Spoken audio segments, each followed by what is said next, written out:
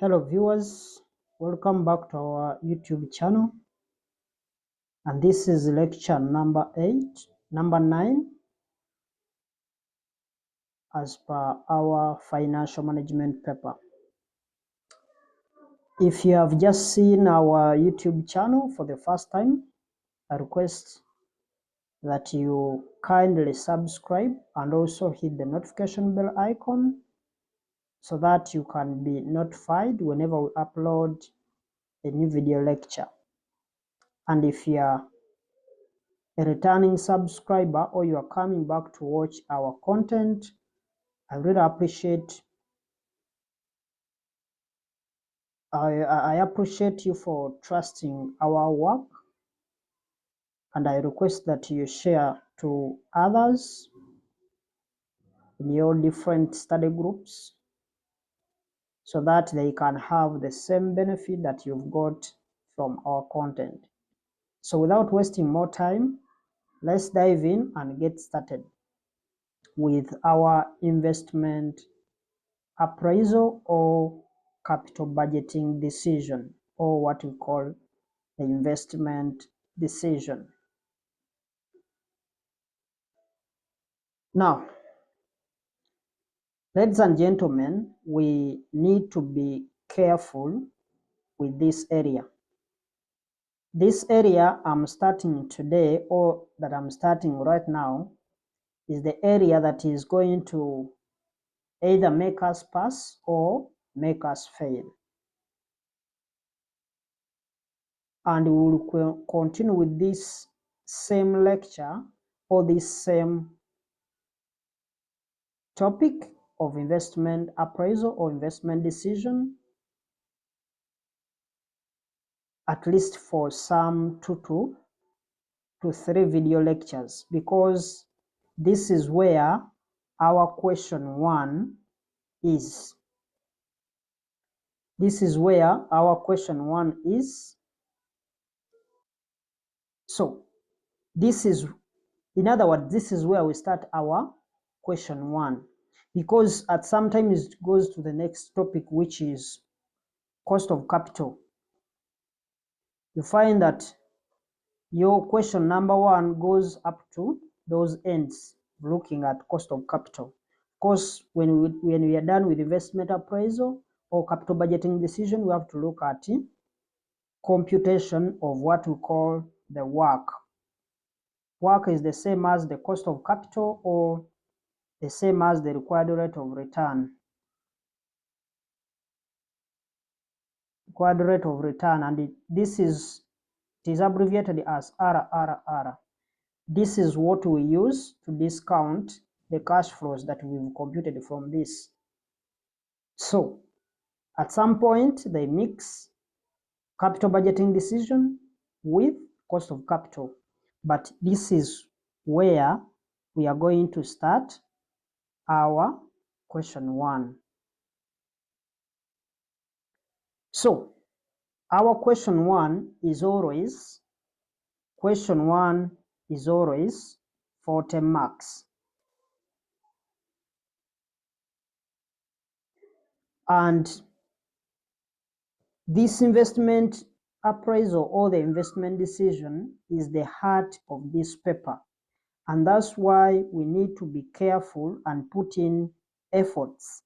And also, you need to begin serious discussions, because for this topic, investment appraisal or capital budgeting decision, you need to try as many numbers as you can, so that by the time I complete the syllabus, you have done very many numbers and you can be able to attempt inclusive of these investment decision numbers. And I promise that I'll make sure that at least for this topic, I do at least 7 to 10 questions by the end of the syllabus, even in our revision lectures. At least if we get to know some of these things, then we can be able to pass this paper with ease. And the reason behind me doing these 7 to 10 questions throughout the course of our financial management is to make sure that we put our hands on these 40 marks, because the 40 marks being on one question is something that we need to look at with all our efforts. So efforts are going to be put on question 1 so that we can be able to maximize the points from there. Therefore, investment decision is very key. Investment decision is very key. These are decisions which are key because it's where you put money in the business. Now, capital budgeting decision, we are going to use these words interchangeably. Sometimes we are going to be using investment appraisal. The other we may use is investment decision.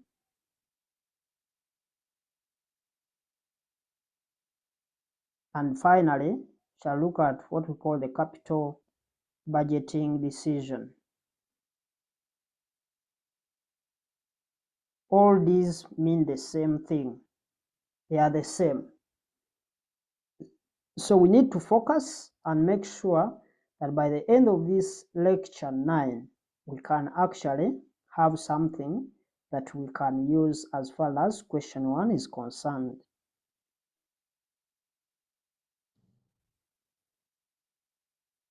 So these decisions, these investment decisions are decisions which are key because it's where you put the money.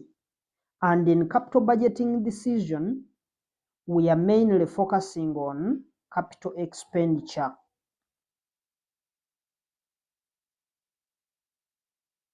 We are mainly focusing on capital expenditure. So we want to invest money in a project, and we are incurring an expense in capital budgeting, capital expenditure, with hope that we shall generate more money in the future.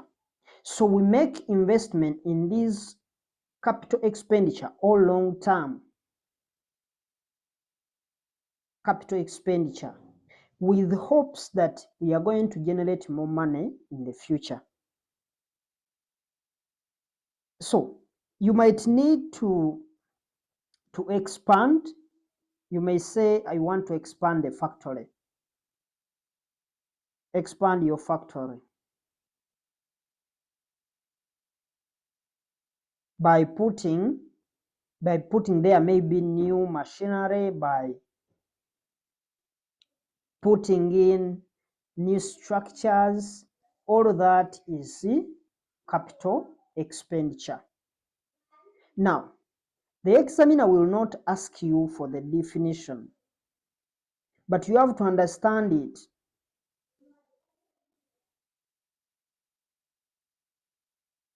Now, this capital expenditure, they are long-term in nature. They are long-term. Whenever we are talking about the capital expenditures that we are going to make, we are investing in long-term projects. So even the equipment or even the tools, the machines that we are going to use, they are supposed to be long-term in nature. So once I talk about capital expenditure, then I'm looking at long-term investments. Long-term investments. So the moment I'm talking about capital expenditure, just know I'm referring to long-term investments. And the long-term investments, those are investments with a lifespan exceeding 12 months. Something that goes to maybe 1.5 years, 2 years, 3 years, 10 years, 20 years. Those are long-term projects. So the long-term investments, we are talking about those which exceeds 12 months period.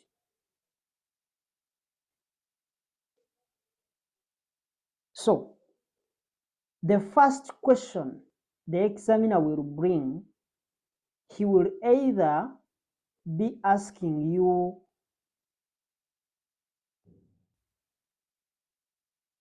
this popular question, because there is always a popular question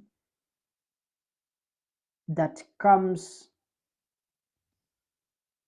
and this is a bit theoretical in nature, so you find most of the students, they don't actually pass it because they never actually gave time to read these theoretical aspects. So the popular question may actually come about 8 to 6 marks or 10 marks. If he has given it very many marks, it may go to about 10 marks. But the answers for that question, they are always 5 answers. So what is that question? One, they always ask you for the importance. It's a very common importance or the relevances or the significance.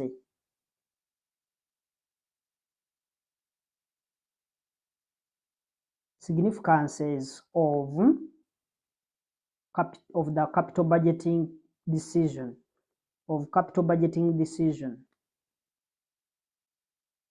Whether they are asking about importances, whether they are asking about relevances, whether they are asking about significances of capital budgeting decision, they mean the same thing.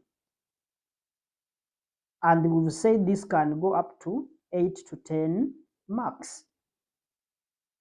One of them, we always need to be careful with these capital budgeting decisions, since they are long-term in nature, long-term investment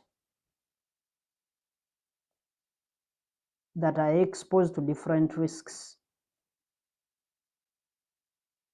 Since these are long-term in nature, we need to be very careful, because anything that is long-term in nature, it means it's going to be exposed to different risks that may happen where it is.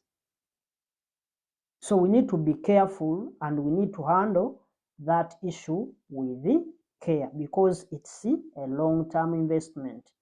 Whenever something is taking, if let's say you have given someone money, he has borrowed money, but he's going to pay back in a long period, the duration for the loan is very long, there are higher chances that that person can actually fail to pay because of the period. Number two, it is important because it involves huge amounts. It involves huge amounts as the initial outlay or the initial capital. And this initial outlay we mean the amount we invest at the start of the period, because it is very huge or it is a lot of money. Thus, we should always handle that aspect with care. That's one of the reasons why these capital budgeting decisions are very important. Number 3, above all, because once you put in the money, then it is going to be very hard for you to reverse that money. So these projects, they are irreversible. Once you commit in the huge sums of money, there is no way you can try to reverse the process. If you have set up a production plant, maybe for producing sugar, the thing is, it will be hard for you to change that processing plant for sugar to actually come and be the processing plant for, let's say, timber, or maybe for a brewing company making sodas and beers. So it will be hard. Reason is because the equipments we bought, they are specifically for producing sugar. So there is no way, once you make the commitment, you have committed in the money, there is no way you are going to reverse, because reversing it will be bringing to the company a very huge loss, because we find that these raw materials, there is no way you can divert them to produce certain things. So we need to handle that with care. Number 4,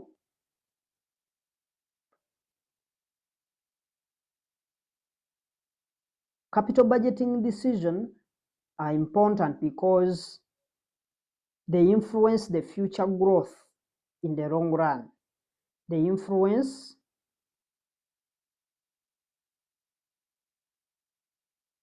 the future growth.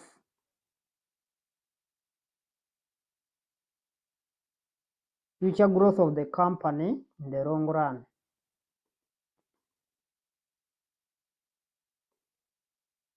The investments you make today, they are the ones to determine how you are going to be growing as a company. Because these investments, they are going to be there for a very long period of time. So once you commit in the funds, then we have to take care of those investments that we've made, because they are the ones to determine whether we are going to succeed or we are not going to succeed. Next, investment decisions are complex. The complexity in these investment decisions makes them to be handled with care. For example, if you look at the construction of, let's say, Karuma Dam, so these are some of the projects that are very complex, since they are going to be very difficult for you to analyze certain things. They are supposed to be handled with care. So since these are complex, then it might be difficult to predict the future cash flows that will come through.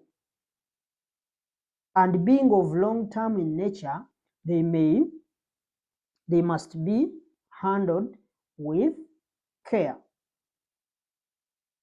So it will be hard for you to look at certain projects and you say, maybe this project is going to, because you look at it anytime,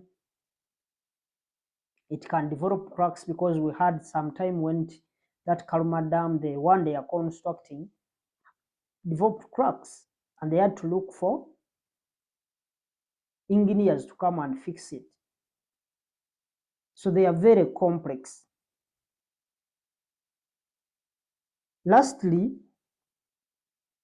capital budgeting decisions determines the asset mix of the firm. They determine the asset mix of the firm or the company.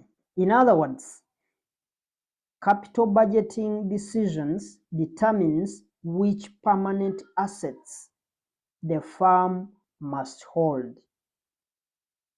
And in return, they also shape the nature of the business and the resultant business risk. Because the risks that are going to be associated to those investments that you have made, there will be those same risks that are going to be related to the kind of business or the kind of investment that you have done.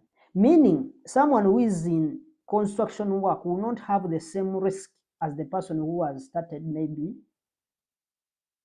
a factory. So the risks and the assets you are supposed to have, they are going to differ as per the investments you've made today. So those are the relevances or the importances of capital budgeting decision. Now, when we are carrying out capital budgeting decision, we always follow a logical process.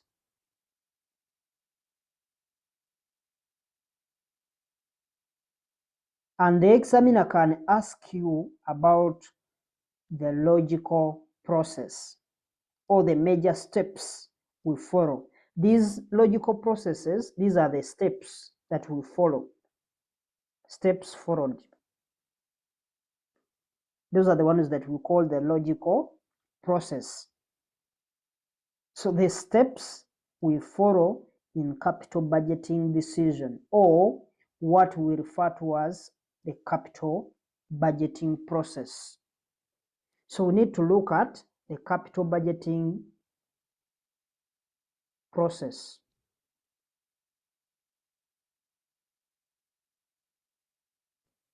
And we said this is the logical process.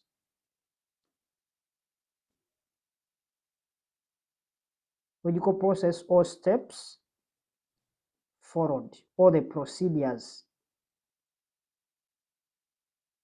But what you have to pick from this is that I've never seen a question being examined on this area in advanced in financial management, this paper on level 2. But this is a very common question.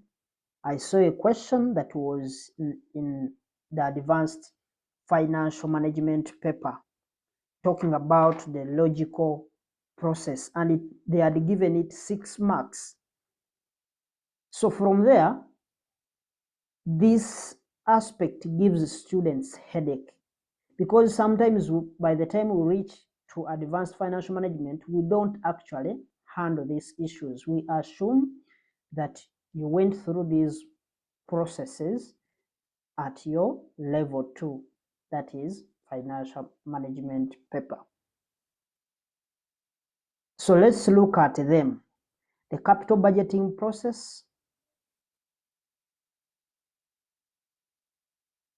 the logical process or major steps in the capital budgeting decision. Number 1, you need to determine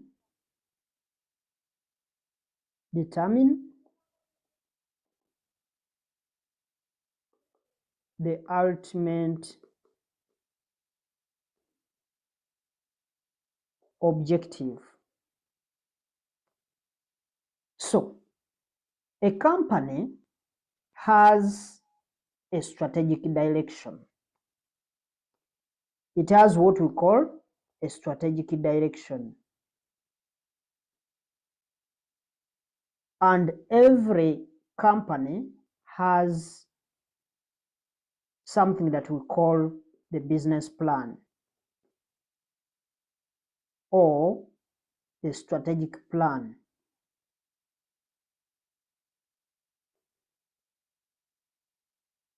And it's where you will see their intentions or where they want to move. In other words, the overall objective of the business. Every organization has that in their business plan, where they want to be maybe in 10 to 20 years. So everything, their intentions, they are always there in that business plan, and that's the overall objective.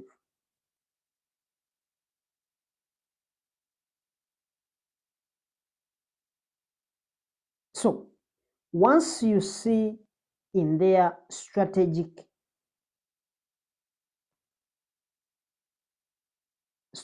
direction that the company intends to move in this direction, then what we do as number 2, after looking at the intentions, the directions of where they are heading, then you need to come to number 2 and you generate what we call ideas. You generate ideas, but these ideas, they come from where the strategic direction, you've seen their intentions, the overall objectives, what they want to achieve. So you come and generate ideas. In other words, these ideas, we are just looking at, we are basically focusing at what types of investment ideas can you think of? Or what are those different investment ideas that the company can undertake in order to achieve their strategic objective or the strategic direction? That if you do these kind of investments, they are in line with the direction, the strategic direction of the company. So that comes to our number 2. For example, when you look at these NRM guys, they have the Uganda's Vision 2040. Uganda's Vision 2040, it's through their planning meetings, they concluded that, of course, they said we should be out of poverty. We should be out of poverty, and we should be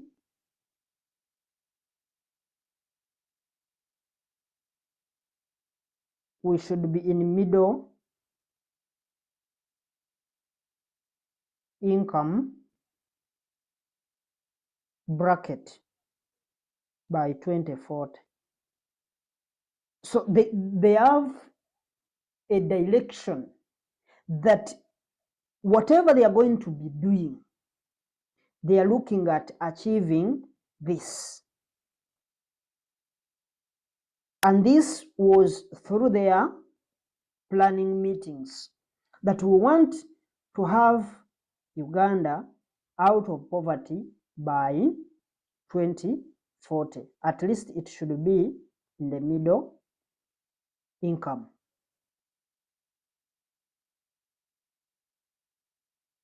And it is through their planning meetings.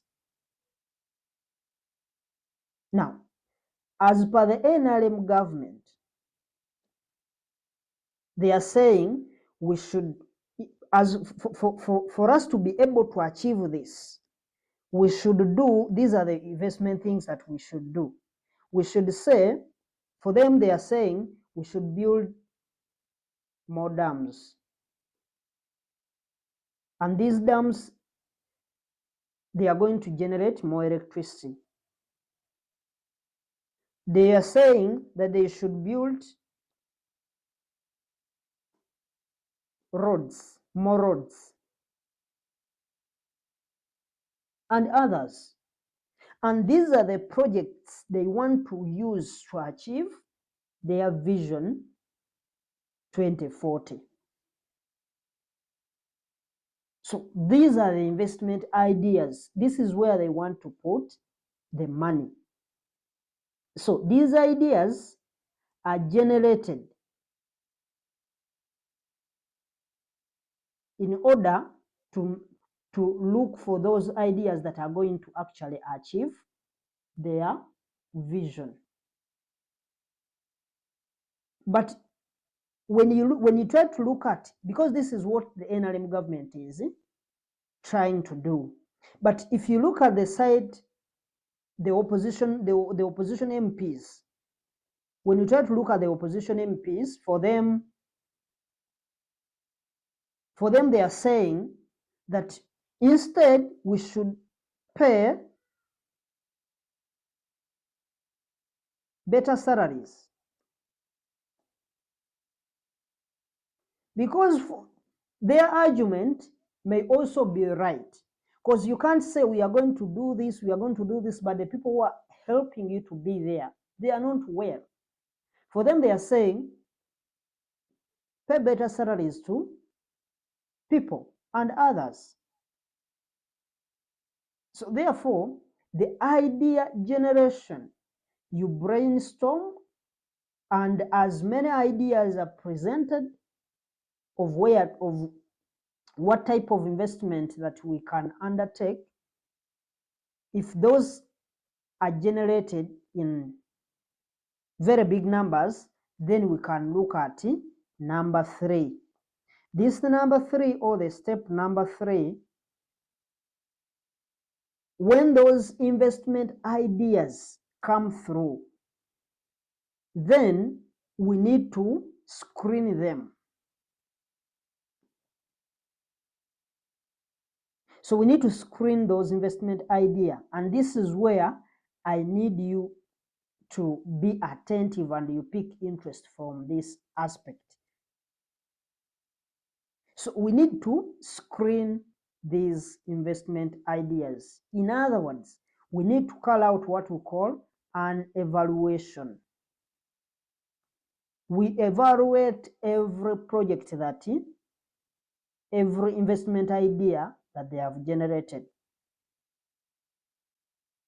In other words, what we are doing here, we are evaluating, or we are appraising those investment projects. So by appraising these investment projects, we are always looking at certain things. We want to always forecast the expected cash flows.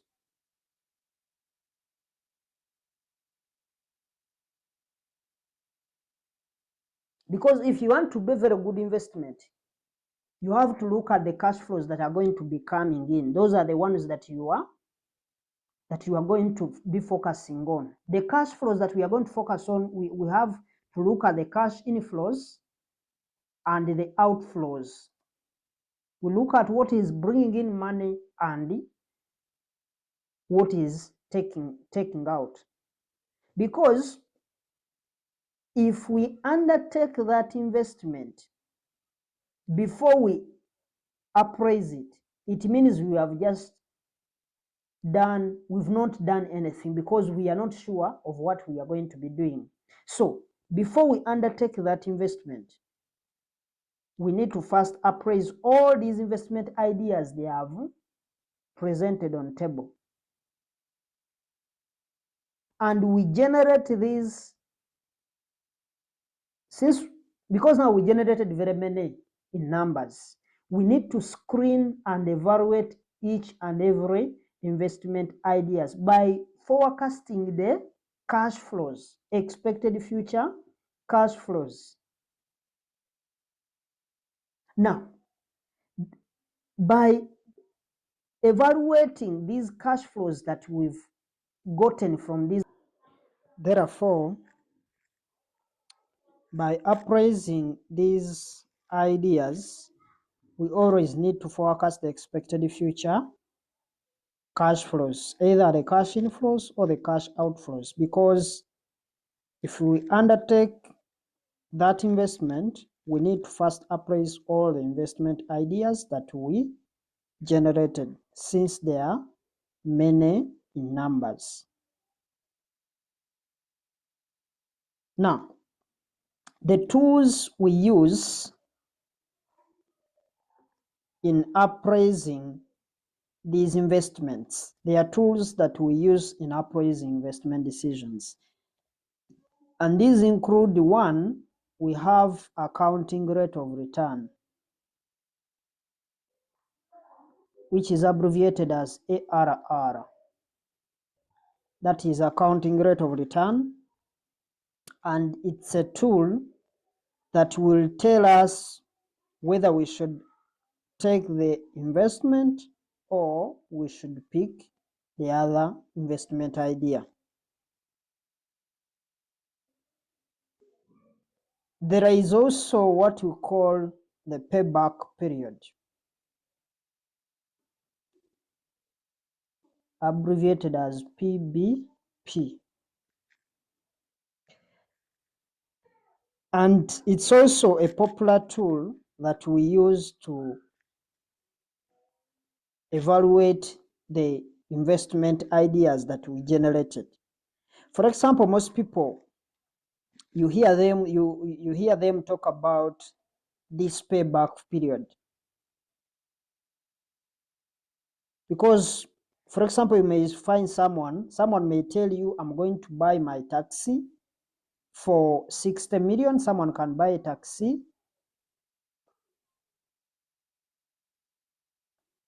Somebody can tell you, I'm going to buy a taxi at 60 million. And you'll hear that person saying that in 2 years' time, I must get back my money that I have invested. In other words, these 2 years that the person is telling you, that will be what you call the payback period. That's the time you will be able to expect that you must have recovered all the 60 million that you put in the business. So that's what we call the payback period. It's a very popular tool. We also use it to analyze or to evaluate the investment projects.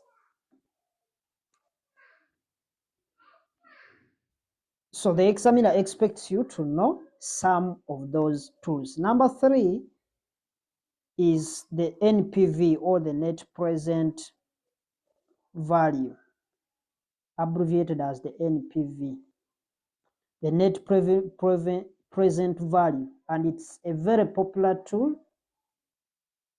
followed by the internal rate of return, internal rate of return, that we abbreviate as IRR. The internal rate of return.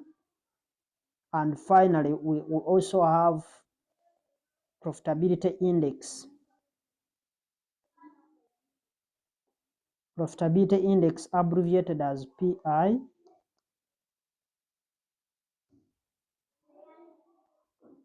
Finally, we can also have what we call the discounted payback period.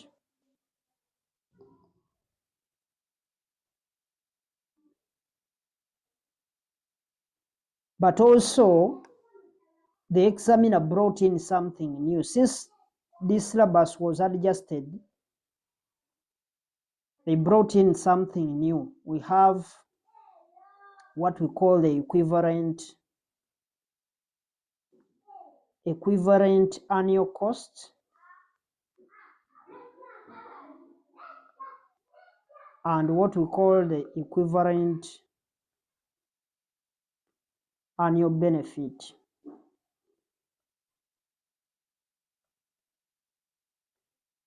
And these two move together. So if we understand one, we will be able to do the other. So these new tools, the two of them move together. And once you understand one, then the other will automatically be learned. So we can also look at the present value of net costs. That is the final step or the final tool that we can use in our investment appraisal. And this one is also a new tool that was introduced in the new syllabus for financial management, but we shall look at them.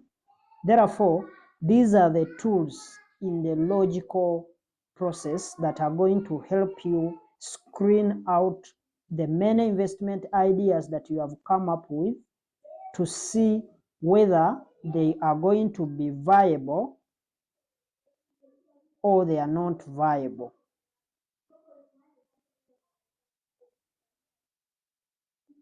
It is very important for you to know whether the investment is viable or not. Now, to make one thing clear from here, from all of these that we've seen, these tools,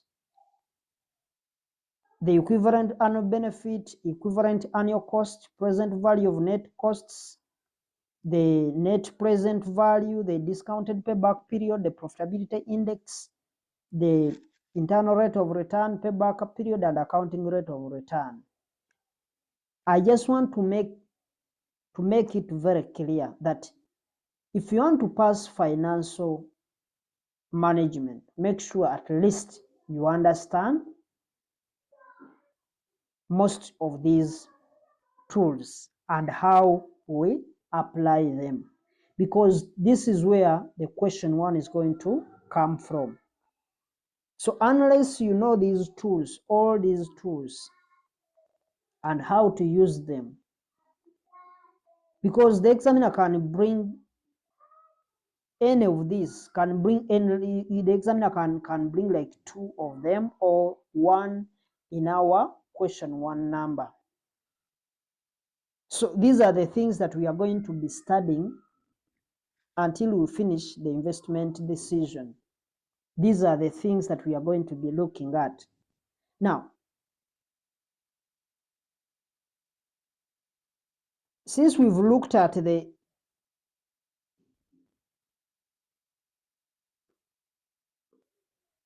we've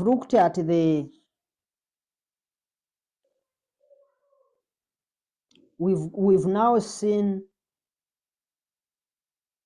the tools that we are going to use in the logical process.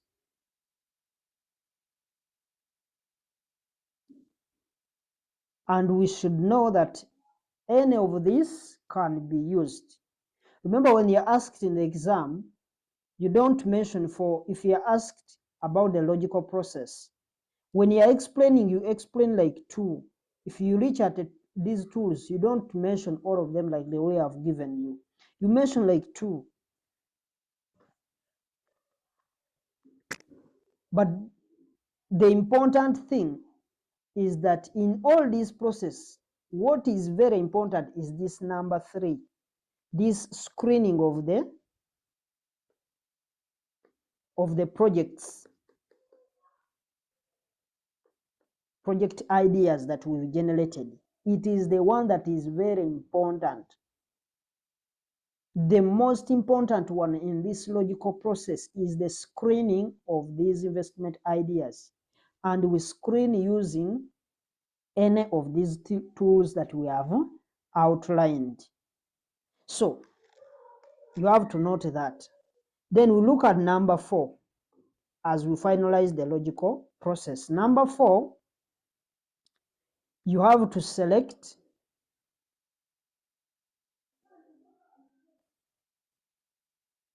the best alternative.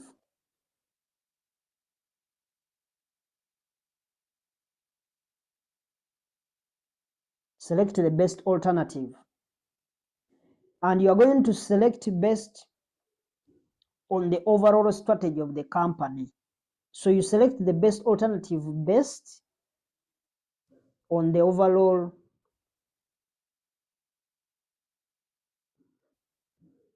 strategy of the company.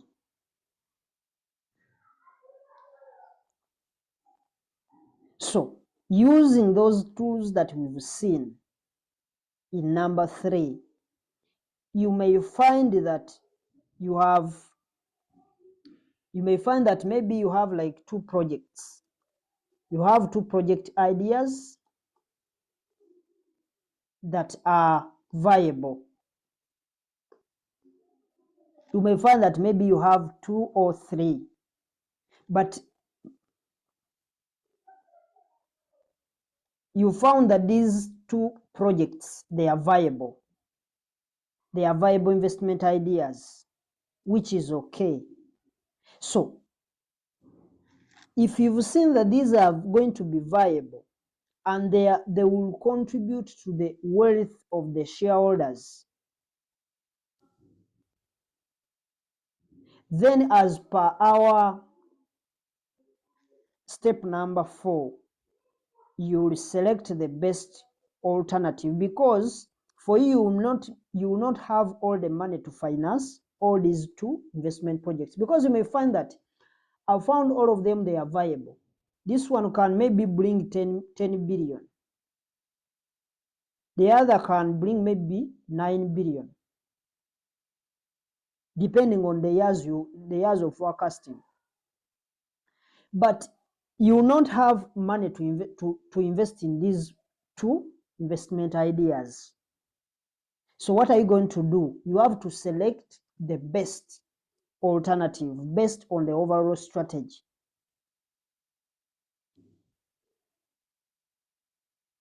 And the reason as why we are selecting is because we can't have both projects, because we don't have enough finances. Now number 5, in number 5, all we have to do is implementation. It's where the implementation starts. And you also need to monitor and eventually evaluate to ensure that things follow the right path as originally planned.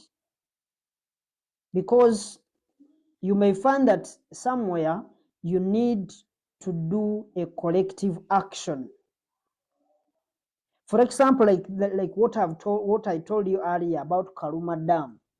We heard that Karuma Dam developed some cracks, and they had to, since it was developing cracks, they had to bring in experts in order to correct what has gone wrong. Because if the project hasn't even started, but it's not yet working, but so far you've done, it has now developed into some cracks. So you find that you have to make sure that you bring in more experts so that they look at the project before you proceed. So you need to be, as you implement, you make sure that you monitor every step to make sure that at least what you've planned is actually what you are getting out of it. And if it's not, then you have to implement to bring in some corrective actions that are going to help you remove the issues that may distract the project from bringing the cash flows to the business. So that's our logical process. And for this level, it has never been examined in this financial management, and I only saw the question in the advanced financial management paper on level 3. But as I said, we need to equip ourselves, not saying that this has never came, so we don't want to focus on it. We make sure that we look at every aspect. Now, another question I have never seen, but I saw some numbers in those papers for those guys who are doing MBA. There are things to do with types of the investment decisions. Types of investment decisions. And these investment decisions, they are always 4 in number. They are 4.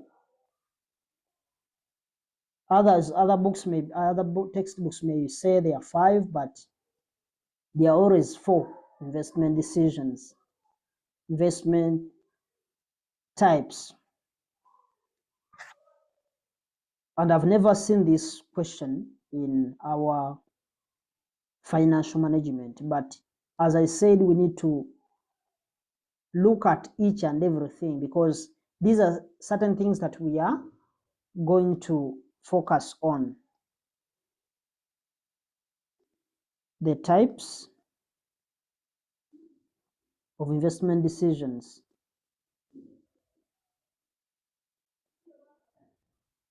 Number 1, we usually do invest to expand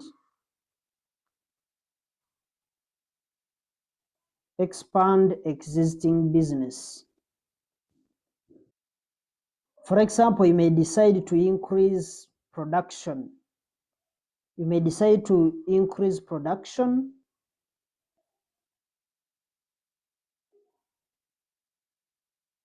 Maybe you want to increase the production capacity of the factory. So if you want to increase the production capacity of the factory, what you have to do is to extend more buildings.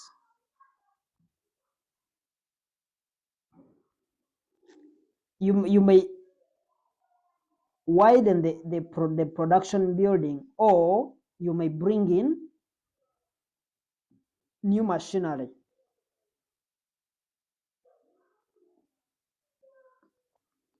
But all these new machinery that we are bringing in is to expand the production. In other words, you are trying to improve the existing business. The business is there, you are not changing anything, but what you want to do is to make sure that you increase the production capacity. You can also decide to expand the factory building, if at all it is going to be possible, because a factory can be producing, because you may look at the scenario that a factory is producing, let's say, 1,000 tons per day, let's say per day. And for you may say that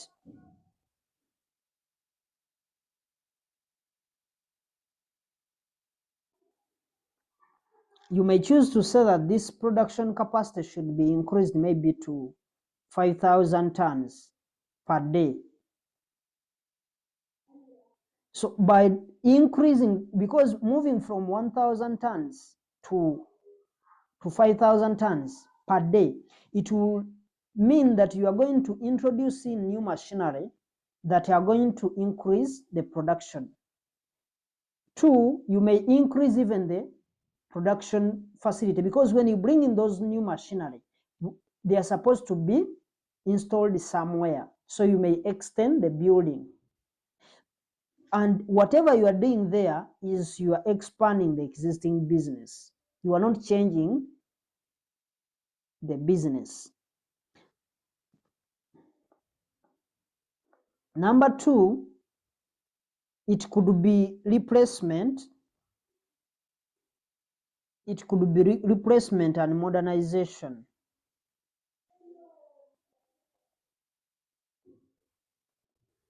Modernization decisions.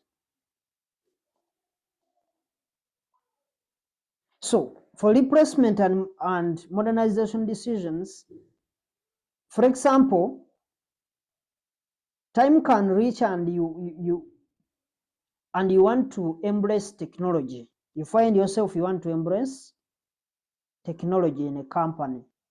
Maybe you've been using old equipments, but now you want to bring in to embrace technology in the company, where you will be forced to replace the old machinery with new machinery.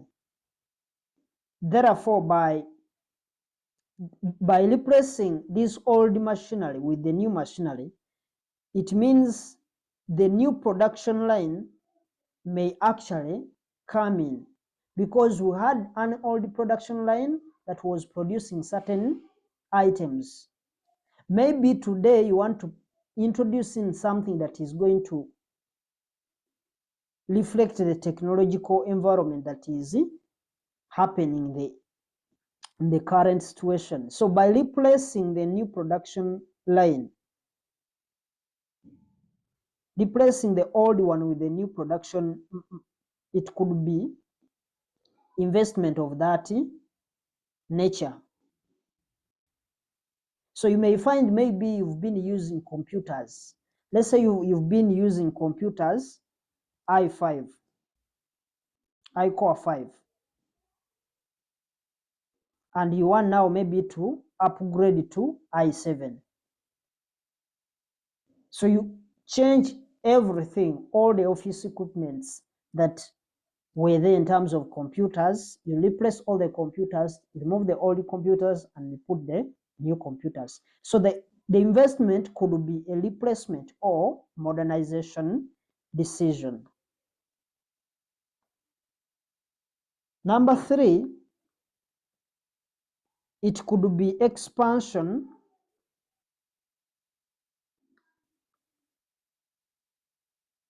of new business.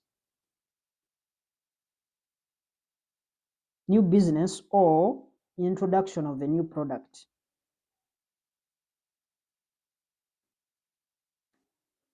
Of new products or services.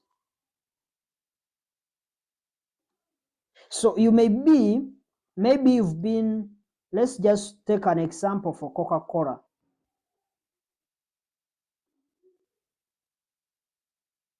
You may find that Coca-Cola has been producing, let's say, soda. And they can say that we are going to introduce in other products. Maybe they are going to start producing their own water, even though Renzol is there, but they may say we are now introducing in a new product. They may introduce other varieties, just like the way you are seeing Coke without sugar. With the sugar, there is that with the sugar, and there is that without sugar. But when you taste, I don't think it is without sugar. So we saw when Coca-Cola introduced that Coco Zero as their new product, saying it's without sugar, as they were saying, but also it could be another company, and they decide to start producing maybe other new products. Even Pepsi, I saw Pepsi was introducing even water. It was called The water was called aqua something, aqua sipi, something like that. They were introducing in water for PEPs.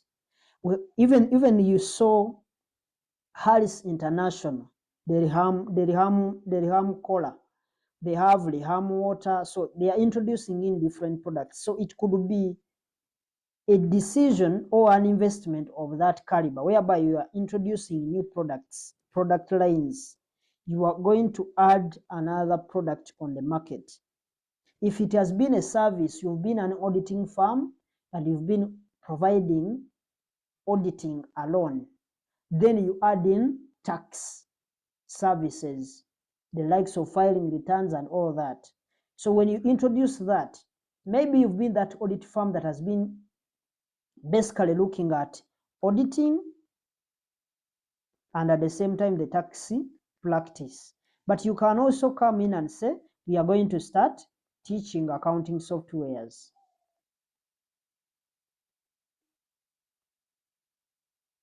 So if you come in and you start teaching accounting software, it means it's going to be a new product. It's an investment that you are making, because by teaching this, it means you have to introduce in, there are very many things that are going to come in order to support that new product that is going to be coming in. So this is going to be different. The expansion of new business or introduction of a new product or service, it is different. So I don't want you to confuse it with expansion of existing business, the number one. This number 3 is different from number 1, because for number 1, you expand the existing business. However, in number 3, because in this number 3, you could introduce a new product or a service. Just like what I've said, if you're an accounting firm, you have been providing tax and audit practices, but you decide maybe to introduce in a new product or a service, maybe teaching accounting softwares like QuickBooks, Tally, Sage, Pastel, and others. So number 4, this number 4 goes hand in hand with these others. Number 4, we have social or environment. It could be environmental accounting. For example, socially, you might be forced to invest into something that could address social needs, or it could be to protect the environment. Like for example, for some years back, Mukwano Industries had issues with KCCA.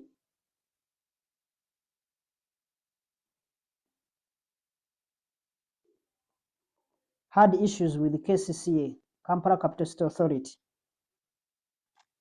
because the industry was actually polluting the Nachivubo channel, and KCCA wanted to take the Mukwano company to court. And what Mukwano Industries did, it preferred to invest into machinery that could clean or that could recycle the industrial wastes before they go into the Nachivubo channel, in order to sort the pollution of the water of that channel.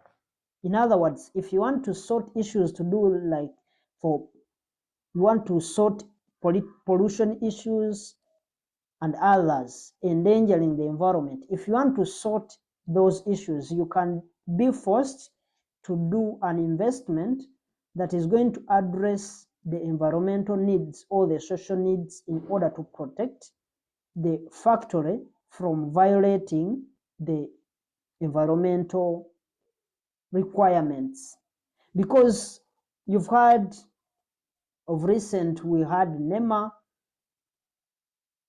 was actually destroying people's properties because they were saying they were encroaching swampy areas. So in order for you to safeguard the environment, you can be forced to invest in machinery that is going to make sure it addresses the social or the environmental needs or concerns that may arise where the organization is. So these are the main types of investment decisions that a company can undertake. Now, when we are dealing with these appraisal tools, because we talked about the tools that we are going to look at for appraising the investments, my role is going to be to teach you how to use these tools one by one. But we need to first understand the cash flows that we are going to use in capital budgeting decision.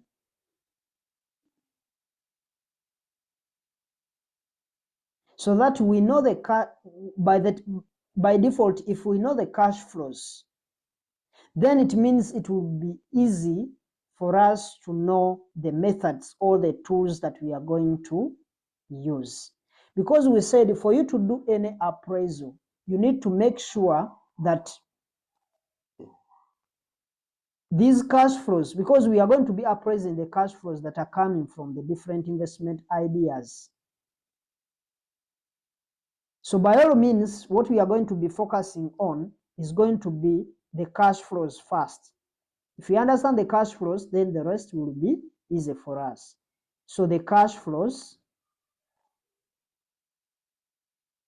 in capital budgeting decision.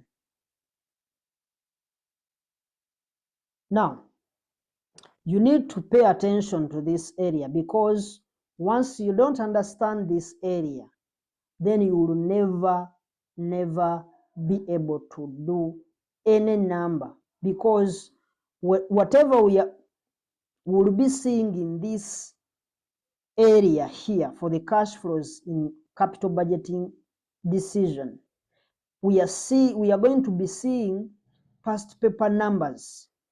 We are going to be seeing things that are going to be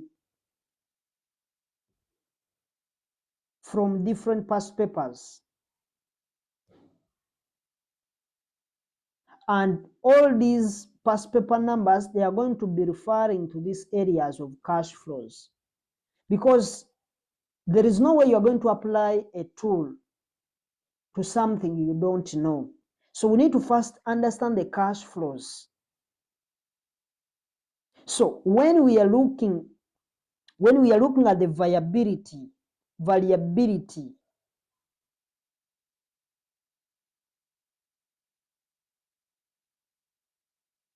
when you're looking at the viability of the project, of the investment decision or investment project, there will be many cash flows, and the cash flows are going to be divided into two. There are those that are going to be relevant, and there are those that are going to be irrelevant. But the cash flows that are irrelevant, we don't consider them when we are assessing the viability of the investment project. We don't consider them. Therefore, when assessing the viability of the project, we use cash flows and not this is very important. We use cash flows and not accounting profits.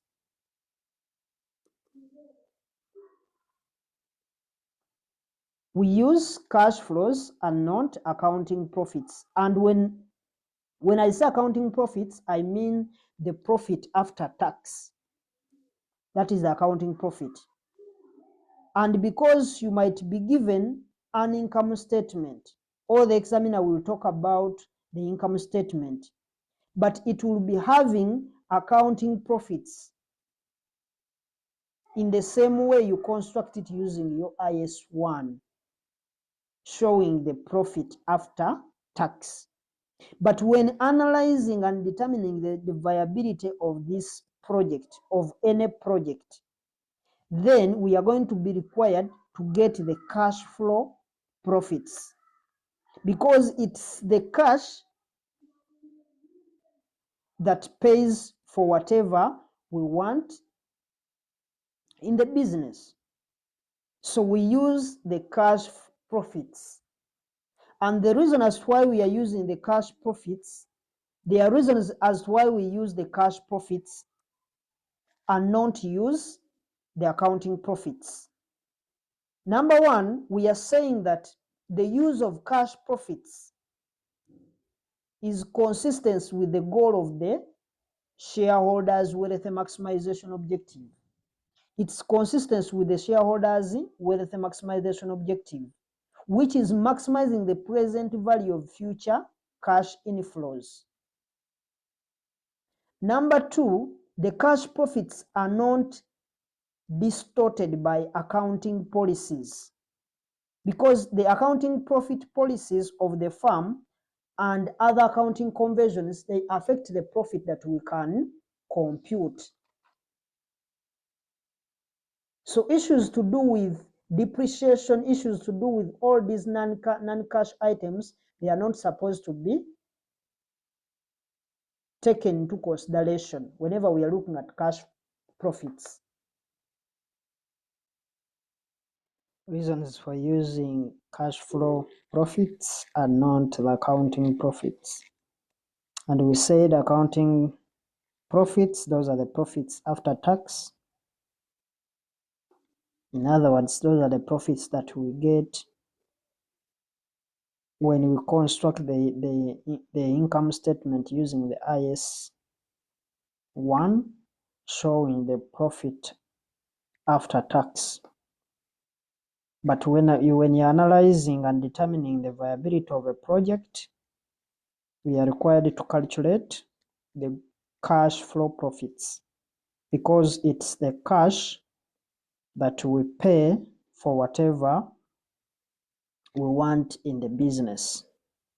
Thus, we are supposed to use cash flows or cash flow profits than using the accounting profits. And the reasons, reason number one, the use of cash flow profits is consistent with the goal of the shareholders.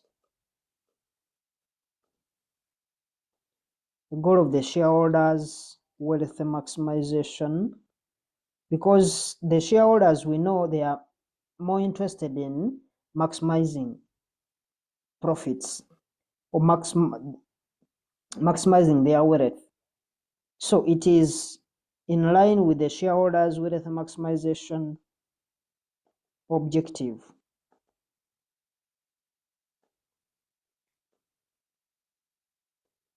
So the use of cash profits is consistent with the shareholders' wealth maximization objective, which is maximizing the present value of future cash inflows.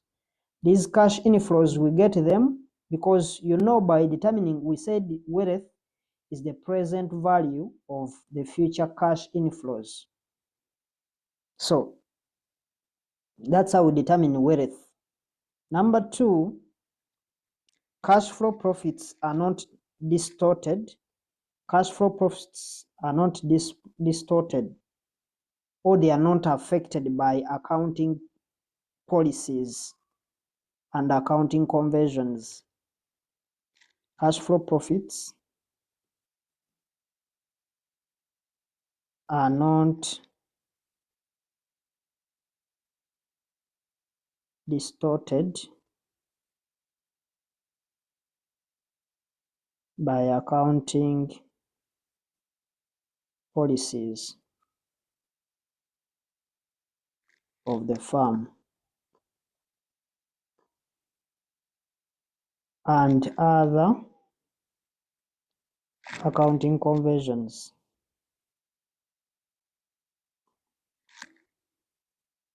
For example, we have things to do with the computation of profit after tax. For us, when we are computing the profit, the accounting profit, that's the profit after tax, we first expense depreciation. And the depreciation, the problem with the depreciation, its computation depends on the accounting policies. In other words, it depends on the company's accounting policies, because some companies use straight line method when computing depreciation expense, and others, they use declining or the reducing balance method. There are also other methods that other companies use. But and also secondly, the rates that are used, they are also different, because you may find that some companies could use, let's say, 10% on furniture, and other companies, they can use 20% on furniture. So it is always affected by the company policies. Therefore, the depreciation policies are not uniform across the country or across the sector, meaning that these accounting profits or the profit after tax will be distorted by that policy. Thus, we prefer to drop most of the non-cash items like depreciation, and we focus on those cash flows that physically involve cash movement. That's reason number 2. Number three, it is cash. Actually, it's cash that is invested. It is cash that is committed to the investment, that is committed to the project.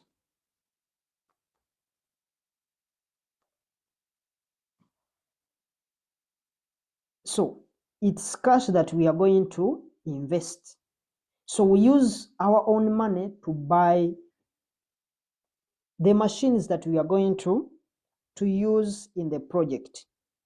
So it will be only prudent to evaluate projects in terms of cash, or the cash profits, or the cash flows. And these cash flows, they include the cash inflows and the cash outflows. And we exclude things that don't involve in physical movement of cash as we saw them, because we looked at depreciation, we looked at provision for bad debts. Those are expenses that are deducted from our gross profit whenever we are computing the profit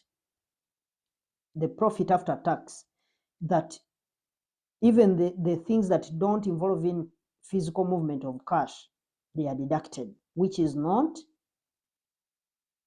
the case here, because we are only considering those that are involving cash movement. However, specifically, this is where the heart of question 1 is, because we shall be interested we shall be using the relevant cash flows. The relevant cash flows.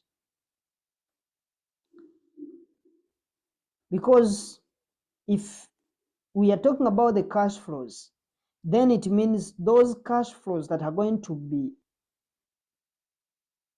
involving in the physical movement of cash, those cash flows that are relevant to the project, they are the ones that we are going to be considering. And it's where the question one is going to be basing, especially when we are doing things to do with NPV and other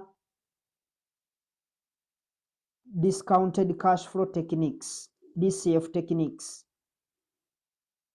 Shall look at them. We see what are the DCF, discounted cash flow techniques.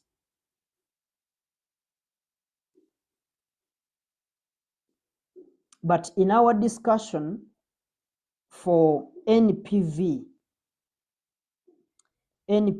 and IRR methods, these two,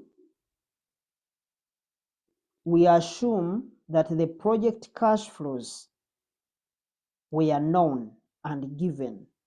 And this assumption points out the fact that when you are dealing with NPV or IRR, then we have to use the cash flows.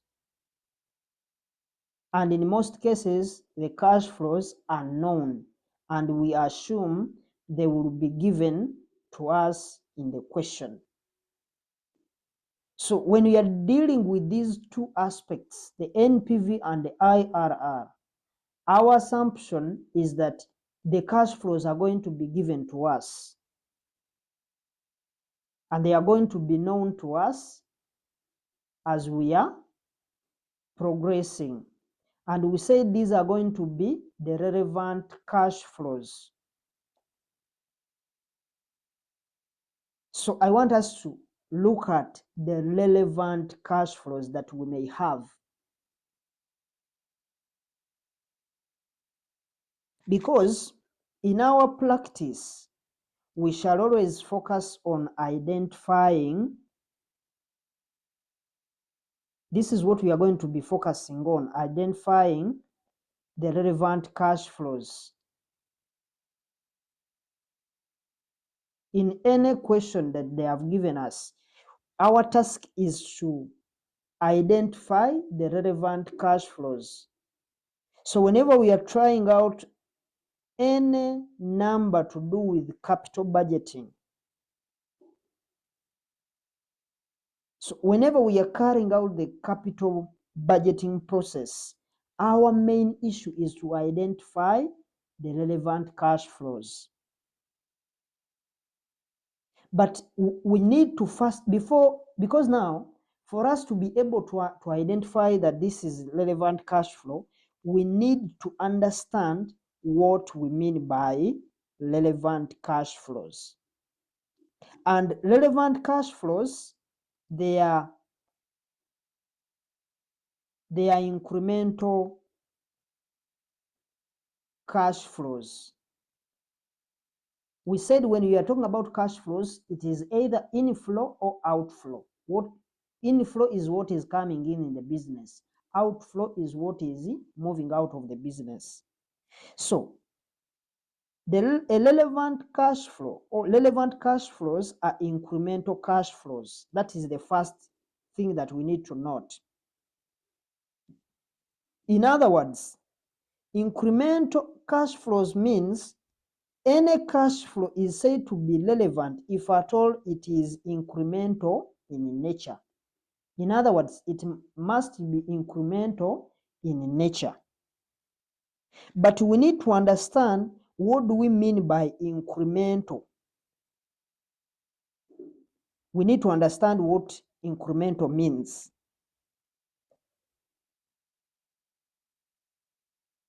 So, incremental, this implies that in the evaluation of a project, we should consider all cash flows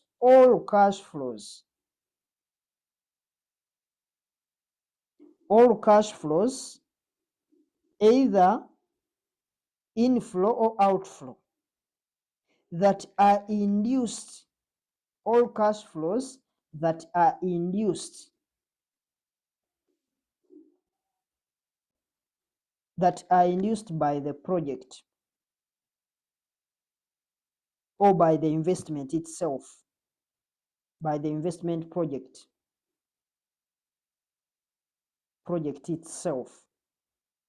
So, and a cash flow is said to be incremental if it is induced by the project. Therefore, whenever you look at a cash flow in the question, then you should know whether this cash flow is induced by the same investment or it's not. And if the answer is yes, then it's a relevant cash flow. Meaning it's a relevant cash flow to that investment. But if the answer is no, then you drop it because it's irrelevant to that investment project in the question. So these points, they are very key for you to understand, and this is where I want you to pick interest, because they will give you a question and they will just give you stories, but it will be you to pick whether the cash flow they have given you in the question is relevant or it's not relevant. Otherwise, if you don't understand this area, you will never do any number. Because for you to do any number, you need to understand the cash flows that you are going to use. So we've said a cash flow is said to be relevant if at all it has been induced by the project. And induced, it has been brought by the project. In other words, if the project doesn't happen, it will also not be incurred or it will not be received. That's the meaning of induced. So those are the things that we are going to be looking at. First of all, we said when we identify relevant cash flows, the relevant cash flows are supposed to be incremental cash flows. And cash flows are going to be only incremental if at all those cash flows are induced by the investment project itself. If you look at any cash flow that has been given to you in the question, you have to ask yourself, is this cost or income being induced by the project or not? If the answer is yes, then it's relevant. If the answer is no, then it's irrelevant. And if it is irrelevant, we leave it out. We drop it. We don't include it in our computations. That's very important. So you must understand these points that I have highlighted, because it's very important if at all you want to understand this area. Therefore, I repeat, we only consider cash, we consider all the cash inflows and the outflows that are induced by the investment project. And I hope you are getting the English very clear. Because if you don't get that, then you just have to find any other way of how you can understand it. So, let's maybe take an example. For example, if let's say you decide to replace office computers,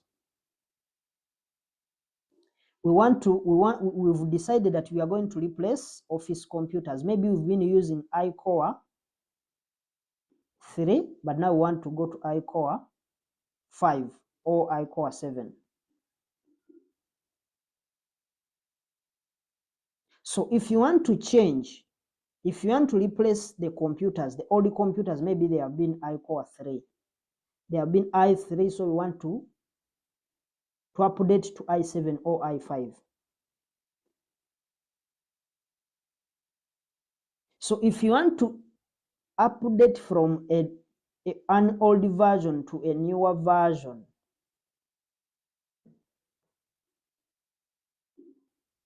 then there are things that you are going to consider. Now, supposing when you're bringing in these new computers,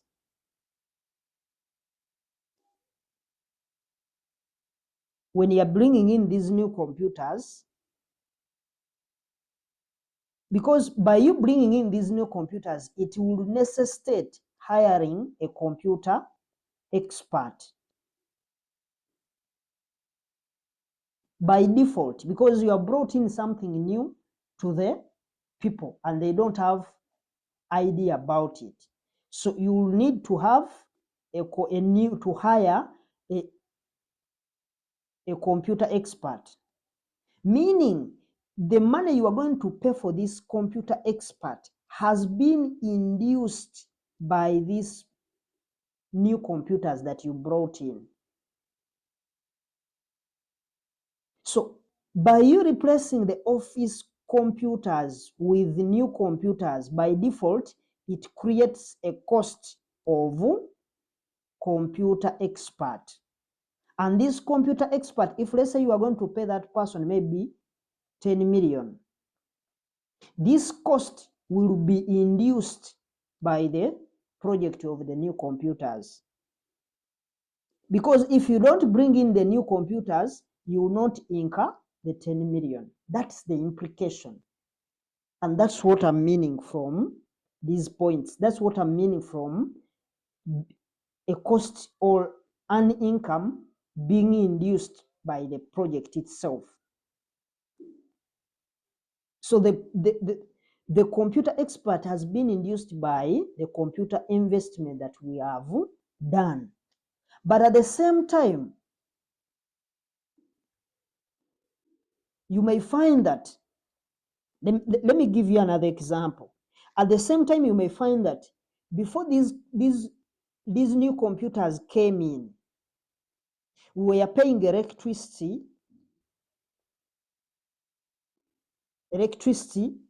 of 2 million per month. But since you've brought in new computers and these computers are going to be consuming, you will find that the bill for electricity has increased, maybe to 2.5 million. So if the bill has increased to 2.5 million, the implication is that this new project increased. There is a cost that we've gotten, and it is an increment. Before we brought in the project, we were paying 2 million, but now we are going to be paying 2.5, meaning the only relevant cash flow here is going to be that increment of 500,000. Because this is what has been induced by the introduction of these new computers.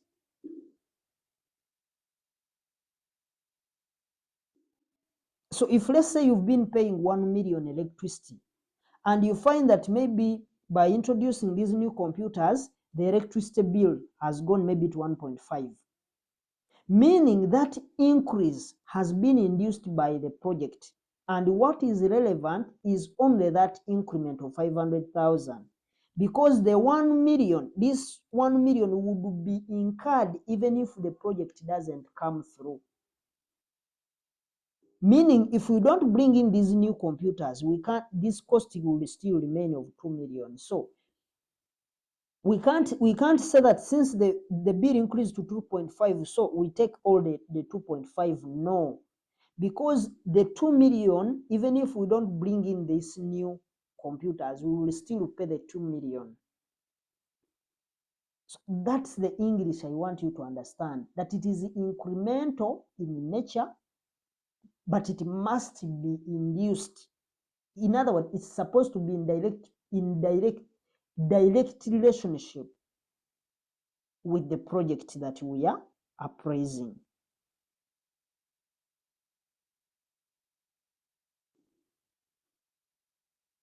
So the relevant cash flows consist of additional costs and incomes.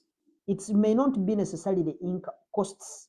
At some point it may be income that will result if the proposed investment proceeds. Because if just like the way I've said, if we don't bring in the new computers, we will not be paying the 2.5. We will be paying 2 million in electricity.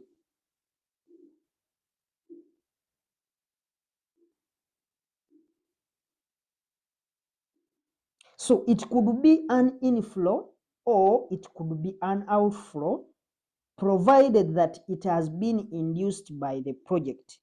Then it's a relevant cash flow. However, the relevant cash flows are incremental since they are directly or indirectly related to the investment being appraised. And you should note that the existing costs must be excluded from the cash flows. Just like the way you've seen here, we are not taking the whole 2.5, we are only taking the 500,000 because the 2 million is already existing.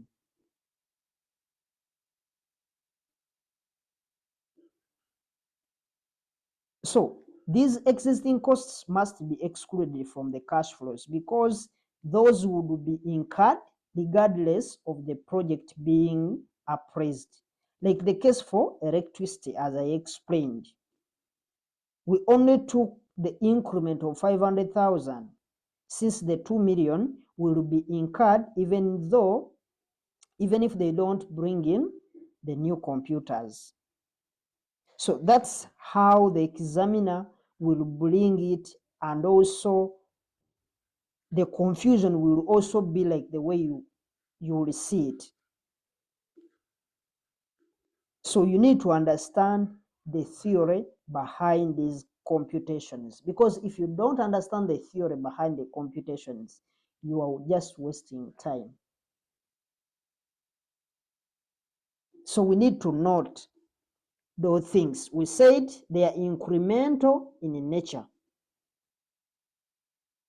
And it is going to be incremental if at all it has been induced by the project. And we said it is either going to be a cash outflow or an inflow. So it can be a cost, it can be an income coming in.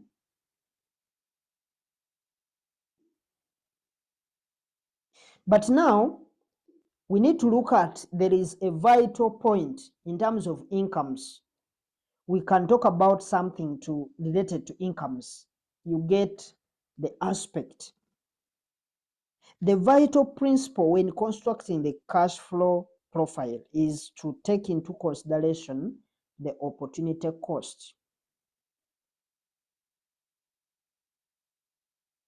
We need to understand what opportunity cost is. And we said from our economics, we said that it's an alternative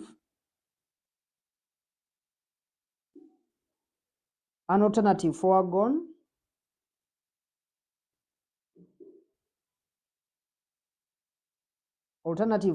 when choice is made.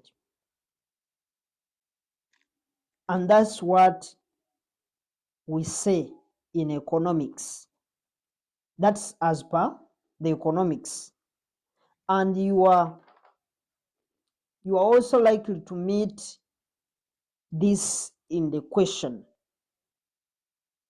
You are also going to meet a scenario about opportunity cost. You are going to meet a scenario about opportunity cost in an exam. For example, this is how it may appear. So, if you are coming up with a project and possibly it's going to be maybe let's say you are going to have something, let's say in Masaka district. You are planning to have something there. And maybe you have a project, let's say it's going to be construction of a hospital. Construction of a hospital. Now, you are taking the hospital in Masaka.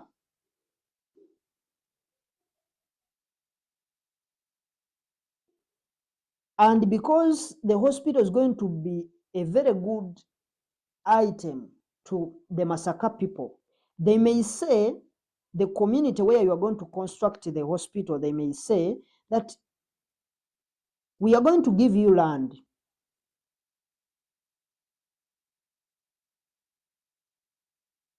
And if at all, they may say we are going to give you land for free. But if you are to buy this land, the land would have costed maybe 20 million. So if you are to buy it, you are going to pay 20 million. But the Masaka people, because they appreciated that you are coming to construct a hospital, they give you the land for free, just for you to construct a hospital for them, because they know the community will benefit. But now, the examiner may continue to say,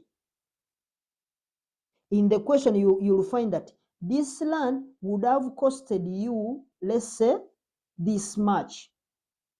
Like it would have costed you 20 million if at all you were to buy it. So what will happen? The implication here is that these guys of Masaka, the Masaka community, they have lost money, 20 million, just because they want you to have a hospital built on that land. So even if the examiner tricks you and says they have given you this land for free, it means these people of Masaka, they have lost money, 20 million. This is income lost. Otherwise, they would have sold the land to you at 20 million. So they lost the 20 million. This is income lost from the sale of land. So this income lost becomes a cost to the hospital project. It becomes a cost to the new project of the hospital. And the thinking is that if they had not given you that land, you would have gone and bought that same land. So the examiner will try to show you that the land was for free, yet it's relevant. It's a relevant cost to the project. So the issue here is that these guys have lost money. So since they have lost money to the investment, the issue is they have foregone the income they would have received because they made a choice to give you the land for free in exchange for a hospital. That is the implication here. And that's why we treat it as a cost. Because it is an income to them, they foregone the income they would have earned. So it becomes a cost to the project. That's one scenario. We can use so many scenarios because I know through these examples, that's the only way you will understand. And these are examinable things. These things we talk about, they are the very things that you are going to find in the exam past papers, some of them. The other example of opportunity cost would be if you say, if let's say you have a warehouse. You have a warehouse and you own it, it's yours. And this warehouse, you've been renting it out. You've been receiving rental income. In other words, you've been receiving rental income from that warehouse of, let's assume was 10 million. You were receiving rental income. Now, since we are receiving rental income from that warehouse of 10 million, now,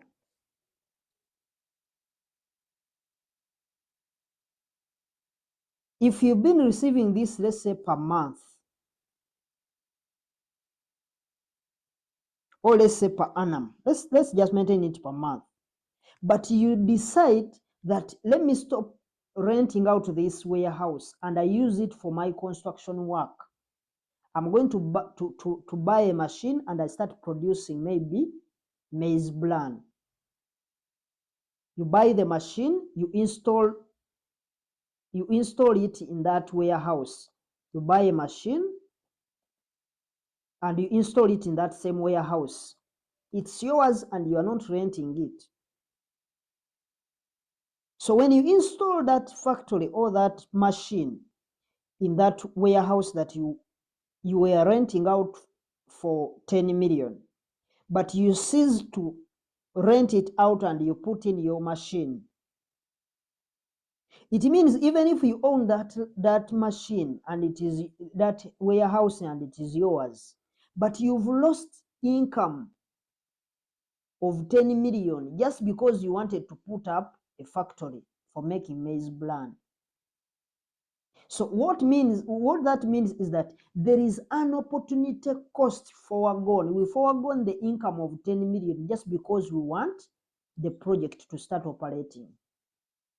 So the implication here is that we are taking it as an opportunity cost. It's going to come here as a cost to the project because it is the income we lost, the income we would have received if at all we had transferred this machine and we rent its warehouse separately. We earn this money, we rent outside. But since we've ceased to receive the 10 million every month, we are making it to be a cost to that project because it's the income foregone for the choice that we've made. So these are the real cases that are going to appear and they will stress you. So this is going to be, it is relevant cost because it is directly related to the machine that we've installed there. Therefore, ladies and gentlemen, that would actually be the presentation that I would make if at all I wasn't going to spoon feed you guys. Because what I really want is for you to understand with that small presentation that we've done on that, it's enough for you to actually pick all the cash flows.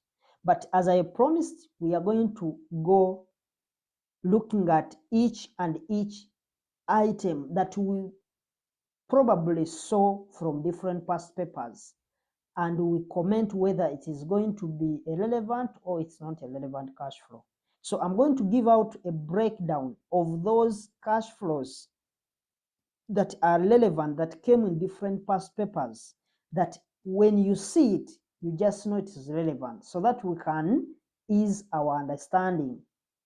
But that is the general aspect or what we need to understand as far as relevant cash flows are concerned. But as I made a decision that I will provide for you everything on investment decision, because that's the question that is the heart of this paper. And if I don't spoon feed, then it will be like you are not getting the best out of me. So let's look at the specific. Now we are going to focus on the specific relevant cash flows to be considered. We shall look at those that we are going to be considering and those we shall not consider. We look at the relevant and the irrelevant ones. I have organized most of the relevant and the irrelevant cash flows that have ever been examined, so that if it's relevant, we keep it, and if it is irrelevant, we can drop it. And we need to start with those specific relevant cash flows that we should consider, and lastly we shall look at those irrelevant cash flows that should be excluded from our computations. Remember, these are strictly the cash flows that we should include. So without wasting time, let's look at number one. Number one, we have the cost of the machinery. Cost of machinery, or the asset, whichever asset that we are buying in the project. And the examiner will tell you that the machine costs such and such amounts, and since it is a cost, then it will be an outflow. However, you should be careful, because the examiner may bring this cost, may not necessarily give you the exact cost. He may give you the details of the cost, and you need to make sure that you sum them up, or you deduct some of them to come up with the cost of the machinery. Like we saw what happened in August 2018. We had a question there. It was all about, for you to get the cost of the machinery, you had to first do a working for it. So we have to be careful, because as I said, the August 2019, the examiner never gave the cost. He only said that this machinery in UK was costing such and such amounts, and they had to transport it.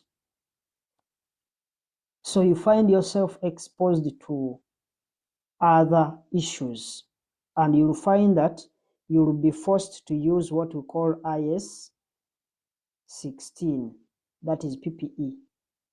What we do from there, we sum up the costs that are directly related to the asset. So we look at those assets we look at the asset, then we look at the relevant costs that we are supposed to capitalize, and those costs, when you sum them up, we can be able to get the initial outlay.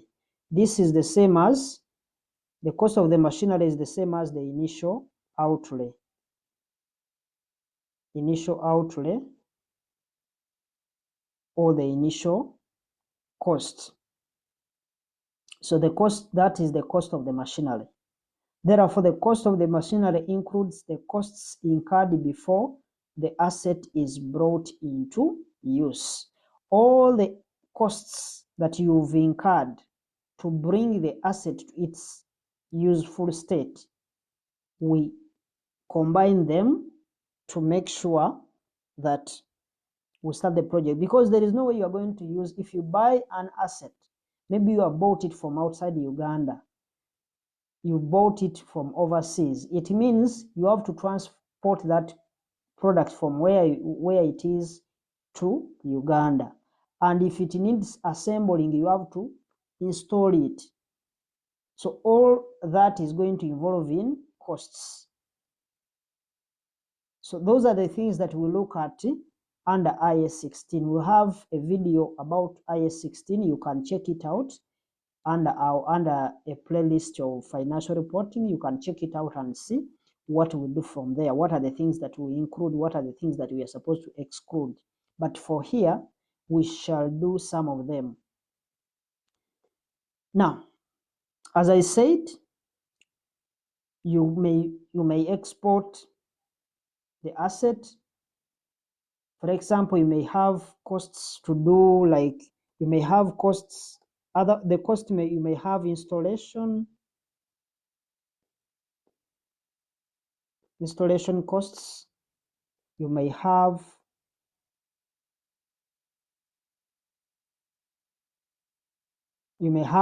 technical experts. You may hire an expert to actually come and install the machine.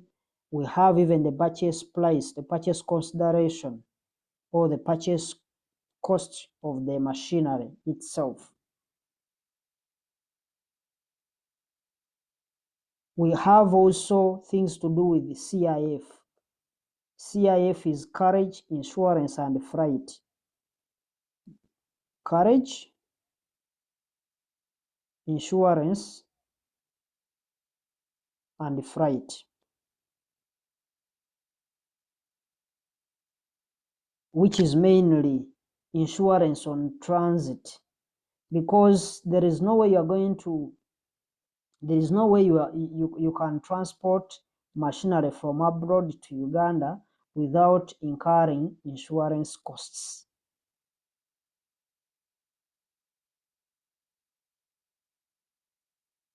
And also there are issues, because when maybe you're buying an asset from China, you incur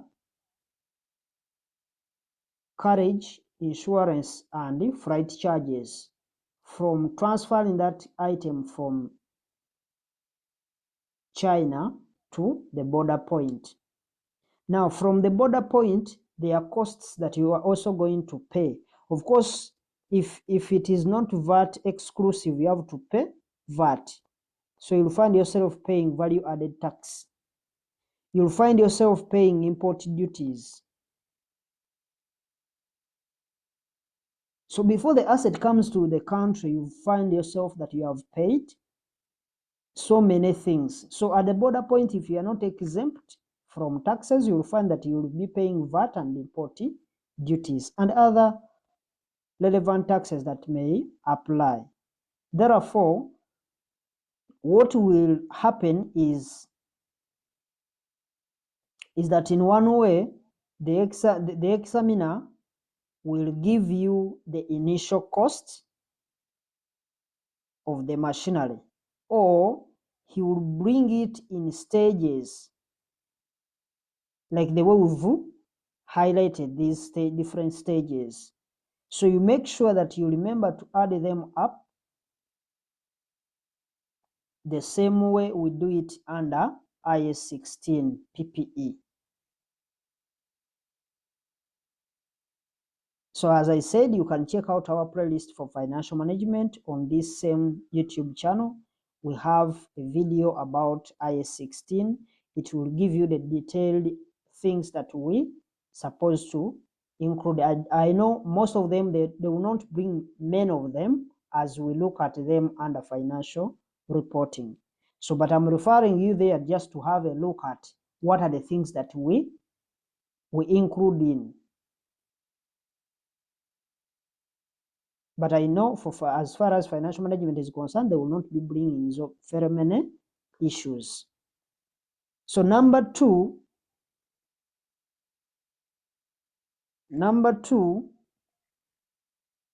I have already explained about opportunity costs.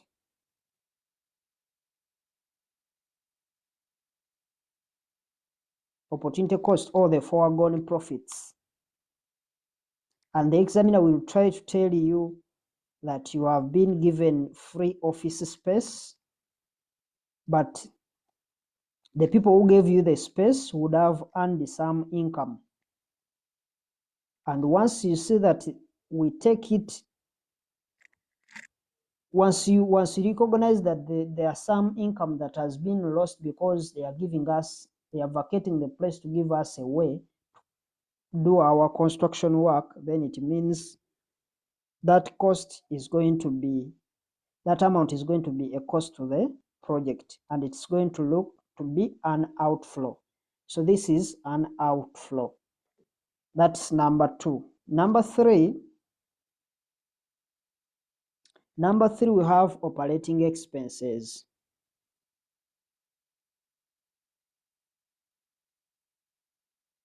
Operating expenses that are related, let me also add related to the project. Related to the project. Not every operating expense is going to be, and these could be raw materials, these could be labor, these could be overheads. If you want to learn about overheads, check out our playlist for cost and management accounting. We have a playlist for overheads. It will detail you those different overheads that we may have. But we may have marketing and advertising costs, or marketing and sales costs. So there are very many, provided that they are directly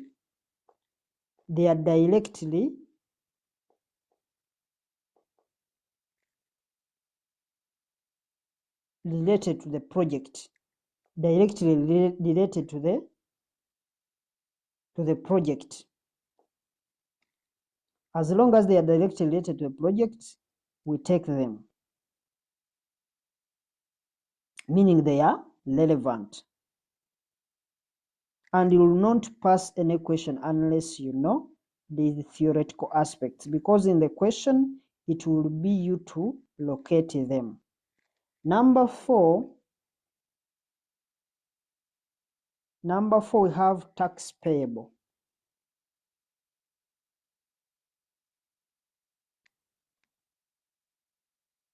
Because we know from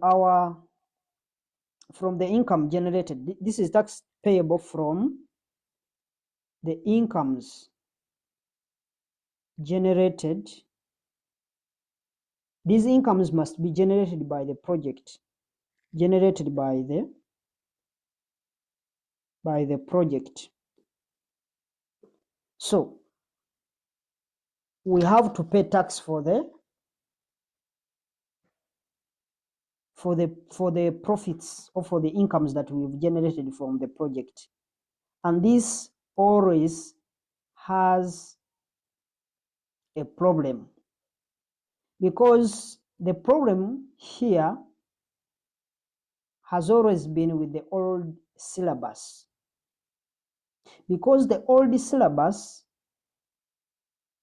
was not talking about taxes, but they were examining it. But good enough, I'm glad that this new syllabus, they are talking about taxes. In other words, we have to pay taxes as a company from the income generated by the project.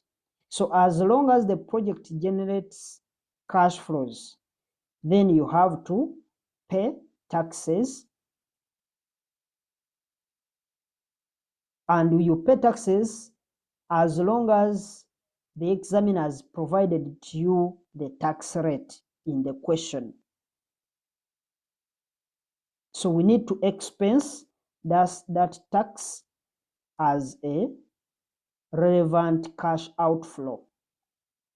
So we expense taxes as a relevant cash outflow. Number 5, we have incremental fixed costs. Incremental fixed costs as a result of undertaking the project. So the key word here is incremental. The key word here is incremental. For example, we could have maybe salaries. We could have salaries. We could be paid. We could have salaries whereby per month we pay 10 million. 10 million per month. and this is the money we pay in salaries. But because we are bringing in a new project, then the salaries have increased. New salaries, they have now increased to 25 million per month. And they have increased because of the new project. So this increment, the increase of 25 million minus the 10 million, that gives you 15 million, is as a result of the new project. So this comes as a result of the new project. Because we are bringing in the new project, then the salaries, they increased, meaning what is relevant is only this 15 million. And that's the meaning of the word incremental.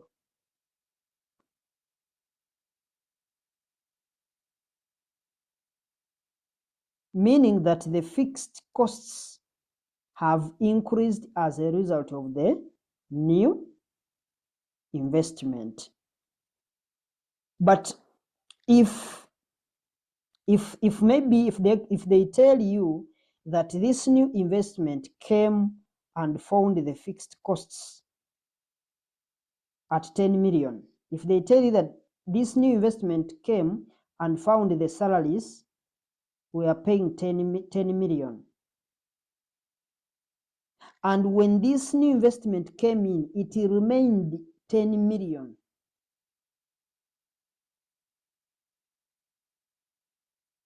In other words, when they introduced the new project, we still kept on paying the same amount, 10 million.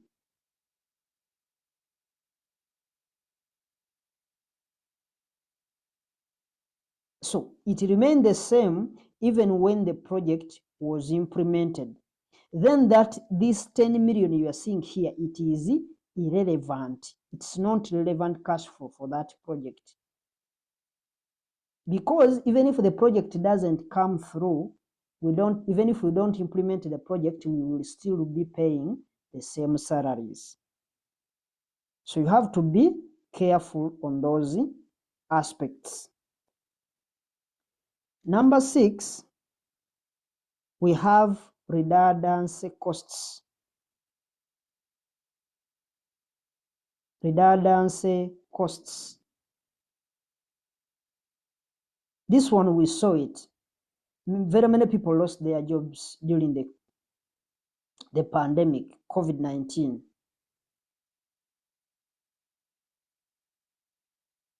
So, but there are also when people are going to be made redundant.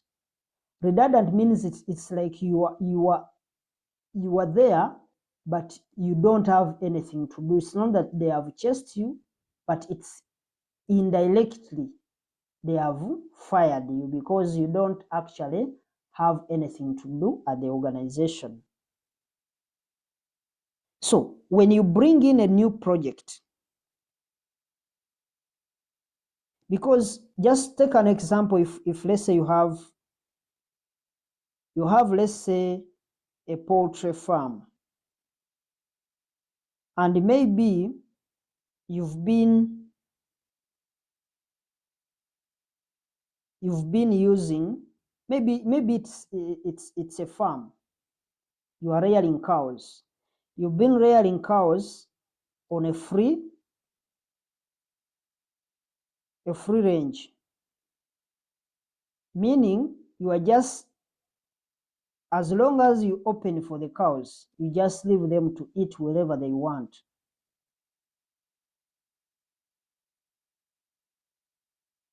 So you'll find that here you need very many people to look after those cows, because at the end of the day, you will need to know where they are. So you'll be, if you have very many cows, if let's say you have 1,000 cows, and maybe you are employing 5 people,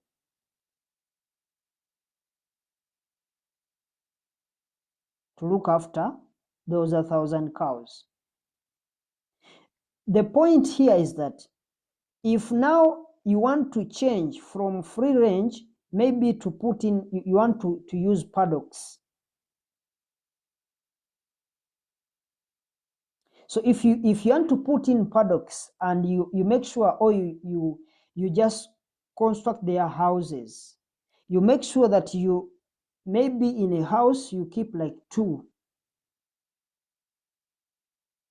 or you can decide to just put all of them in one room, meaning the room that would the cows, the 1,000 cows that would have been catered for by 5 people, you are now going to reduce some of the workers, because they will find when they have nothing to do, because you find that in those paddocks that you have, or in those structures you have constructed, you have provided where they are supposed to eat from, you have provided where they are supposed to drink from. So it means one person can actually look after these cows, because they are very many, but everything is within that same place. So they can eat from here and they take themselves for water. So instead of you going to have the 5 people, you are going to say, let me remain with the 2 or 3 people.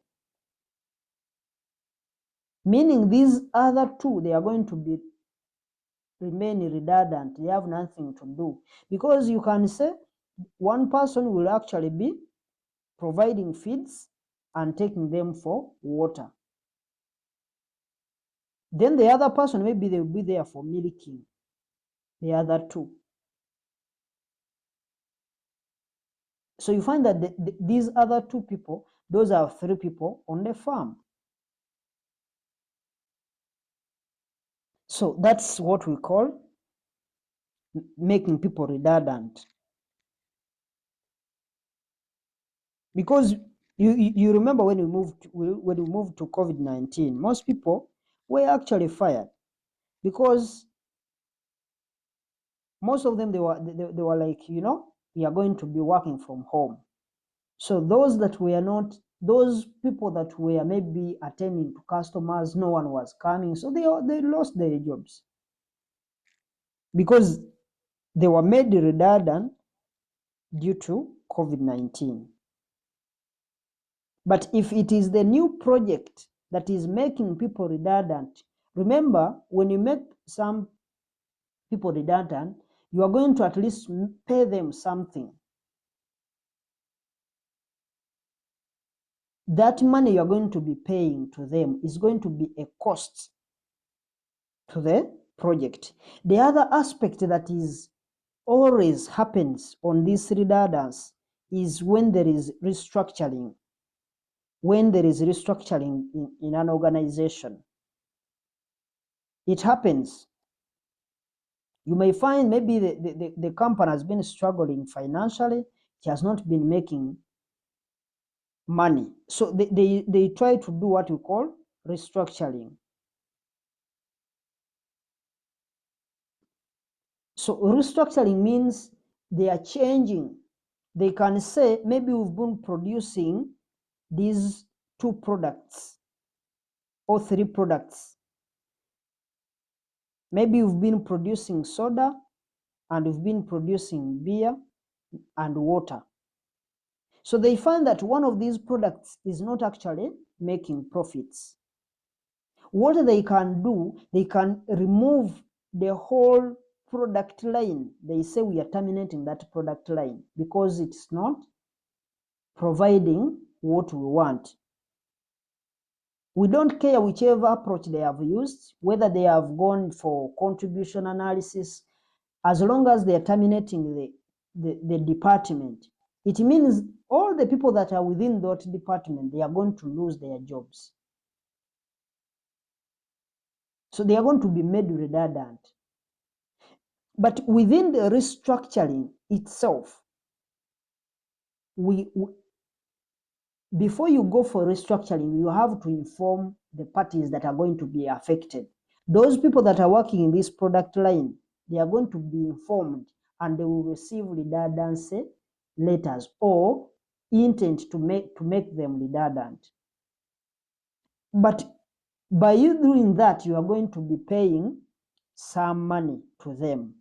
So the project of changing this product line to actually take all the resources that were here, you put them here, it means you are going to incur redundancy costs, and those redundancy costs, they are going to be relevant cash outflows to the new project.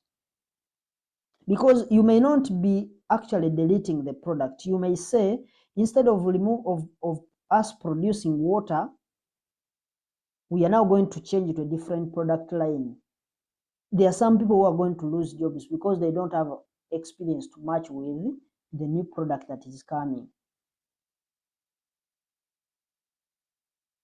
So that's how it's, and these are real life scenarios, and that's how even the examiner is going to look like.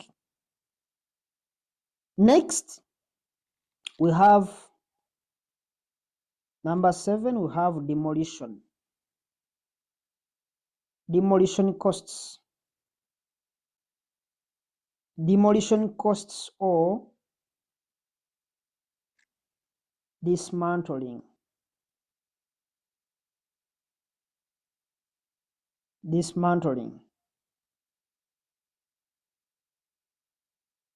So this mainly happens in construction works where you may be required to first remove or to first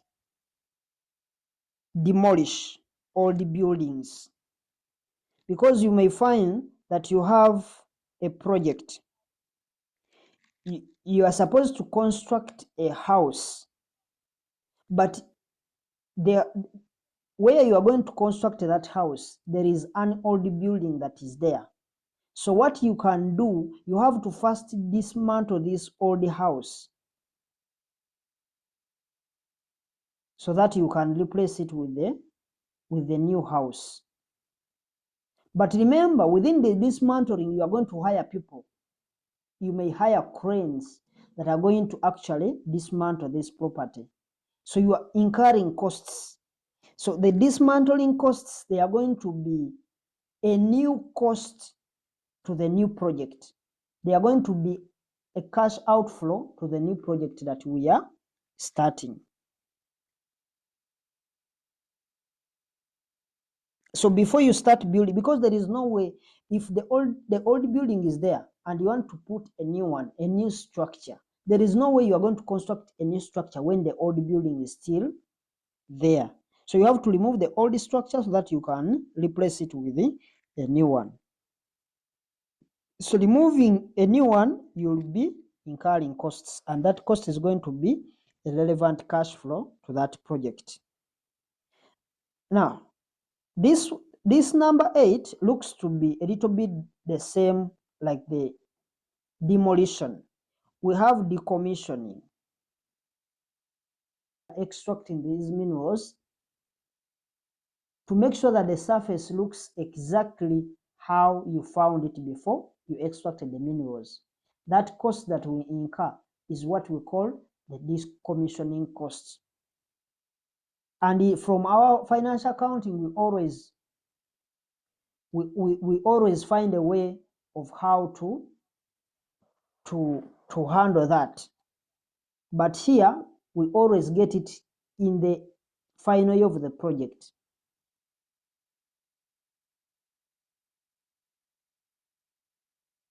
The other example that we may look at, these construction works.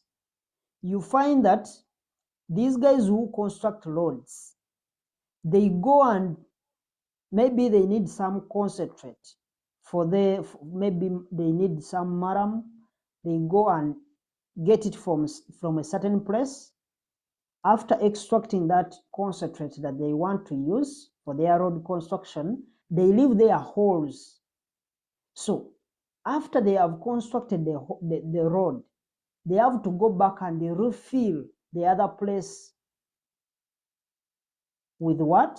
With soil, so that they can maintain the topography of that environment. They leave it the way they found it. So they are replacing, because they remove the concentrates there and they use it for the road construction. But what they remove from the road, they are the ones they take back to fill the environment.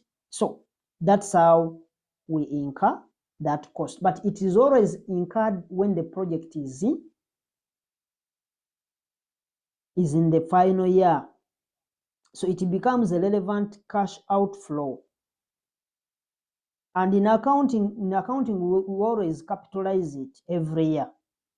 But here, we only need to know that we are incurring the decommissioning costs, and it's mostly incurred in the final year of the project. Number 9, we have the scrap value. The scrap value, the other name is salvage value.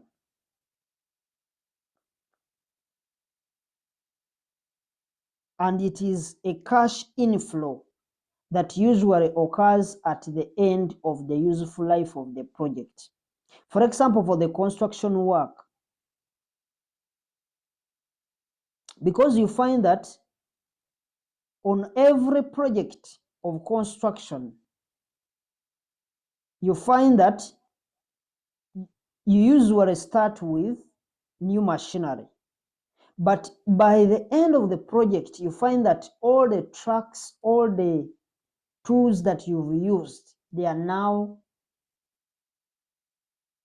depreciated. They are now old. So what they do, when they are starting a new contract, they go and sell these old ones and they get new ones. So whenever they start a project, they always hire. If they don't hire, they buy. So at the end of the period, they make sure that they sell off those old ones so that when they get a next contract, they can actually buy or hire the new trucks and other tools that they use for their construction work. So that's why the scrap value, it's an inflow, because we sell them and we get cash. So we are getting cash, it comes in as an inflow. And it is always in the last year of the project. So it is an income. Finally, we have what we call tax shield. These are tax issues that we didn't talk about in the previous syllabus. So these are the tax shield or the tax savings associated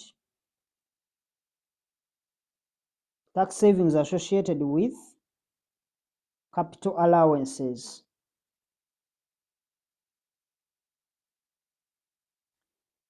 They call them tax allowances.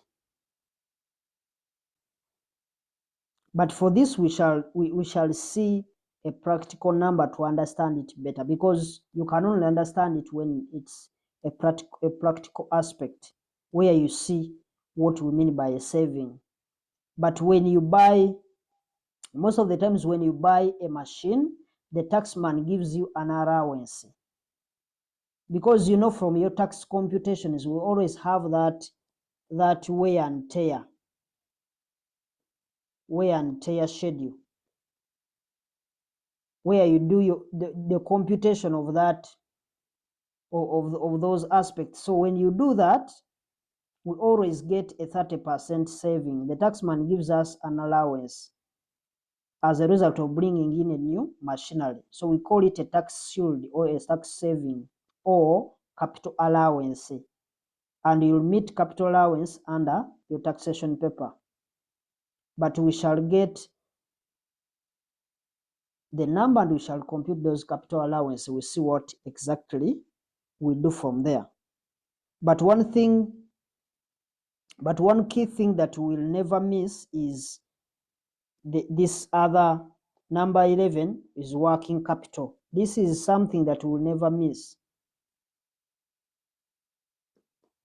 Working capital. It's something that we'll never miss as a relevant cash flow. But the key thing would be the working capital.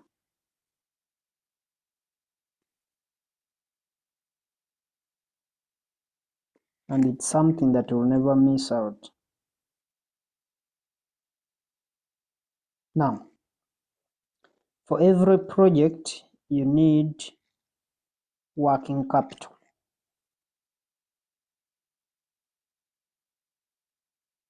And the initial working capital is important and is required in advance.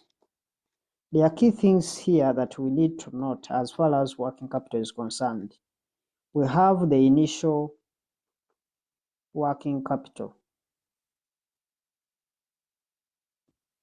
It is very important, but it always incurred in advance. Incurred in advance.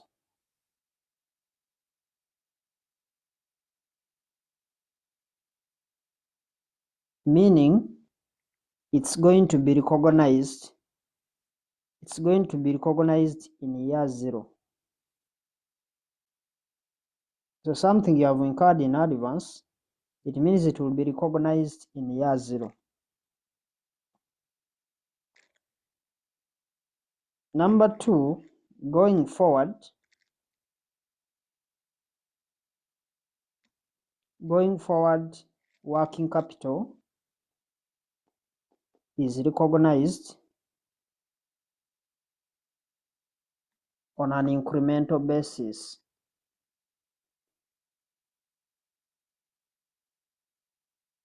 Incremental basis.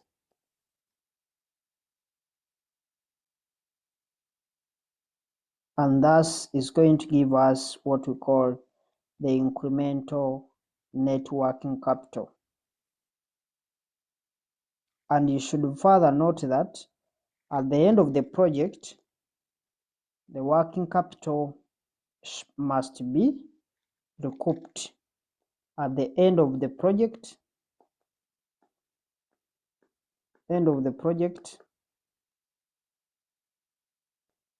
the working capital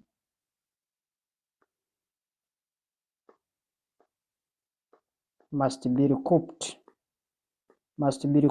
or recovered.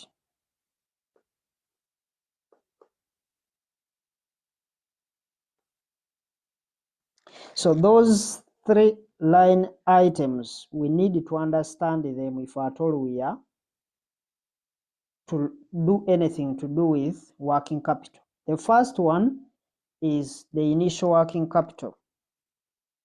Remember, all these parameters, they are all relevant.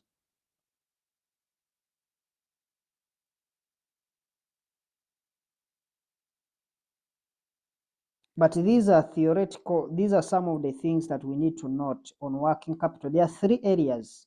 They are theoretical in nature, but we are going to do a practical number and we shall see how we apply them. But we need to understand them. 1, we are saying the initial working capital is always incurred in year 0. And going forward, working capital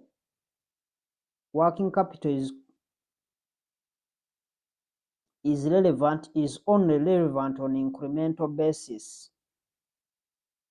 And finally, at the end of the period, working capital is recouped or recovered.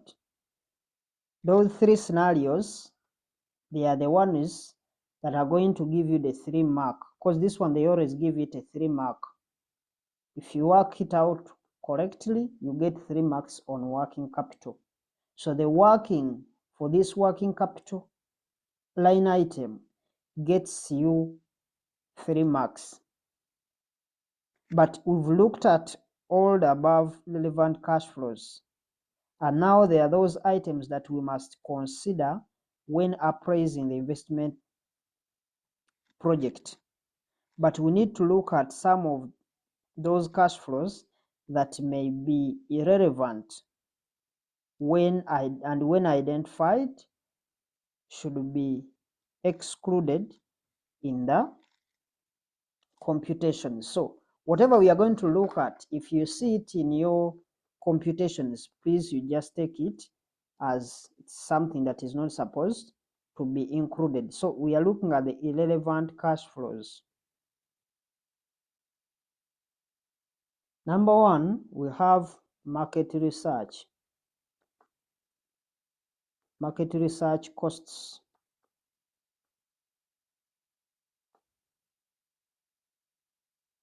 We also have research and development.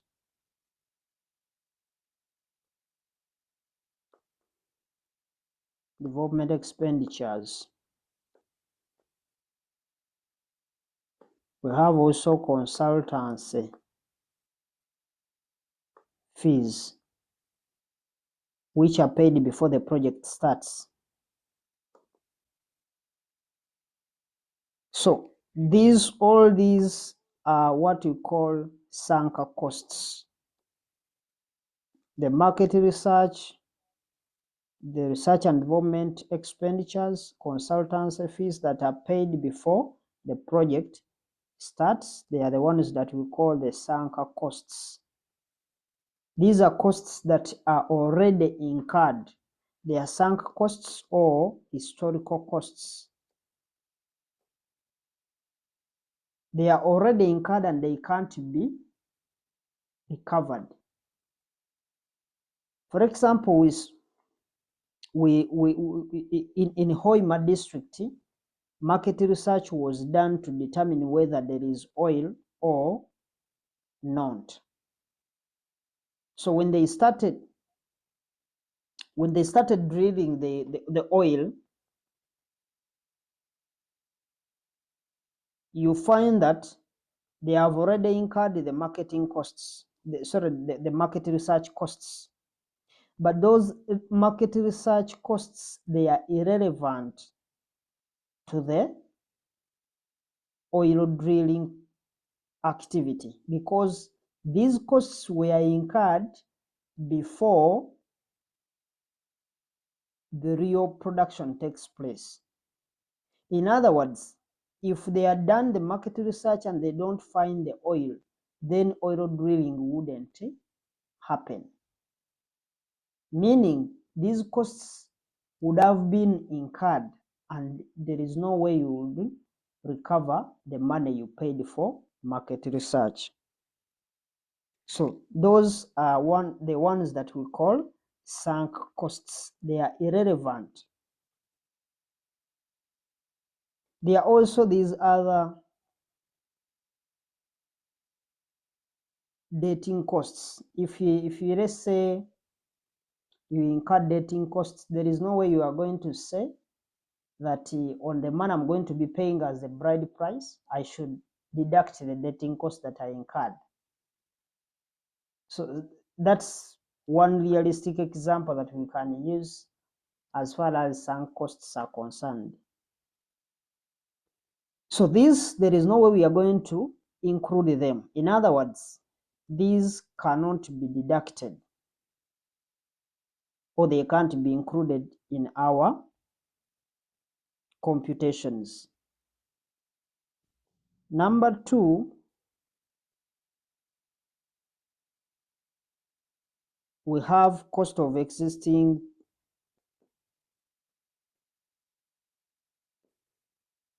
assets. Cost of existing assets, they are also irrelevant cash flows. For example, if let's say you installed a machine in an existing building, the cost of the building is irrelevant in appraising the machinery, since they were incurred before the acquisition of that new machinery. But if you find that you are constructing the house where to install the new machine that you are bringing, it means The reason for the construction of the structure, it's because you want to put in a machine. So that cost is going to be directly related, because if it wasn't the machine, you wouldn't construct. But if the room was already there, but you've just put the machine there, it means you constructed that room without knowing whether you are going to put in this asset or not. So that makes it to be an irrelevant cost. Number 3, we have fixed operating costs, which remain constant.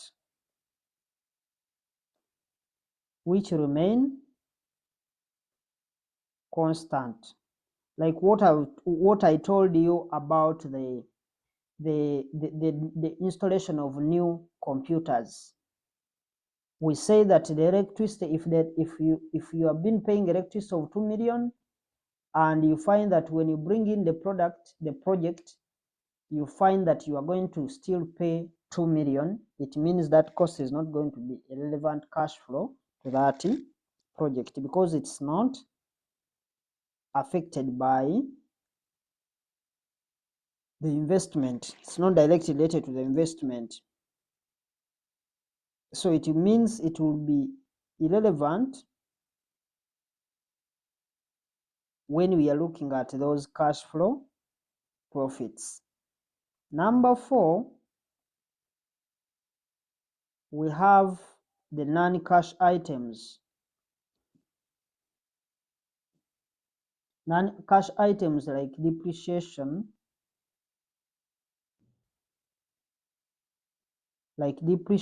provision for bad debts,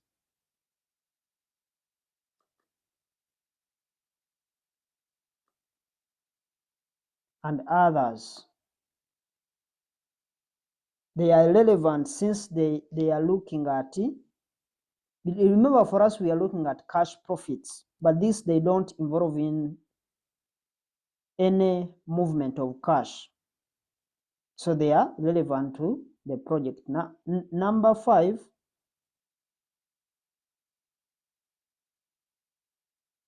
we have dividends paid to the shareholders.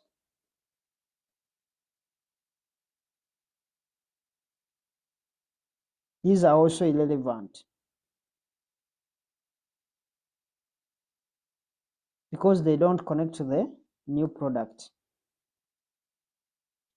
The next one, number 6, we have finance costs. Finance costs, what we are mainly interested in is the interest expense.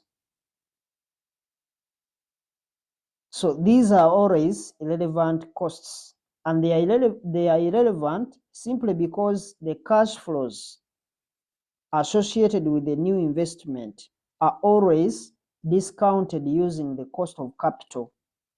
And this cost of capital you are going to use to discount the cash flow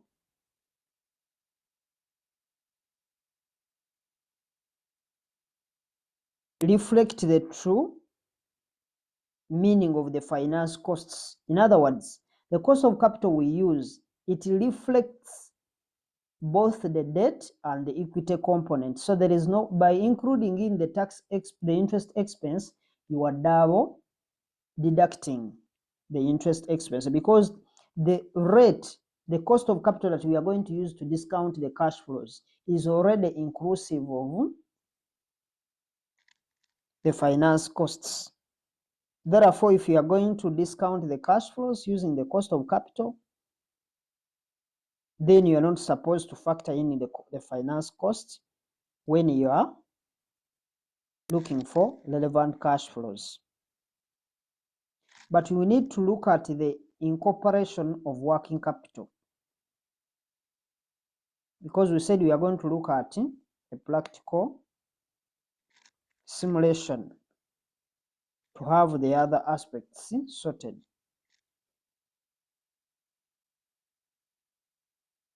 So how do we incorporate working capital within investment decision? That's what we are going to look at. Now, I'm repeating the incorporation of working capital because it's an area that takes 3 marks in your workings.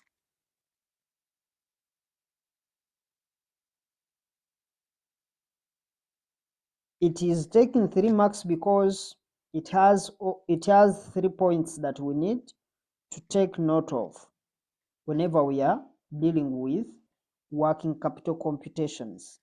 Number 1, we said the initial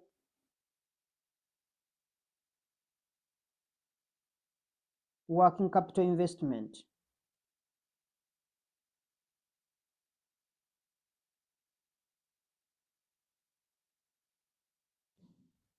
is a cost at the start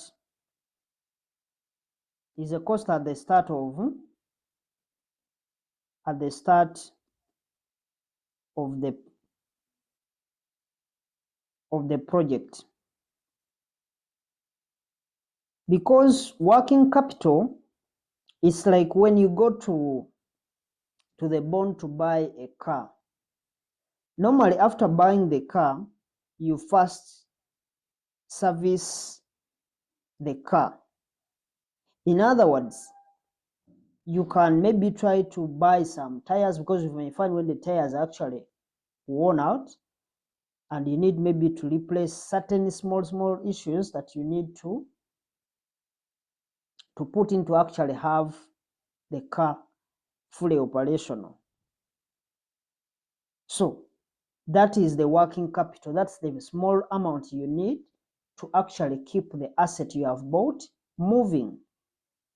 So this working capital, we always need it at the start of the period when you have just bought the asset. So before you go to buy the asset, you have to make sure that at least you have money for the service, the first time service that you are going to provide for that car. So since it is going to be at the beginning of the project, it means we incur that in advance, meaning for it's supposed to be there in year 0, because it's incurred in advance.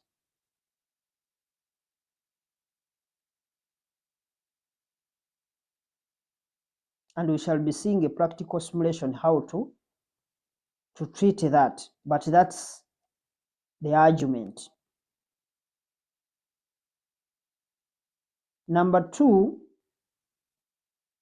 if the investment in working capital is increased during the period, in other words, during the period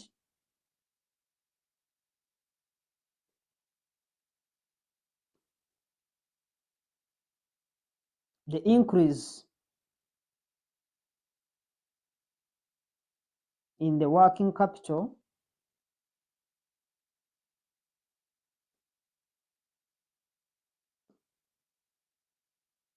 is also a relevant cash flow, is a relevant cash outflow, and it's only relevant on incremental basis. On incremental basis. In other words, when it is increasing, this one is very important. It's supposed to be increasing. If the cash flow is if the working capital is going to be increasing, or if we need more money to be plugged into the business so that we make the assets we've bought operational, we have to make sure that we recognize it on an incremental basis. Finally, number 3,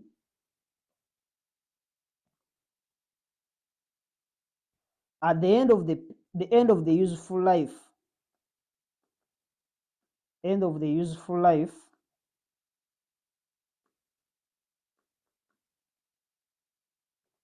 the end of the useful life of the project. All working capital must be recovered from the investment or recouped. And this one is going to be treated as an inflow, meaning this is an income. This one is going to be an outflow. This one is also an outflow. But the last one, in the last year of the project, we take it as an inflow. But there are some scenarios whereby you may find that the project is a going concern and we are not supposed to recoup, meaning it doesn't have a useful life. You will find yourself not recouping. So it depends on the case by case. Secondly, you may also find that this part here, this number 2, you may find that when it is not increasing, but rather you are recouping, it is reducing. Because we shall look at these practical scenarios, but this is the general understanding, all the general points. If you find when it is reducing, we shall see what we do from there. If you find that we can't recoup, then we will see what we will do from there. But also depends what the examiner has provided you. But those are the general points. So you will never get these 3 marks unless you record these 3 points on the working capital calculation. We are going to start by learning how to compute the working capital, because we want to first calculate the absolute amounts of working capital needed in each period, and then we work out the incremental cash flows that are required each year. So we are going to have a simulation where we are going to elaborate these 3 aspects because they are very important. Remember, we are doing whatever we can so that we can look at the points. So simulation. ABC Limited expects for the new project to be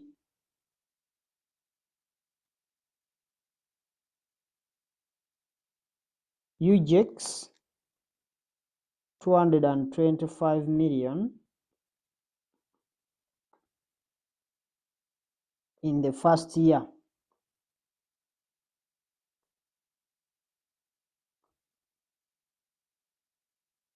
Growing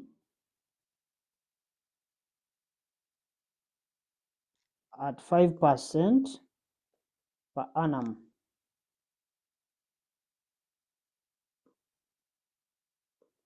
Full stop. The project is expected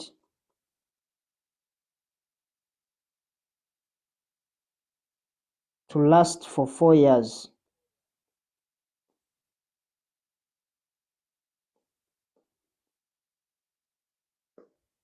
Full stop. Working capital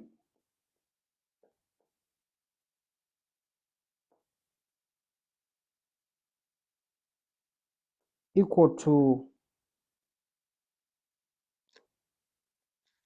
10% of the annual sales is required.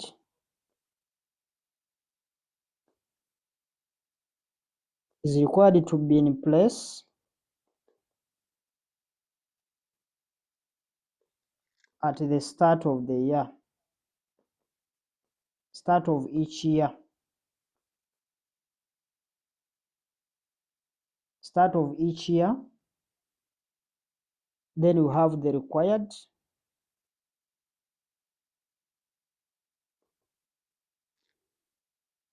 The required says calculate the working capital cash flow.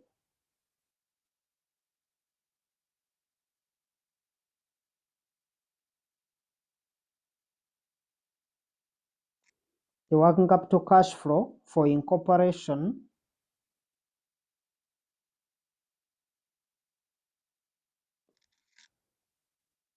into the NPV table. That is the simulation. Let's look at the solution. How can you access this? Or how can we look at it? How can we solve this?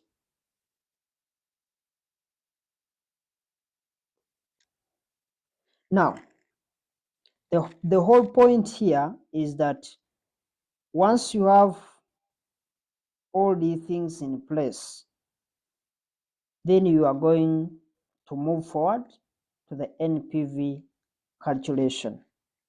But you will first find a scenario where you will be required to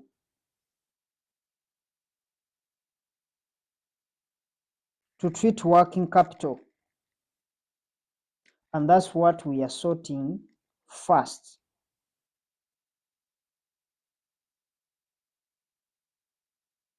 And once we are finished with the working capital computations, then we will get to the table. Of course, we get our 3 marks.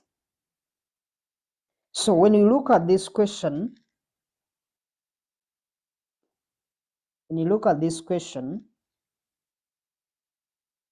you can see that working capital is depending on sales, meaning we need to first sort out the sales volume or the sales values.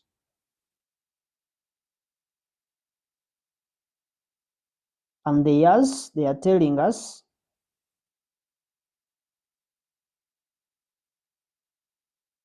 so these are the sales. And the project is for 4 years. The sales are going to be increasing by 5% per annum for the 4 years.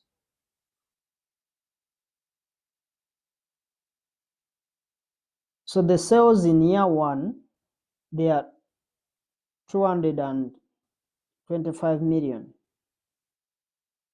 And the sales for year 2, we have to increase it by 5% of year 1 sales. In other words, for us to get the year 2 sales, we need to just increase the sales. So let's just have the working.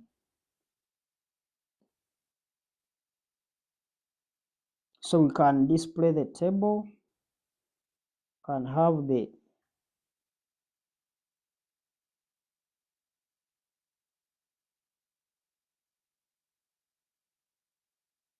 years,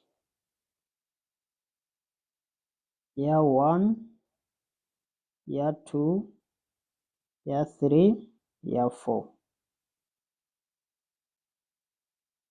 We are looking at the sales. The sales are in millions. We can just put them in millions. First year, we have 225 million. We are working in millions. So we need now to show the working for year 2. Year 2,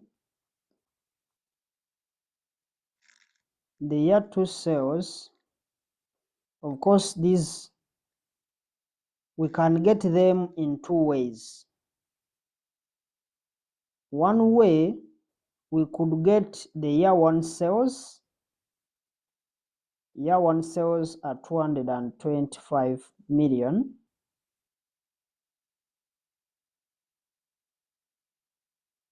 times, we open bracket, 100% plus the 5%, because they are saying they are increasing by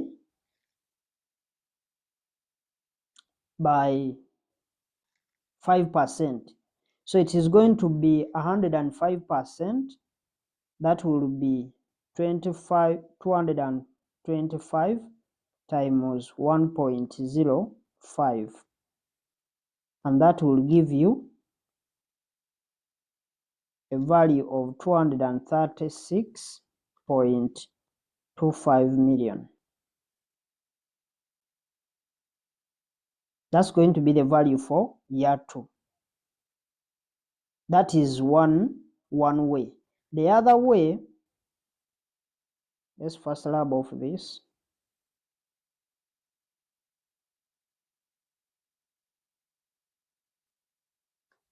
The other way would be for you to just get year one sales, which are 225 million, times the 5%.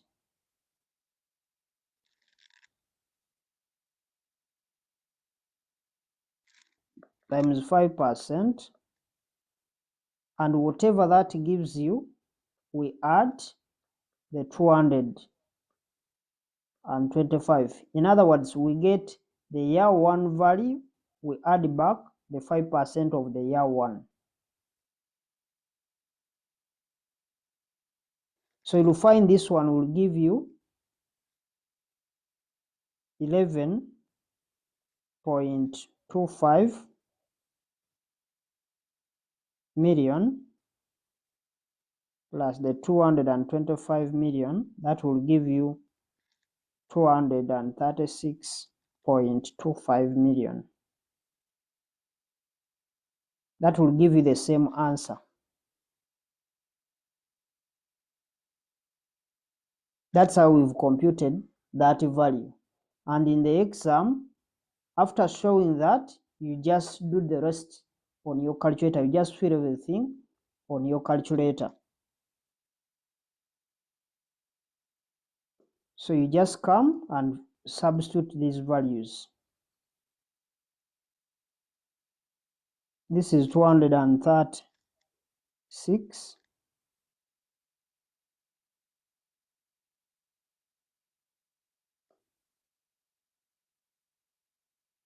$36.25 million. Then when you increase that, we are just going to multiply this same figure times the 236.25 times 1.05 will give you 248.063. Maybe you can just take two decimal places. Then if you multiply that by 1.05, it will give you 260.47. So that's the sales value. So we now go to the working capital. We are now going to look at the working capital requirement. Working capital required. So the working capital required, they told us for year one is going to be 10% of the year one sales. So it's going to be 250 million. So this will give you 22.5 million. You are just going to be getting 10% of this, 10% of this, 10% of this will be the figure that we shall take here. Just get 10%, 10%. So this is going to be 22.5. This one is going to be 23.625. This one is 24.806. This one is 26.0447. And that's the working capital.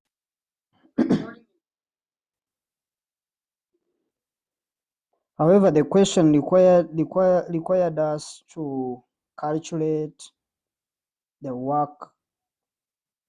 working capital cash flows for incorporation into the NPV calculation.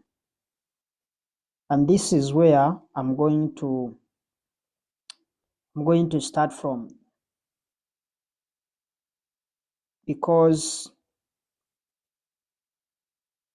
I first looked at the required working capital for each year, but we need to take the working capital to our NPV table, and what we take to our NPV table only is that relevant working capital. And what is relevant is also the incremental net working capital. And for our understanding, let's draw another table. It's going to look like the same like we've done. It will have years, column for years. We have the required working capital.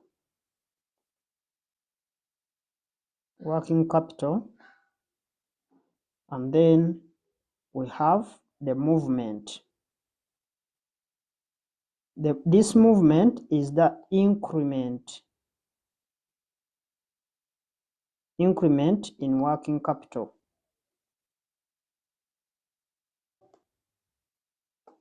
So this is the working capital table, and this is what is going to help us to get the figures that we need to take to our NPV table. And this is where our final answers are going to be, in this section here. In this column, this is the column where we are going to pick the answers that we are going to take to our NPV table. So I've set up the table, but let's now draw the same table and we'll fill in this information. So we will have the years, we will have the required working capital, and then the last one, we have what we are looking for as our last column. That is the movement, or what we call the incremental working capital. So I want you to be attentive on this, because if you don't understand it, then it will take time for you to understand it. And I request that you stop writing that, so that we can first finish this table, then you can proceed writing the information. So now, when you are dealing with working capital, the project always starts in year 0.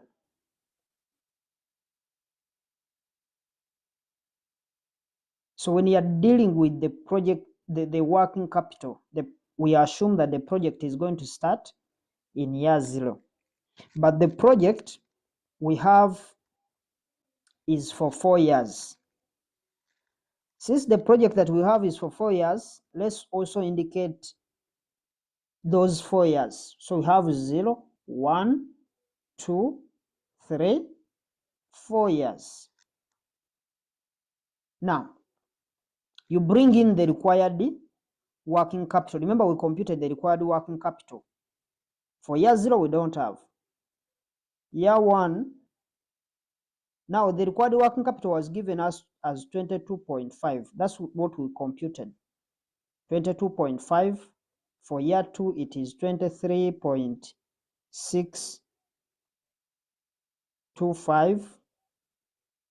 Year 3 is 24.806. Then for year 4, it is 26.047. So that's the required working capital that we computed. We are just transferring the figures. So from the table, we can see that the first required working capital in year 1 is 22.5. The one for year 2 as the way you have seen them. Now, since the examiner is requiring us to, is asking us or is requesting us for the working capital that we will take to our NPV table, then we don't take this required working capital, but we only take the movement or the increment in the working capital computations. And it's from here where we apply the rules for working capital. So I said that the initial working capital,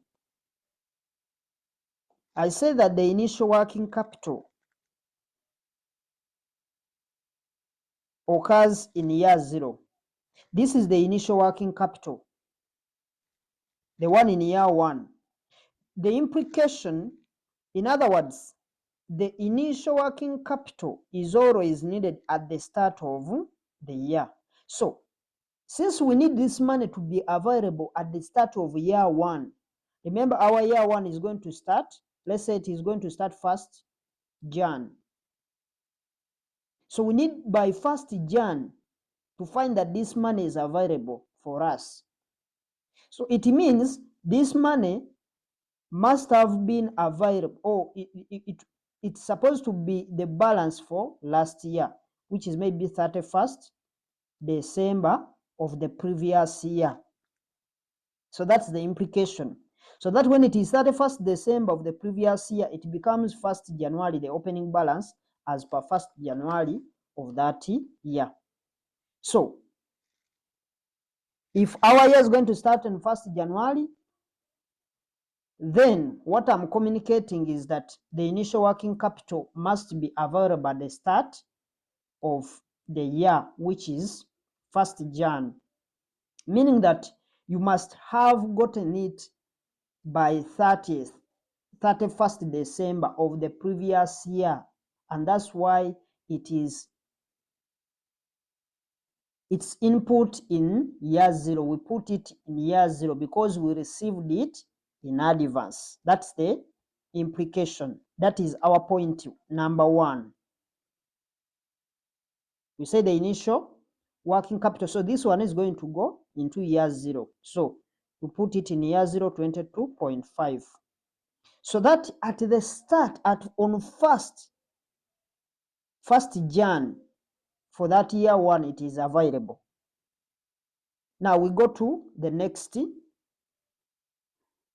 aspect or the next rule. The second step, I said that the working capital going forward will be recognized on an incremental basis.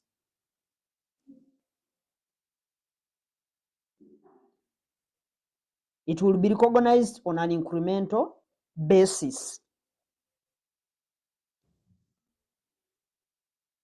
So we can also start working on that. So, because we can see that from here,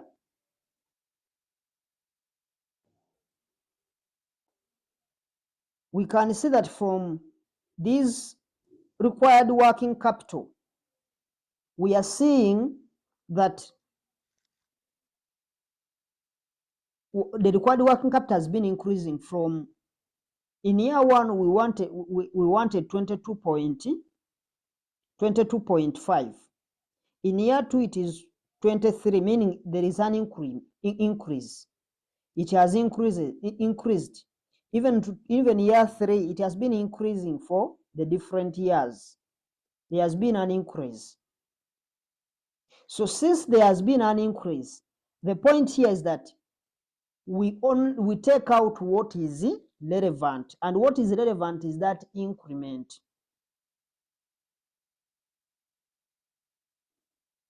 So you've seen that the 22.5 million in year 1 increased to 23.625 million in year 2. So, which means that for us, we are only interested in the increment, which will be in year 2. So it will be year 2 minus year 1 values of the required working capital. So here we are going to take the year 2 minus the year 1, the values. Values for year 2 is this, then the value for year 1 is this. So it's going to be, for us to get the required working capital for year 2, we are going to get year 2 minus year 1. So it will be 23.625 minus the 22.5 million.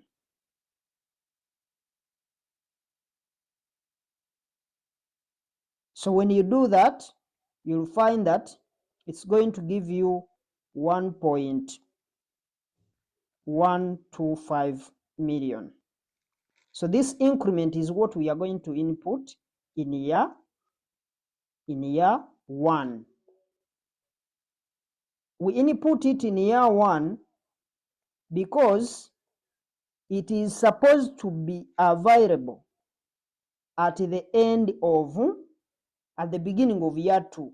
So when you add this plus this, it means at the end of year 1, on 31st December for year 1, we shall have 23.65, which is supposed to be the amount that is required at the start of the year. So that's the implication. That's how we are going to be moving. So after you showing the examiner how you've done this, you don't need to repeat showing the examiner what you have been doing, because you have given the examiner working. Because we are saving time, the rest you just do them on calculator. You just get 24.806 minus the 23.625. So you will get now the one for year 2.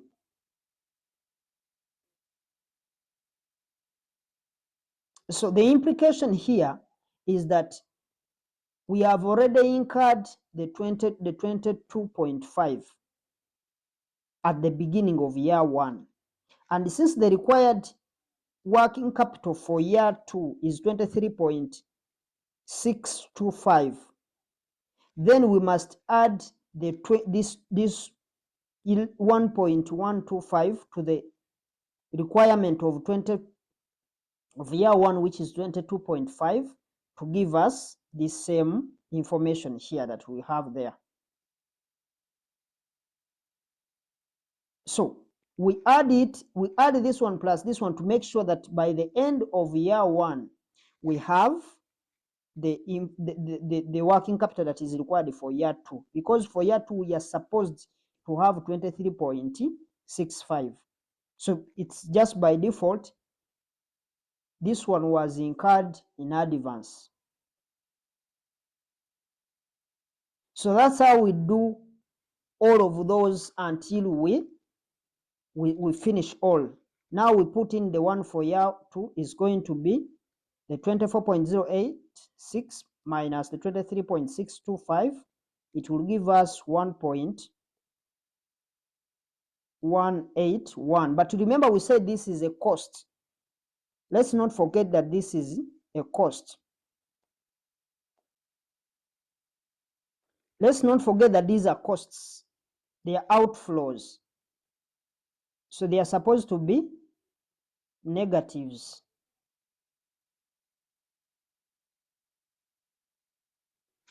Then we do the same thing for year 3.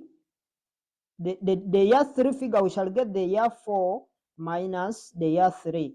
The 26.047 minus the 24.06.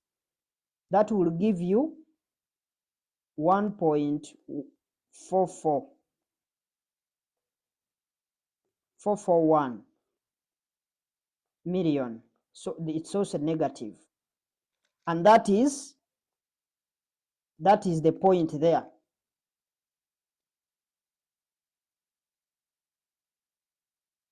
Now we've remained with only year 4. But we said in year 4, we are supposed to recoup. In year 4, we are supposed to recoup all the working capital. So we are recouping all the working capital. What you do, if you want to get that figure, you add all these values here. The figure you get, it is a must. It's supposed to be the cash flow that is required in year 6. In year 4, that is 26.047. It is a positive value because we are recouping. We've gotten it from getting the 22.5 plus the 1.125 plus the 1.181 plus the 1.441. This is going to give you 26.047. And that is how we deal with this number.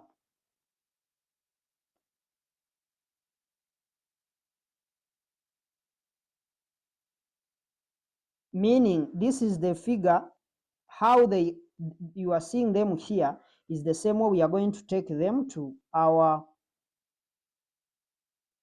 NPV table. So we use these values, the ones that you are seeing here, they are the ones we are going to take to our NPV table.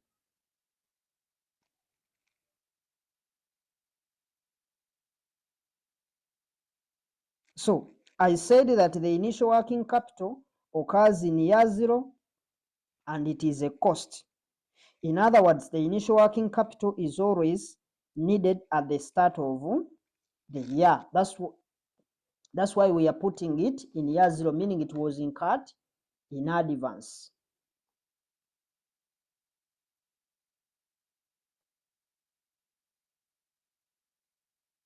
But now I want you also to analyze something or to understand something. If the working capital, the required working capital here, let's say in this year 2, reduced maybe to 20 million, what will happen? If it reduced to 20 million, it would mean that reduction, the reduction of 22 minus the 20, that is giving 2.5 million. That would be it will be a withdrawal. In other words, here it will appear as a positive number because it means they have withdrawn the working capital. We started with 22.4, but in year 2, they are saying the required is now 20. It means they have withdrawn the 2.5. So here it will appear as a positive number. Meaning when we are recouping the last one, we shall only recoup the remaining figure. So you take note of that. We shall look at these questions. We shall try to understand more. But those things to do with reductions, recouping during the period, those ones, most of the times they happen in advanced financial management, but we don't want to risk anything. We just want to do everything from start to the end. So we said that the project in the 4th year, we are supposed to recoup. We said that the working capital must be recouped in the final year of the project. And since we reached the final year of the project, that's why we are seeing we are recouping the whole amount that is required in that year, that final year of the project. And it is supposed to be an inflow or a positive value. We simply by adding all these values that you are seeing here, so that we can be able to get the total value that we are going to recoup. Therefore, once you do these workings, then the examiner will actually give you 3 marks, because this will be 1 mark for initial working capital, then going forward also 1 mark, then the final item. It is very important for you to actually get to that point there. So we only, this last column, the one for movement or increment in working capital, is the one that we are going to carry to our NPV table. So when we are doing the NPV computations, that's what we are going to take. So if you haven't understood, please make sure you put your question in the comment section so that we can actually clarify these matters, because they are very important as far as this investment decision is concerned. So that's all that we wanted to look at in that perspectives. So now we need to look at the forms of investment appraisal. Let's look at the forms of investment appraisal. Now, here we have very many forms of investment appraisal. There are investment ideas that we may appraise. But for me, I'm going to focus on the ones that are financial. Even for the examination, we are going to be focusing at financial evaluation. Things that are involving in money. So I'll focus on financial evaluation. And that's where our interest is.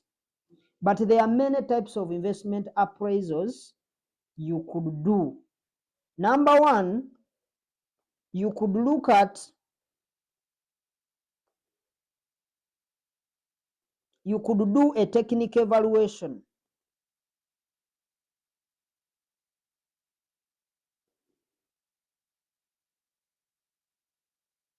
You could do a cost benefit. It can be a cost benefit. Cost benefit analysis.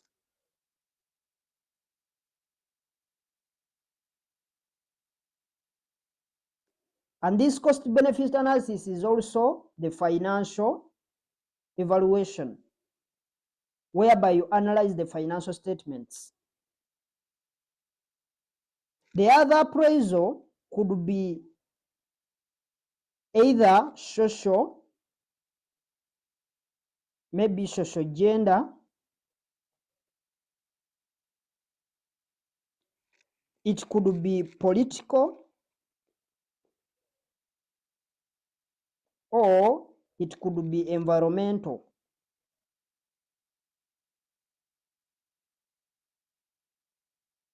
For example, maybe as a company, you may decide that maybe we are going to distribute sanitary pads to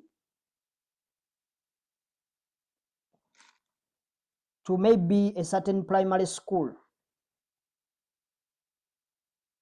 So this could be, that distribution of, let's say, sanitary pads could be a social gender.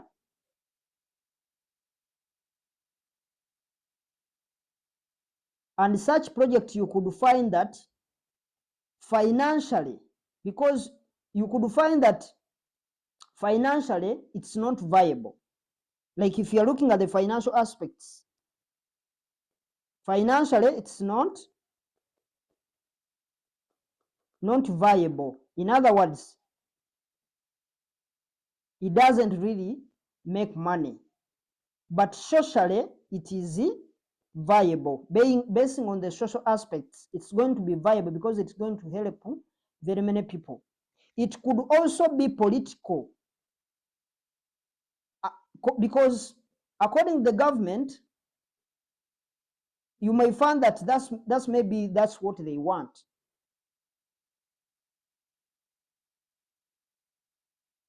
Because we can see, just like the way we saw the government, when the government took food and iron sheet to Karamoja region,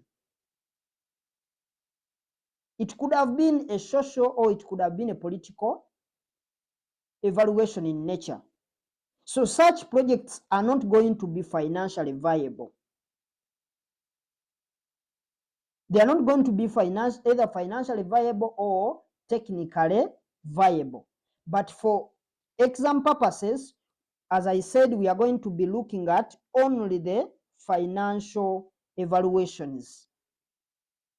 Therefore, when we are doing financial evaluations, we use tools. We spoke about the tools. So our emphasis is only on financial evaluations. And when we are doing financial evaluations, there are tools we use.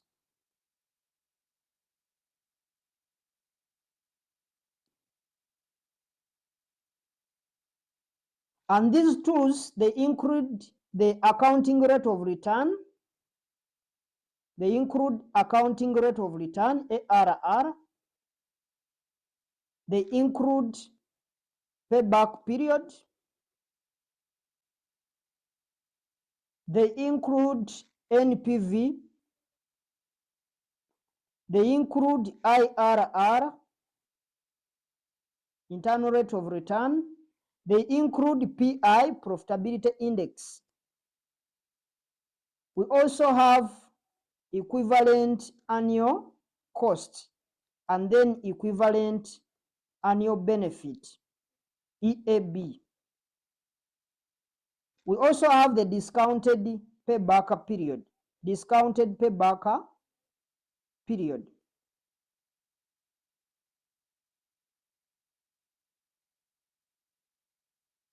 There are very many others. Present value of net cost. So there are very many techniques. But all these tools are divided into two. These are going to be divided into two. We have what we call the non-discounted.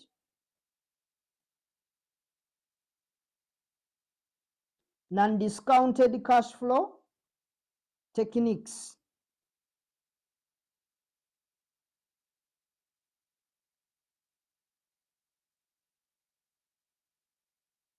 Non-discounted cash flow techniques, and then the discounted cash flow techniques.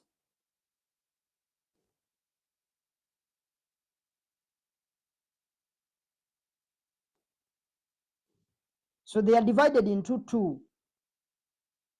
The discounted and the non-discounted techniques or tools. And these tools are many, but we need to learn all of them. So let's now start by focusing on the non-discounted.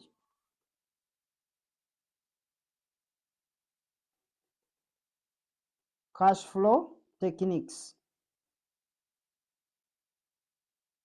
The non-discounted cash flow techniques, these are only two. They are only two. And from the list that we highlighted, we have one, accounting rate of return. Accounting rate of return. That is ARR.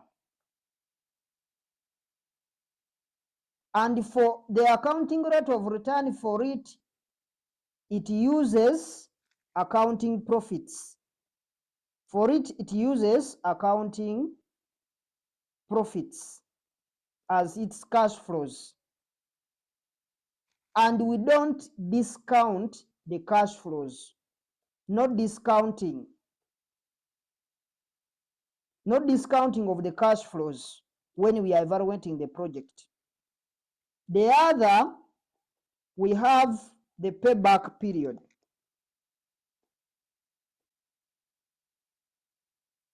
So these are the two that we don't discount the cash flows. So these two, we don't discount the cash flows. We use more of the accounting profits for ARR, the accounting rate of return. Although for the payback period, this payback period, for it we don't use the accounting profit, we use the cash profits or the cash flows, the cash flow profits. They are the ones that we looked at some of the items that we looked at. So the cash flows the payback uses, although it is a non-discounted cash flow technique, but it uses the same cash flows like those used by NPV and other discounted cash flow techniques.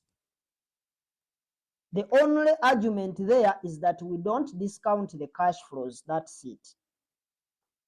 So if they ask you for the difference between these two, you say this one uses accounting profits, but payback period uses cash flow profits. So that's how we can define the non-discounted cash flow techniques. Now let's look at the discounted cash flow techniques. In this area, the cash flows are discounted. They are discounted in order to determine the viability of the project. And the discounted cash flow techniques, we have one, we have the NPV, net present value. That is NPV. We have the internal rate of return. Internal rate of return.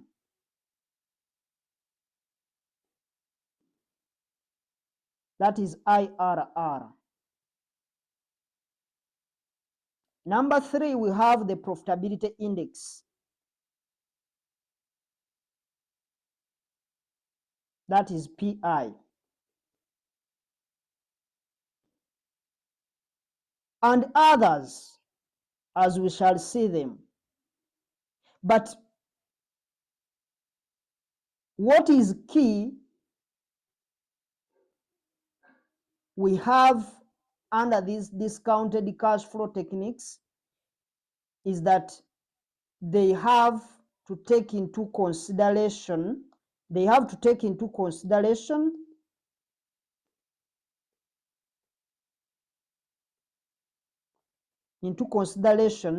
time value of money. We looked at the concept of time value of money.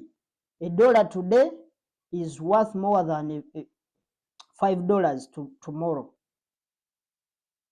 So this concept, the time value of money, is not used in the non-discounted cash flow techniques. But for the discounted cash flow techniques, we are supposed to take into consideration the time value of money. So having seen this, the examiner can ask you for the differences between the non-discounted cash flow techniques and the discounted cash flow techniques. We said non-discounted cash flow techniques uses accounting profits, especially the accounting rate of return.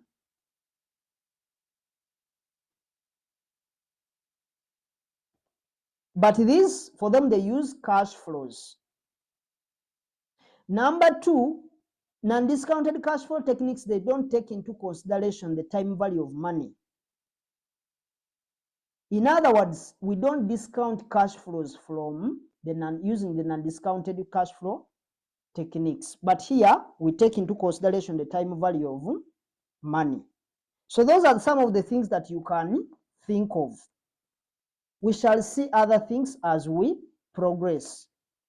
So let's now start looking at one by one, looking at those items one by one.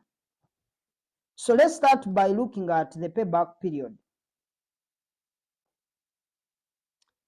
Now, we need to understand how to compute the payback period. And we are saying that the payback period, it's the time it takes for the cash inflows,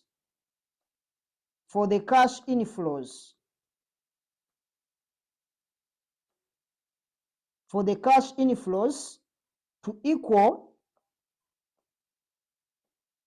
to the cash outflows. What will be the time that the project will take to recover the amount of all the initial outlay that we put in an investment. But we need to be mindful to whether this project is actually going to have uniform cash flows. Actually, the cash inflows that are going to be coming in, are they going to be uniform or they are going to be non-uniform cash flows? Those cash inflows that are coming in, are they going to be uniform or they are going to be non-uniform?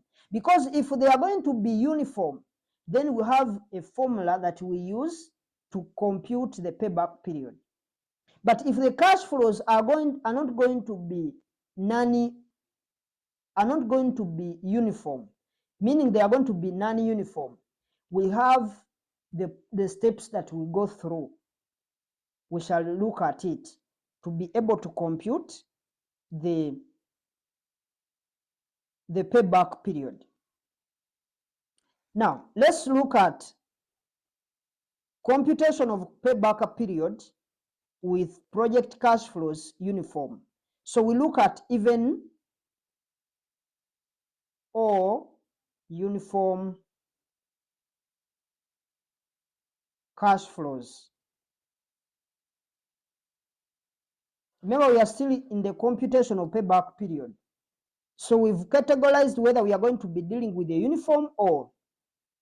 So let's look at the uniform cash flows. Now, if you have a project that has uniform cash flows, then the payback period is going to be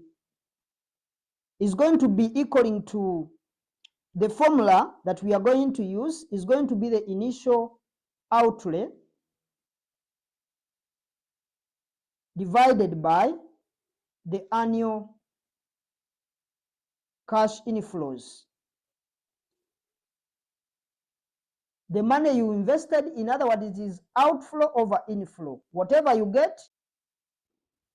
So that formula is true only for a project that has uniform cash flows. For example, for year one, you get 10 million. And in year two, still you get 10 million. Those are the uniform cash flows I'm meaning. So for all the years, you are getting the same cash flows. If your initial investment was, let's say, 20 million, then for you to get your payback period will be the initial investment of 20 million divided by the annual cash inflow, the uniform, which is 10 million.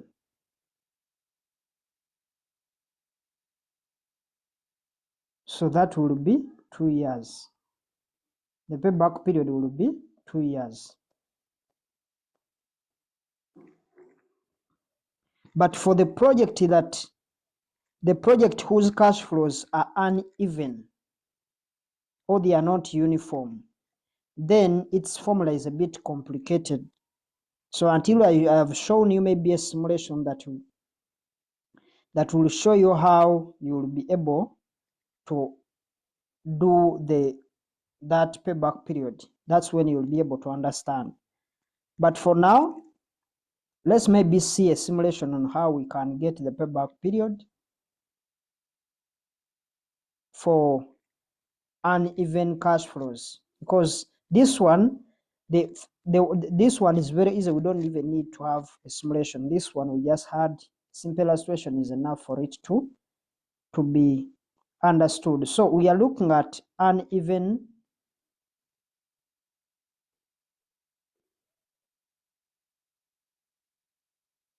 stroke non-uniform cash flows.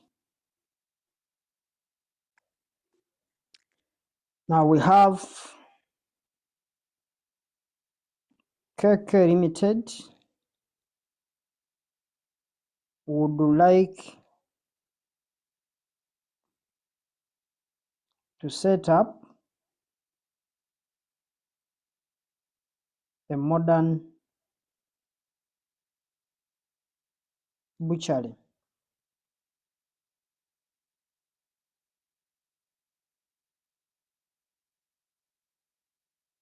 in Kampala, which is expected to cost shillings 12 million to set up. After full stop, after market research,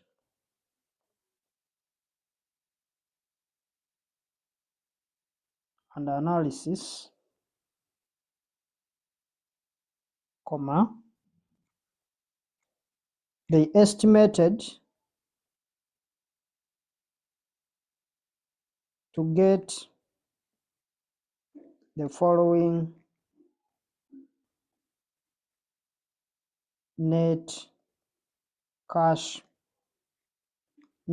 flows over the 7 years.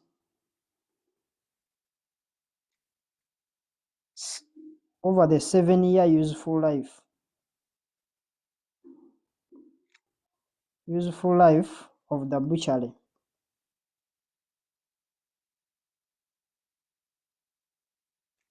So let's look at the cash flows now. Have the years, remember they are 7 years.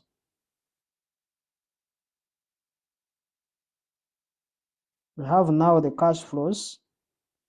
The cash flows are in thousands, amounts. They are in thousands.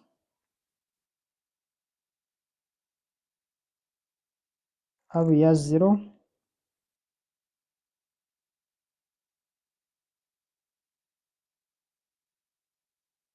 year 2, year 3, year 4, year 5, 6, and 7.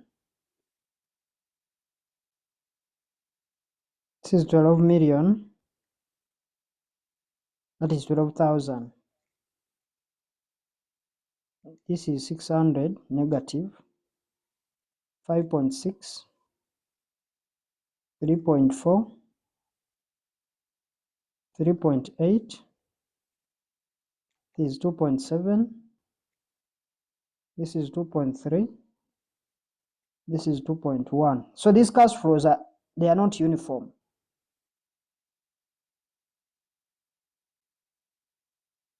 So they are continuing if the company's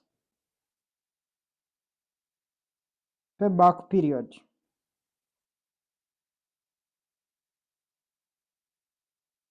is 5 years, comma, compute the payback period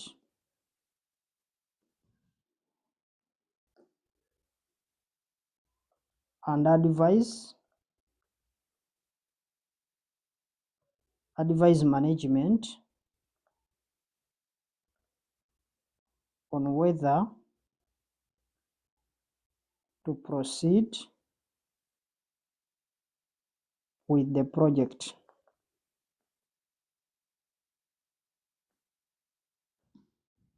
So that's our simulation.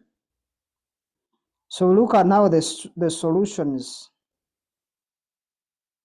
So since the cash flows are not uniform, then we can't use the formula given above for initial investment over annual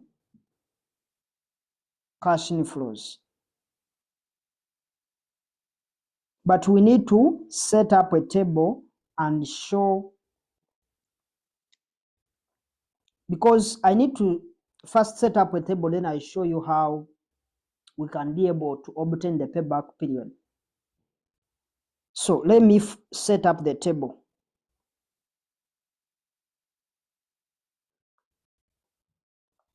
We have the years,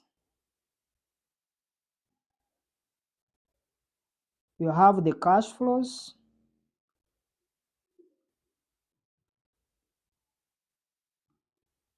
then we also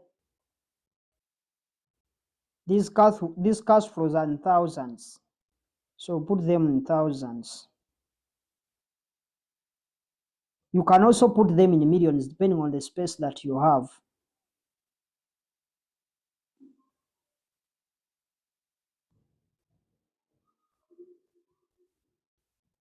So the last column, we have now the years they are starting from year 0 to year 7.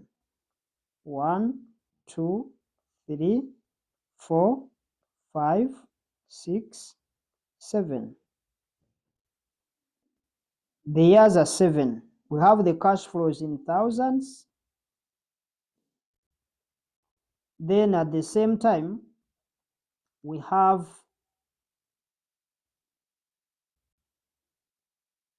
now the last column.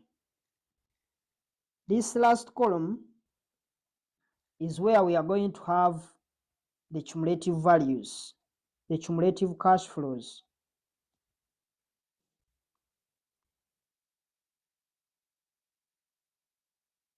So the first year 0 we have, it's a negative.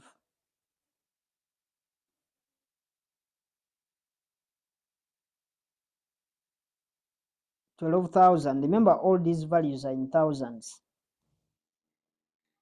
In year 1, we have negative 600. Year 2, we have 5.6. It's a positive. Year 3, we have 3,400. Year 4, we have 3,800. Year 5, we have 2,700. Year 6, we have 2,300. Then year 7, we have 2,100. So those are the values that we have. We may try to put in lines. Now, we have now the cumulative values. So,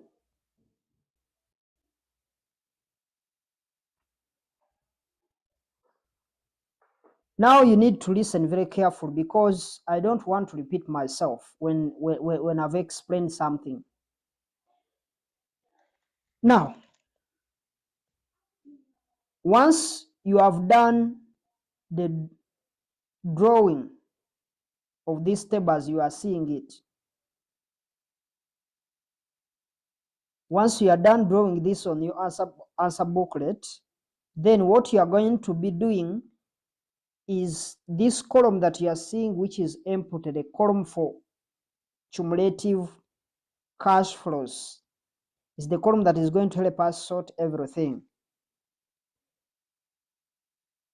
And the first cash flow that we have in year 0 is 12 million, but it's a negative.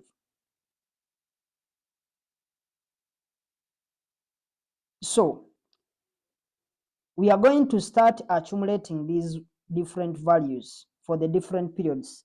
So we are starting from 12 million, but remember this is a negative value. So we are just accumulating. We are adding year 1 plus year 0, year 2 plus year 1. That's the accumulation that we are talking about. So we are going like this.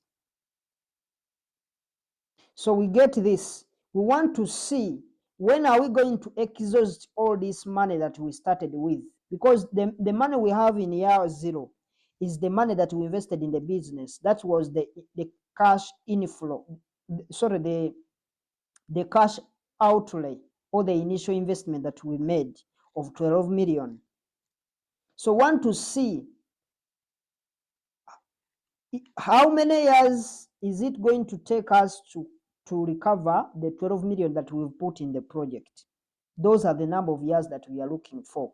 So we keep on accumulating. When you add this 12 million plus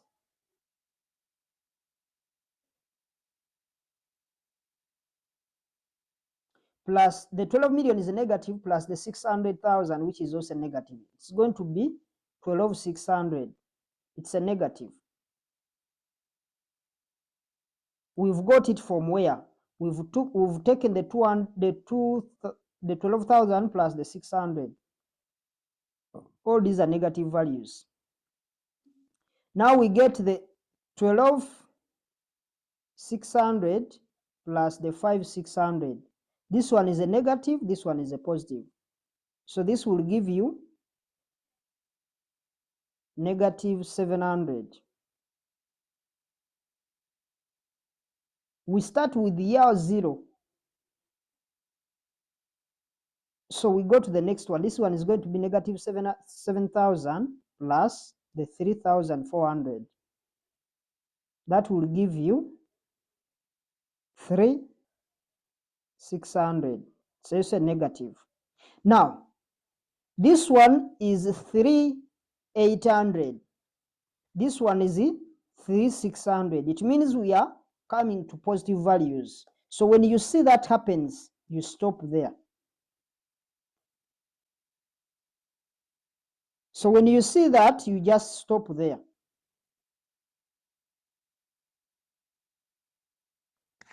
So what we are going to do, we draw a line where we are stopping. We've stopped on that. Even we can remove these lines. That's the cash flow that we needed. Because by default, when you add here, you are going to get, because you'll get negative 3,600 plus the 3,800. This is going to give you a positive 200, and we don't want to exceed. So we stop there. Now, so here you have to keep a close look on the figure that you are accumulating against the yearly cash flows. You are accumulating these figures downwards, but you have to be careful on these yearly cash flows that you are accumulating. If you notice that this one is going to exceed, this one exceeds the value that we are accumulating, then we stop there and we draw a thin line.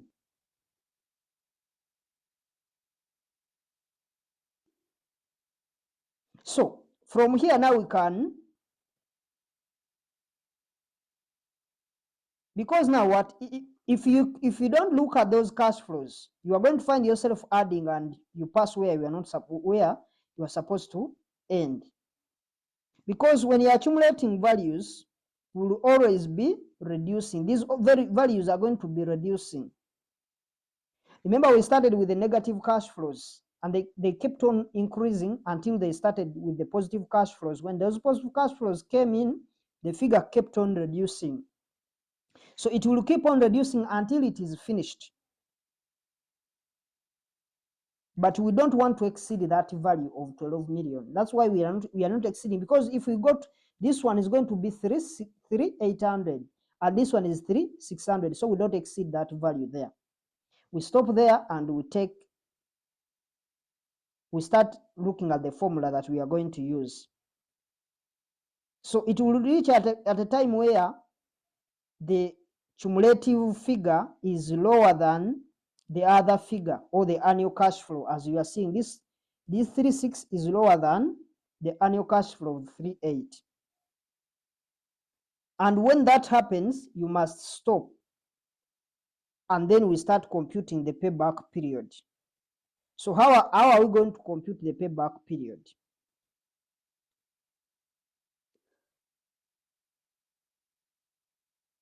The payback period is going to be, we start with those where we drew the line. It is reflecting in this side for the years. We have year 3. So it's going to be 3 years plus. Now we are going to get the proportion. We want to know how many months, because we want to know this 360. It will take how many months for it to exhaust. So it will be the 3 years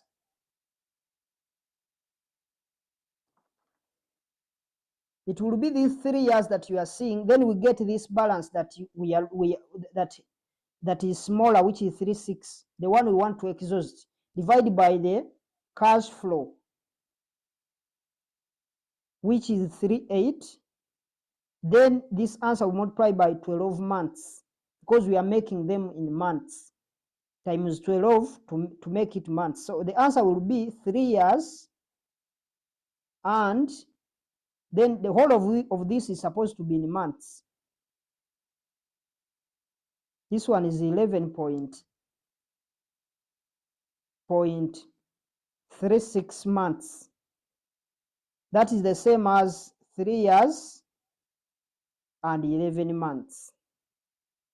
So in 3 years and 11 months, this cash flow will always, we shall recover all our money that we invested in the business at the start of year 0. So it will take us 3 years and 11 months to exhaust the cash flows.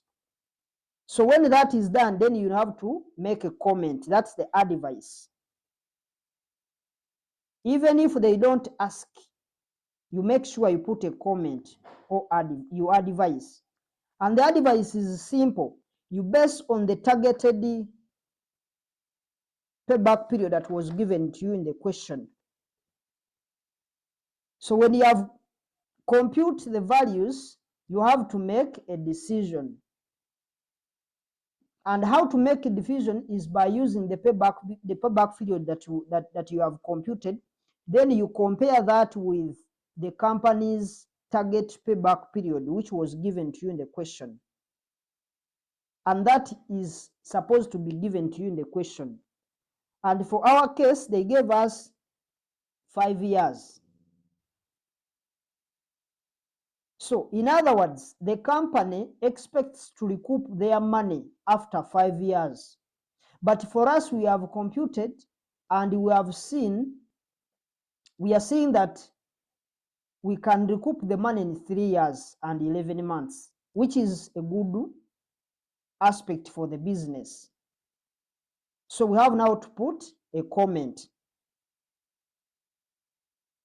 So the comment is always you compare. We've said you compare the one that they have given you the question and what you compare what they have given in the question and what you have computed. So you can say that the project is viable. The project is viable since the payback period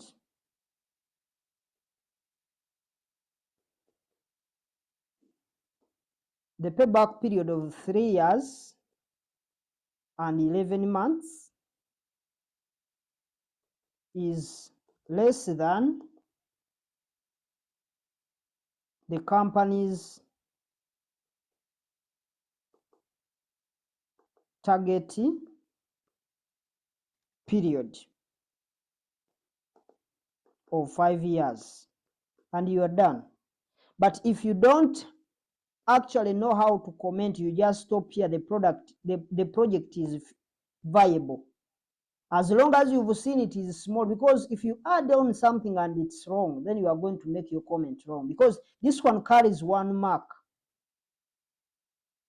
A comment always takes 1 mark.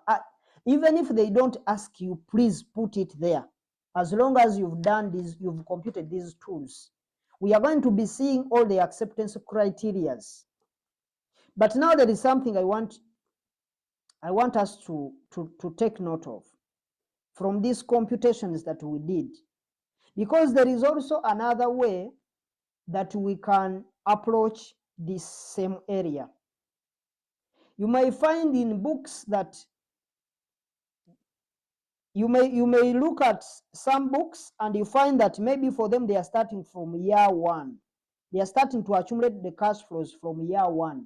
They are also right, because the whole idea is the same. The answer will be the same. But me, I prefer to go this way, because here I will be saving time. Let me maybe just show you what they do. We put the years. We start with year 1. For them, they don't start with year 0. So we start with year 1, year 2, year 3, year 4, 5, 6, and 7. We have the cash flows. We are going to put them in thousands. So we have the cumulative values. Cumulative values. Now for this, they will start with the cash flows. We had 600, but it was a negative. Then this was 5.6, 3.4, this is 3.8, this is 2.7, this is 2.3, and this is 2.1.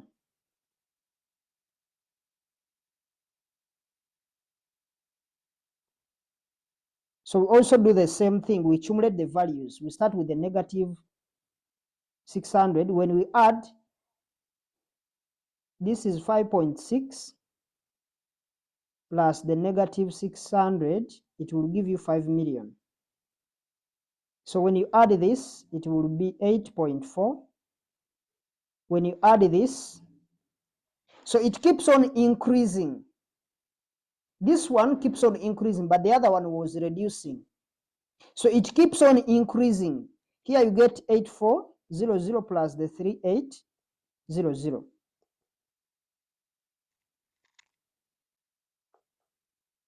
You have seen that this one is going to exceed. So we don't exceed this area, because when you add this plus this, you are getting 12,200. So we don't exceed this area. So when you reach here, you stop here.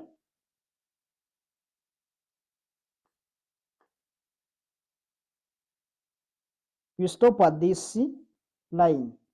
Because when you add this extra, we are going to 12,200. But remember, our inflow is supposed to be 12 million. So we're not supposed to exceed the 12 million. So you stop here. And now you check. Here we get the difference. What is the amount that is remaining for us to make the 12 million? So it will be the 12 million minus the 8,400. The answer you get, it will be that answer divided by this very cash flow, the annual cash flows of 3800, then times 12 months. And this one is going to start with 3 years, plus these are going to be months. So you'll find this one will also give you 11.36. We look at what is remaining to top up to this cash outlay. So that's the second criteria, but I prefer we go by this first one, because for the first one, you save time. So that's what we wanted to do as far as that is concerned. Maybe let's look at the advantages. What are some of the advantages of payback period? The examiner may ask you for the advantages, or we can call them merits.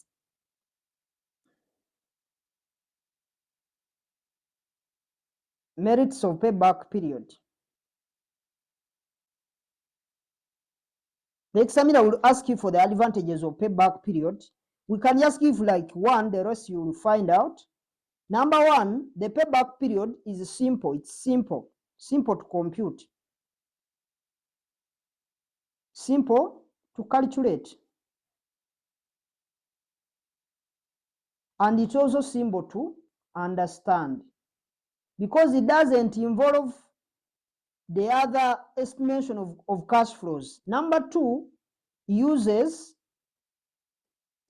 cash flow profits and not accounting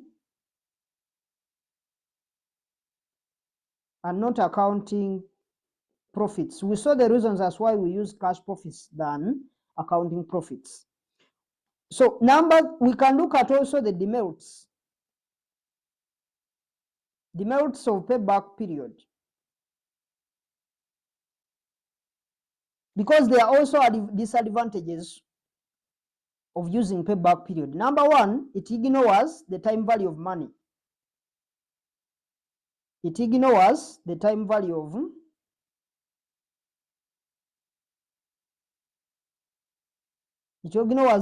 of money. Secondly, it ignores cash flows. It ignores cash flows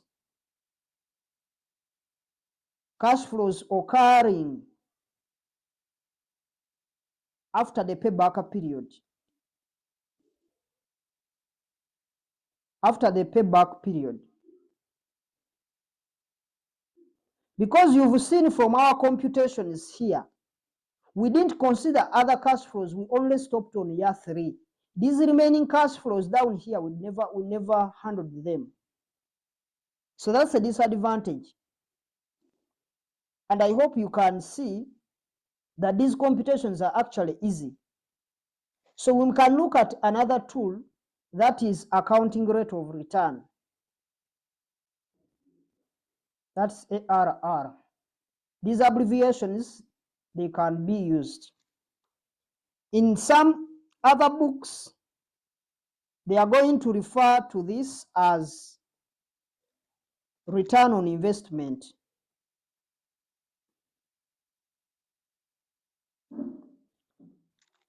ROI.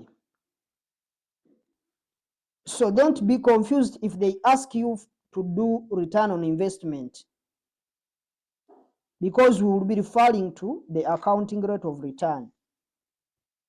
Now, this method is very important. And we said for the payback period, we make the decision through looking at the company's target profit. Sorry, the target payback period, the target period. For payback period, we use the target period to make decision. And when the examiner don't give you the company's target period, then you can make the decision. You can't make the decision because there is no way you're going to estimate. If the examiner doesn't give you the company's target payback period, then there is no way you are going to make a decision. Meaning you won't be able to comment. But for ARR,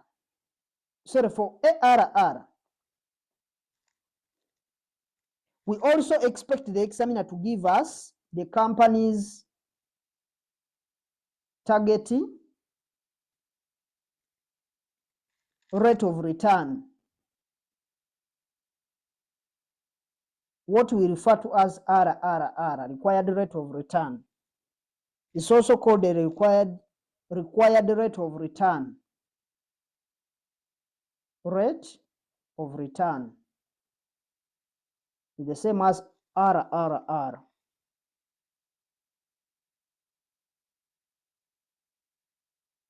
So, whenever the company, in other words, whatever the company does,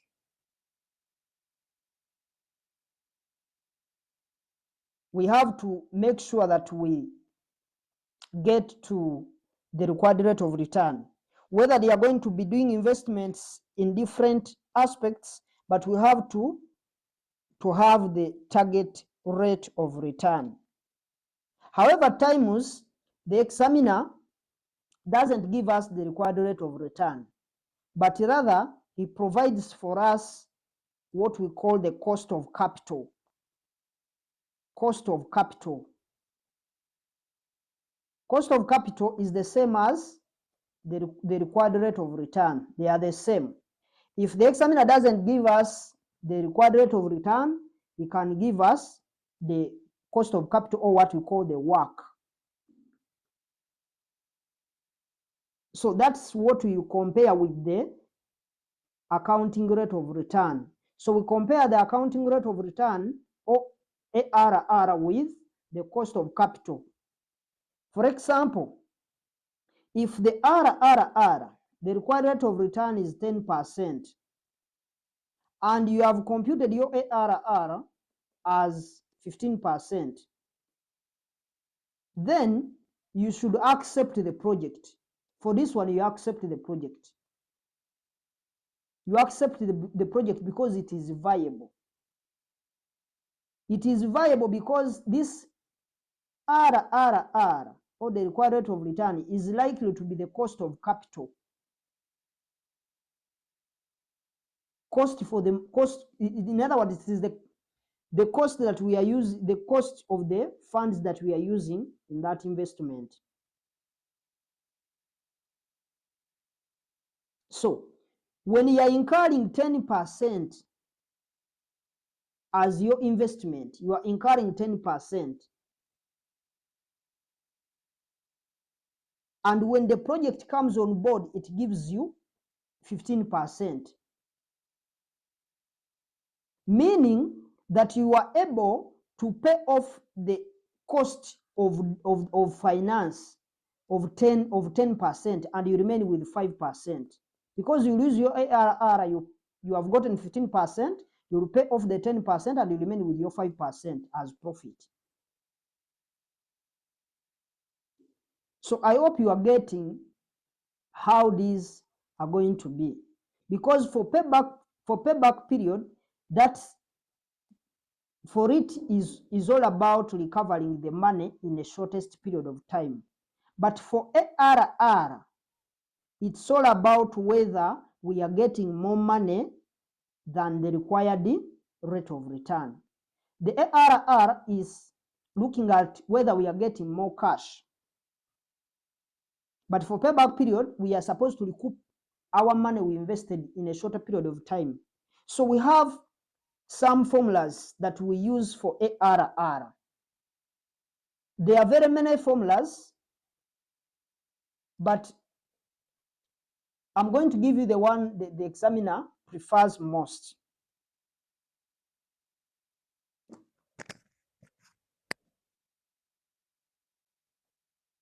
So we have some formulas that we use, and the ARR has very many formulas. The first one, it says ARR equals estimated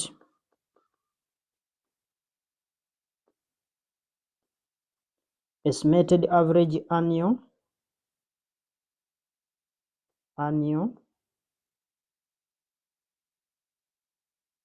accounting profits.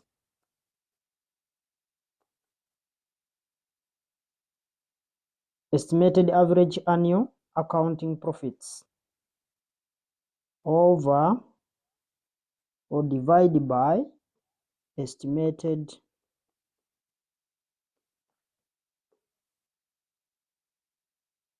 average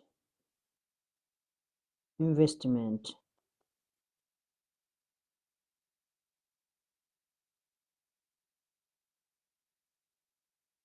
But you need to know what average investment is, where average investment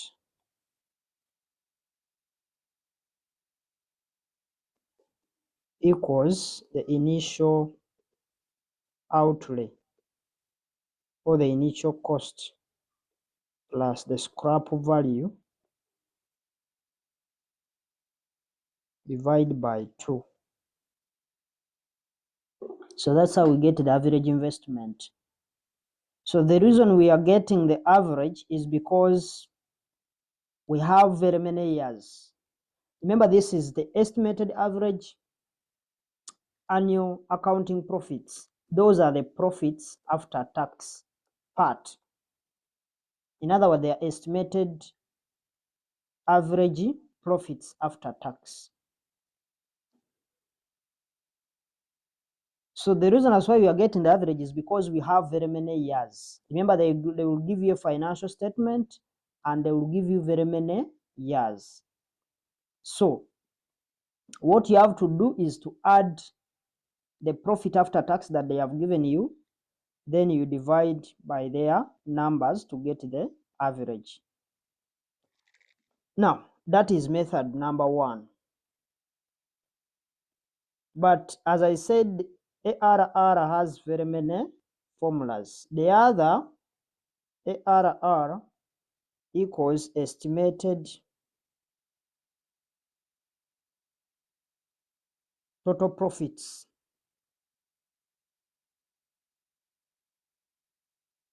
Total profits, those are the profit after tax part. Divide by the estimated initial investment times 100. That's also another formula that we can use to calculate ARR.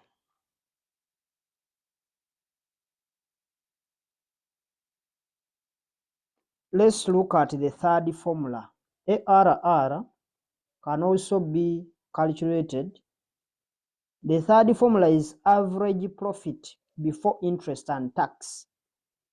Average profit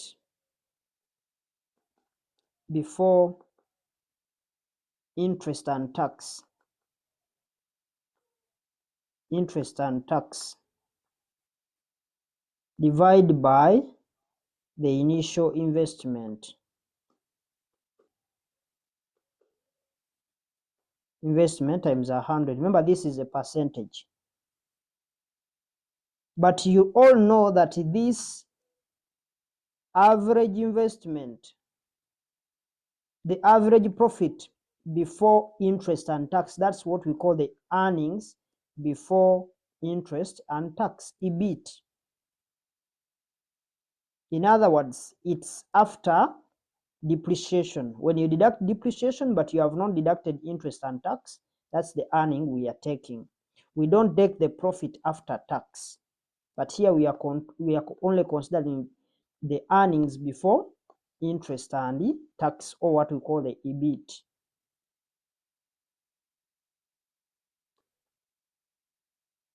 So that's the third formula. I said there are very many formulas, and I hope everyone knows that the profit before interest and tax is that earnings before interest and tax, because you could be given an income statement with many years,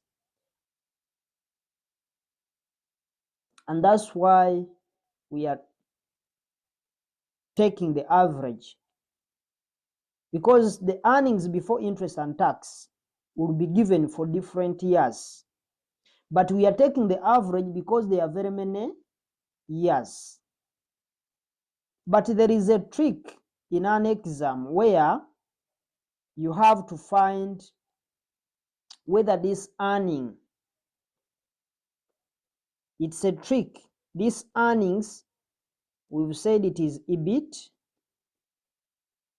You have to make sure that this earnings you are putting here, the profit before interest and tax, is supposed to be after depreciation. Meaning, because you may be given in a question, they have given you the income statement and they have computed for you the EBIT.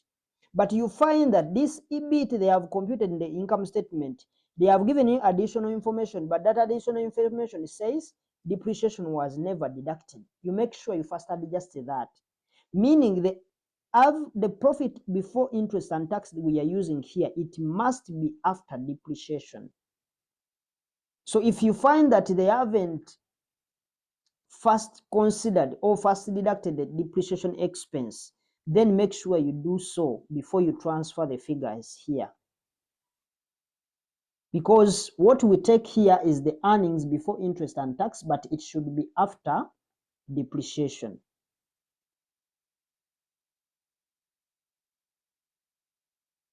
So you be careful, because you may find that in your note Like in the additional information, they may give you the depreciation expenses, and you wonder where to put the depreciation expense, but they have given you the income statement, everything was computed.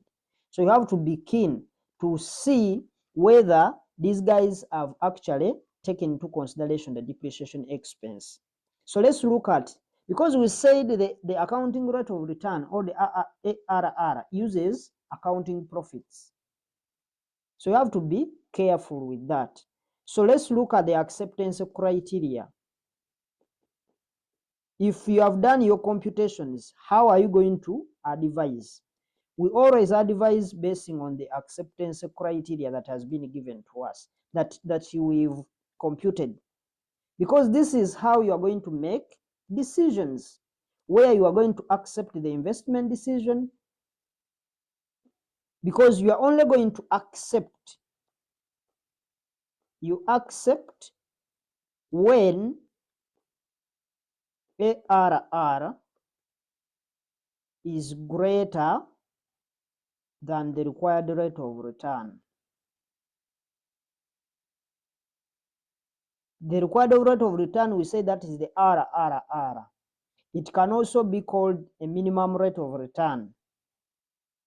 And you are going to reject the project, reject if the ARR is less than. So you are going to reject the project if the ARR is less than the required rate of return. Now, in the past, I've been encouraging students to use this first formula here. The first formula that we looked at, this one here, the one for estimated profit, estimated average annual profit. In other words, this is accounting profit, the profit after tax over the average investment. This first one, this is what I've been advising students to use. But as far as the new examiner is concerned, they are now considering,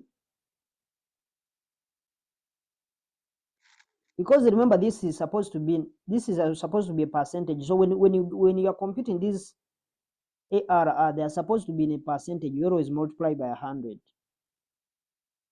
So this examiner prefers to use this. If you look at some of the numbers, you'll find that the examiner prefers to use this last one, the average profit before interest and tax, because the reason why he's preferring that, there is that element of depreciation which is going to confuse people. Remember, when you get depreciation wrong, when you get those computations wrong, you are completely off. So we need to be careful on that.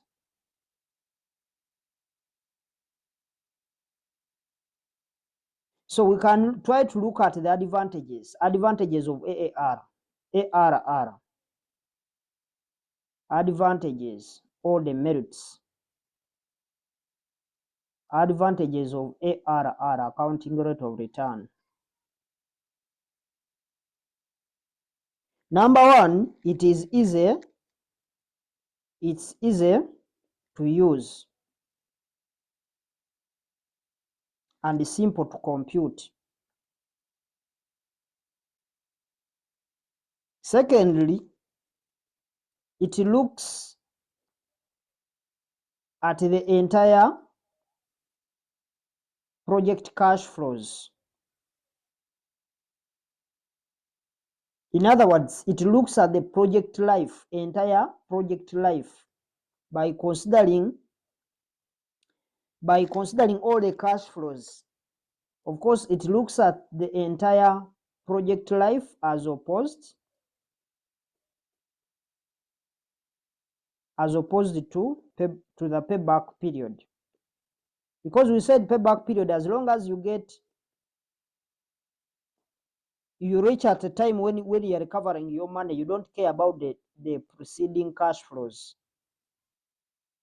So payback period, for it looks at cash flows after a certain period. So we may give like two But for you, you'll go ahead and add others, demerits. So we look at the demerits of ARR.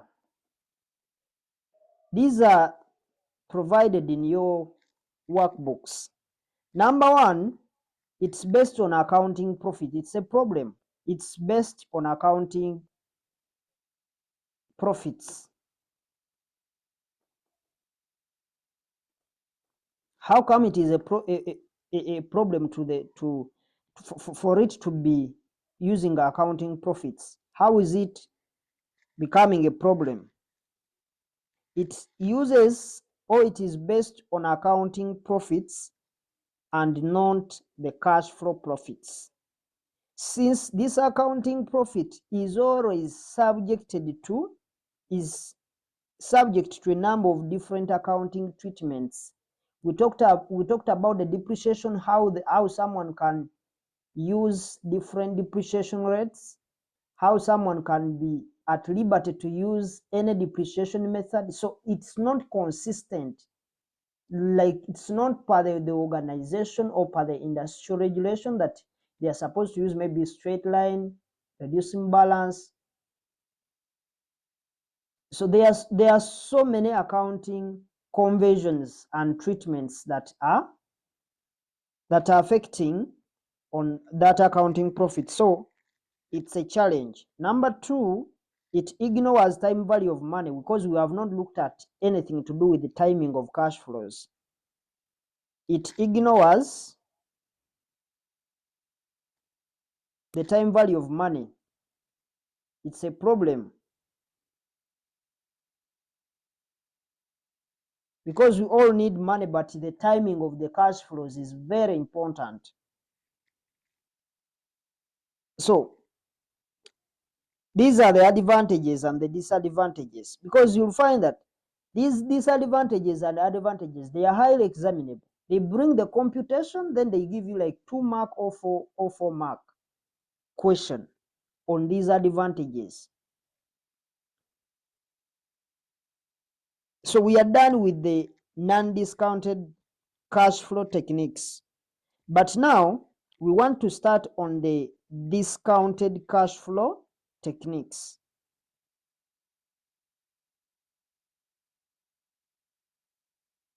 So let's start on the discounted cash flow techniques. And when we are done with them, then we can end our lecture there, because I don't want to do any computation, because this is an introduction to what we are supposed to do. So we shall do an illustration when we go to the next video lecture, because I don't want to mix. People are tired. We don't want to actually mix some of these fresh video lectures. Something new needs to come when the people's minds are actually fresh. So let's look at the non-discounted cash flow techniques. Sorry, the discounted, because we are done with the non-discounted. The discounted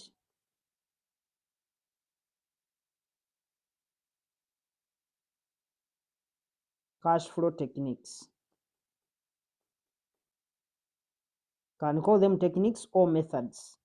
We always provide the short form as DCF methods or techniques.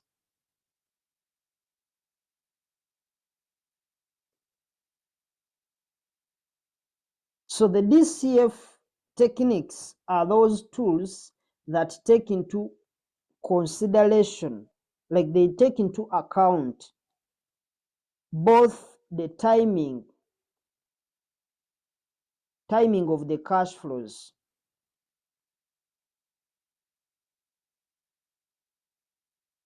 and also the total profitability over the project life. In other words, they consider all cash flows of the project. In other words, you look at all the project's lifespan, and you look at the cash flows that you are going to get. So I'm going to, since they are all going to be considering all the cash flows, they are going to be looking at everything to do with the time value of money, the timing of cash flows. We are just going to give advantages and disadvantages in a generic format. In other words, we are going to give their advantages and disadvantages in general. So let's look at advantages.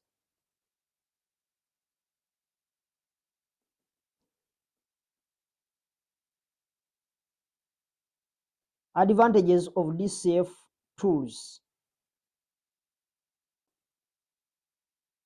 The DCF tool, they take into consideration the time value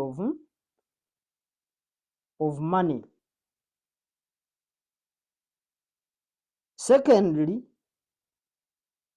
these methods take into account all the project cash flows. They take into account all the project cash flows. Thirdly, it allows for the timing of cash flows.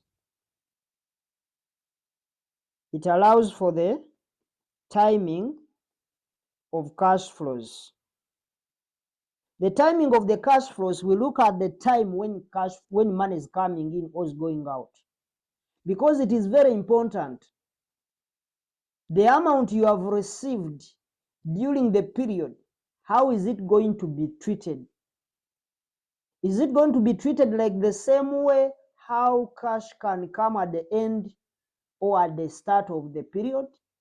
Those are the things that discounted cash flow techniques take into consideration. The timing is very important, because for you may say, I'm going to receive 10 million this year.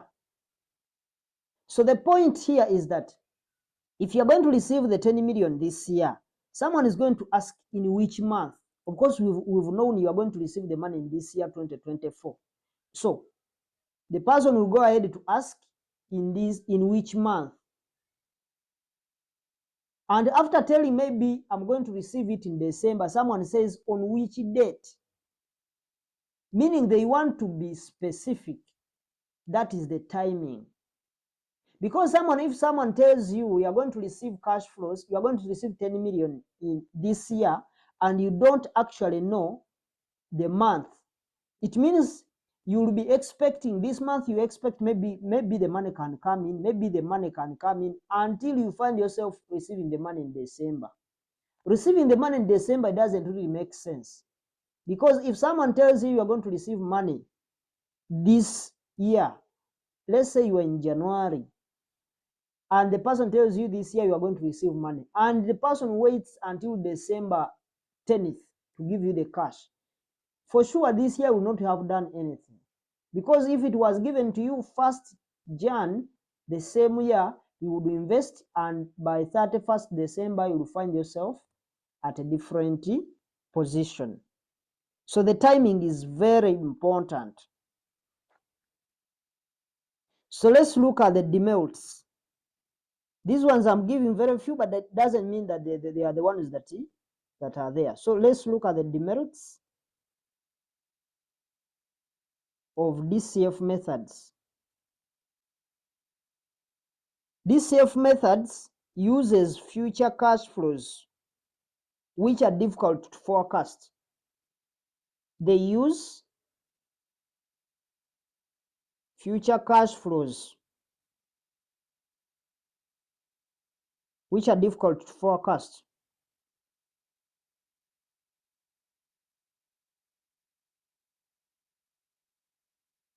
Because it is hard, you can forecast, but there is no way you are going to be accurate.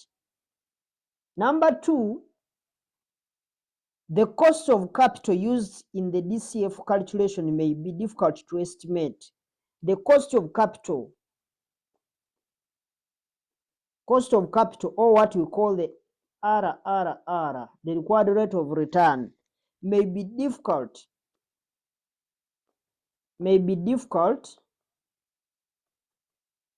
to estimate, because we are discounting these future cash flows using a discount rate. That discount rate is supposed to be computed. And the computation is what we are going to see in the next topic. It's not something that you are just going to get it on a silver plate. There are certain things that will come in. So it may be hard to estimate. And even when you compute it, you may find that it's not actually going to give you the right results. Because when you use the wrong discount rate to discount your cash flows, you are going to get wrong answers, and therefore you'll make wrong decisions. 3,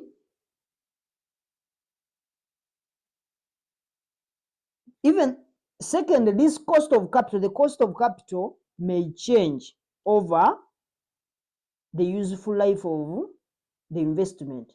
Remember, for us, we are going to say our required rate of return is 15%.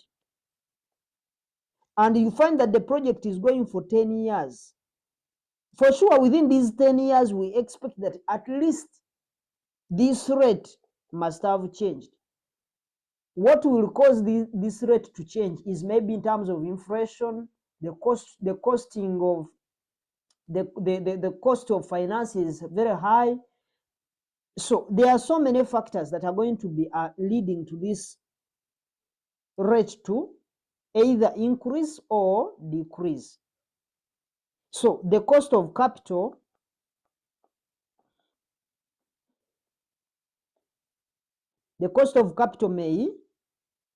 may change. Remember, when it changes, we are not making anything over the useful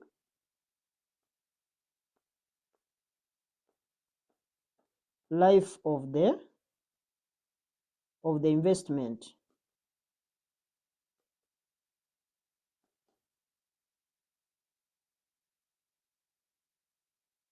Now, you have to be very careful with these areas. These areas are examinable.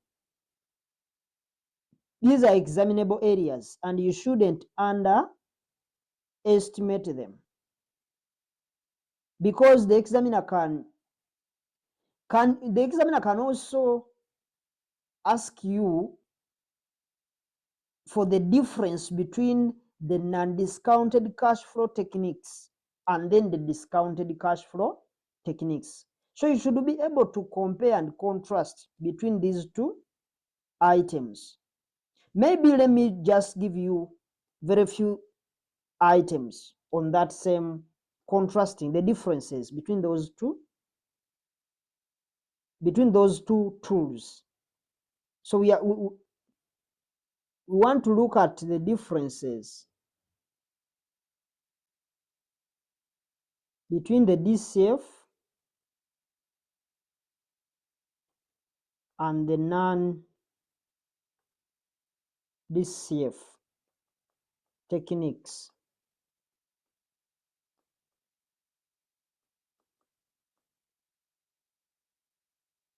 Of project of investment appraisal.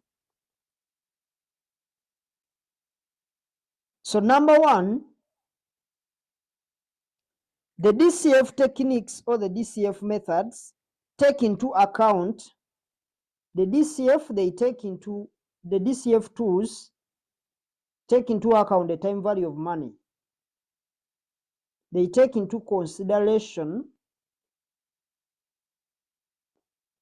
the time value of money.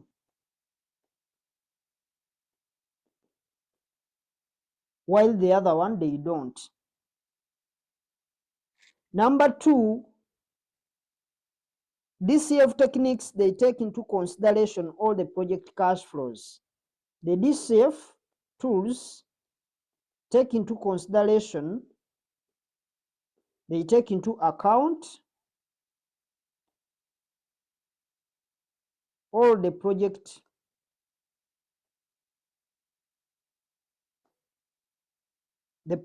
cash flows.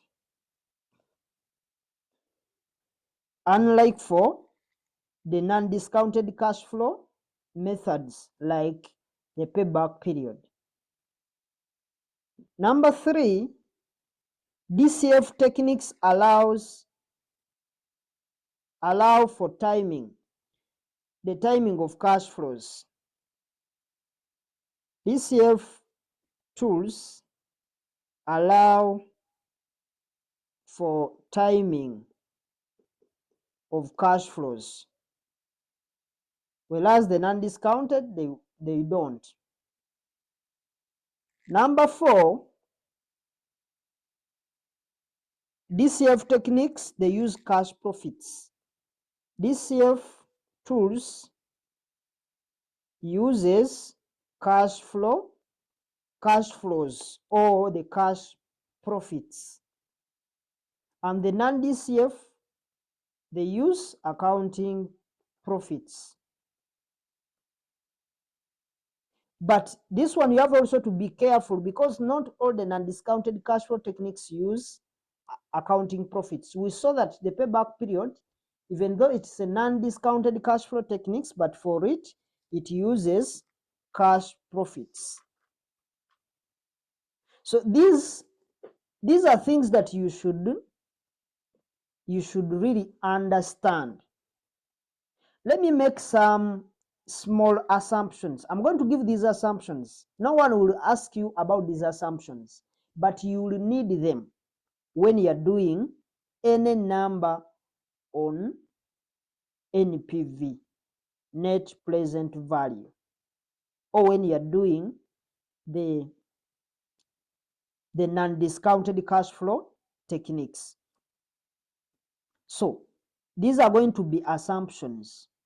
I bring them early because I want you to pick them and you understand. Assumptions of discounted cash flow techniques. DCF tools about the timing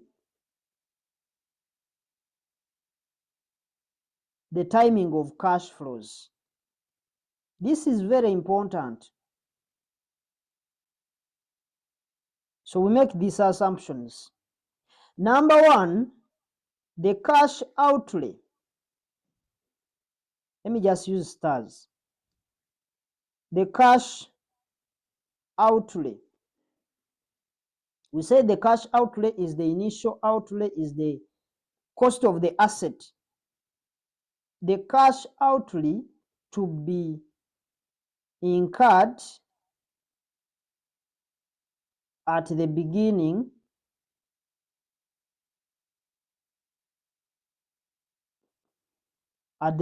of an investment.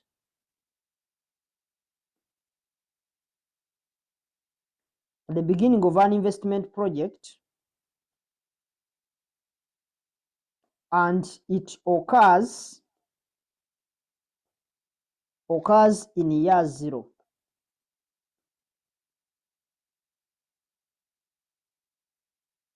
So I've talked about the cash outlay. Sometimes they will bring the cash outlay when they have not computed, and it's you to compute. 2, we said it is always incurred in year 0, because we assume when the project begins to bring in cash flows in year 1, we must have made an investment before or prior to receiving the cash flows.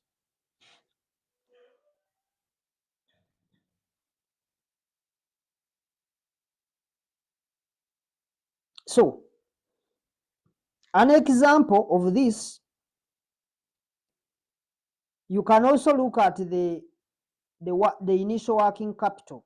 We also say that the initial working capital is always incurred in year 0.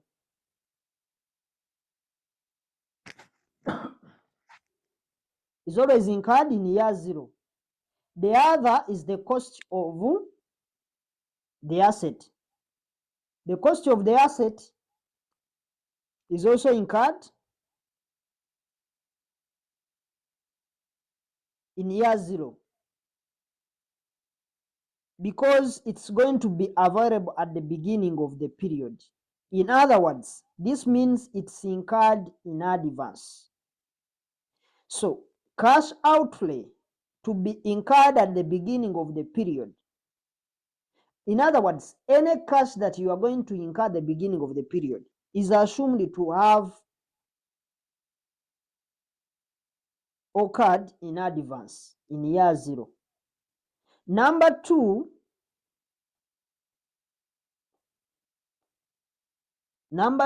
a cash outlay or inflow. We can just call it a cash flow.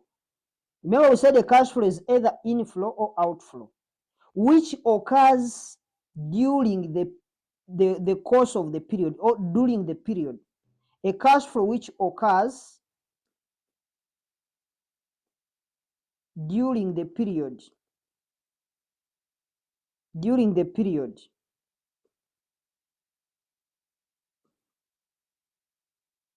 is assumed to occur all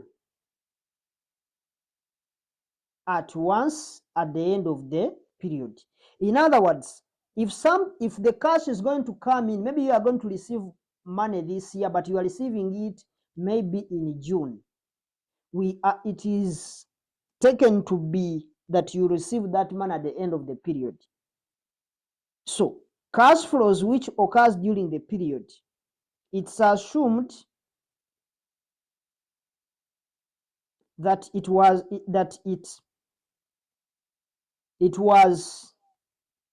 received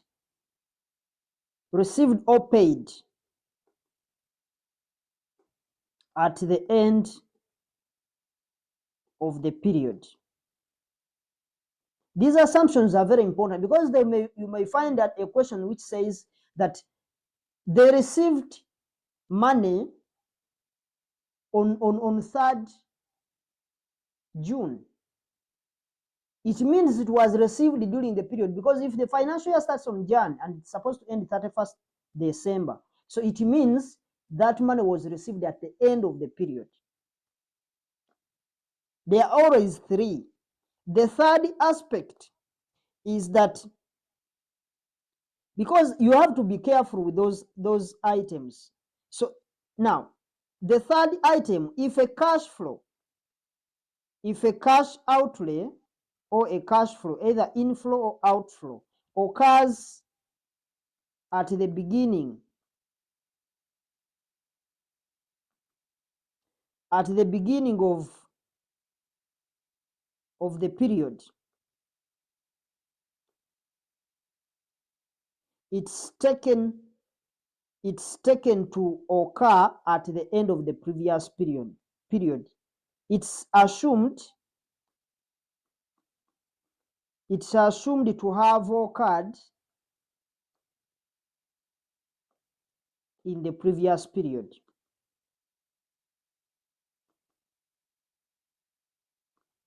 So the amount you are going to receive at the beginning of the period, it is assumed you earned that money in the previous. If the year starts 1st Jan to 31st December, if the money was received on 1st Jan, it means it was received, if this is 2024, it means this money was received 31st December 2023. That is, any cash flows that comes at the beginning of the period is assumed to have occurred at the end of the previous period. The one that comes in the mid of the period is assumed to have occurred at the end of the period. So any outflow that is supposed to be available at the beginning of the period is assumed to have occurred in the previous period. Therefore, this area is very important, and the examiner will not ask you any assumption, but you'll find yourself stuck if at all you don't understand them, because when you are doing NPV or IRR, these things are key. So we are going to look at the NPV. One thing you have to remember is that we talked about the assumptions, and the examiner will never ask you about these assumptions, but they are very important as far as NPV is concerned. In other words, when you are doing the discounted cash flow techniques, we always have to make these assumptions on the timing of the cash flows. We say the timing of the cash flow is all about when cash is coming in or is moving out. We say number one, the cash outlay is supposed to be incurred at the beginning of an investment project, and it occurs in year 0. For example, we talked about the initial working capital. The other, we talked about the cost of the asset in the project. So this money is supposed to be available at the beginning of the period. Hence, they are incurred in advance. That's our assumption, number one, as far as timing of the cash flows are concerned. We said number two, any cash outflow or cash inflow which occurs during the course of the period is assumed to occur all at once at the end of the year or at the end of the period. For example, if they tell you that this cash flow will come in April or in March, then for you, you assume that all of it is coming at the end of the year, because the one that happened at the start of the year, we must classify that one in year 0, meaning it was in advance. But the one that is coming during the period, it's supposed to be, it is assumed to have come in at the end of the period. Thirdly, if cash outlay, or if any cash outflow or receipt occurs at the beginning of the period or of the time period, it's taken to occur at the end of the previous period. For example, if the cash flow happen to be available at year 3, then it is assumed to have been incurred in the previous period of year 2. Therefore, this area is very important, and the examiner will not ask you about these assumptions, but we make them, we repeat them because they are very important. Remember, we said these theory aspects, they are the ones that are going to help us understand better. So let's push over to the net present value, and we'll look at certain things that we are going to cover there. So net present value, or what is known as the NPV. This NPV, this is the popular tool under the DCF technique, under the discounted cash flow techniques. So the most popular tool under the DCF is the NPV.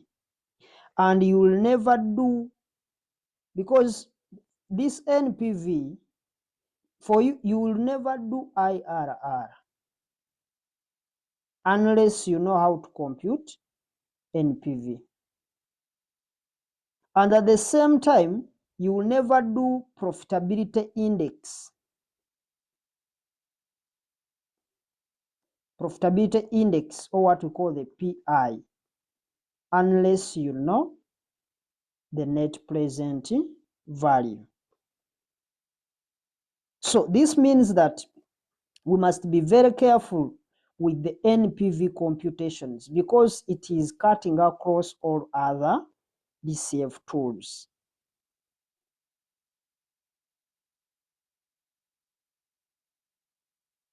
So we have seen very many, we have seen that IRR, the profitability index, they all rotate around this NPV computations. So we need to be careful when we are handling it. But as I said, we are not going to be doing calculations. We are going to Just understand the theory behind the NPV. We are not going to do any computation, but we just want to understand the theory behind this NPV. Now, NPV is the present value.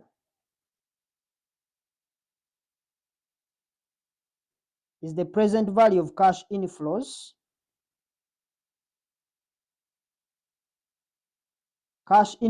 minus the present value of cash outflows. The present value of cash outflows. So as per the formula, that's how we get it. The formula is for NPV is the present value of cash inflows minus the present value. PV means present value of cash outflow. So I don't want you to get worried on this formula because we shall see how we will do it in a table. But this is the formula that we are going to be using to compute the net present value of any given project. So let's now look at the decision rule. How do we make a decision?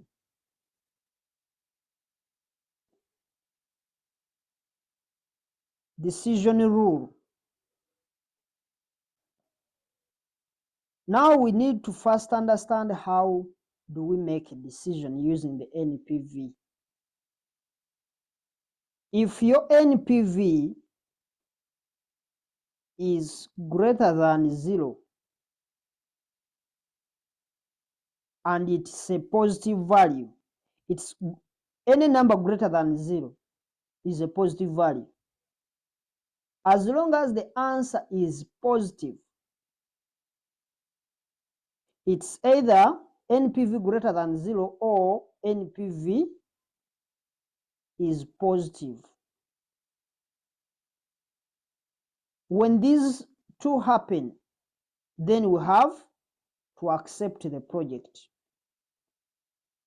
To accept the project.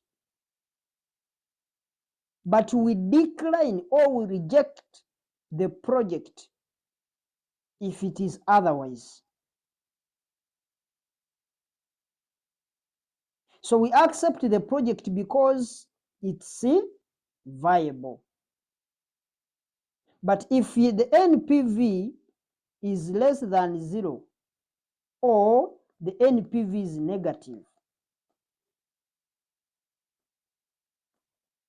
then we reject the project because the project is not viable. However,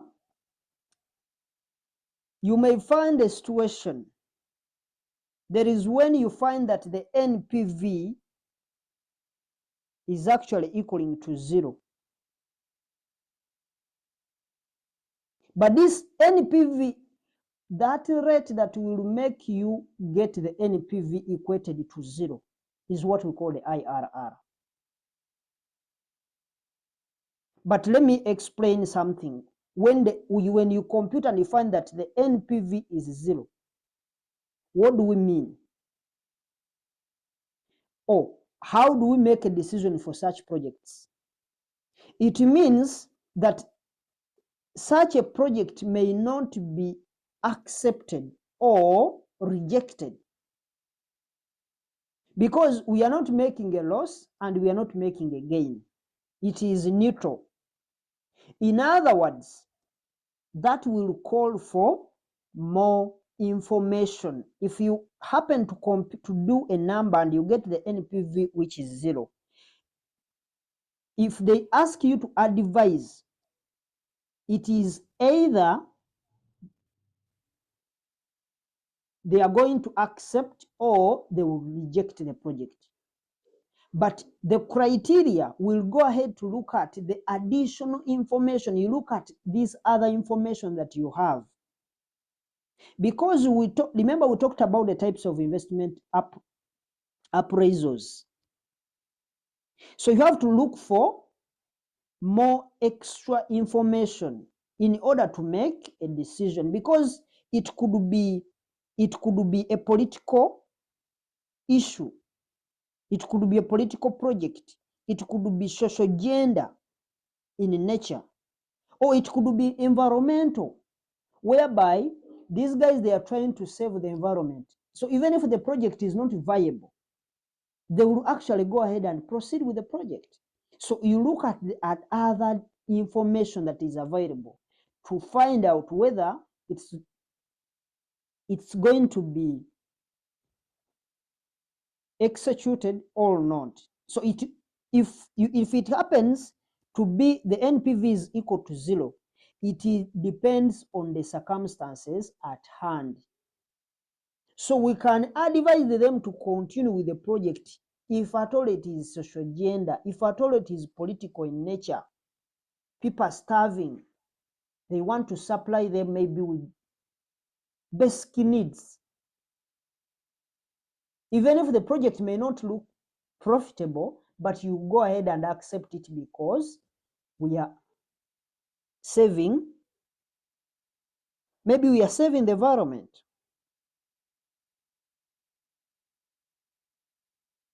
So that's the decision criteria. So let's now look at the internal rate of return. Remember here we are just giving the brief theoretical aspects, but these theoretical aspects, they are very important. The internal rate of return. We said this is IRR, internal rate of return, and we said we can't compute it if at all we don't actually know the NPV. So we have to first know the computation of NPV. Now, we already said that for you to do IRR, you must know the NPV. That's what we said. So if you don't actually know how to compute the NPV, you will never do IRR. That's what we said. But IRR is a rate that makes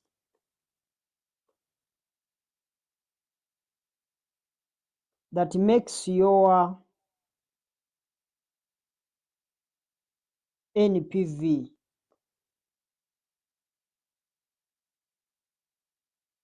to 0. That's what I told you last time, that when you find that you've discounted the cash flows and you've gotten your NPV as 0, that rate that you have used, in other words, this one, it is a situation where the present value of cash inflows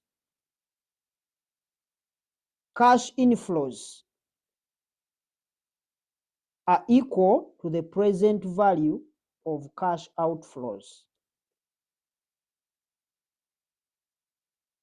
As long as the inflows and outflows are equal, then we say the rate that we have used to discount these cash flows to be equal. That rate is what we call the IRR. So it is technically a try and error technique, because it is difficult for you to compute this rate. There is no way you are going to estimate which rate that can actually bring out the NPV to 0. So it is always a trial and error approach that we use. So since it is a try and error, we have certain steps that we follow in its computation. So let's look at the steps that we follow. But just know, IRR is the rate that makes the NPV equal to 0. Because remember, the NPV, we said you less the present value of cash inflows minus the present value of cash outflows. That is NPV. So when you get inflows minus the outflows and you get 0, it means NPV is 0. That is the same as this. So let's look at the steps.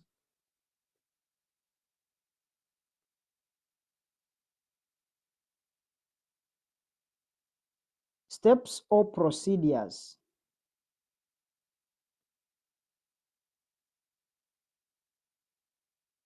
Followed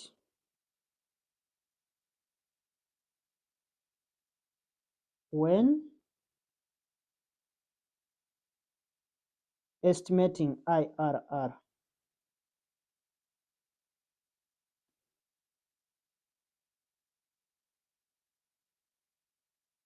These abbreviations, they can also be used in an exam. But for you, as you are writing, you can, because the examiner can actually use those short forms. Step 1, since it is a try and error approach, we assume, step 1 is we assume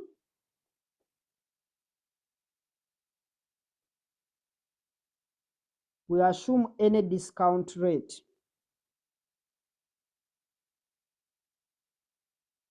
At the start, we assume any discount rate that we are going to use. Any discount rate that will enable us to get the first NPV, that will enable us to compute the first NPV. Remember, what we are targeting is to get the NPV 0. So if you are trying to look at how the NPV can be 0, so we use the NPV. That's why we guess and we pick any rate. That rate that we have chosen is the one that is going to give us the first NPV that we are going to have. Now, maybe to clarify on something, the examiner may give you maybe part A, and they are telling you to compute NPV. And part B, they are telling you to compute IRR. On the same question, maybe this is question, let's say question 1 part A, this is question 1 part B. If you have already computed NPV up there, you just compute the second rate. Meaning you can use the first NPV that you computed up there in section A, in part A. But if the question is just fresh, they just want you to compute IRR. If they tell you to compute IR, it is technically telling you to compute NPV. Now, since we said it is going to be a try and error, we select any rate to get the first NPV. And this NPV will either be a positive or a negative. It can be any, because it will be hard for you to spot a rate that will be giving you the NPV as a 0. So we shall either get a positive or a negative NPV. Now this is where the story comes. Number 2 is very important. Number 2, we have some rules that we apply here. We are saying that if the first NPV we've computed here is positive,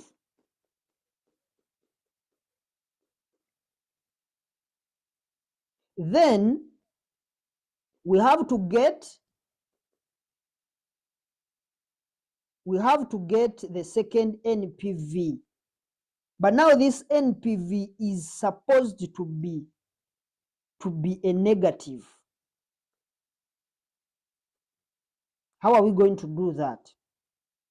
For us to do that, we are going to choose a second rate, but that rate must be higher than the first rate that gave us a positive NPV.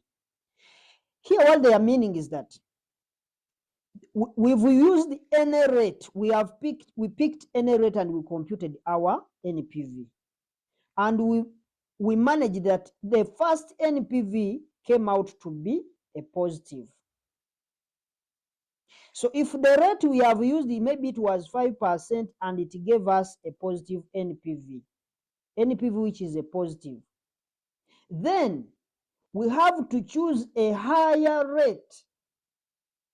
These assumptions are true. There is no way you will choose a higher rate and you don't get a negative NPV. If the first one was a positive, if you choose a higher rate, you will get a negative NPV. But the gist of the matter is that if the first rate was 5%, it is always advisable that you go far away from that same value. You can say that we are going to pick a higher value that we are going to pick is going to be maybe 20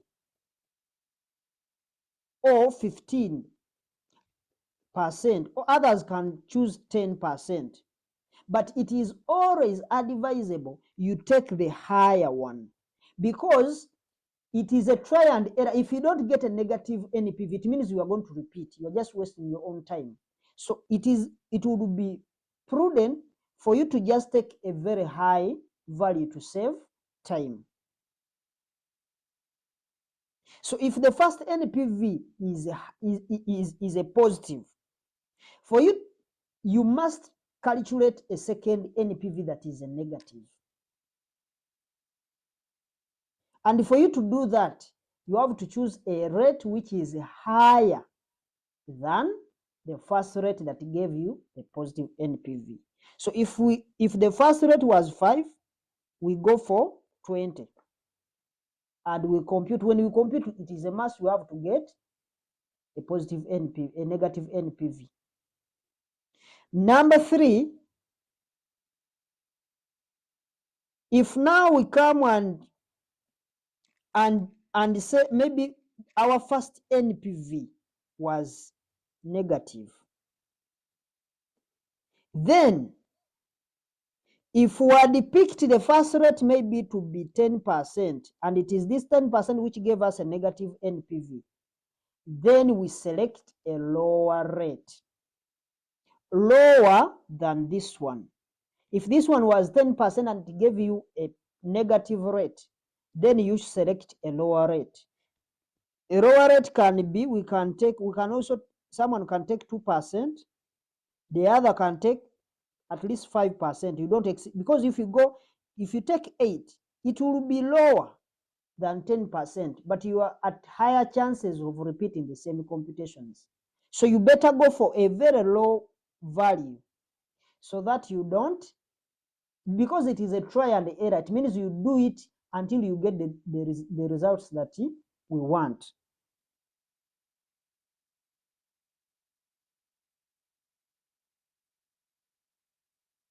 So those are the 3 things that manage IRR. It's a darling of the examiner because he knows people get confused from these computations. More so if the examiner gives you a first rate which is not in the table, in the present value table that are given in your question sheets, the formula sheet. So that's what we wanted to know. Those are the steps. There are 3. Therefore, when you have gotten those values, what do we do? After getting the 2 NPVs, one is a positive, the other is a negative.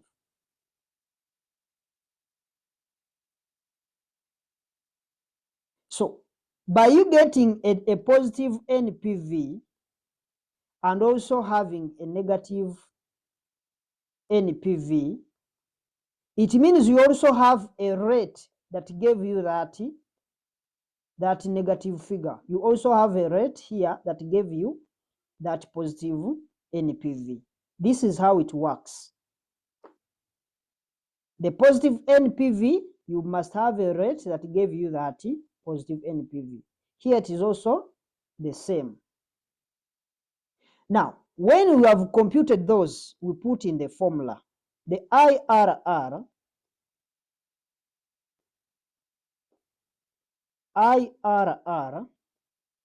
is given by A, this is small a. You can use any letter as long as you tell us what they mean. IRR equals A plus capital A over capital A minus capital B into small b minus small a. That's the formula that we use, where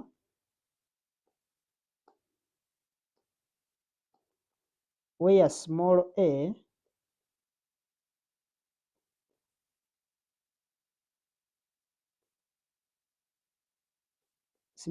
is the lower rate that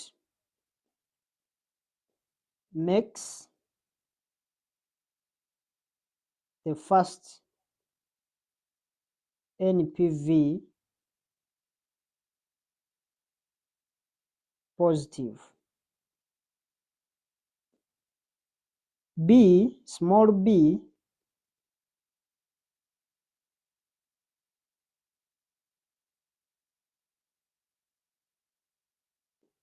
is the higher rate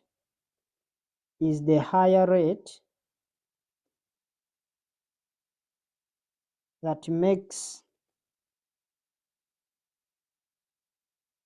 the first NPV negative.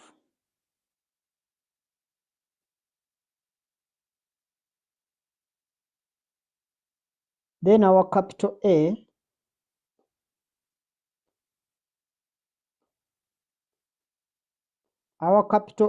is the NPV obtained using the lower rate. That is the positive NPV. Then our B, capital B, is the negative NPV.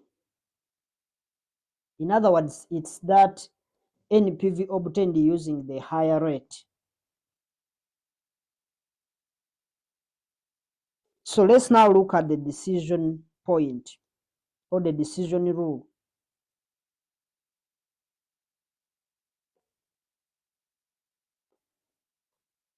The decision rule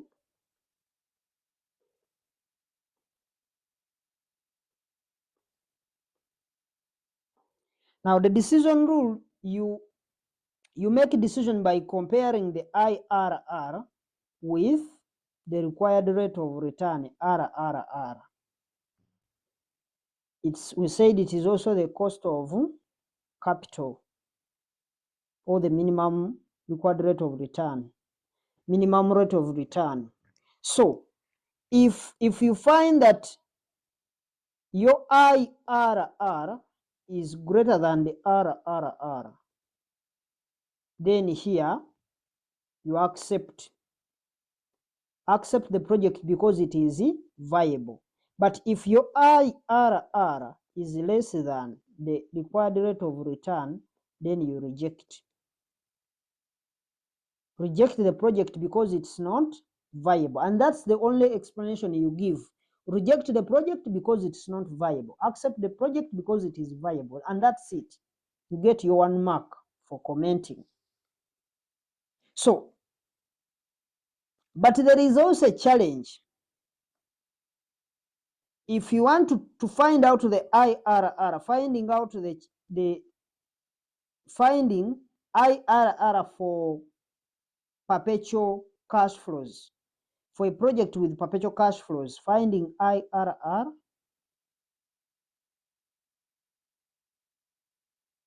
for a project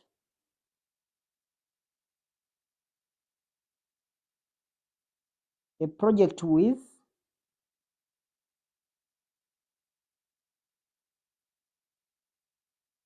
perpetual cash flows.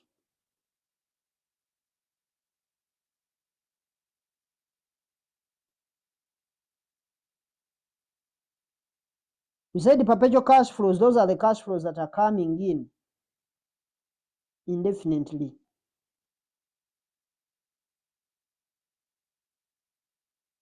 So they come in perpetuity.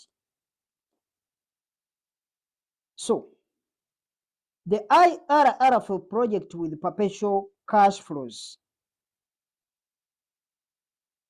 will be, it will be given by the formula annual cash flows. Annual cash flows divided by initial investment. Remember, these cash flows are going to come in times 100 because we are looking for a rate. You multiply by 100 to make it a percentage. So you need to first understand whether you are dealing with a perpetuity, and if it is a perpetuity, then you don't go through the long process, the other steps that we talked about. We just use this formula and we get that done. So let's look at the last one, which is the profitability index.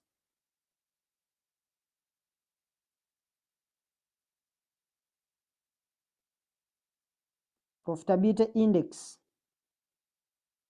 PI.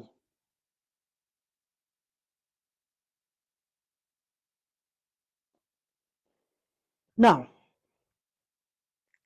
profitability index, this is the present value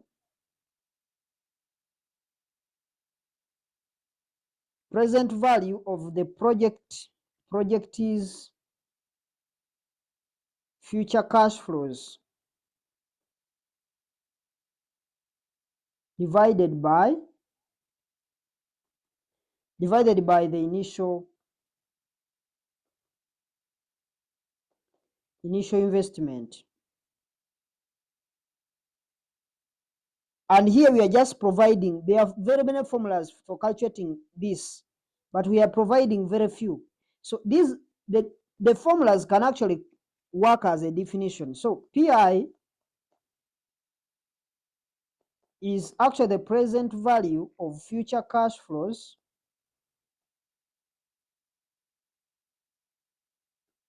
divided by the initial investment. Alternatively, PI can also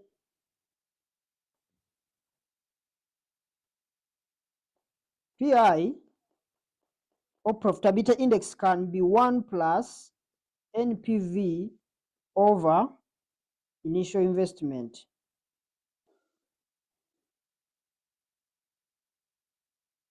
And here we accept the project when the PI is greater than 1. If you use this formula to calculate the PI, it must be greater than 1 to accept the project. Or, I said there are many formulas. PI can also be NPV over initial investment. We shall look at some of these practically. So here you only accept the project when the PI is greater than 0. So here we don't have 1 plus. So we accept, here we accept meaning we reject if the PI is less than 0, we reject.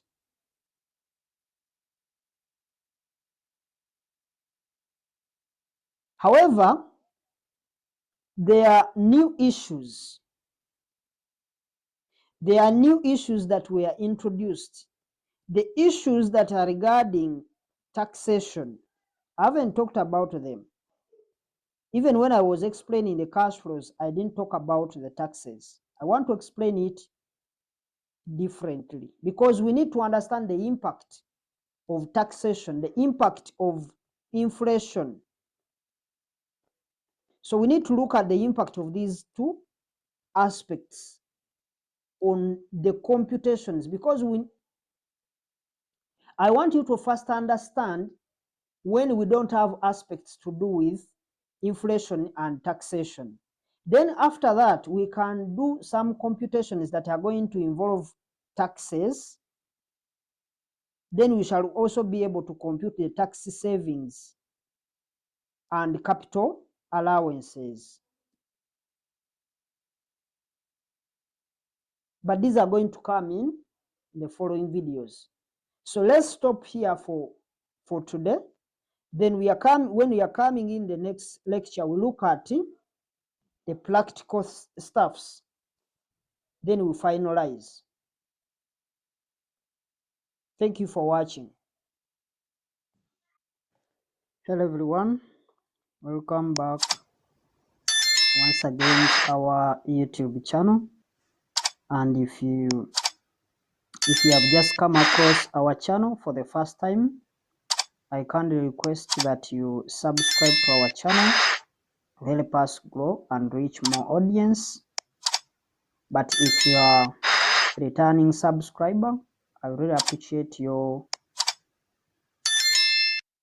effort for trusting our content, and I only request that you share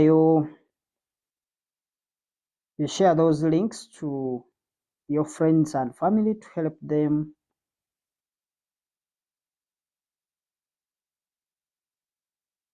get the same information that you've been receiving. You also help us to reach a larger audience. And also don't forget to turn on the notification bell icon so that you can stay updated with a notification whenever we upload a new video lecture. Therefore, without wasting more time, let's dive in and get started with our lecture number 10. So we look at what we are going to cover in this lecture. But as I said in the previous video lecture number 9, that I'm going to skip the new areas. And these areas, we talked about areas like incorporation of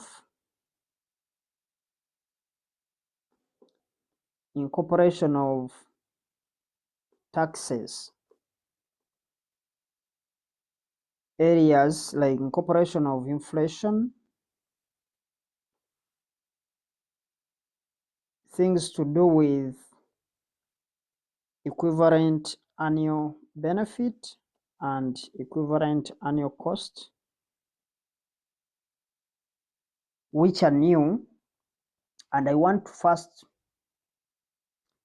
to bring them at the end of this when we've looked at the tools that we can use without first incorporating in these new areas, because the numbers you are going to be attempting, some numbers you will find that some of them, they don't actually have a tax component. So I just want you to have an older version of how things were done, then we keep on upgrading to the newer versions than just giving you what we are currently doing. But when you reach out to different question papers, you may find yourself stuck because some of these new areas, they may not actually appear in those areas. So at least we first want to cover things that don't involve in these new areas. Then we keep on upgrading in terms of the numbers that we are going to be practicing with.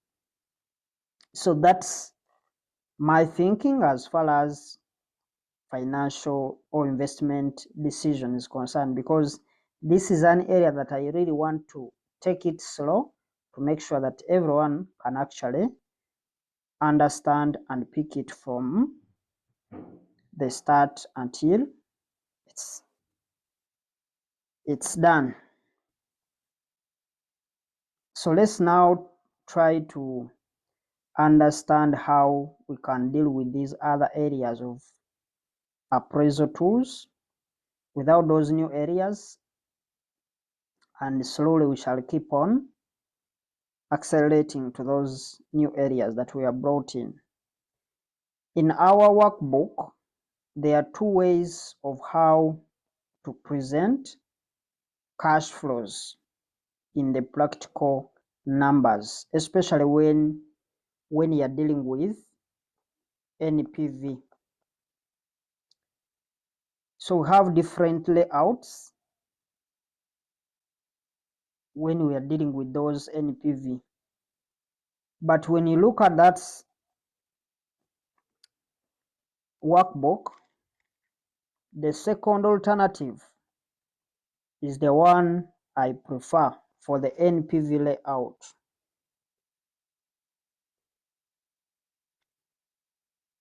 And it's the one that we are going to be following throughout the course. So let's try to look at something about the NPV layout format.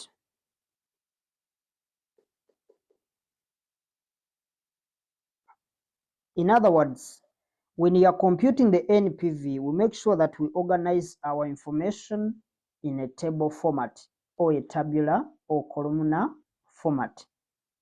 But the issues here is that we have a format that we follow, or we may not necessarily follow it, but it will give you certain things that are supposed to be there, that if you see it in a scenario, you have to pick it and present it as either a relevant cash flow or an irrelevant cash flow. As I said, we are going to be following this format when we are doing numbers. So let's go through some of the things that we will have. So let's start with the years. You create the table, years, year 2, year 3,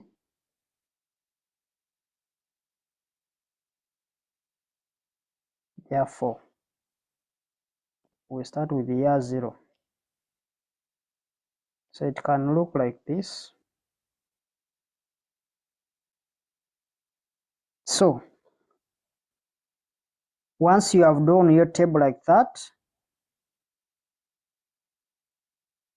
we can show what we start with. We start with inflows.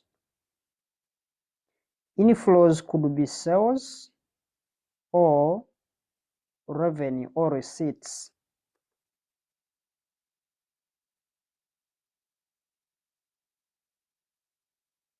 But remember, in year 0, we don't have any inflow that is coming. All inflows, they are starting to come in year 1 going forward.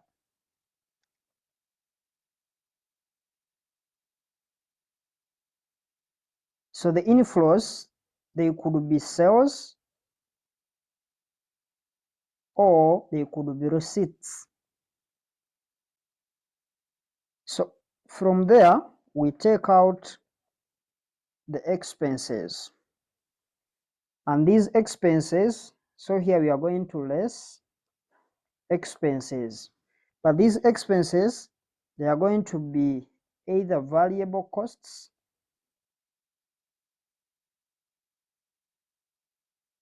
or they are going to be fixed costs.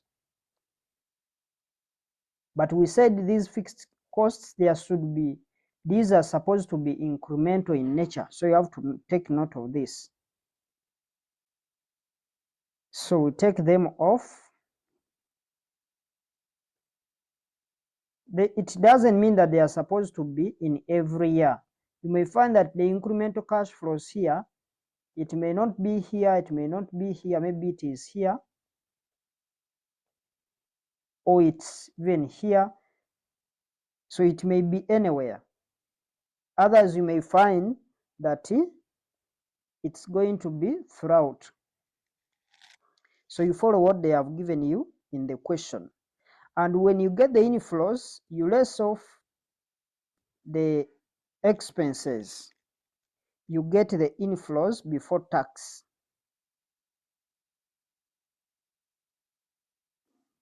So these inflows before tax,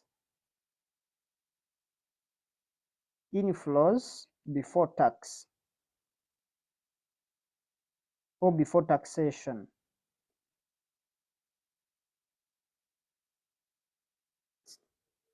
Can use double. You add column by column. Those are inflows. Then we can now less off less tax. Maybe given the tax rate, then you can be able to less the tax expense. Of course, the tax expense is supposed to be for all the years. When you do that, you'll get the profit after tax. This will be the profit after tax. So when that is done, from there you can bring in your initial outlay. That is the capital expenditure, initial outlay. In other words, that's the cost of the asset. And we said it is always in year 0 and it is an outflow. So we bring it here. It's always a negative. Then we can also bring in our scrap value.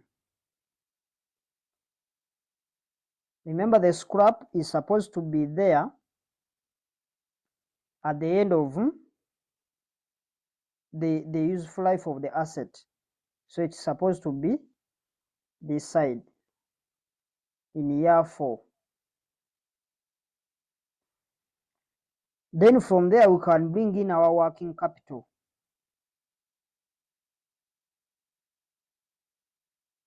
Working capital, remember, we have the initial is supposed to be in year 0 and it's an outflow. Then if there is an increase, we can have it here as an increase. You may find when these are not, it's not there. Then we recoup at the end of the useful life, and this one is supposed to be a positive value. From there, we can bring in the tax savings. Maybe you can go to the next two. Let me just delete off this.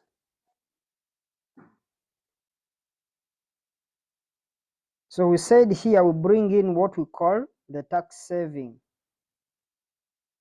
This is a continuation, a tax saving, or what we call the tax relief. It's either saving or a relief. It doesn't start from year 0, it always starts from year 1. You may find when there is, it's not there. Most of the time, it's always there.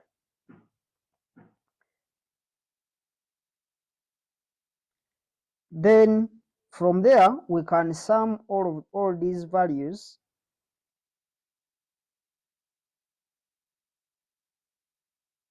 I know I haven't spoke about the tax saving, but I told you these are the things that we shall look at: the tax saving on the tax relief, or it's a tax relief or savings on capital expenditure. And I haven't shown you how to compute the tax relief, and that's the area that I have jumped, but we shall come back to it in the next video lecture. So just stay connected to this same channel. So now when you add all these items from the profit after tax, then you'll be getting the net cash flows. This will give you the net cash flows.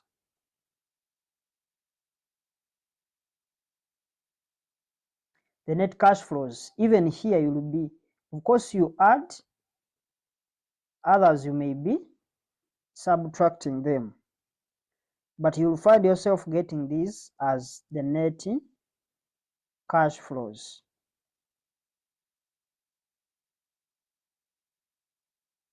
Sorry, these ones are positives.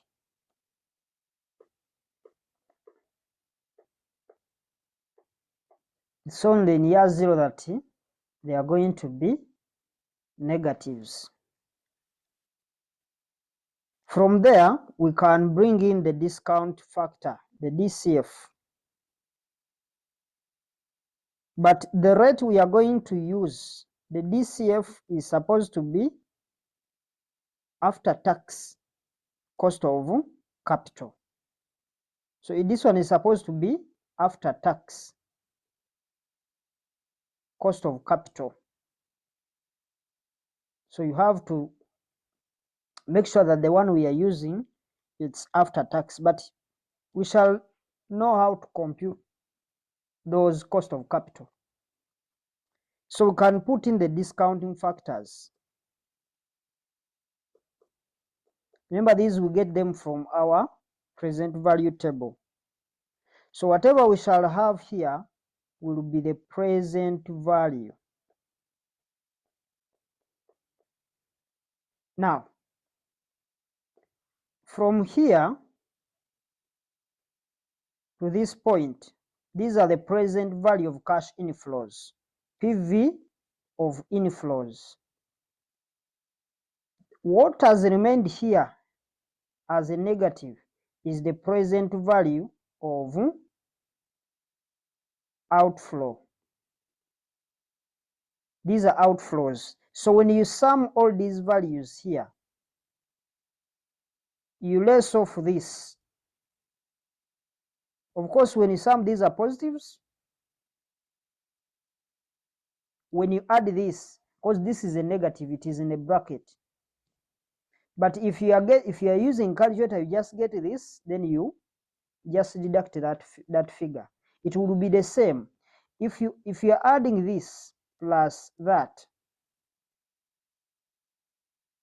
it means this is going to be like x minus x, because this is a negative.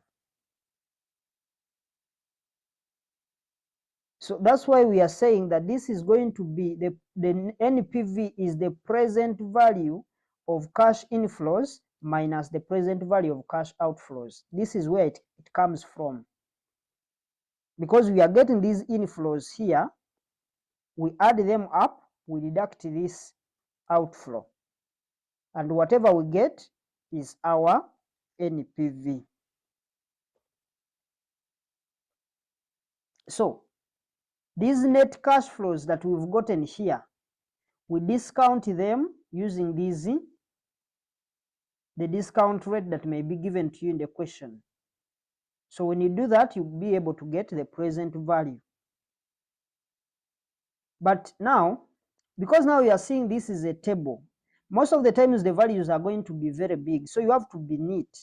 Even when your handwriting, when you are putting, maybe we can say we are making everything in thousands or in millions to make sure that at least you can be able to cut off some zeros.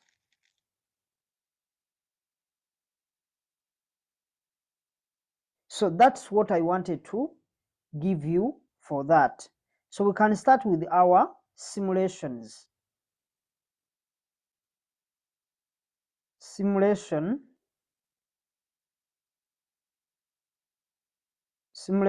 we just want to look at, remember here we are computing the applicability of those tools, all the tools that we looked at, because we said we have to make sure that we compute all those tools and we know how to use most of them.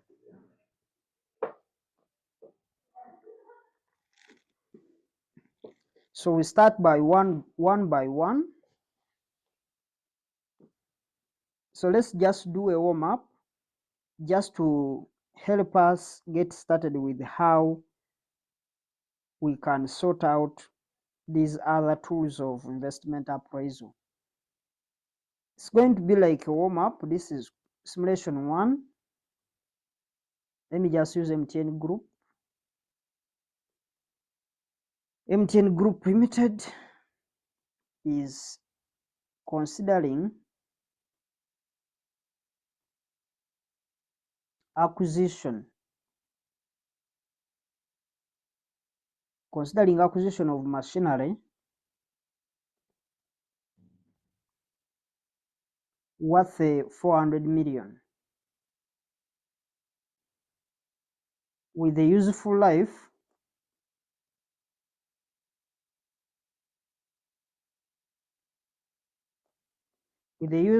of 6 years and a scrap value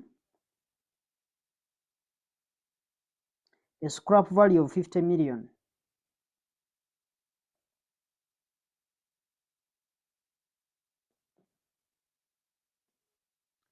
Revenue, full stop, they are continuing that revenue from the use of the machinery,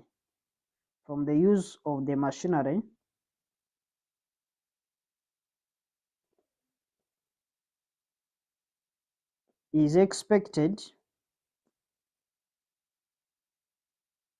as per the schedule below. They are continuing to say while direct costs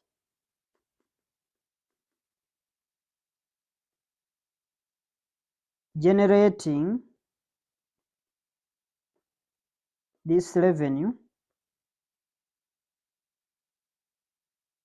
generating these revenues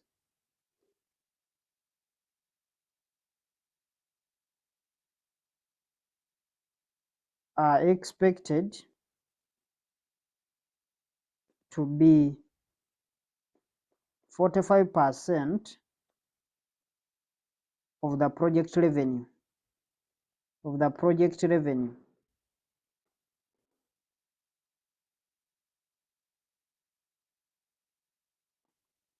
Full stop. So let's have these revenue values, years.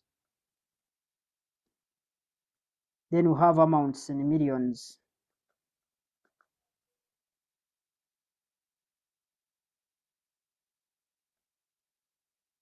Year 1, year 2, year 3, year 4, year 5, year 6.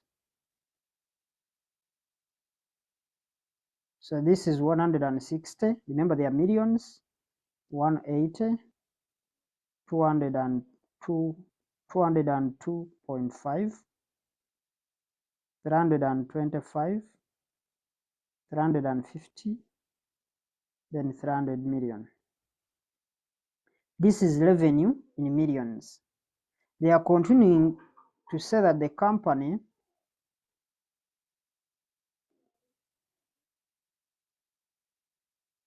will also have to invest 60 million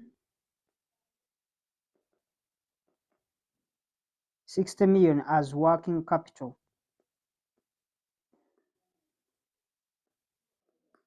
Working capital at the start of the project, at the start of this project. Full stop. They are continuing to say that working capital requirements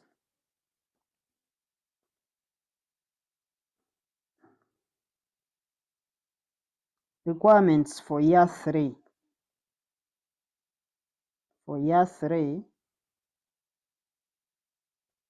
are expected to increase to 85 million.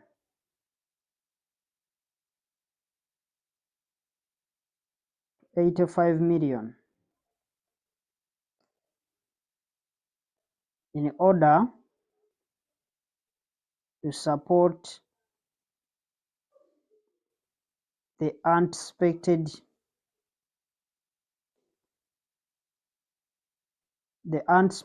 growth in revenue.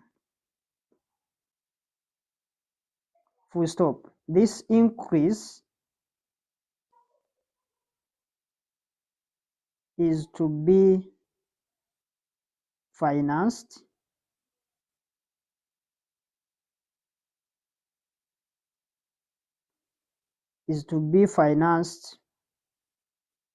by transferring cash from another business entity,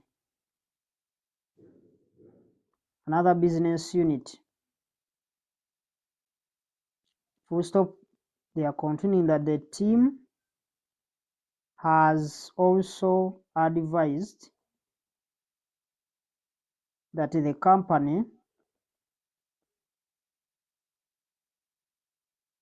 shall raise the initial capital by borrowing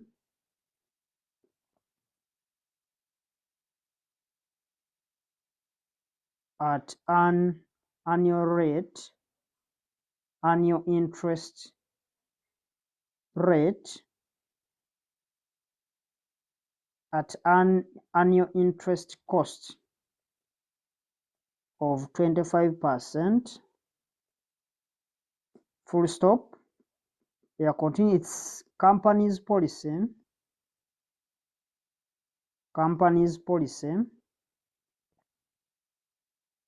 for its projects to recoup their costs within 4 years.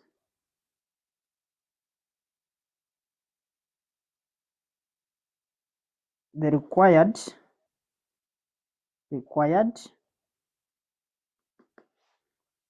says evaluate the viability of the above project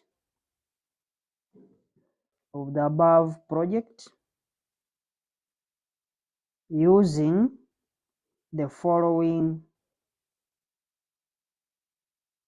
methods of investment appraisal. Part A, we have the accounting rate of return, ARR.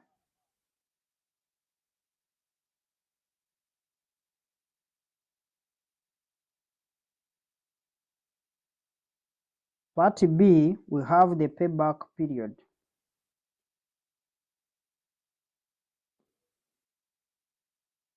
Part C, we have the net present value, bracket the NPV. Part D, we have the internal rate of return.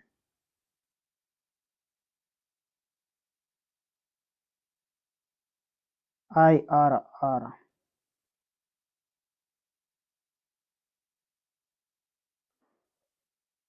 Part E, we have the profitability index.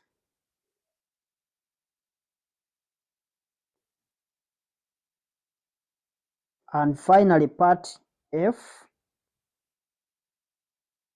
we have the discounted payback period. So that's the area that we have. Let's now look at the solution. We have all these tools and we need to see what we can do with them. So solution. So the required is for us to understand all these tools, and we shall do all of them using this simple example. Although this simple simulation may not come at your level, CPA level exams, but for purposes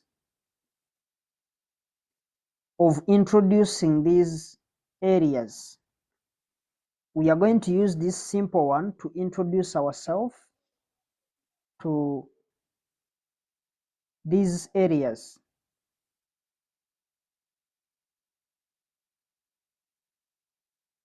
So we want to do ARR, we do payback period, we do NPV, we do internal rate of return, IRR, we do profitability index, and finally the discounted payback period.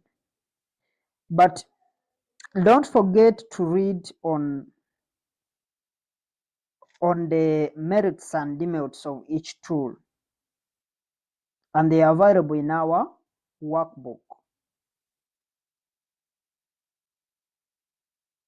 And after maybe looking at this number, we can actually try and do some exam numbers, do some exam past paper numbers to enrich our understanding on the same aspects.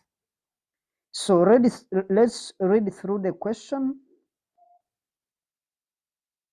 But as we read through the question, make sure that you identify the relevant cash flows. So let's read through. But as we read through, make sure that you identify the relevant cash flows. And we looked at the common relevant cash flows. We looked at the common relevant cash flows.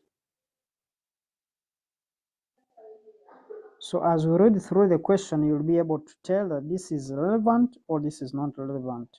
And if you missed that lecture, please first look at that lecture, because you will not be able to pass these numbers if at all you can't identify the relevant cash flows.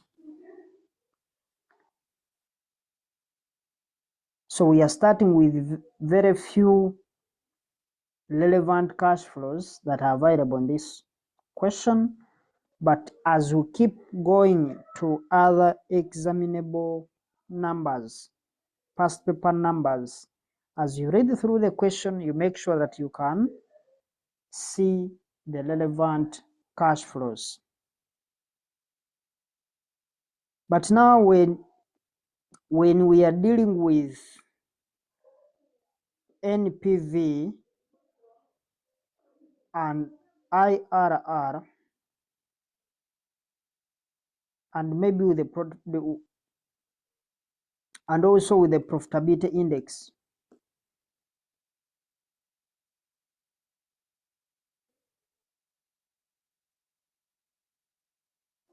So when we are dealing with NPV or IRR, remember, for you to do IRR, you need to know NPV. That's what I told you. And I also said that you must also know the NPV if at all you want to do the profitability index. So you must have the NPV so that you can be able to calculate the IRR.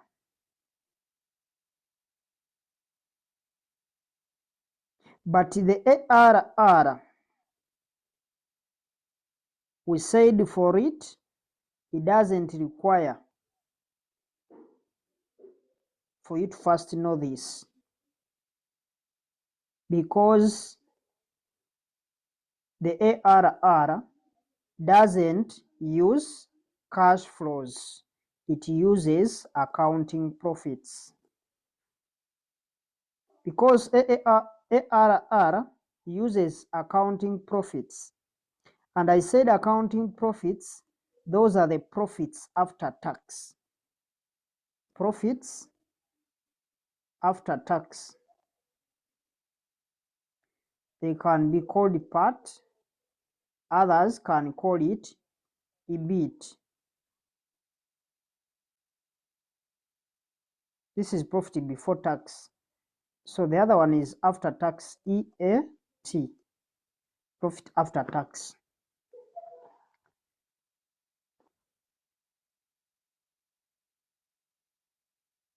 But we said that for payback period,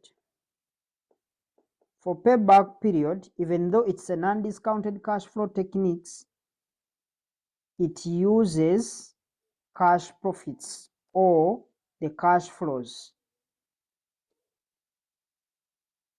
So it uses the same cash flows like the NPV uses.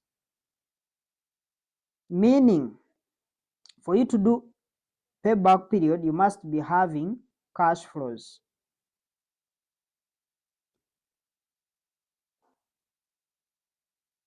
So let's read through the question. So I want us to read through the question and we take an assumption that we are doing NPV, because when you are doing the NPV, you should identify relevant cash flows. So they said MTN Group. The question was all about MTN Group. So when they were saying that MTN Group is considering acquisition of machinery worth 400 million, and this 400 million is actually the cash outlay.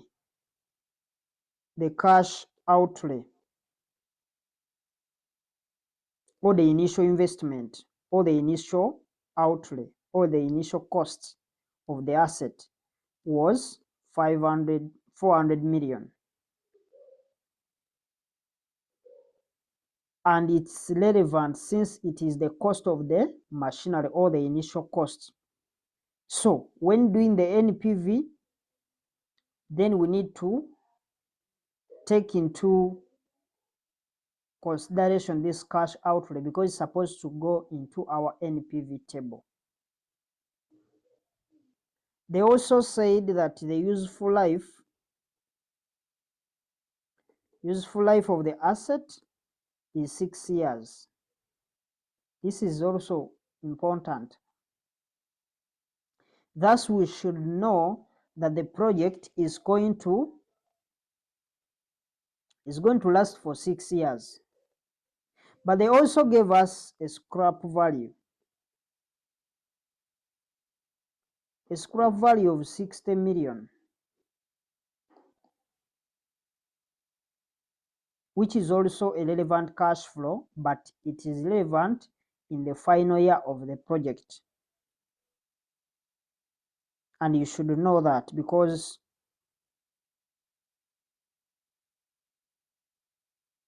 whichever you push,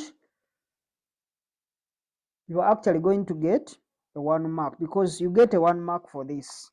But we know it is relevant, but it's a relevant inflow which is supposed to be there at the end of the useful life of the asset. So it's supposed to be reflecting in year 6.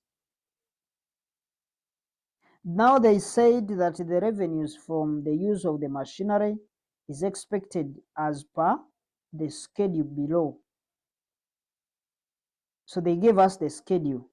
They also went ahead to say that while the direct costs of generating this revenue are expected to be 45%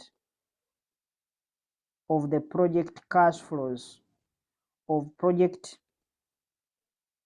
revenue. And we know that revenue is going to be our relevant cash flow, is a relevant cash flow, because it's like the sales or the receipts, what is coming in. And these direct costs, because these direct costs, they told us the direct costs are 45%. The direct costs that are associated with this revenue is also relevant.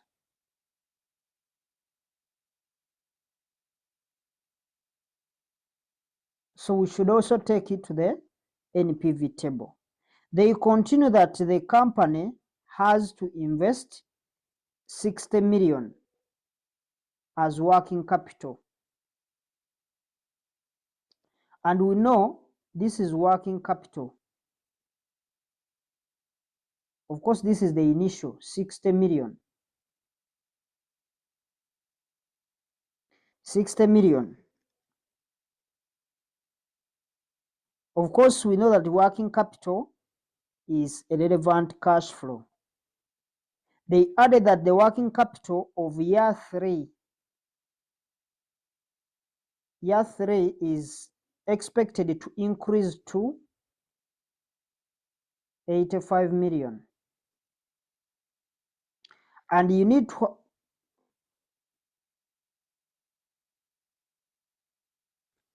to see how I will be playing with this investment or this increment in the working capital. Finally, they have given us the discount rate.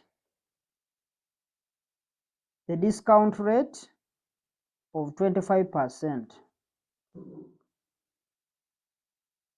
And this discount rate will help us to discount the cash flows, because they are going to borrow and we shall use it as our rate for discounting the company's cash flows.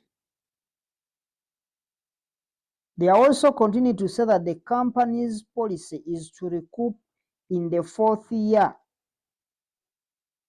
to recoup its costs in the 4th year of the project. And since the project, because now the project was for 6 years, we saw that the project was for 6 years, but for them they are saying they are supposed to recoup after 4 years. The 4th year of the project. But we saw that the project was for 6 years, because that's their policy. So for them, they are saying that they should recoup in the 4th year.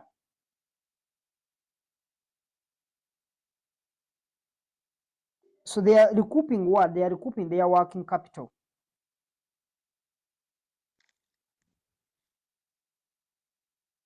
So that's the number of things that we can talk about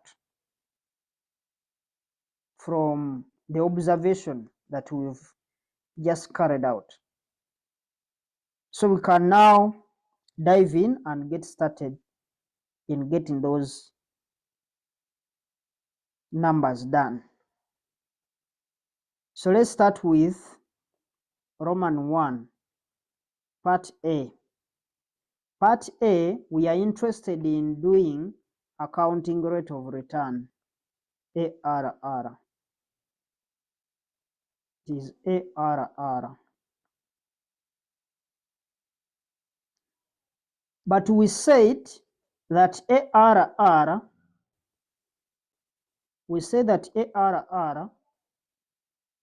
is the average, we said is the average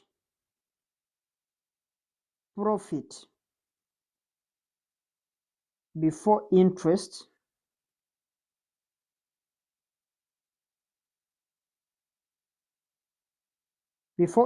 and tax, but after depreciation. You remember that? Then we divide by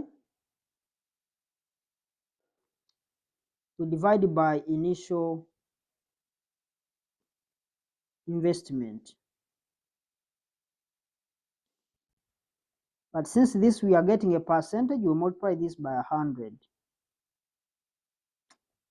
So we said we put a note that this profit before interest and tax should always be after depreciation.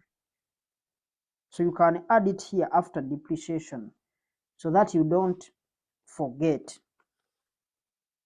But for as per the accounting, we know by the time you reach at profit before interest and tax, you must have deducted the depreciation. That's why we are not adding it there.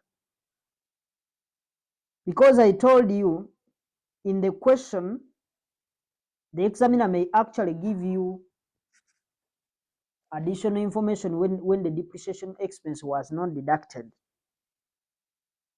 Now, in the question, we already have this section here, the initial investment, but we don't have the profit before interest and tax. And because we are doing ARR, then it is important that we expense depreciation. I'm putting it in broad aspects because I know you may forget. Therefore, we can now start by computing the depreciation expense because we know we are going to, because the values that were given us in the question, they just gave us the revenue, meaning they have not given us the profit after tax. So we have to look for profit after tax, but at the same time we said that we need that profit after tax, but it should be after depreciation. And since the depreciation expense was not given to us, we have to first find out the depreciation expense.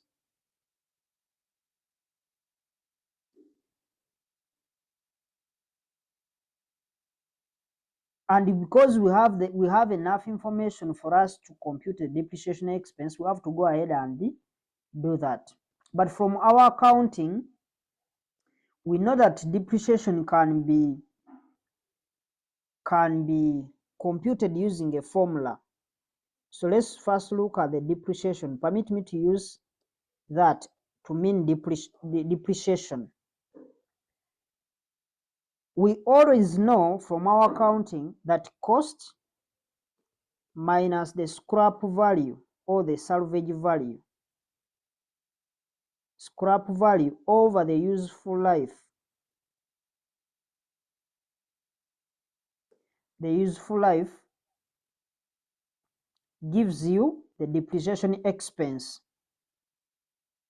So the cost they gave us as 400 million minus the scrap value was 50 million.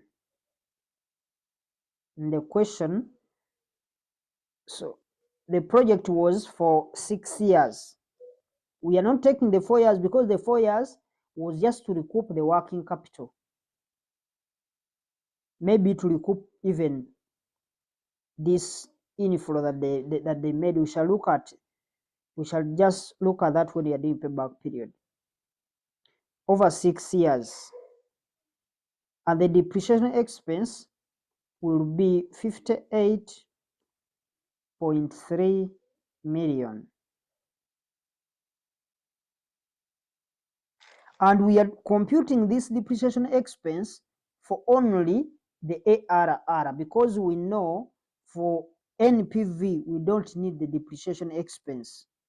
We don't want the depreciation since it is not involving cash movement. It's a non-cash item.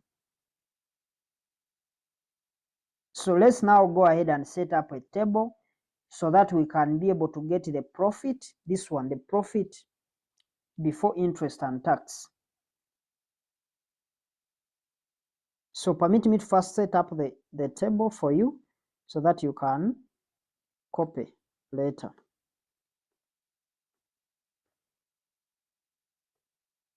We have the years.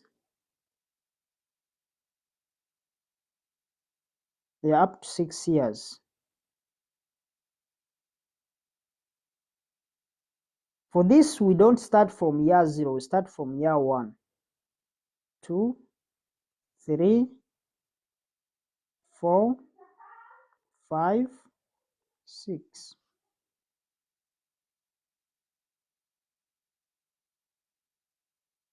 We are going to make these values in millions.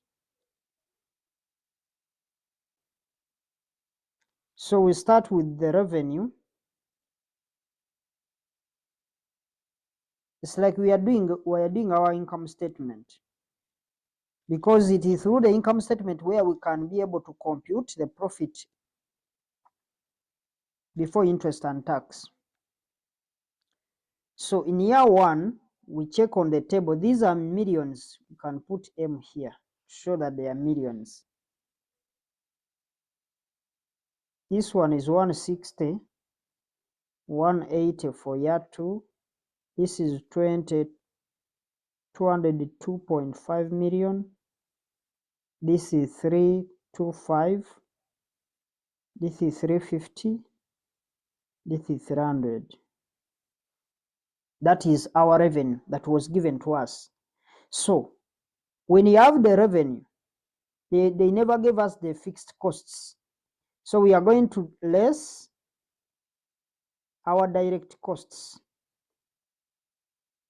Remember, it is 45%. It is 45%. So we can,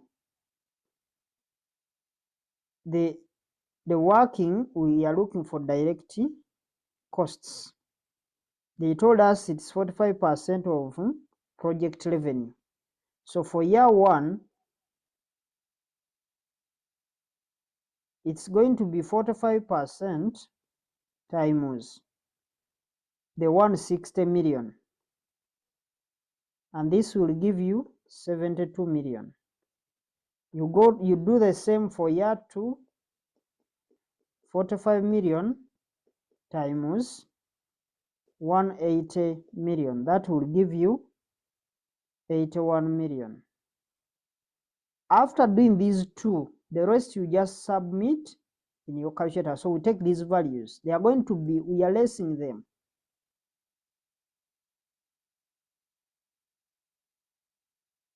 So we take the values here.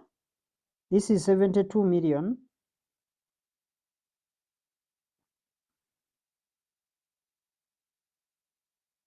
This one is 81 million.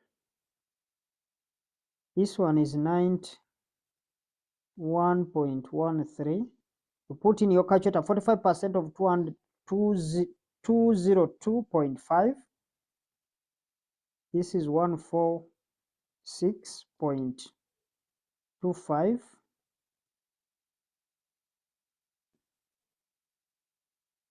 This is 157.5.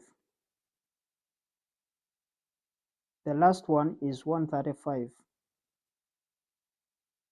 So when you do that, you get the earnings.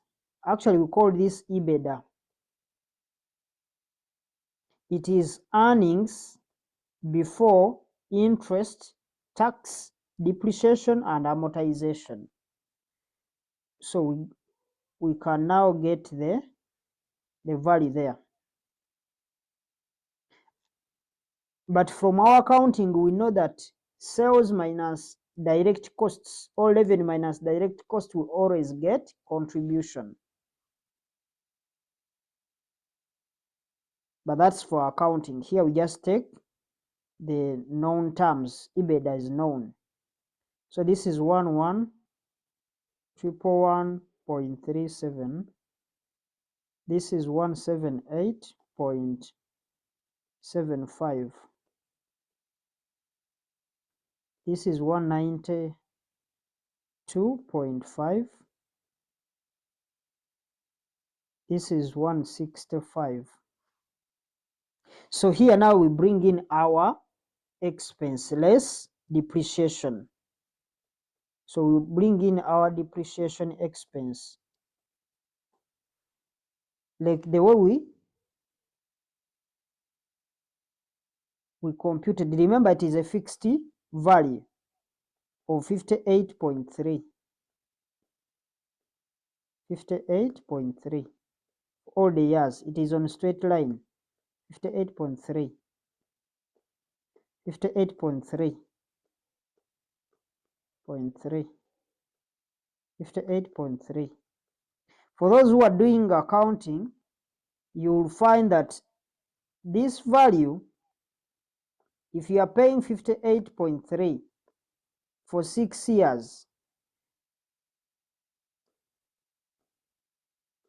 so it will be the 6 years times the 58.3, then whatever value you get, you will add back the scrap to make sure that you bring it to 400 million. That's how we do. We verify those values.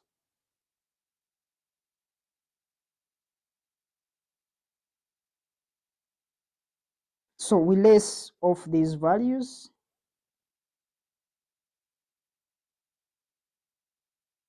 Now when you do that, we get the earnings before interest and tax. It's called EBIT.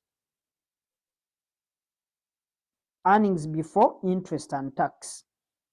So this is 29.7. So you get the 99 minus the 58.3. You get 40.7. This one is going to be 53.07. This is 120.5. This is 134.2. This is 106.7. And that's what we wanted to get. We don't want here, we don't bring in those issues of tax. But there is a formula whereby you are supposed to first deduct the tax. There is that formula that we use to take, whereby you get the tax rate, you get the earnings, you get the profit after tax. Of course, you first less the interest, then you less the tax. But here we are taking a formula whereby we are stopping on the profit, earnings, profit before interest and tax. So this is the value. So we are going to add these values. We are going to add this plus this plus this plus this plus this plus this. So when you add them up, they are how many you count, because we are getting an average. 1, 2, 3, 4, 5, 6. So we are adding all the total, then we divide by 6. That's what we are going to do. So what are we getting here? We are getting the average EBIT, earnings before interest and tax. This is 29.7 plus 40.7 plus 53.07 plus 120.5 plus 134.2 plus 106.7. The answer we get, we divide by 6. These are years. They are not 6 years, but they are 6 because they are, we just count. When you are getting the average, you divide by the number 1, 2, 3, 4, 5, 6.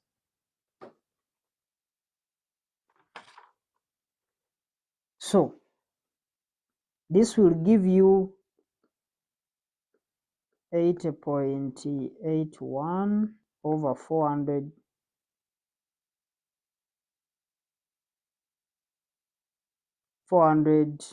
million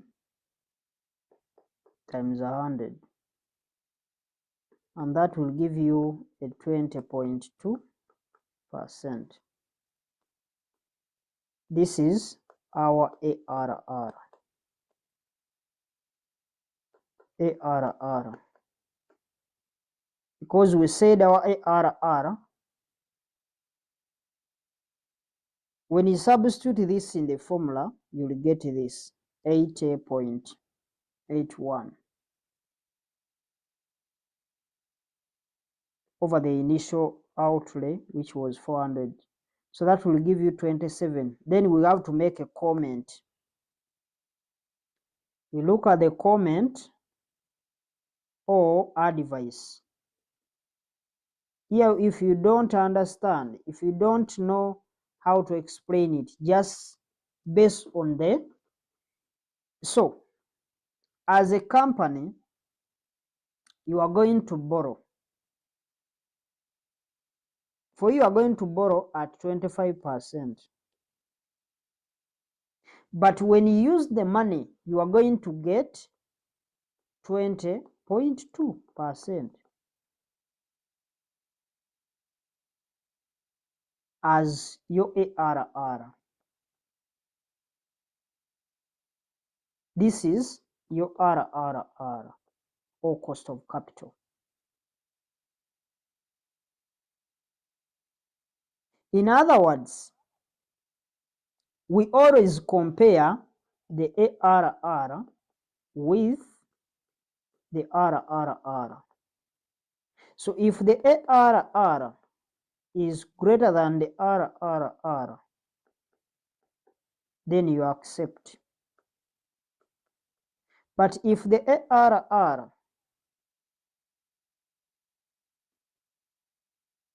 is less than the RRR, you reject the project. So here we are seeing the 20.2 is less than the 25. It's like we are working in losses. So that means the project is not viable. So how are we going to write the comment? So you just do the comparisons, and how we compile, we compared these values is the same way you explain. So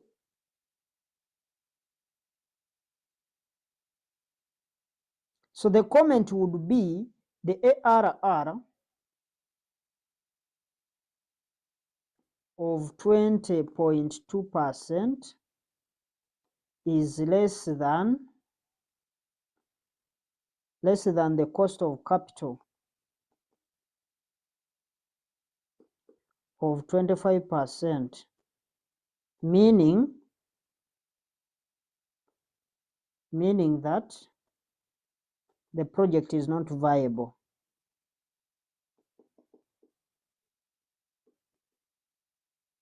The other person can say the project is not viable because the ARR of 20.2% is less than the required rate of return of 25%, and you are done.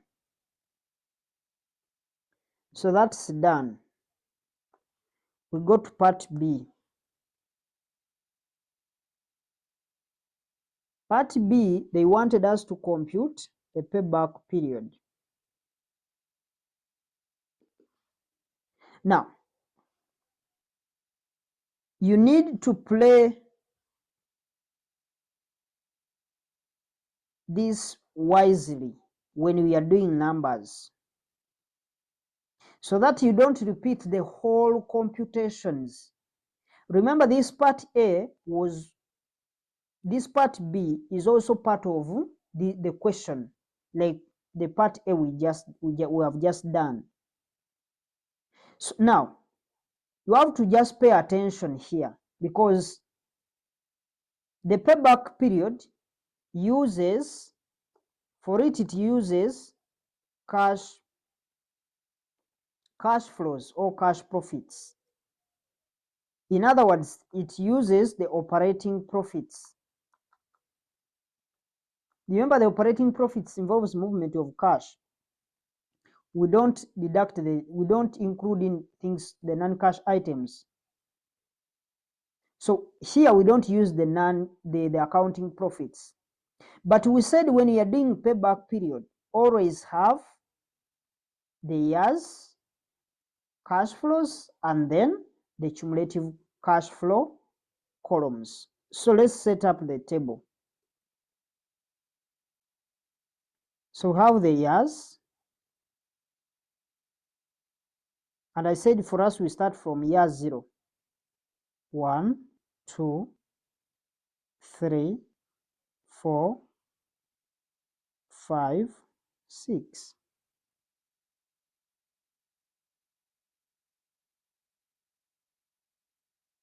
So we said we put back the cash flows, then we end with the cumulative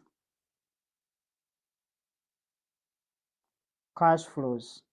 Remember, these cash flows are in millions.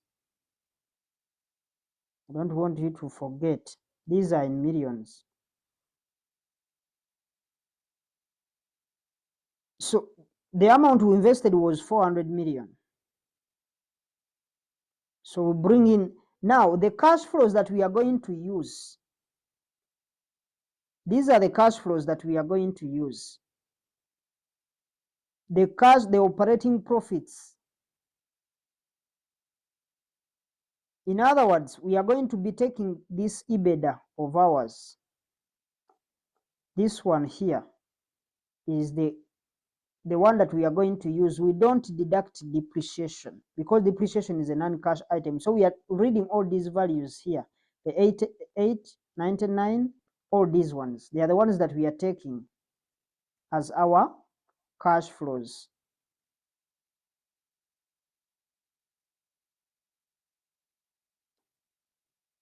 So this one is 88,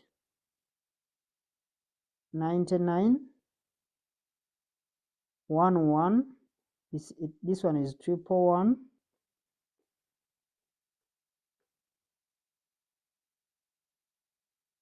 0.37. Then the other one is 178.75. This one is 192.5. The last one is 165. So now we start. This one we take it this side. This is 400. When we add the 88, so it will be 400 plus 88, and this will give you 312. It's a negative. Then we get the 312 plus the 99. That will give you 213. We get, so it's a negative. 213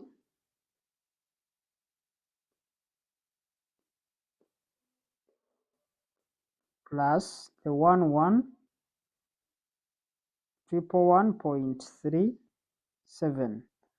This will give you 101.63. So we find that the next one is higher than the one that we are computing. Then we just draw a line. So we are ignoring all these cash flows that are coming after. So you just stop there.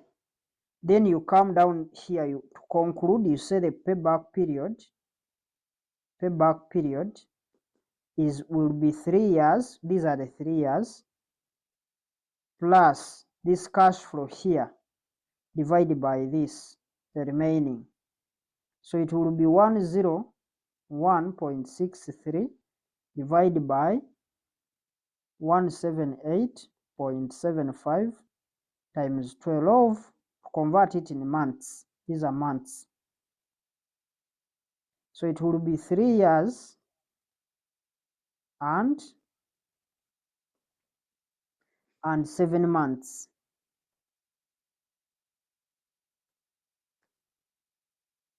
Three years and 7 months.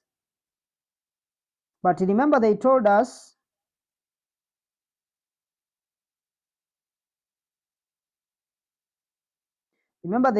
for them they recoup every 4 years. But here we are picking our money in 3 years and 7 months. So it means 3 years and 7 months. So let's comment or advise.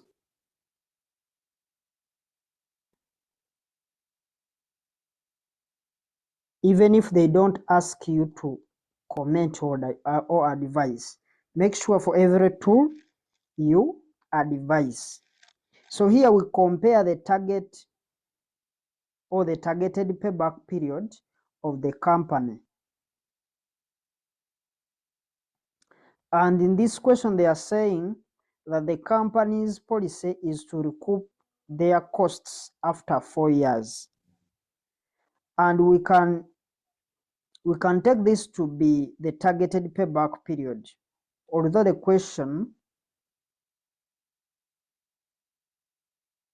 it may seem unclear to you, but these guys, they are saying the policy of the company is that they recover their money, the investment in 4 years.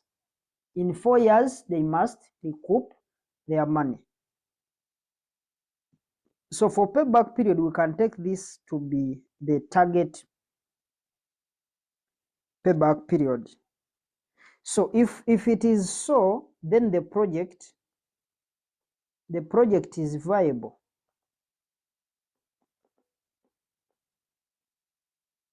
The project is viable since the payback period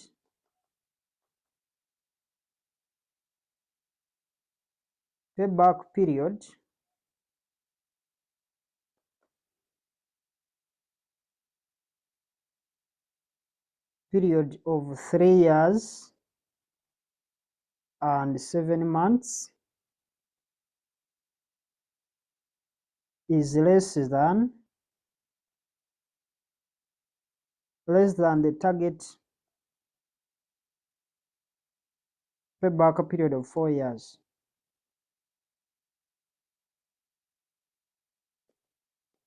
Or 4 years. And that's it. But you need to be careful when you are rounding off. These values that we divide to convert them to months. Make sure you don't round off. Because for you may get maybe 11.5 months. And when you try to round off, you are making it 12. And by making it 12, it means you are making it a 1 year. So if it is 11.5, just say it is 11 months. Because now, what if they are saying that the project was supposed to be for 1 year? And for you have gotten 11.5 months. And you want to convert this to 12, of which it will be 1 year, which will change the project to be unviable. So you make sure these things you don't, because we don't count the days, we take the months. So we pick that value, we round it off as a month. You can't say it is 1.5 months. There is no way you can have a half a month. So You need to be careful when you're rounding off those values. But these, they are not all that basically looking at those mathematical aspects, but the idea is for us to be able to make a decision. The idea is for us to actually know how you can actually look at other tools and be able to make a decision on them. So let's look at number part C. These parts, we have looked at A, we have looked at B, so we look at part C. Part C is all about the net present value. That is the NPV. Remember, the NPV we said is going to use the same cash flows as those that have been used by the NPV, the payback period, because it also uses cash profits. So this is going to use cash flows, the relevant cash flows, or what we call the cash profits or operating profits. So for NPV, we have to lay out the table, including even the year zero, so that we can be able to sort this aspect. So the NPV is a very common tool and a very important tool. So let's try to understand how it's done. But what is key is that it uses relevant cash flows, and these cash flows are the ones that we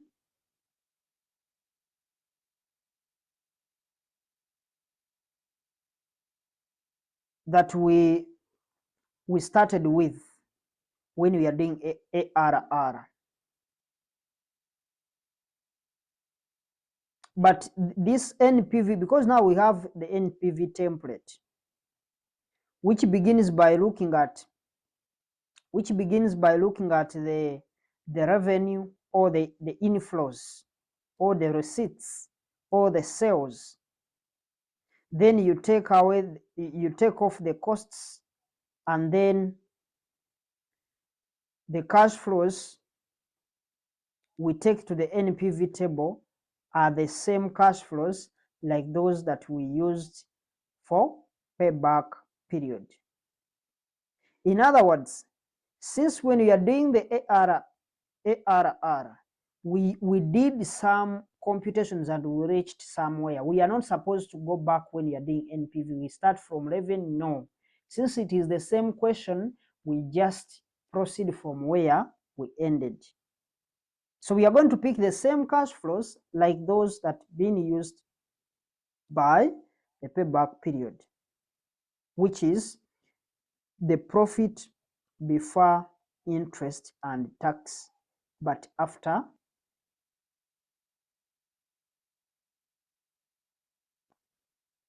because we said, remember, for us we computed up for ARR, we computed up to profit before interest and tax.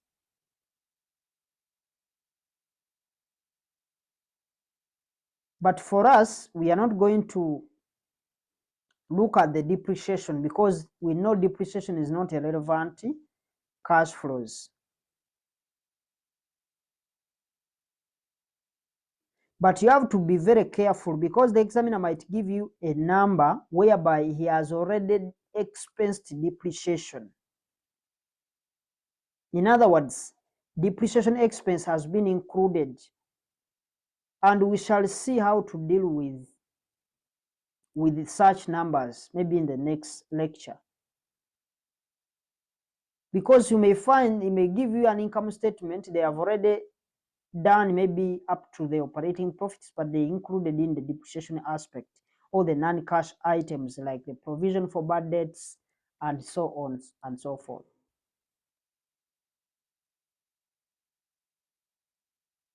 So what we are going now to do is we are going to just reassemble what we did. We pick out the information that is relevant, because we have already done some of the computations. We've done them in part A. So if the number was different, then you don't carry those figures, but here the number was the same. So we can start by bringing the cash profits or the operating profits. But we said we have to include the year 0. So let me first set up the table. We have years.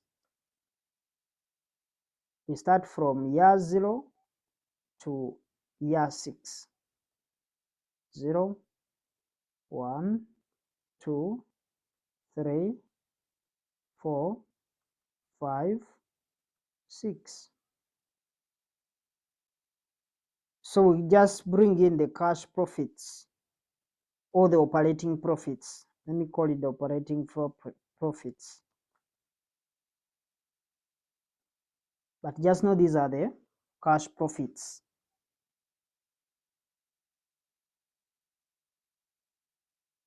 That is 88, 99. They are in millions. 11,111,37.37, 178.75, 192.5, then 165. So we can now bring in the initial outlay. We said this one is always in year 0, and it's a negative. It's 400 million.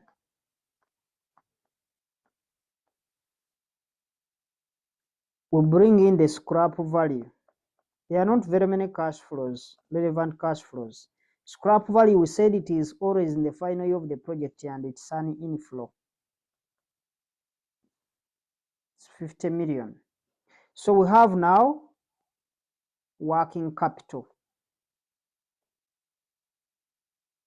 So after showing the cash profits, because there is something also we need to understand. After this, showing this cash profits or the operating profit, as you are seeing it here, we can go ahead and first charge a tax, because we said tax is a relevant cash flow.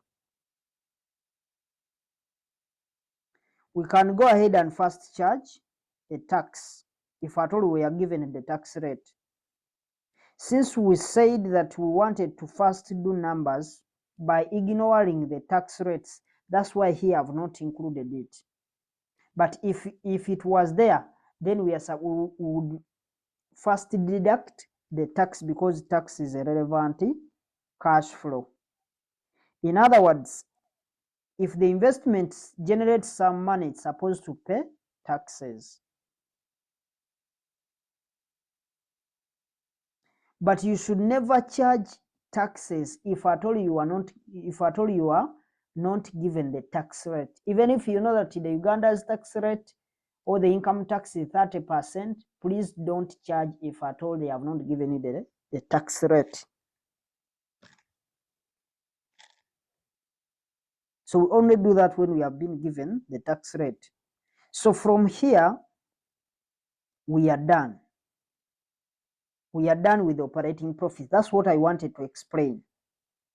Since there is no taxes, then we've seen that we've brought in the initial outlay or the initial investment, and it goes in year 0 as a negative figure, since we are investing. Remember, this is the money we've invested, meaning for us to earn any cash flow in year 1, we must have invested previously. You can't earn from where you didn't invest. That's why you are putting it in year 0, to show that when you earn, it means you made some investment. You made the investment previously. That is the implication. And I hope you can be able to get that. So when you include that, you get your 1 mark for entering that entry. The next one, we introduced the scrap value. It's also available, and it goes in the final year of the project as a positive value. So when you do that, you also get 1 mark. Even in exam, you start with, there is no format. Let them not tell you that we are supposed to start with the inflow. You are supposed to start with the initial outlay. You can start with the scrap, because the logic here, but that should come after you have done your operating profits, because it will not make sense for you to start with scrap value, then you put sales. It will just be like as if you never did accounting. So as long as you have reached at operating profits, these others you can just spot the values and you get the marks, because what is important is for you to pick the point. If you put in the scrap value, that is 1 mark. If you post it in the right column. Now, the other is the working capital. The relevant cash flow that we have here is the working capital, and the initial working capital is at the start of the project and is 60 million. Remember, if you want to have it at the start of the period, it means we must have incurred previously. These are the rules these are the assumptions that we talked about. These are the ones that we are implementing. I told you no one will ever ask you them, but we are going to be using them. You need them for your practical. So we come and now we receive the 60 million. It's always a negative because we are investing. We are putting in more money to support the long-term investment. And it's supposed to be there on 1st. Maybe if the financial year was ending 31st December, then it means it's supposed to be there on 1st January of that 1st year. So it means it must have been invested in 31st December of the previous year. So that's what we've seen, and that's what is in the practice, that the initial working capital must be incurred in advance and it will be placed in year 0 to show that it's an outflow, meaning it is in year 0 and it's a negative. That's what we are meaning. But they continue to say that the working capital for year 3 increased to 85 million. But you need to watch out on the English they have used. Here they said increased to, and they didn't say that increased by. Therefore, we follow our 3 rules on working capital. Because on those 3 rules on working capital, we say the initial one is always in year 0. This is what we have already put in year 0. And going forward, it's only relevant on incremental basis, meaning that our working capital increased to 85 million by 25 million only. Meaning from the 60 million we had initially, we only injected more 25 million, and that money must be available at the beginning of year 3.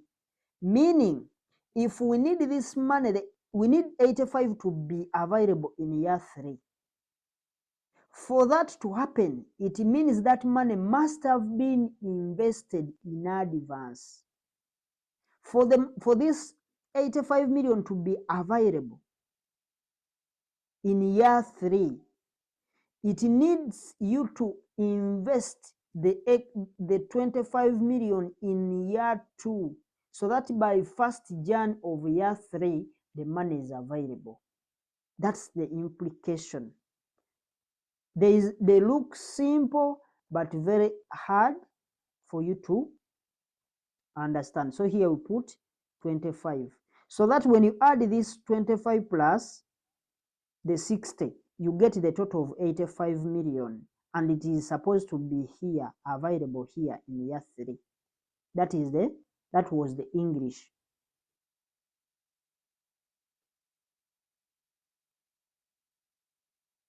And that 25 is a negative because we are still investing. Therefore, you can see that these 3 rules, they are actually working out very well. So if you didn't understand this, make sure you look at the first aspects that we talked about when we are handling working capital.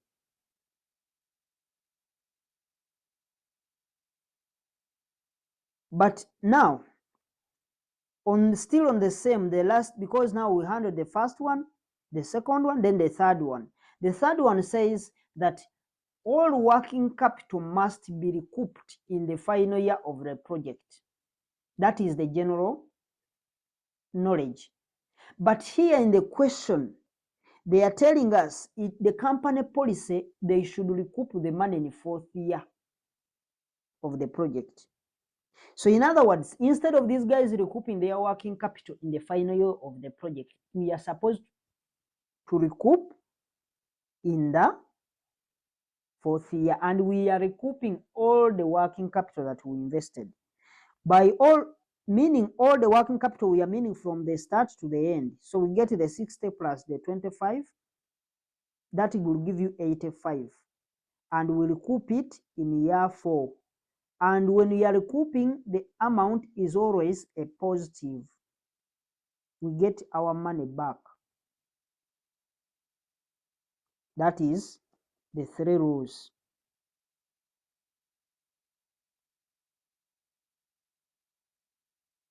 So, but if the examiner doesn't tell you that you recoup early, then you are supposed to recoup in the final year of the project. So you should watch what the examiner is talking about. But if the examiner remains silent, it means it is general, we recoup in the final year of the project. But if if he says otherwise, you go by what they have told you, because here they told us they recoup in the 4th year of the project, and that's what we did. And it is always a positive value because it's an inflow. We get back our money. Therefore, since we don't have any cash flow, any relevant cash flow, because we have exhausted all the cash flows that we had in the question, we can now add and subtract to get the net cash flows.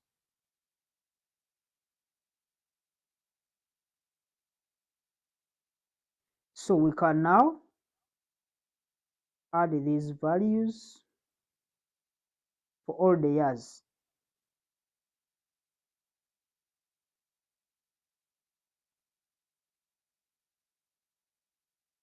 So when you add, we can actually bring now the other discount rate, then we discount the cash flows. So this is 460, this is 88, this is a negative. These are our net cash flows. So this is 77, 74. This is 11,137.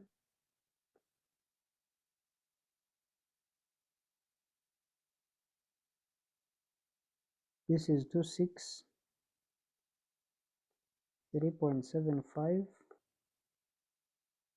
This is 192.5.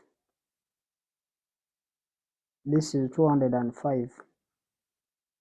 So bring in the DCF factor at 25%. But since the 25%, this 25% is not there in our present value table, then what we are going to do, we are going to be using the formula.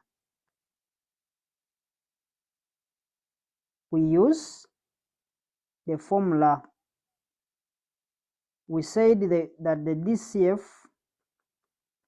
will be 1 out of 1 plus r to the power n, or it can be 1 plus r to the power of negative n. So any of this,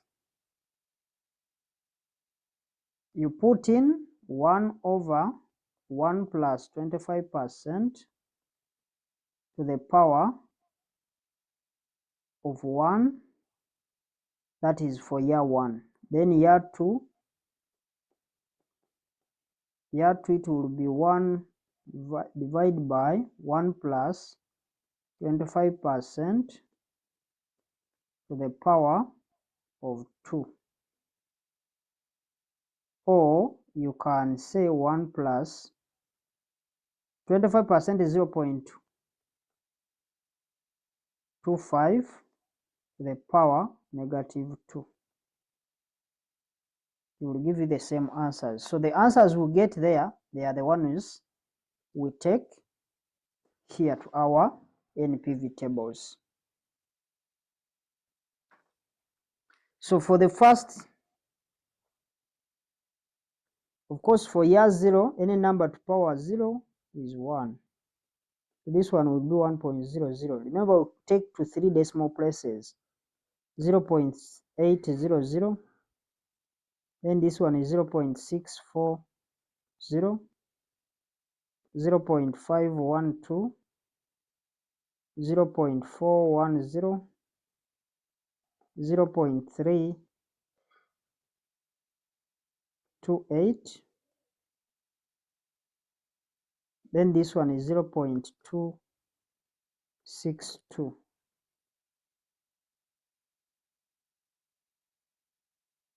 Then we get what we call the present value. Present value, we get the net cash flows times the DCF, because that's how we get the present value. We all know that the present value is actually the future value times the DCF. And our DCF is this. So it will be like here, we just get the FV, future value. And that will be our present value.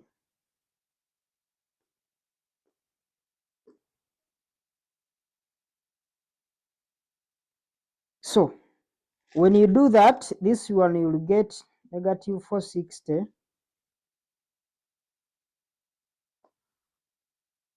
This one will be 70.4. This one is 47.36. This one is 57.02. This one is 108.4.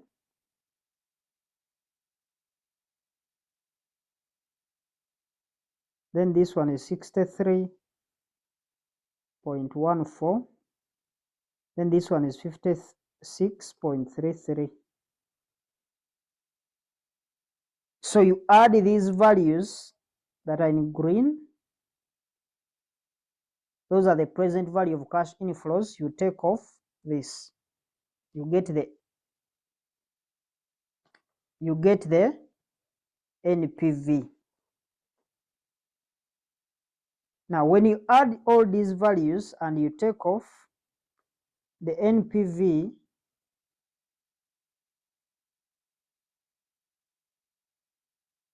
NPV is a negative 57.61 million. Then we have to put a comment or advice.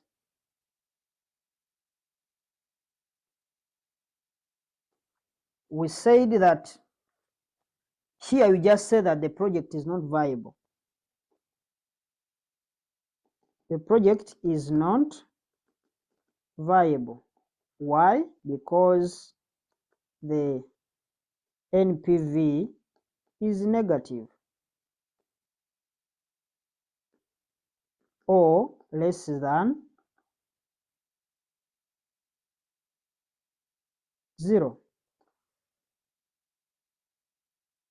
Now, that's how we do the commenting.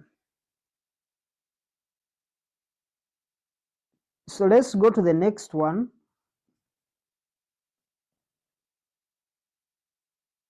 But you are going to allow me to first handle, since we have gotten the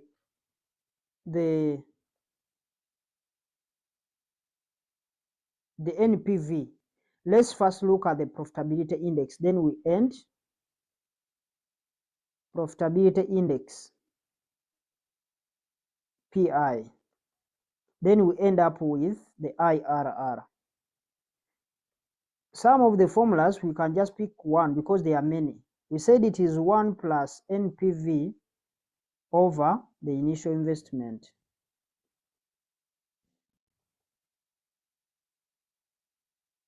So we can feed in the values.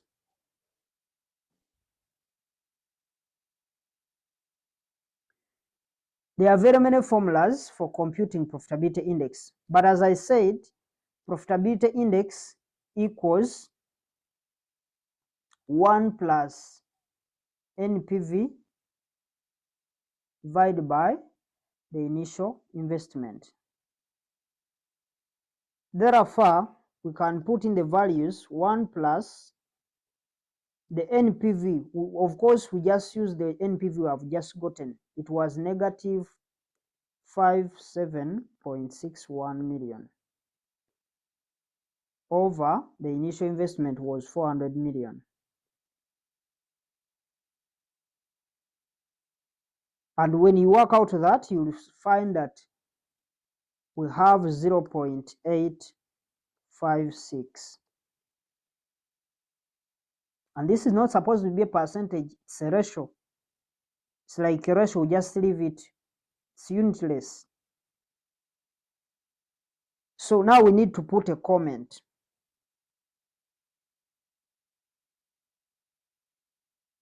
Comment stock advice. Because we said even if they don't ask, please go ahead and put the advice.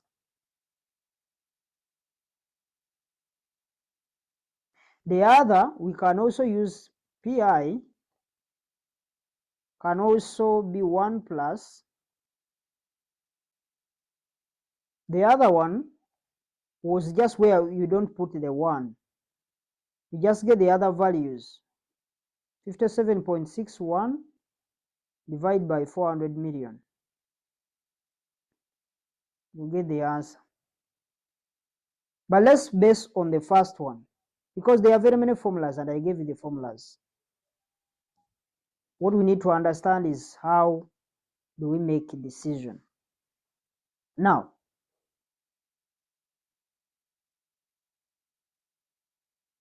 I said that when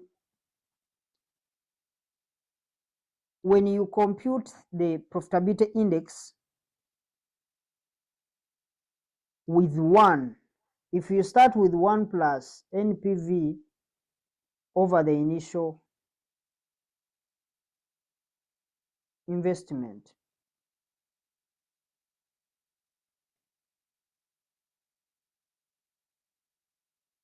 if it is viable, if the project is going to be viable, then what you have computed, the PI, should be greater than 1.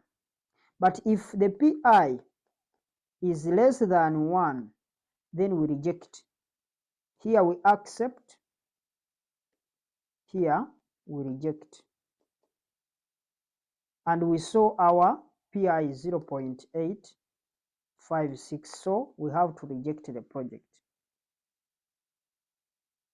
We reject it because it's not viable. So you can conclude with a comment. The same way you can say that since the PI, the profitability index of 0.86 is less than 1, then the project is not viable. So let's now look at the IRR. And the examiner likes the IRR because it takes some time for students to actually do it well and get the marks. The IRR, the internal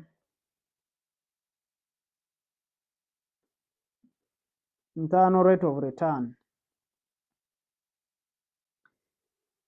I told you that this IRR is a trial and error approach or technique. It's a trial and error method, meaning you have to try using any rate as your first choice to get the first NPV.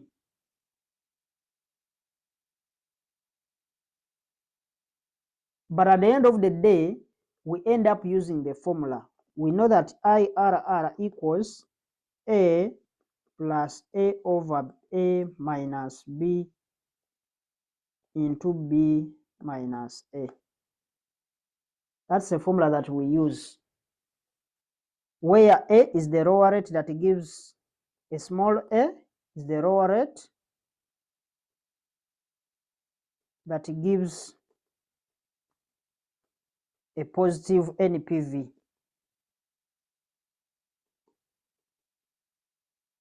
And capital A is the positive NPV. However, in case we have the first NPV, in case we have already gotten the first NPV, in that case, there is no need for you to waste time by computing the first NPV again. We got the first NPV as negative 57.61 million. Meaning this is the negative NPV, or this is our capital B. Remember, the capital B is the negative NPV, 57.61 million.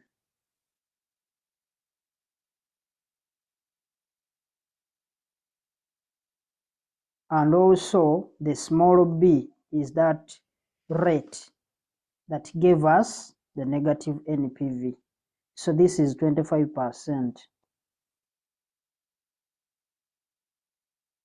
So the small b is that discount rate that gave us the capital B, or the negative NPV, which is 25. But in our notes, we say that if our first NPV is negative, we reduce our rate, meaning we can select a lower rate to use. But the trick is that you should choose something very low to avoid trying very many times, since this is just a try and error method. Remember, we just need to get the lower rate that will give us a positive NPV. Because if we choose a lower rate that is closer to this 25, maybe we choose 20, you'll be in trouble, because you'll find yourself repeating the same computations, since this is a try and error method.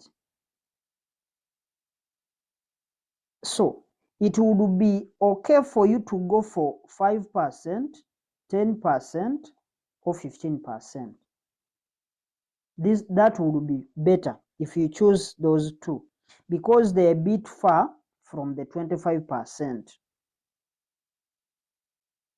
So we are going to select, maybe we take 10%, then we set up the second table. We are also doing NPV, but we want this time, because by selecting a lower rate, it will actually give us a positive NPV, and it's the one that we are looking for. So we are going to take A as 10%. That is the lower rate, but now we want to look at that NPV. But this NPV is supposed to be positive. So let's set up the table. So we are setting up the NPV table again. Since it is this NPV table, then we are going to start with year 0. So let's start with years. Remember that we are starting from year 0 to year 6. Those are year 6. I've finished setting up the table so we can fill in the values. So we are not going to repeat everything. We start from the net cash flows because we have already computed them up. Net cash flows. The net cash flows in year 0 was 460 million. Remember, we are doing everything in millions. This is 88, 74, 111.37, 263.75.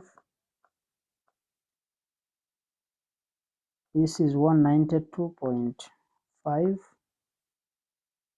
This is 215. So we go to the DCF. We took 10%. So this is 1.00. 10% 1 year. We check this from our present value table, 0.909. 0.826 and 0.751, 0.683 and 0.625, 21, 0.564.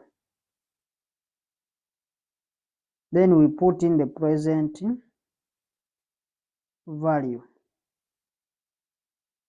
When you capture the present value, of course, we get the net cash flows times the DCF factor. This will be 460.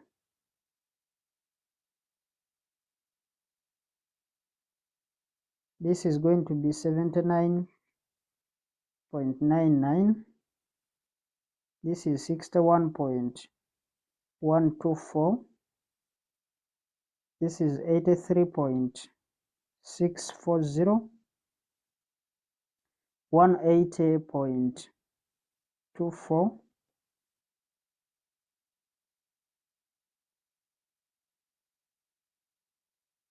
This is 119.54.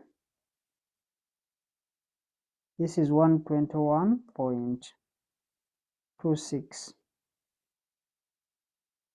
So we compute our NPV. We just add this, we take off this. So the NPV is going to be, it is a positive 185.7 million. So now we can, since we have gotten a positive NPV, over 185.7 million with our small a as 10%, then we can substitute into the formula. So here our a is 10%, then our b, our small a is 10%, our capital A is 185.7 million. So we can now put in the formula IRR.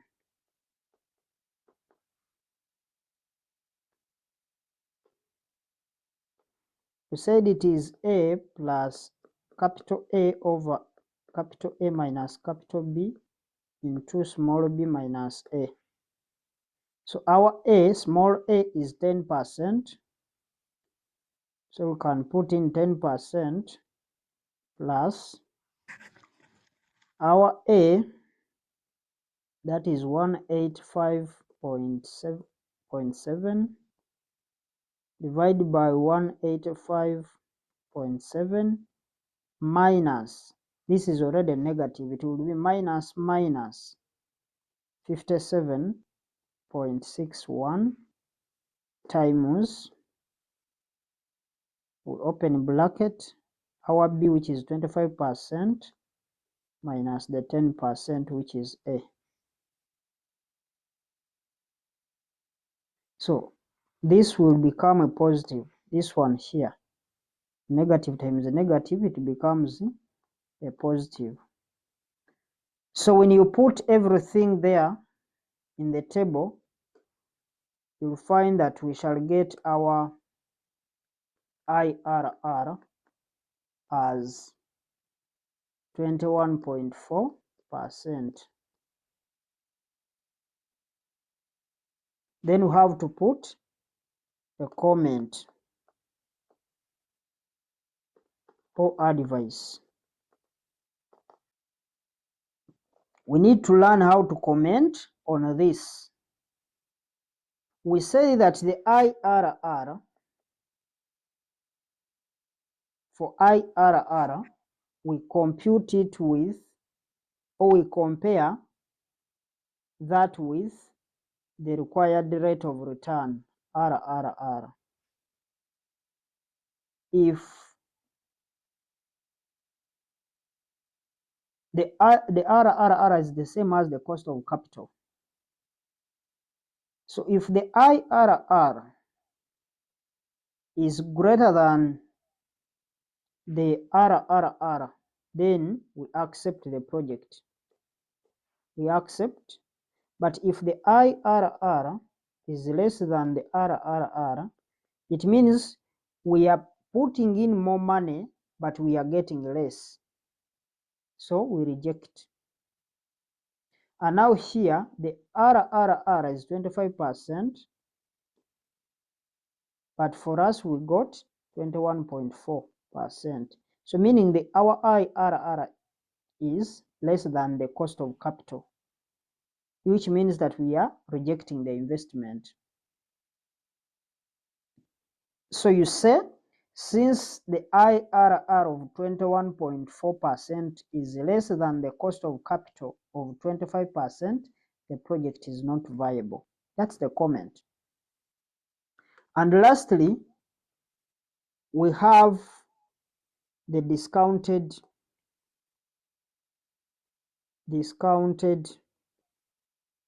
payback period.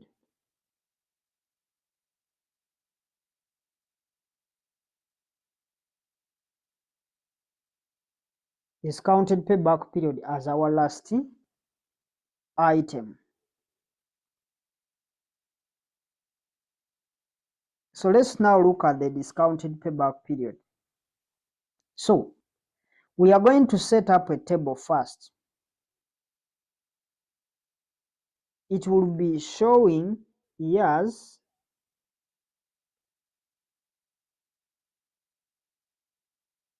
it will be showing cash flows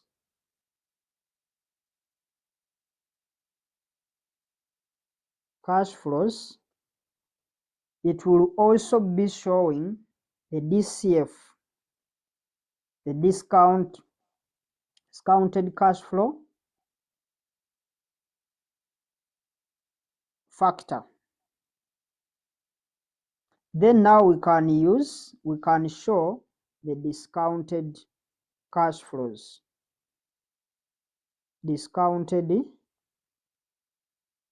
cash flows.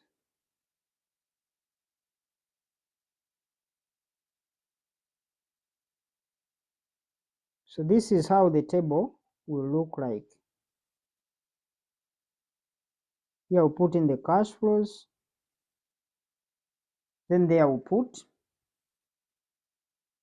But also we need the last column. We shall need the last column, which will have what we call the cumulative values. We can try to readjust this.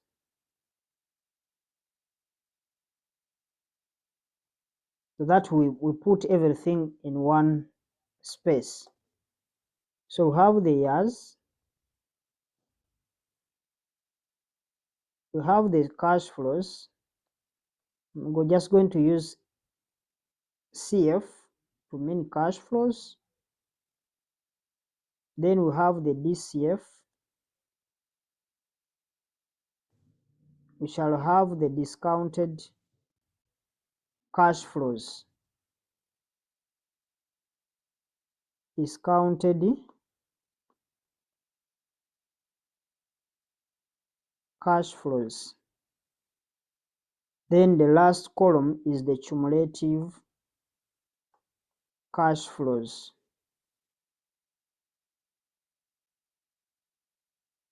So we start with year 0.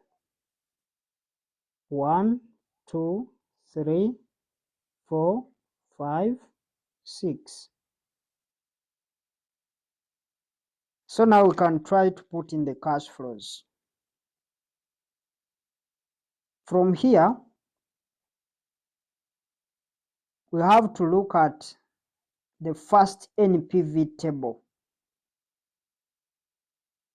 because the first NPV table is the one that we did when we are using the company's cost of capital of 25%. That was given in the question.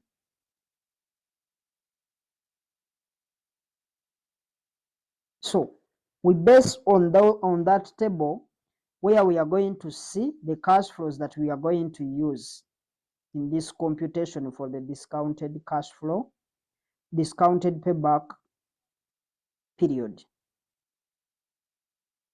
Because what we want to pick the cash profits or the operating profits that we computed in that table, in that NPV, the first NPV table, because we are not going to be using the accounting profits, because we said that the NPV table uses the same cash flows as the payback period. So let's now fill in the figures.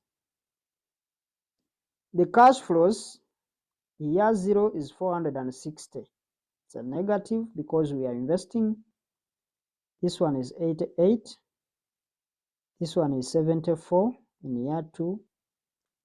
7 is 11137 for year 3.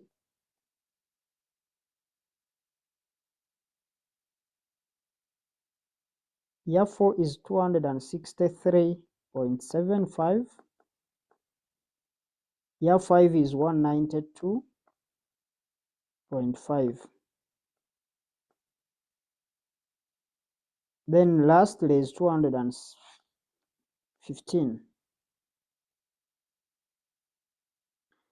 So the DCF, we are taking the 25%. So we pick the factors we had already computed: 0.800, 0.640, 0.512, 0.410, 0.328, 0.26.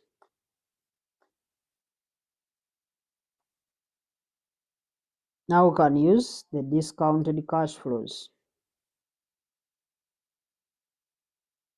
This is 6. We are multiplying the cash flow times the DCF factor. This is 70.4. This is 47.36. This is 57.02. 108.14.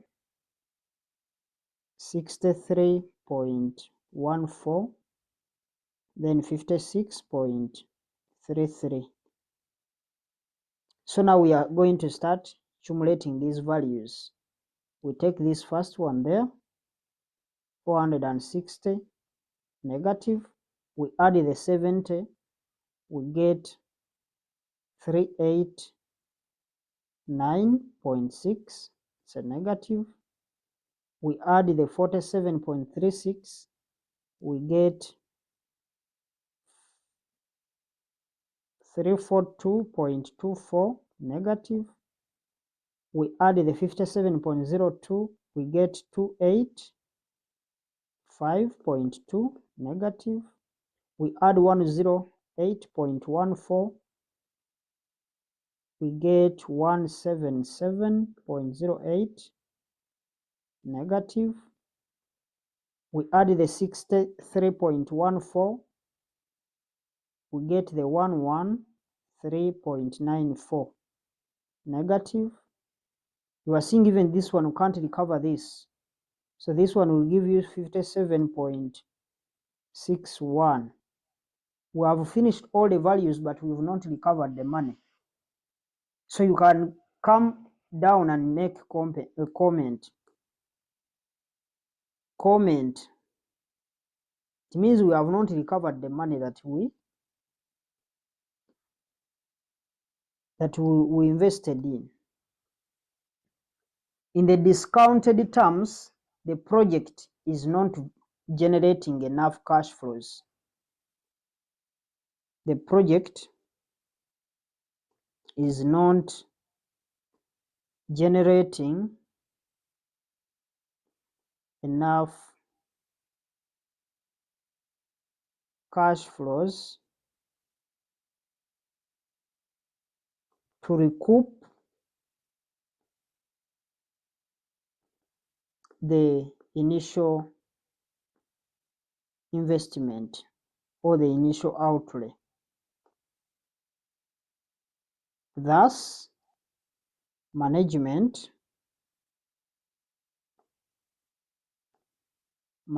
should improve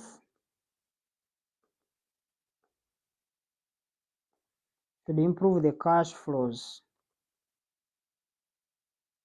or they should seek for more funding, either through debt or whatever. Now, someone is going to be wondering, what's the difference between the payback period we computed earlier and this payback period that we are doing now? The payback period we computed earlier doesn't bring into consideration the time value of money. In other words, the time value of money concept, by discounting the cash flows and then you accumulate them, it doesn't do that. But for this one, it takes into account that aspect. So this is what I was explaining. You see these cash flows that are coming in, this is 70. Instead of increasing, it has gone down to 47. It increased slightly, and it also increased to 108, but it dropped to 60. So the cash flows are not consistent. That's why maybe the project was unable. Remember, we are supposed to recoup our money in the 4th year. But when you look at the 4th year, we can't even recover half.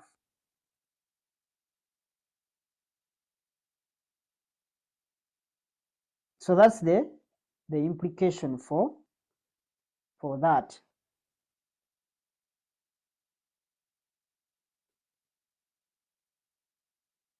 So that's what the question wanted us to do. Simulation number 2. Simulation 2 is going to be from May 2018, question 2. May 2018, question 2. So we are going to penetrate into question 1.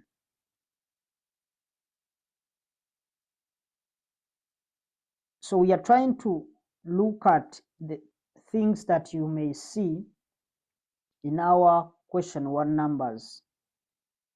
So as I told you, you have to look for question papers, and you don't need to look for them from somewhere else. I told you on this same channel, there is a link to our Telegram channel where we have documents that you can download as past paper numbers, solutions, course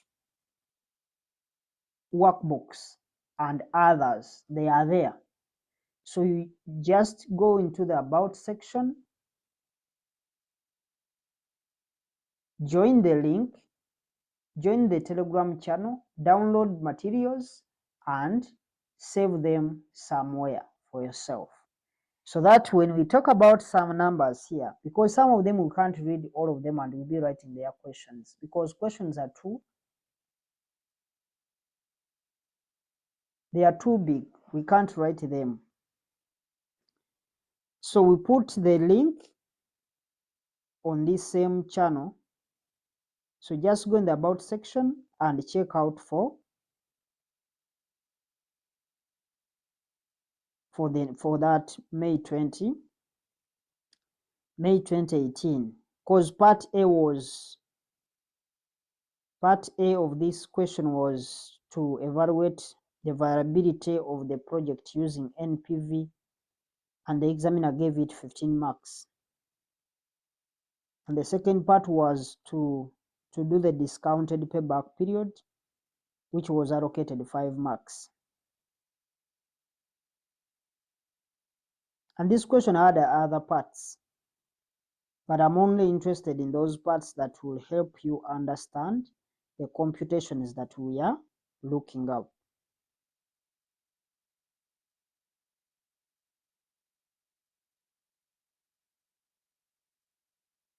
But once we are done with this, then I can officially allow you to begin looking for numbers from question papers, different question papers. And in some numbers, you'll find that the question has been mixed up. They may mix it up with cost of capital, computation of cost of capital. Because you'll find you will not have the required rate of return that you are going to use to discount the cash flows, and you have to first compute it. But remember, this is going to be the next topic that we shall look at as far as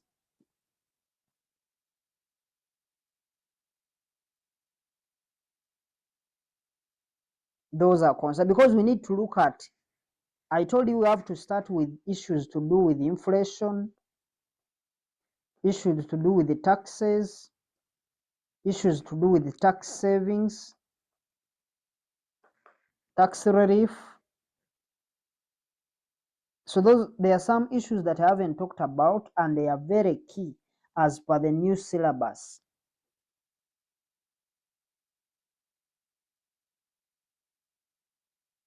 So let's now look at the question paper and see what we have to do. We first go through the question, we read it through, then we see what we can do. So let's read through the question and we see what we have to do. So it was question 1. Question 1. Question 1. It is question 1. May/June 2018. So here they brought for us an income statement. You can look at the question. They brought for us an income statement. Hope you can be able to see the income statement with the required, but whenever you are looking at these numbers, make sure you start from the required. So the part A is evaluate the viability of the project using the following method. Roman number 1, NPV 15 marks. Roman number 2, discounted payback period 5 marks. But part B, they are saying explain 3 main forms of agency relationship existing at MUL. We saw the agency theories, reasons for separation of ownership and management, and give mitigating measures to agency problems. These are the things we talked about them. So that's the required. So we can now read through the question.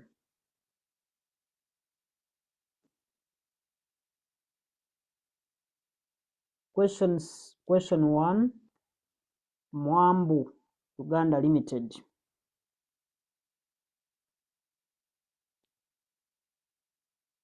Mwambu Uganda Limited was incorporated in 2010 to take advantage of the oil and gas discovered in the Albertine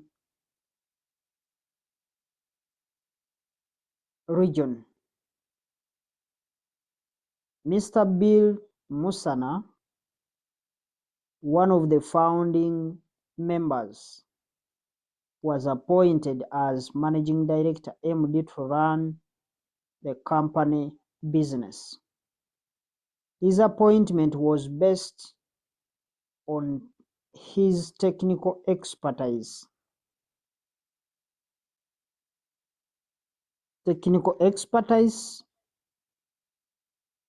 experience, and personal traits. The MD's main task was to create value for shareholders by developing a trusted brand that would delight customers. His other task was to implement a project in the oil and gas sector that will add value to the shareholders' wealth.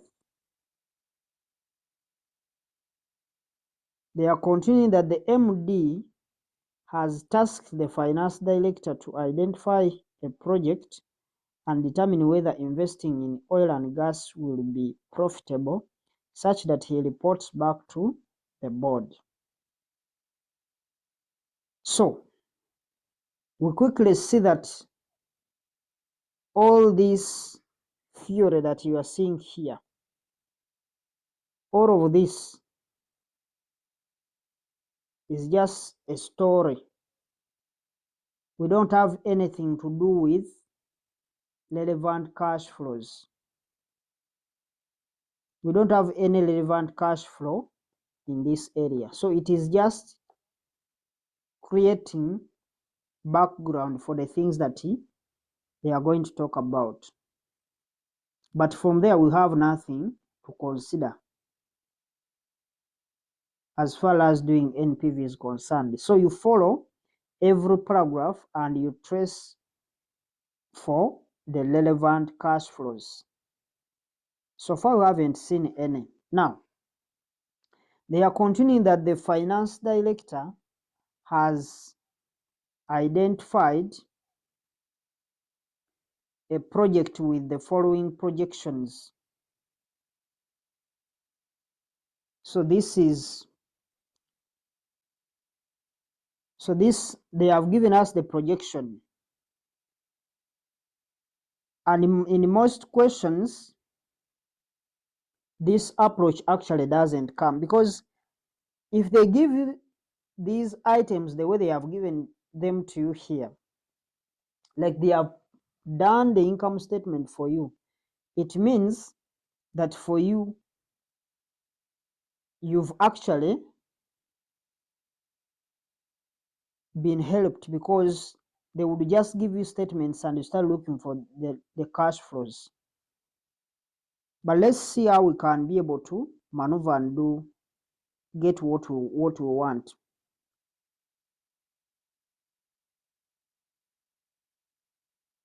Because here we are seeing we have everything, all the information up to the profit after tax. This profit after tax down here, they have given us the profit after tax,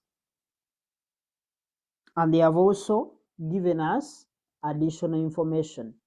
You can see there are 7 notes that have been given to us. So these 7 notes, they are very important,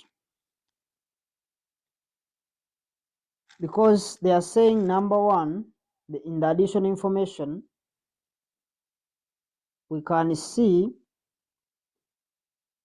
that we have, number one, administration expense, and they are saying that they have included depreciation. They have included depreciation cost of 5 billion every year. So you need to understand whether depreciation is a relevant cash flow or it's not a relevant cash flow. And we all know that depreciation is not a relevant cash flow. So if it was included in this administration, because when you look at the administration cost, it is here. It was deducted. But in the figure they deducted, they included depreciation. That's the meaning of this statement. So if it has been included and you know it's not relevant, so it's supposed to be eliminated. How are we going to eliminate it? It was deducted, so we have to add it back. But we are adding it to what? We are adding it to the profit after tax, because they got the gross profit, they took off the expenses. Among the expenses, they deducted the expenses that we are not allowed to be deducted. That's why we take the profit after tax, then we add back the depreciation, which was not supposed to be deducted. So this depreciation was deducted, and for us to eliminate it, we should add it back to the profit, since it's not relevant cash flow. That's done. Secondly, they are saying that the project will require an initial outlay of 500 billion. This is relevant cash flow, since it is the cost of the investment or cost of the asset. Thirdly, they are saying that the project will require working capital of 20 billion in current year, increasing by 10% every year for 4 years. And such a statement requires a working, because it's increasing every year, and the working capital is also a relevant cash flow in this project. So we shall need a working for that additional information. Number 4, the company will incur exploration costs of 10 billion.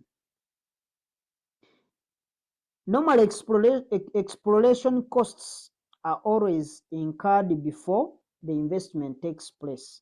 You are exploring, you are making research. So these costs, they are incurred in advance. They are incurred before the real business takes place. And we always say that if that happens, and the costs that we incurred before we take up the business activity, we call them sunk costs. They are sunk costs or historical costs, meaning those costs were incurred before the business started operating, meaning they are irrelevant, they are irrecoverable. Just like what happened in Hoima, because those guys before they came to the conclusion that in Hoima district we have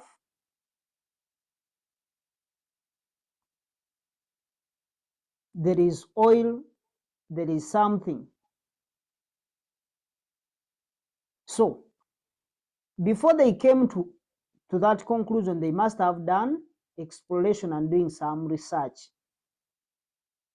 So the cost they incurred, it cannot be recovered on oil production, because now what if they didn't find anything? What will happen? Meaning the cost was already spent, not to sure whether they are going to recover the money or not. It's like these people that start business and they incur costs. At the end of the day, those costs can't count on the company, because by the time they incurred the costs, the company wasn't in existence. So that's how even here it happens. Number 5, the company will incur dismantling and restoration costs of 20 billion at the end of the project useful life. And in my presentation, I called these decommissioning costs. And I said these are also relevant cash flows. Number 6, the asset will have a residual value of 10 billion. The residual value is the scrap value, and it occurs at the end of the useful life of the asset. Finally, number 7, they are telling us that the minimum rate of return, minimum required rate of return by the shareholders is 15%. And it's what we are going to use to discount the cash flows. So the rest of the information that you are seeing below that is actually for answering the other theoretical parts which I want you to look at during your free time, because some of them we spoke about them. So we have discussed and we've discovered the things that are relevant.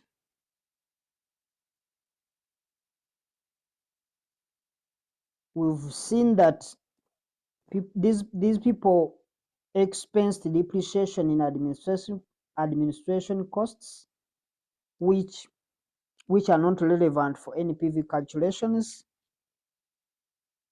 but they have also expensed financial costs, because we are seeing here, when you look at their income statement here, you can actually see that they expensed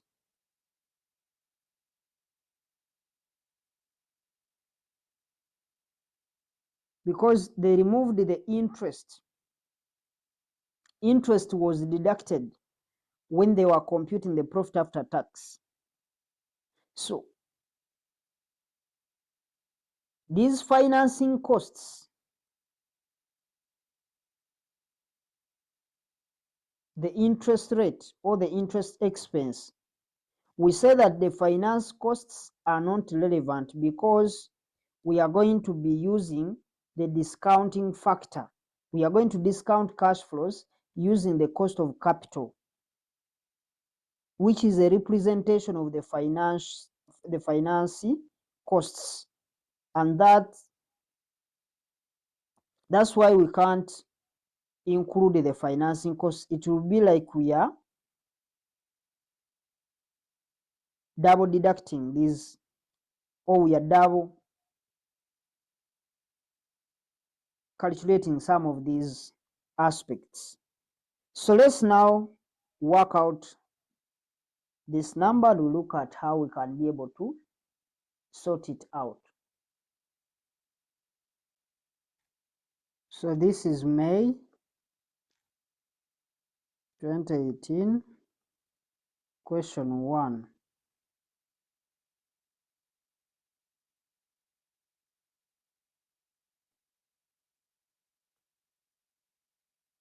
And we are dealing with NPV calculation first. So it is going to be in billions. So let's set up the table. Have the years, year 0, 1, 2, 3, 4, and 5. So we can start with the profit after tax. Profit after tax. So this is 38.5. Remember, we are working billions. 119, 140, 94.5, 98. Then we have to add back depreciation expense. For year 0, we don't put this one. It was 5 billion every year. We have also to add back interest expense, because it was also deducted. Year 1 is 35, 40, 55, 60, and lastly 70. So when you add these values,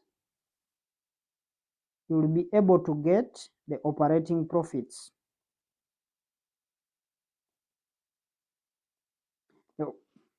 The operating profits is the profit before interest and tax. This is 78.5, 164, 200, 159.4.5, 173.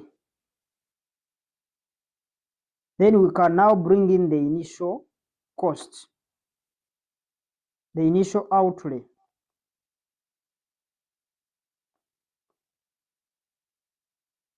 Initial outlay of 500 million.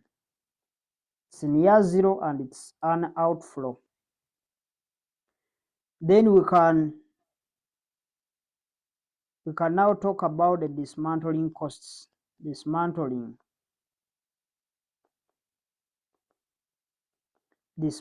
costs, they are in the final year of the project, 20 million. Remember, it is a cost, so we put it in the bracket.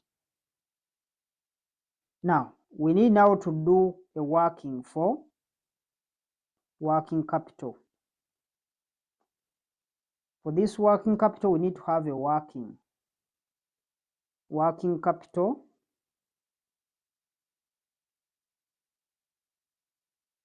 computations.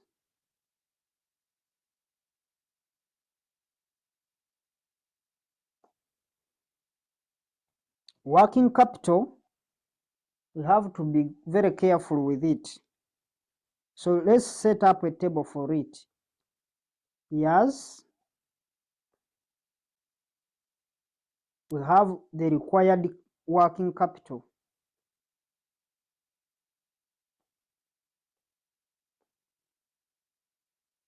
Required working capital. Then we have the movement or the increment. So we start with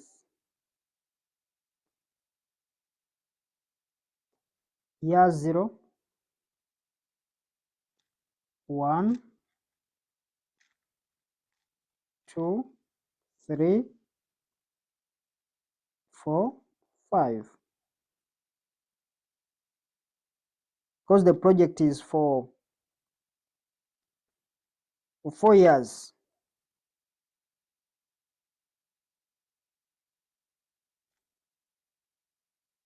The required for year 1, they told us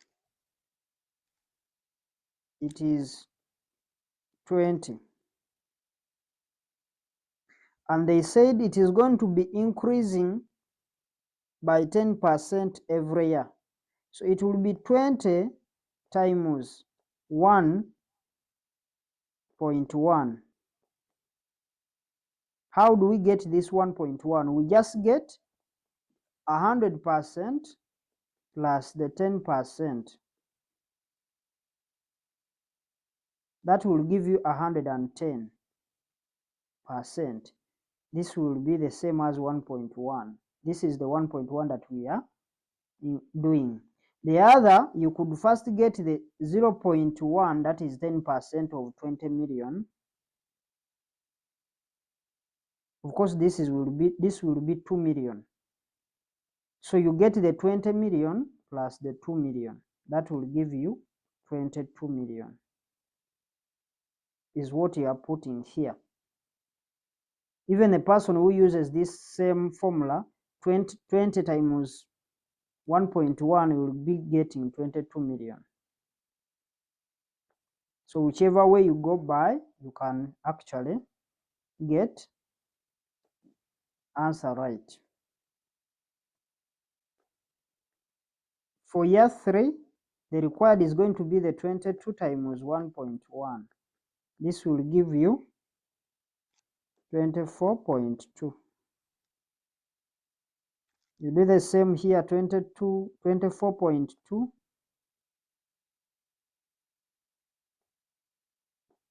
times 1.1.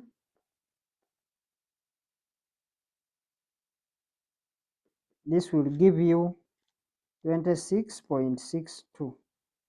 Then 26.62 times 1.1. This will give you 29.28. Now we go to the movement. The movement is what is very important. Now for the movement,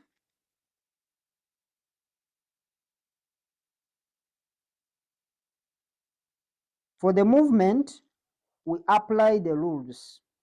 We said this initial working capital is always incurred in year 0, and it is always a cash outflow.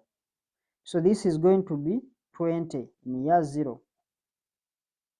But we also said number 2 of the rules, we said going forward, working capital is only relevant on incremental basis. Here we are looking at the movement, whether is it increasing or is it reducing. So here, when you see 20 to 22, there is an increase. It has increased by 2 million. So we are going to take the 2 million, but it's also going to be But remember, this is going to be in year 1 because it's supposed to be available in year 2. So what do? We make sure that we get the 20 million minus, it will be the 20, the 22 minus the 20. But this is going to be available in year,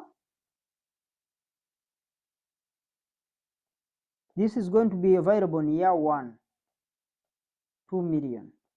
So that when you add the 22 plus the 2 million, you'll be getting the 22 million. When you add the 20 plus the 2 million, you'll get the 22 million, meaning this 22 million will be available at the start of year 2. So we'll do the same thing for these other periods.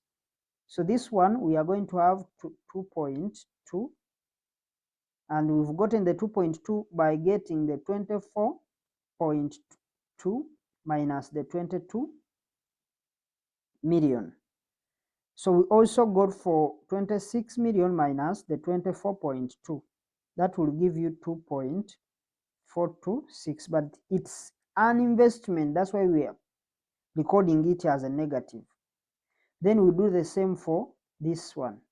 29.28 minus the 26.62. This will give you 2.66 negative. But we said the last rule number 3, we say that all working capital must be recouped. So you add 20 plus 2 plus 2.2 plus 2.4642 plus 2.66. The figure you get here must be the last figure for the requirement, because this is the money that we are supposed to be with at the start of year 5. So it will be 29.28, and it will be a positive because it's we are recouping the money. So this is the only thing that you take to our NPV table. So we take to the NPV table, we have the working capital, we take it the way it is. This is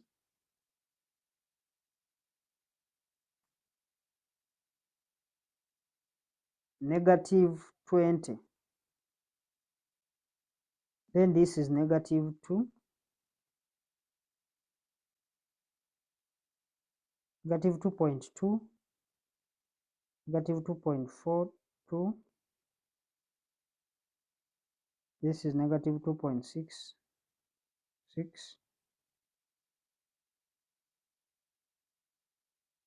Then here we are recouping the whole figure, 29.28. It is a positive.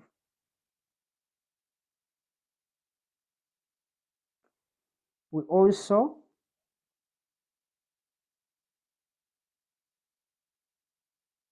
bring the other aspect. We had issues to do with the scrap. So let me first delete this. So this one will bring the scrap value, and we said the scrap value is coming the last year of the project. The scrap value was 10. It's an inflow, so we get the net cash flows. So when we do that, this will be 520 negative. This is 76.5. This is 161.8.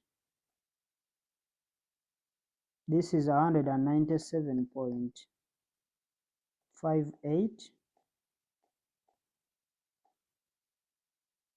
This is 156.84. This is 192.28. Then we bring our DCF. They told us it's going to be at 15%. So we're going to look at inflation adjustment and capital budgeting decision.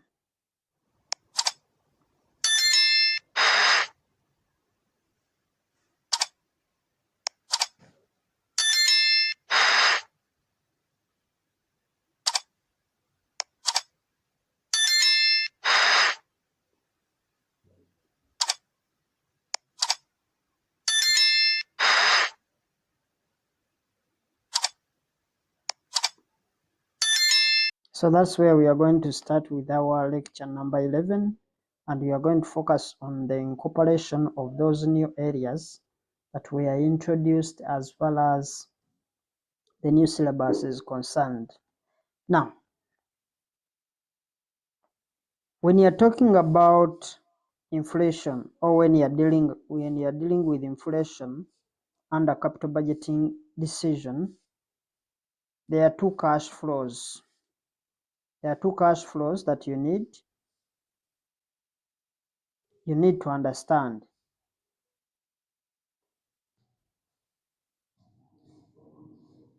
And there are two ways we are going to look at it. We have cash flows.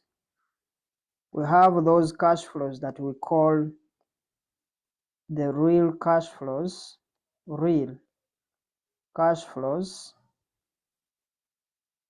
and also the nominal cash flows. So there are two ways. These nominal cash flows are also called, if you don't call them nominal cash flows, you can call them money cash flows. So there are two ways how we are going to deal with inflation. And these two cash flows, the real cash flows and the nominal cash flows or the money cash flows. In this area, the examiner, because we categorize them into two separate cash flows that we may be having, because the examiner can say that these cash flows are in either real terms. These are the words the examiner is going to be using. The cash flows are in real terms, or they are in nominal terms. They are either real terms or nominal terms. And we say the nominal is the same as money terms. So we need to understand what these two aspects mean. Now, when cash flows are real, or they are in real terms, when cash flows are in real terms, it means that they are in what we call current terms. Cash flows are said to be in real terms if at all they are in current terms. In other words, these cash flows, they are not yet adjusted for inflation. In other words, inflation is not catered for. So what you have to do is that you have to wait for the examiner to tell you when you start adjusting for the inflation.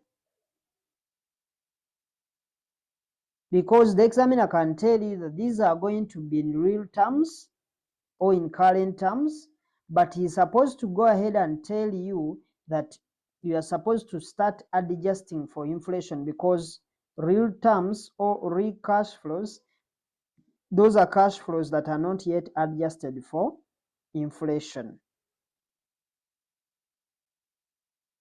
But now, if someone says these cash flows are in current terms or real terms, the meaning, the general idea is that these cash flows are actually in year 0, because we've not yet adjusted anything to do with inflation.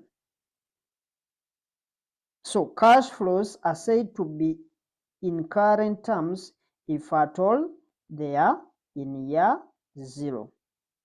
They are in current terms, meaning they are in year 0.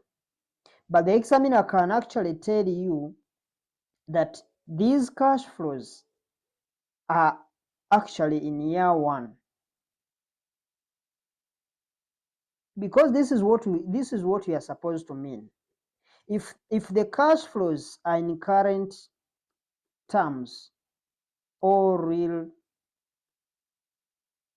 terms, it means that they are in year 0. That is generally.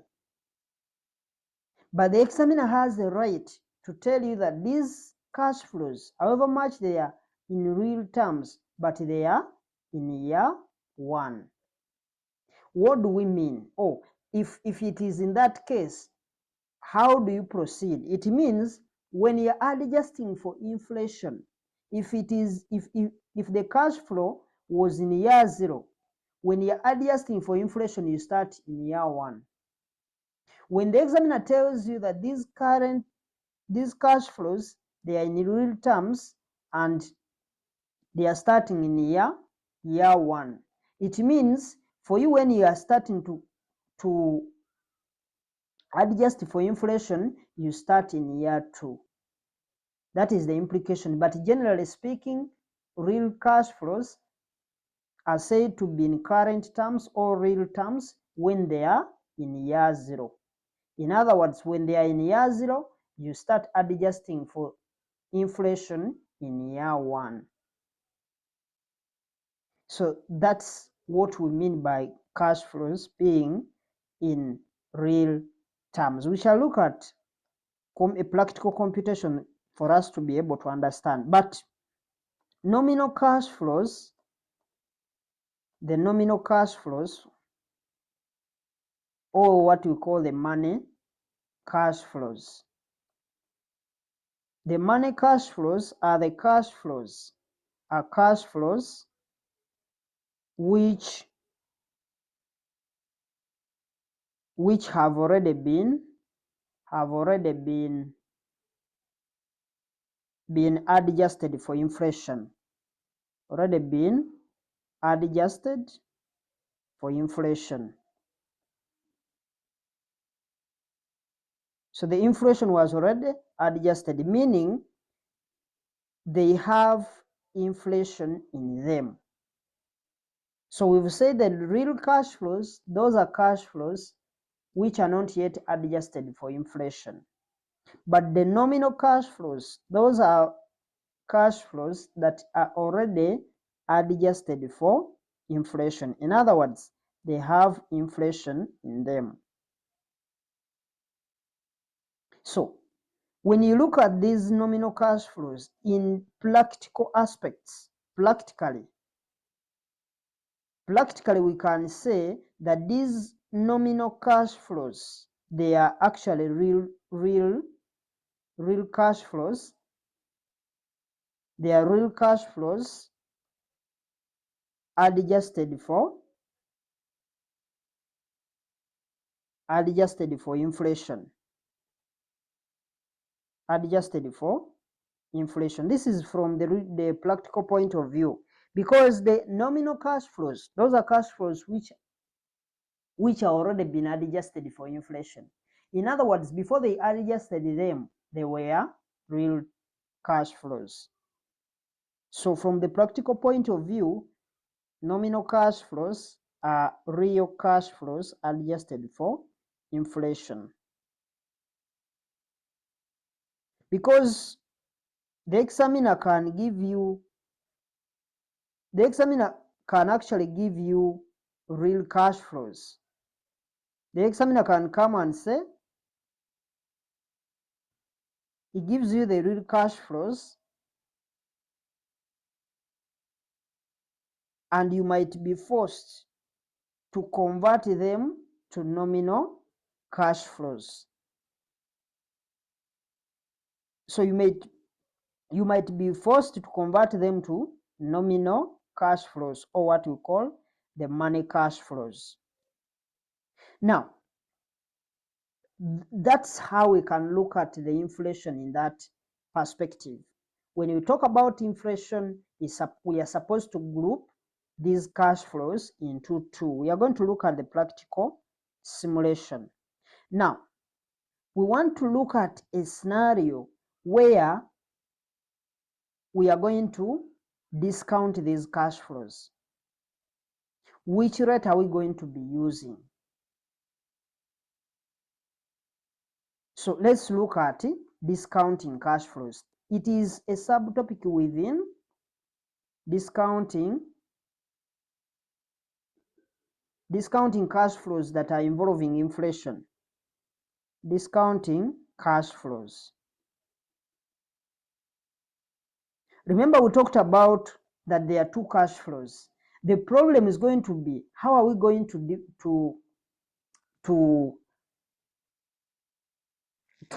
discount our cash flows, because we are looking for the present value. So when you are discounting these cash flows, if you are discounting, if they are real cash flows,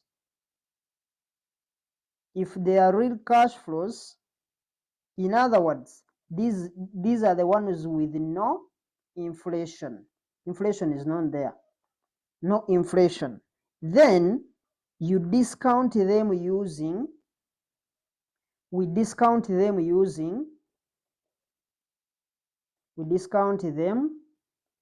using the real rates.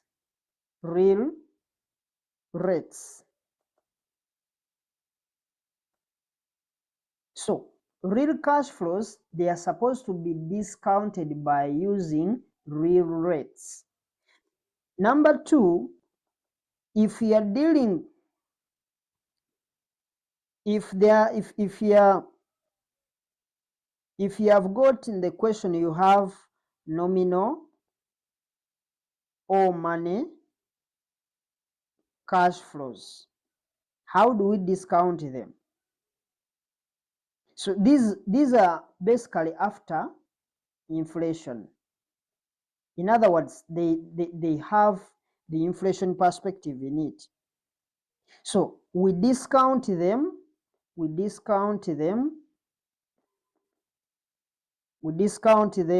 using the money rates, the money or nominal rates. In other words, don't ever be confused, because the examiner, what the examiner is going to do in other words, in an exam, the examiner is going to trick you. He might give you real cash flows, and he could spread them for you, maybe for the different years, maybe for 10 years, 20 years, depending on the years he has given. But instead of giving you the real rate, the person is going to give you the money rate.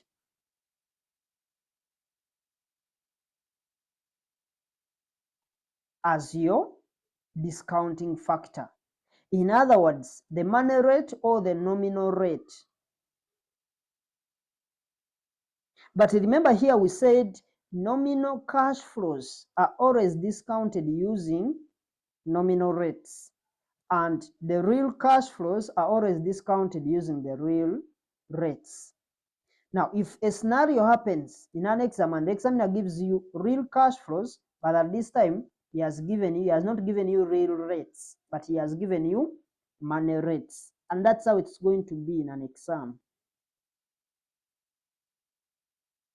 But just remember the key points when you're discounting these cash flows. If the examiner gives you the real rates, and at the same time he doesn't give you the money, he gives you the money rates, yet you are supposed to discount those cash flows using the real rates. So since you are having real rates, and I'm telling you that when you have real rates, you are supposed to discount them using real rates. So since we have been given real cash flows, but this side the person is talking about money rates, then ideally he's like telling you to convert these cash flows to money cash flows. Because remember we said we are not going to be using the money rate to discount our real cash flows. So it's like you are supposed to convert these real cash flows to money cash flows, so that you have that consistency. In other words, you will use the money cash flow with the money rate he has given you. It could be the other way around, whereby you are given the money rates, maybe you are given the money cash flows, but at the same time the examiner is giving you real rate. So you are supposed to discount to convert those cash flows so that you can use the same rate that has been given to you in the question. So once the examiner gives you real cash flows and the other side is talking about money rates, then you are supposed to convert those real cash flows to money cash flows, and then you discount them using that money rate that has been given to you in the question. But this approach will take more time, because now for you, remember, you are converting all the cash flows for different years. It's going to consume a lot of time. It is very, very okay, but it's going to consume a lot of time because you are converting very many. Remember, this rate is only one, but these cash flows are going to be for different years, maybe 10 years. So by doing this, you are taking a lot of time converting the cash flows to money, to real cash flows to money cash flows. You are going to take a lot of time. So it's going to be time consuming because the cash flows are many. But you could actually convert, because this is just going to be a one rate. You could convert this money rate into what we call a real rate. Because the cash flows are real cash flows that you have, you just convert this money rate into the real cash, into the real rate, so that you can discount those cash flows. That one is going to be quicker because here you have only one rate, and it's the one that you are going to discount all these cash flows for the different years. So that one is going to be saving you a lot of time, because after you converting this money rate to real rate, you can then discount the cash flows using that real rate. And for you to actually do that, we have a formula. We go through what we call the Fisher's formula. The Fisher's formula is the one that is going to help us to convert those cash flows, and it is available. It is available in the formula sheet. So it is 1 plus m, which equals 1 plus r into 1 plus I. This is small I. You can use any letter as long as you define the letters. So that's the formula, where of course it's like it will be 1 plus money rate. M means money rate, equals 1 plus the real rate into 1 plus inflation rate.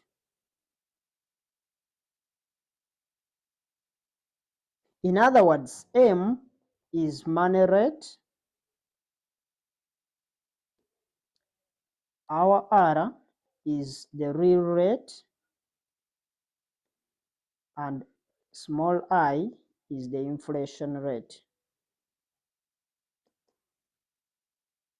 All these will be given to you in the question. You just substitute in and you find the answers. Maybe we can do a small simulation to help us know how to convert cash flows from real rate to money rate. In other words, how to convert cash flows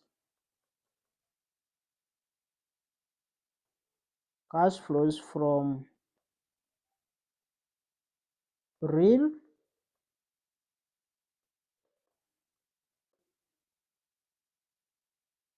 to money.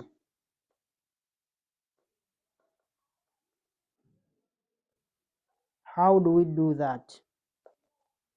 So let's have one simulation. Simulation 1, let's just have a table. Yes,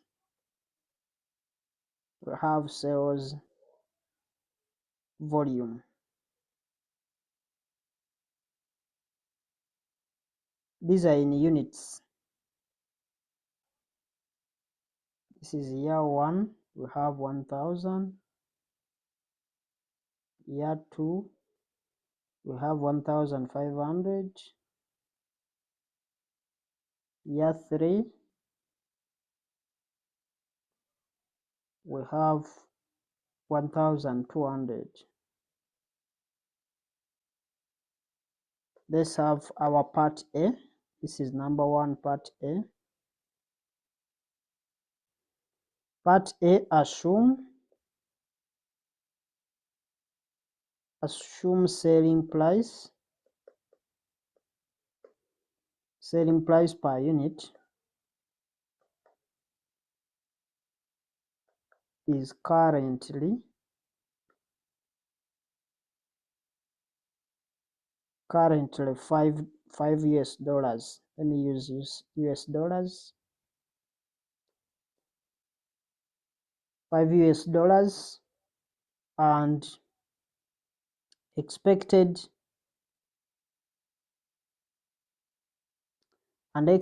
to rise by an annual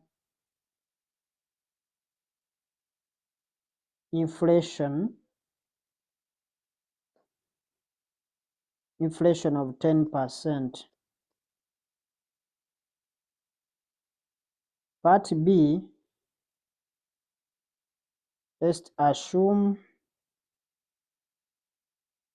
selling price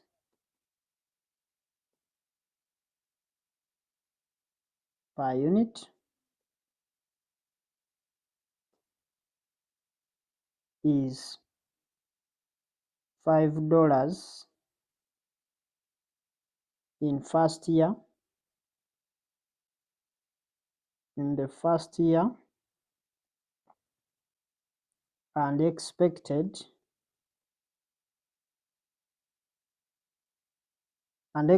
to rise by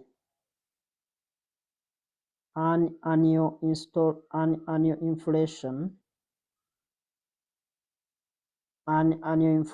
rate of 5%.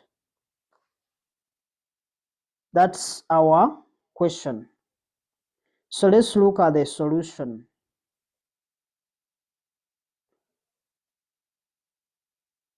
Now, let's start with part A. We are going to make it in a tabular format. So we have the years,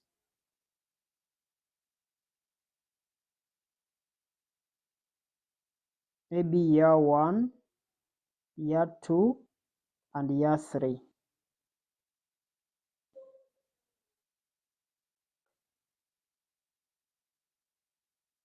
We have the sales unit or the sales volume. Sales units. These are 1,000 as per the table. I'm just copying the information that is in the table. 1,500 for year 2, then 1,200 for year 3. This is 1,000 for year 1. So that's the information as per the question. Now let's start putting in the selling price. They told us the selling price. Of course, this is per unit. Selling price per unit. It's in US dollars. And put the currency symbol there. They told us that assume the selling price per unit is currently $500.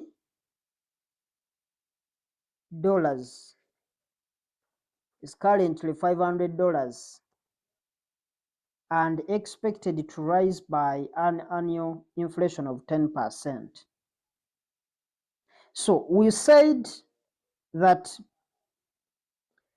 this is going to be, they told us it is currently, meaning we said when they talk about currently, when they say currently, it means that this is actually, currently means that this is in year 0. This 5,000, this 5 US dollars is in year 0, meaning the inflation, we are going to inflate this value of 5 US dollars in year 1. So we are going to start inflating it in year 1. If they were telling us that it is currently in year 1, then it would be different. So let's go the other side and we change these values. So here they are telling us we are inflating the selling price. So let's first put in our selling price before we inflate. It's constant throughout. So let's now bring in the inflation aspect, because this is where I want us to pick. The inflation. Now, this inflation, we are going to use this formula.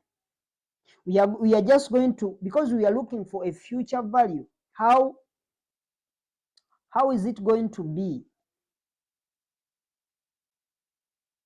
It's what we are looking at. So this one, we are going to use the formula for future value. This one is like we are looking for the discount factor. So it's going to be, we are just going to do as if we are looking for the present value. So we put 1 plus r to the power of n. So we are looking for future value because we are just increasing it over time. So the increment is 10%. Because we've said that if you are looking for the future value,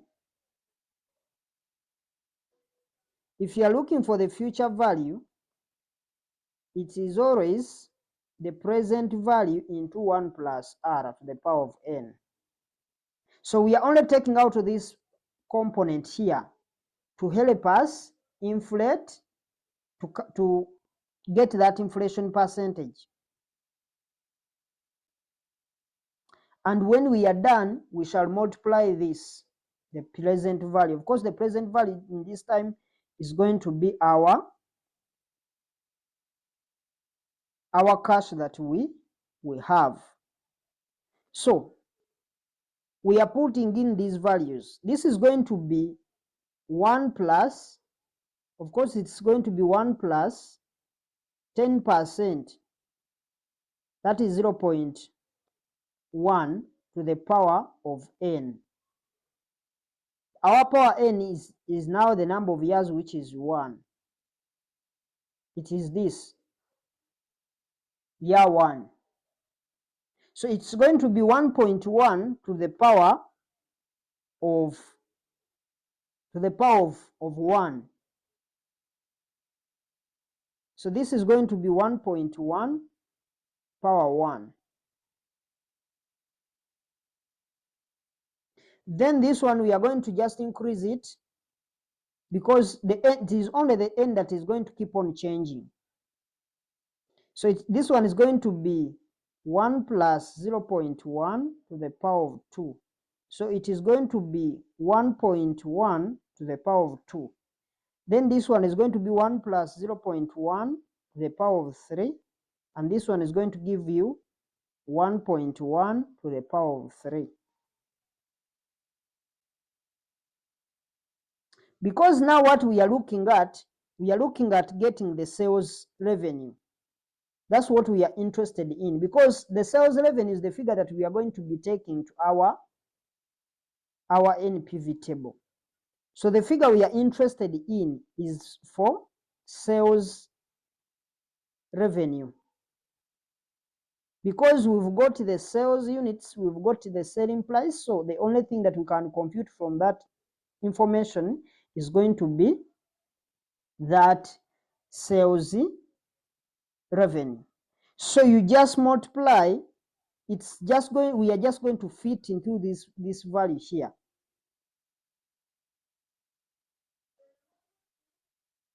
So you can just get 5 times this.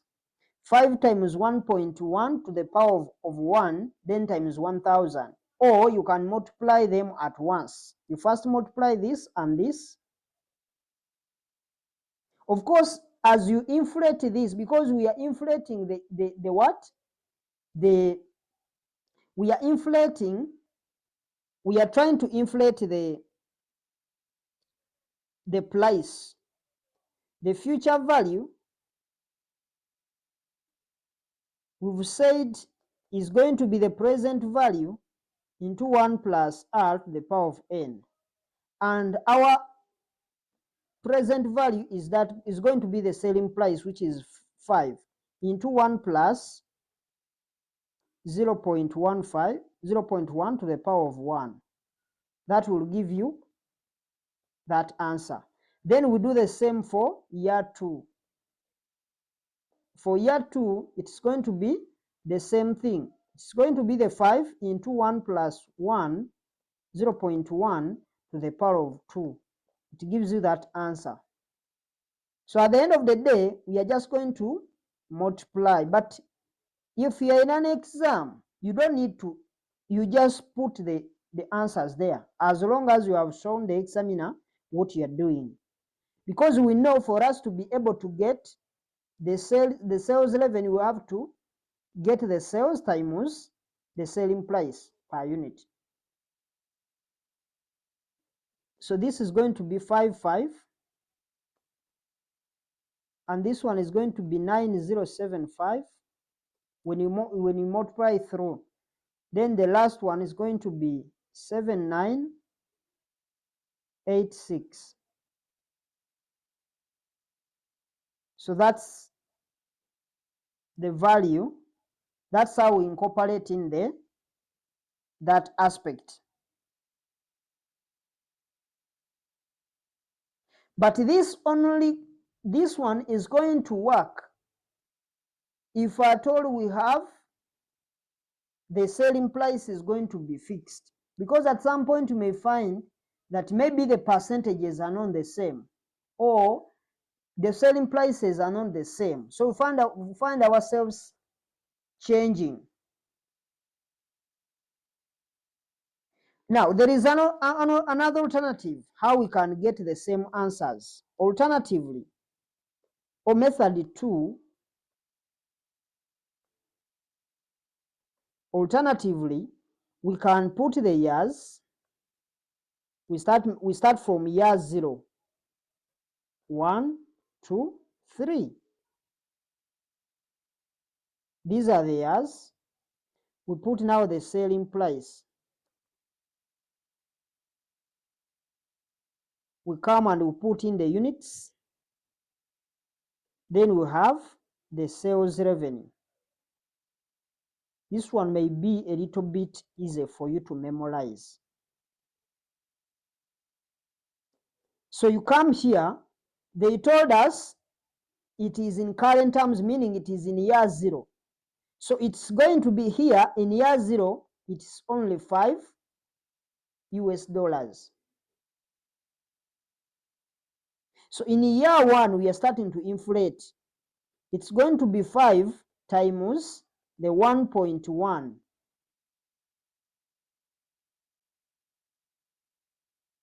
And this will give you the 5.5. Because we are inflating the cash flow, it's only this amount. This is 5. This 5 is going to be inflated by 1.1. Of course, we are taking 100 plus 10%. So we inflate this one for year 2. It is 5.5 times 1.1. That will give you 6.05. So we do the same for year 3. 6.05 times 1.1. This will give you 6.66.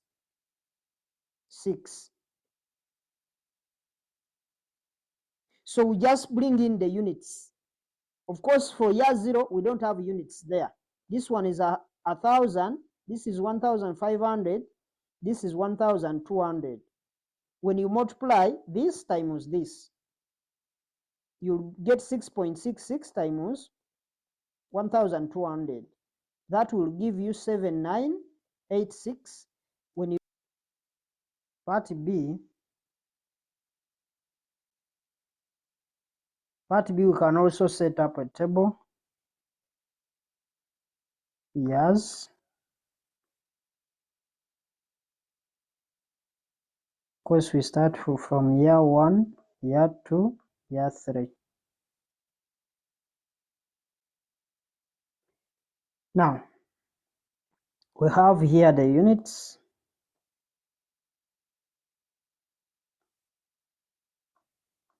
We have the units 1,000, 1,500, 1,200.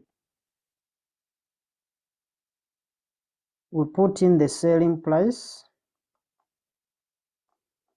which is in dollars. It is $5 per unit. Then we have to bring in the inflation. The inflation still we are going to use the 1 plus r to the power n. Now for this one, they told us it is starting in a year. The inflation starts in a year. It's supposed to start in year 2. So for this, we are going to take, it is going to be the 1.05 because it is 5%. 5 to the power of 0.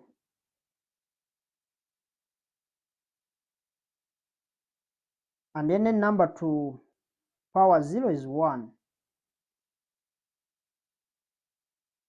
Then this one is going to be, of course, it is 100 plus the 5%. 100%, this is 105%, which gives you 1.05.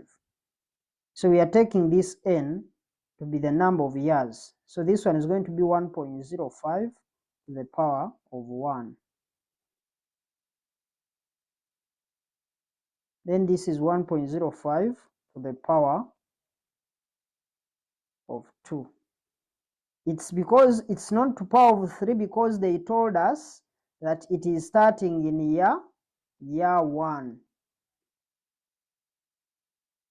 So you need to be careful with the English they have used. Now let's put in the sales revenue, because this is the figure that we want. Sales revenue. Of course, you get this, you multiply through. This is going to be 5,000. Of course, it is going to be 5 times 1 times 1,000. Then we also multiply this, is going to give us 7875. This is going to give us 6615. Now let's look at the second alternative. How can we do the same? Alternatively, this is a second version of how we can do the same stuff. We can also set it up years. Here we are not starting with the year 0 because all the cash flows are supposed to be in year 1. So 1, 2, 3. We have the selling price. We have the units. We have the sales revenue.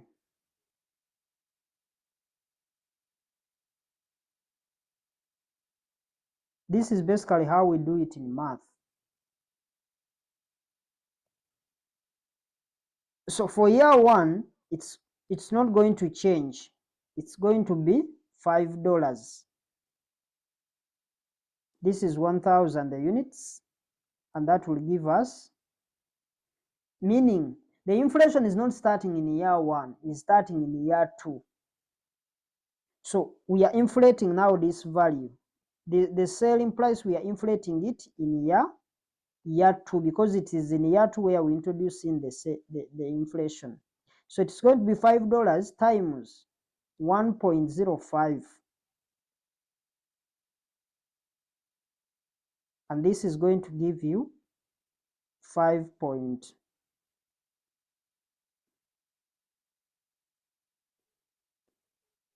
This is going to give us 5.25.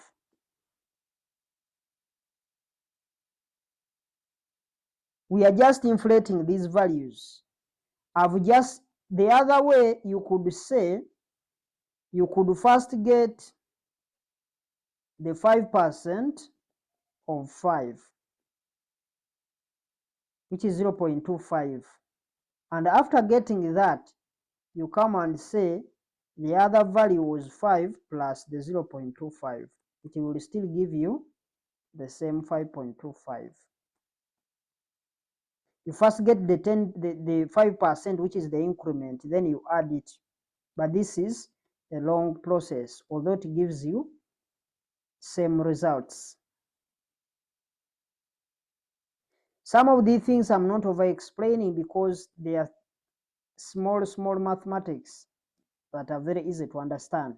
So now we improve in for the year 3, it's going to be this value of year 2, the year 2 value times the percentage. Percentage is going to remain the same, 0.05. So the year 2 value is 5.25 times the 1.05, and that will give you 5.5125. So we just take this in our table. So this one is going to be 5.25 times the 1.0. In other words, it's only these values that are changing, yet this percentage is remaining as the same. So this is giving us 5.5125. Can just call it 13. Hope you are getting my aspects. So this is how we are putting in the inflation aspect. So we bring in the units. For year 2,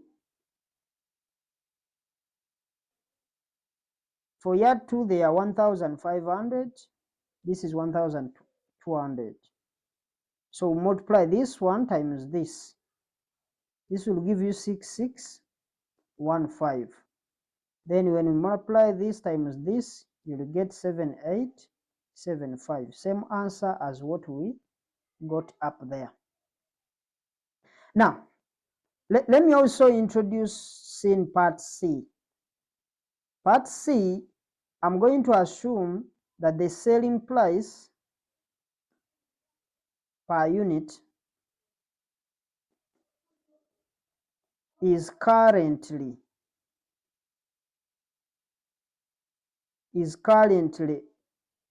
$5 and is expected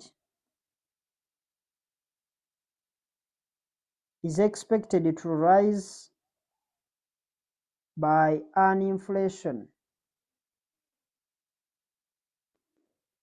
rate of 3%, 4%, and 5%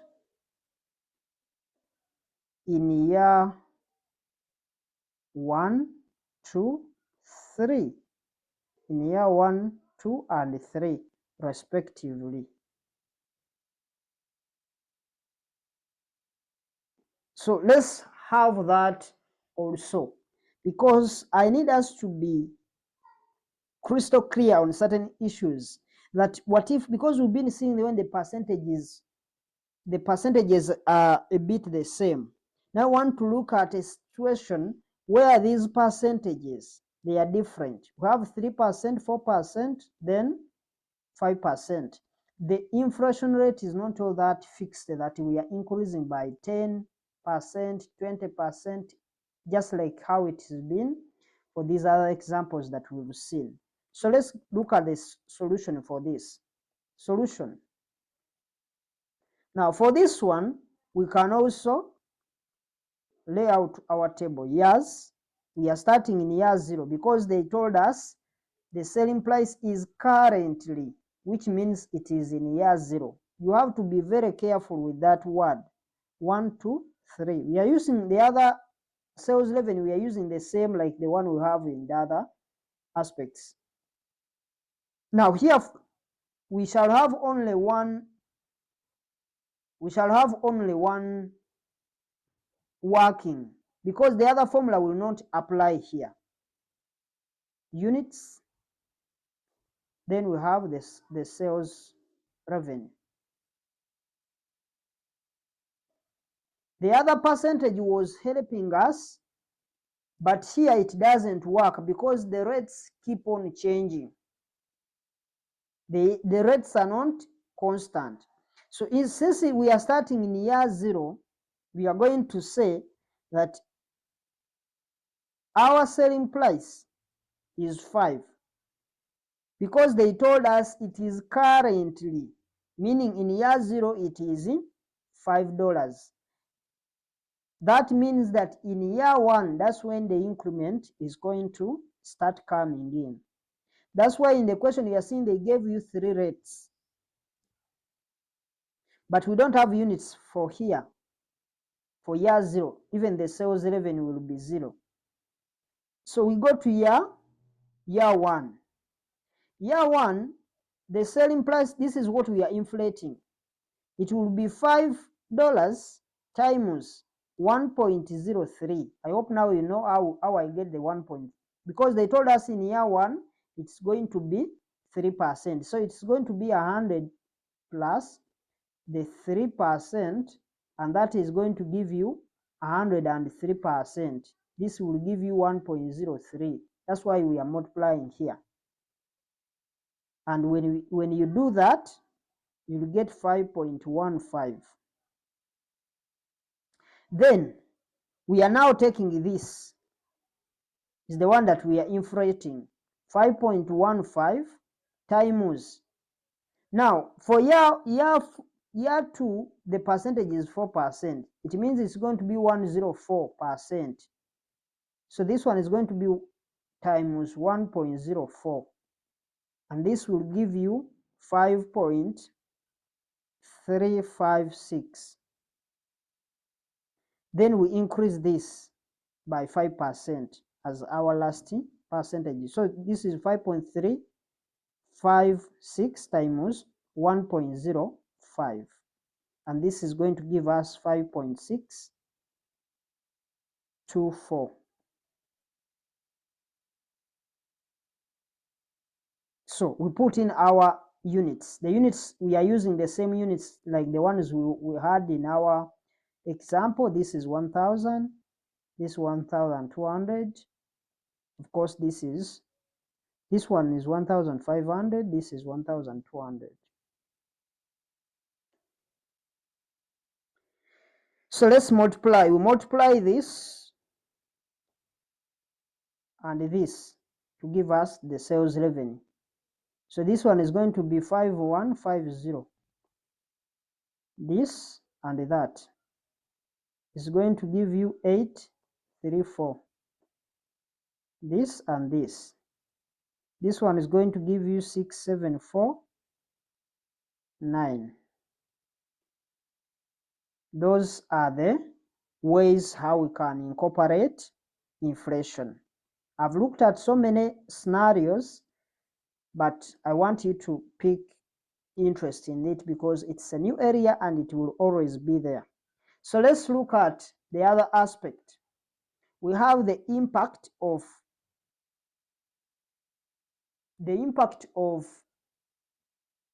taxes or taxation. Let's look at the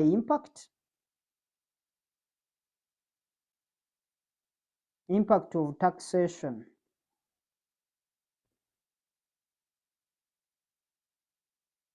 On capital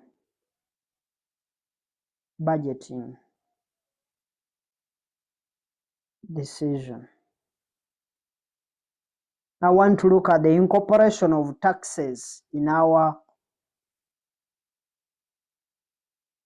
because we looked at our NPV table and we saw something to do with tax savings or tax relief. And we saw this in our NPV table. So we looked at something to do with this tax saving as it was shown in our NPV table layout. But this comes from what we call capital allowances. Now, the same table that we are going to use to get our capital allowance will be the same table that will help us to generate what we call the tax savings or the tax relief. And it's a very popular working that we need to take note of, because it carries 3 marks. It carries 3 marks. But I want us to understand how all these aspects come about. Now, we are talking about taxation here. And taxation, we are saying that taxation has an impact on what we call the domestic NPV. We shall not go into the international NPV. Those we shall look at them under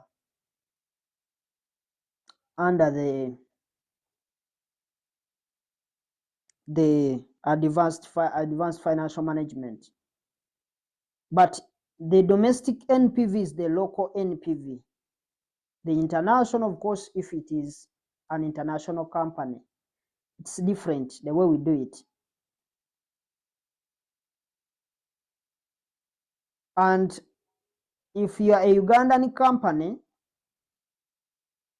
and you are appraising a project, we call it a domestic project. If you're a Ugandan company, in other words, a company that has been incorporated here, it's not a group. Maybe it is a group, but it is based in Uganda.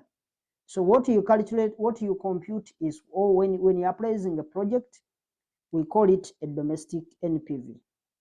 But if you are a Ugandan company and you're appraising a project, let's say in Kenya, Tanzania, or wherever you may be required to make an investment, then that appraisal that you are going to be doing is what we call the international NPV. Like a company is incorporated here, but it wants to undertake some developments in, let's say, Kenya, overseas. We call that international NPV because there are other things that are going to be added in. So we usually look at that international NPV under advanced financial management. Where we try to combine the domestic and the international to actually come up with a final decision. But we shall look at that. We just wanted to understand what they are. But as when you are doing the NPV locally, if let's say your project is generating some revenue, because you are going to do an investment, maybe you are going to build a hospital, a private one, and it's going to be generating revenue. In other words, when you generate revenue, you are supposed to pay taxes to the government of where you are employing.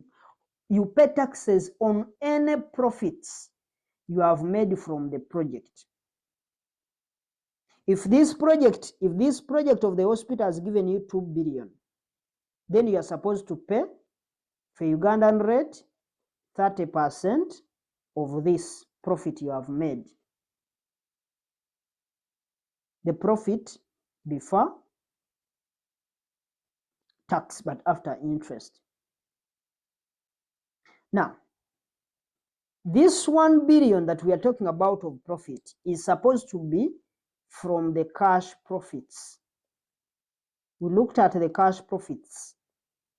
That 30% is supposed to be from the cash profits, all the cash flows. Now, on top of that, remember they have charged you 30%.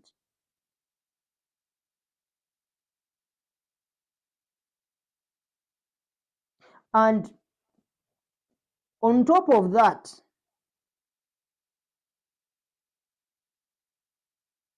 because you have paid your tax, but at the same time, tax can be saved. How do we get to know the tax saved? If you remember very well when you are doing your taxation, if you make an investment, you acquire, let's say, a fixed asset. You have brought in some assets that are going to get what you call wear and tear. They call it wear and tear for tax purposes, but for us we call it depreciation in accounting. So this depreciation or this wear and tear is going to be claimable on the asset you have acquired. You are going to claim it back because they give you a tax allowance, what we call a tax allowable depreciation. If they don't call it wear and tear, they call it tax allowable depreciation. And it is claimable. In other words, when you are paying your tax, you first less it off. So remember, for you paid the 30%, but you are also going to receive an allowance of tax allowable depreciation. Remember, we said this 30% is supposed to be multiplied on the cash profits. If you have used your accounting and you have expensed depreciation, that will not count, because this 30% is supposed to be charged on cash profits. And that's why we qualify for a tax allowable depreciation, because they recognize that these assets are actually going to be reducing in value. That's why they are giving us that. That's why they are allowing us to have that depreciation. The only reason is that they don't want us to go with our depreciation rates, because we may estimate any rate. But for tax purposes, they give you the rates that are supposed to be deducted on a certain asset. And that's per a given country. Like in Uganda, computers are depreciated 40%. Others are depreciated in 30% and 20%. So depending on the tax regime, they give you the rates differently. But what you have to understand from this perspective is that the tax allowable deduction is claimable. So in the question, the examiner will tell you that you can claim tax saving on depreciable assets. Maybe you bought a motor vehicle, you bought machines to use in the hospital, and these are depreciable assets, meaning you are going to be allowed depreciation expenses or the tax allowable depreciation. And the examiner will give you a percentage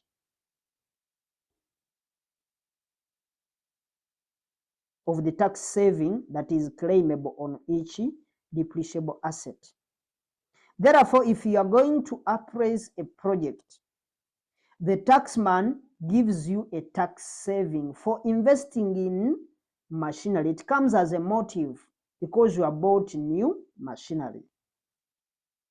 And the examiner will always give you a rate that is claimable. But sometimes we follow the relevant laws on taxation of depreciable assets. So we need to know how we treat the tax allowable depreciation, or what we call, it's called tax allowable depreciation,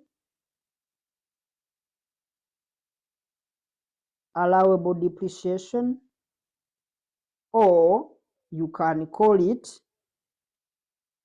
capital allowance, or what you call the wear and tear. These mean the same thing.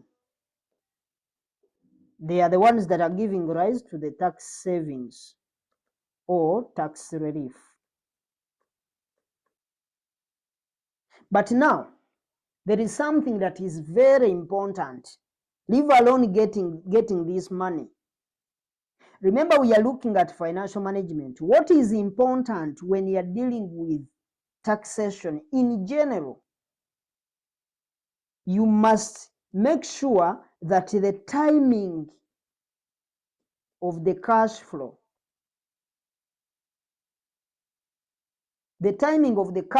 is very important. The timing is key.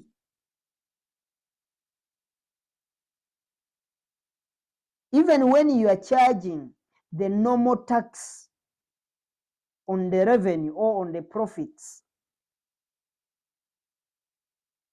you have made, timing is also key.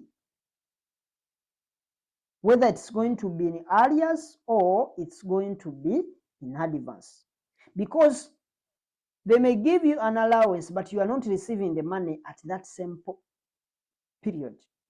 Like you are not receiving it in the month when taxes are made, or in the year when taxes are made, or in any period when the taxes are made. You may receive it in advance, or it may come in arrears.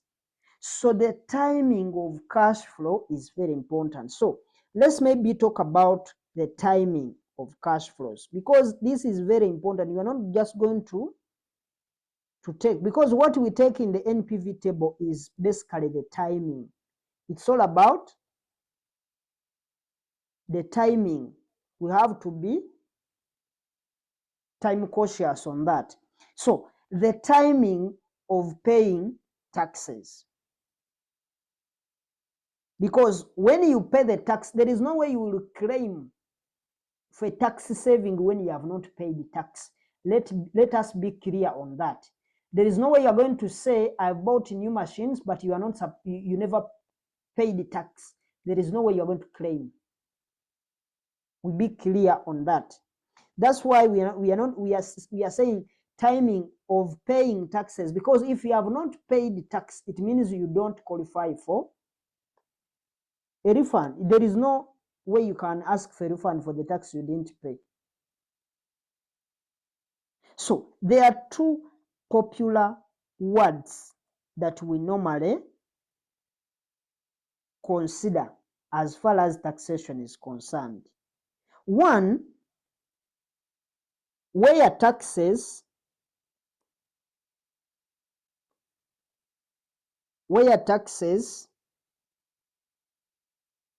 could be paid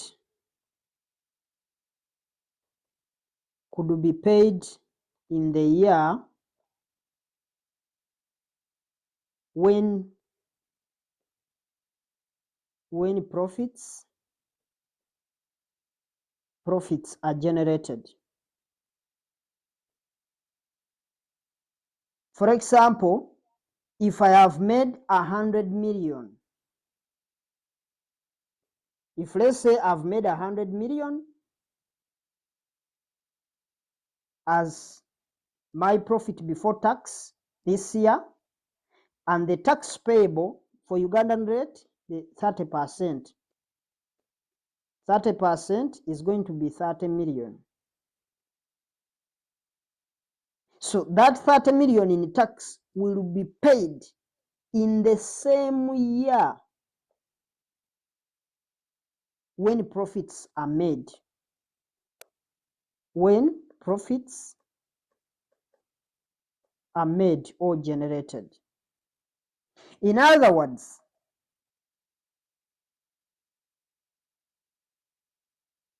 that approach says whenever you deduct you get your profit, you pay the tax. That's the approach. And that's the first approach that we have as far as timing is concerned. Number two,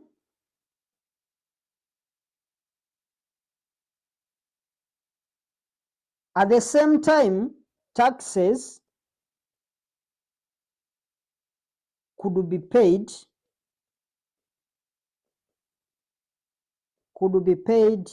in arrears, or 1 year, let's say 1 year in arrears. 1 year in arrears. So what this means is that if I have earned 100 million in profit before tax, and the tax I'm supposed to pay, the tax of 30% times the 100 million, which is 30 million. The tax of 30 million is to be paid in arrears. If it is going to be paid in arrears, the implication is that that tax of 30 million that I have made in year one will be paid next year. If this year I've made 100 million and my tax is 30 million, but I'm paying in arrears, it means that tax of 30 million will be paid in year two. If it is 1 year in advance, if it is 2 years in advance, if this profit was in year one, this would be, you skip more 2 years. So that's the implication. But you don't necessarily have to go by that, because the examiner might say that maybe 50% of this money, in other words, the 50% of the tax, which is 15 million, should be paid in the same year where profits are made, or when profits are made.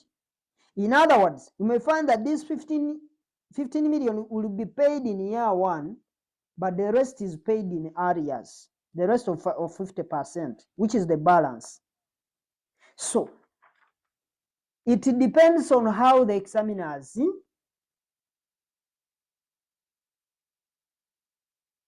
has provided you that aspect.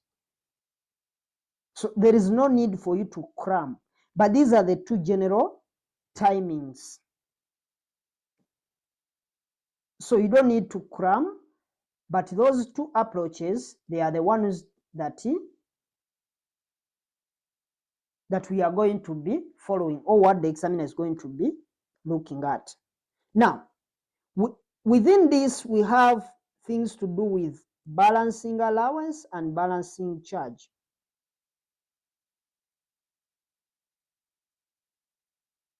Balancing charge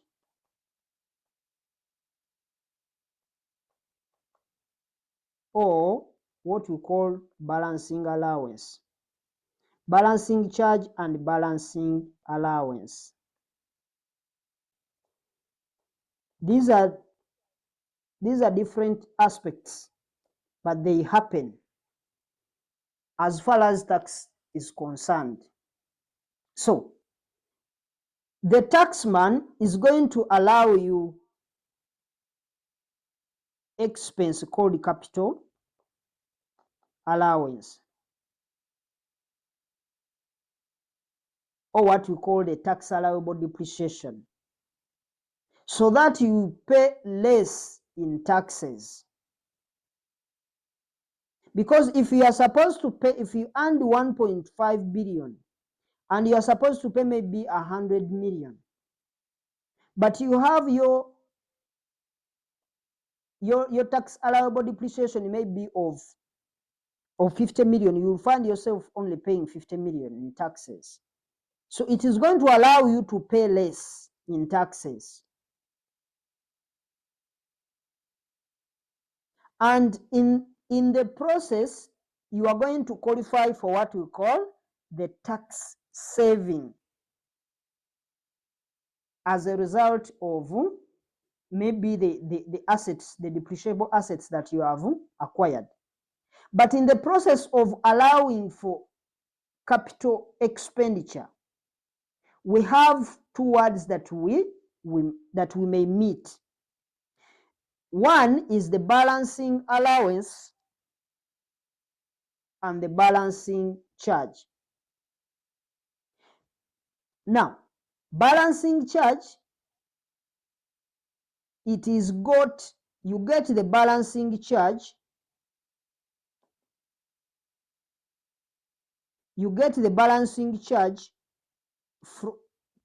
from the net book value of the asset minus the scrap value of the asset.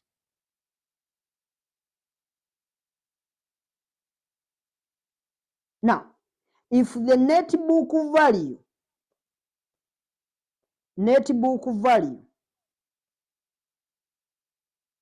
is greater than the scrap value, then we say we have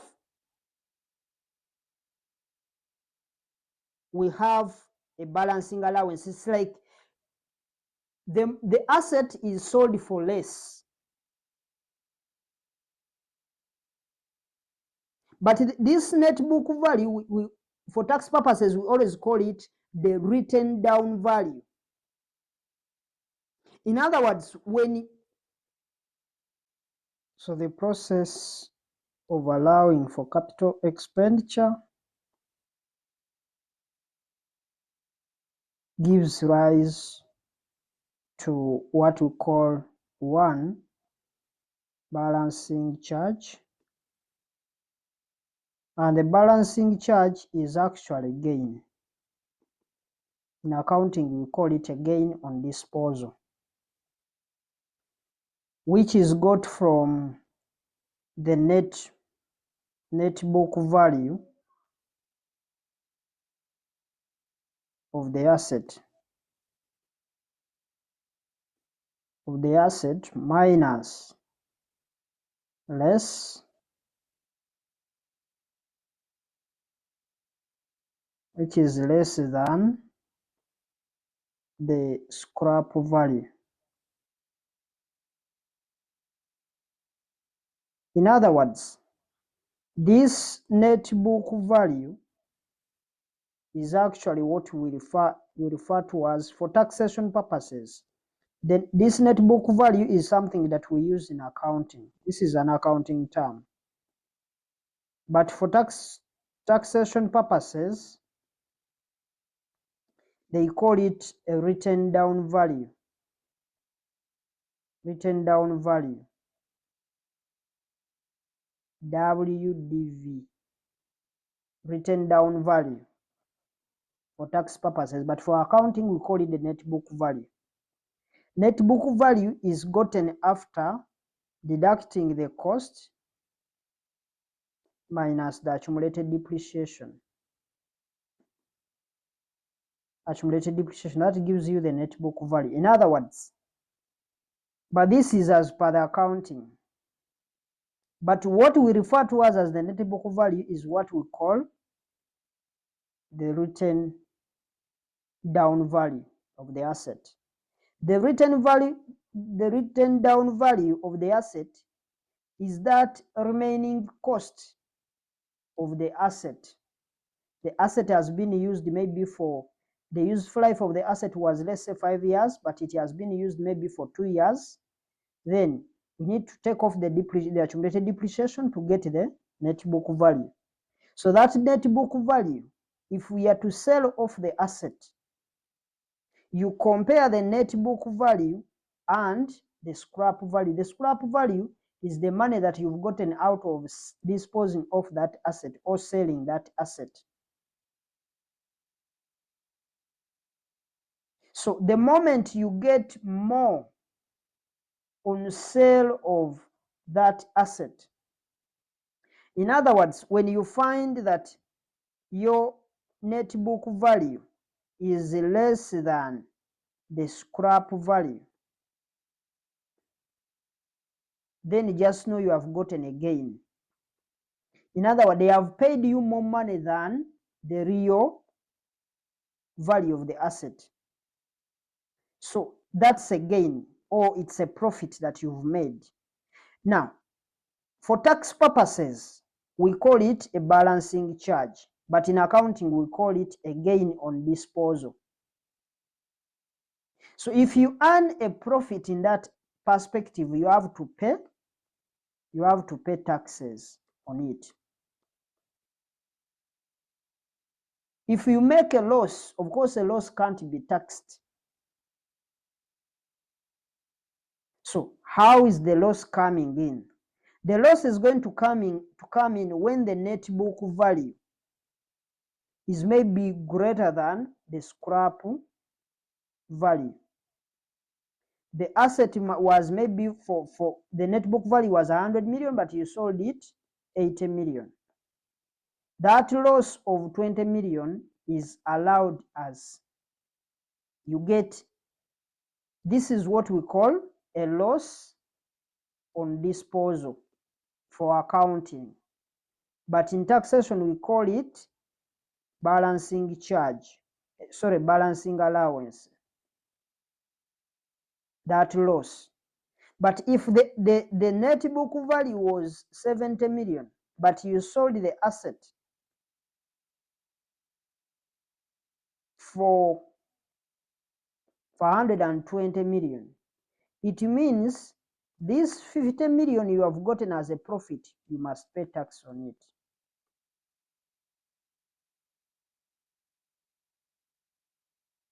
So when the written down value is greater than the scrap value, then the taxman allows you to deduct that loss on the asset you have disposed, and that's what we call the balancing allowance. So we want to first do some, maybe we have a simulation on that. Simulation, because these are simple issues, but they are the ones that are going to make a difference. A 4-year project with an initial outlay of shillings 100 million on machinery has a residual value. Residual value is a scrap. The residual value of shillings 20 million. Full stop. Tax allowable depreciation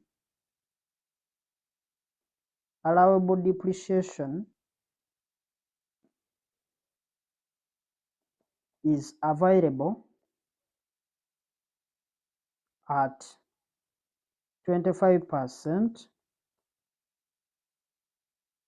on reducing balance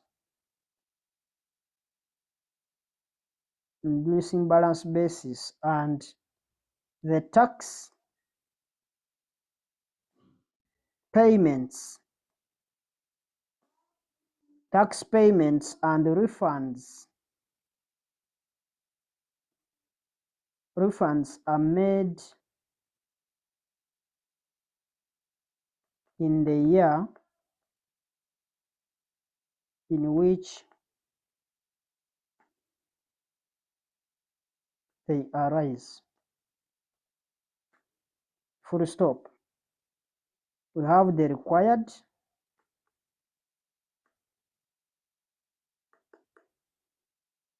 saying calculate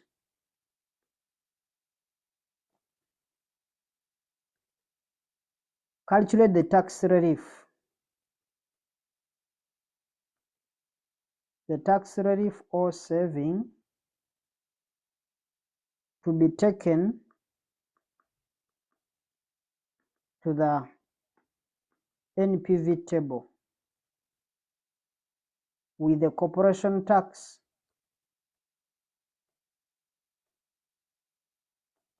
with the corporation tax 30%. So let's look at the solution. So I'm going to lay out a table that we are going to use. Let's open a fresh sheet. So we are going to open up a table. We have years, we have details,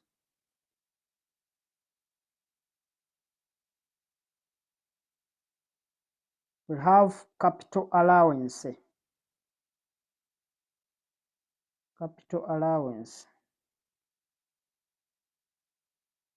Then we have the written down value, or what we call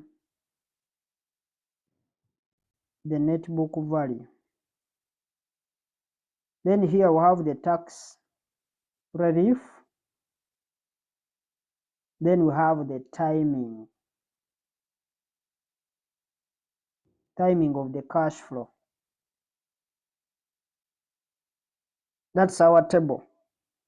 We are starting from year 0, year 1, year 2, year 3, year 4. Because the project is 4 years, we stop there.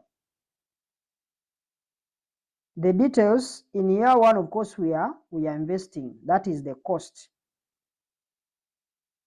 the initial cost.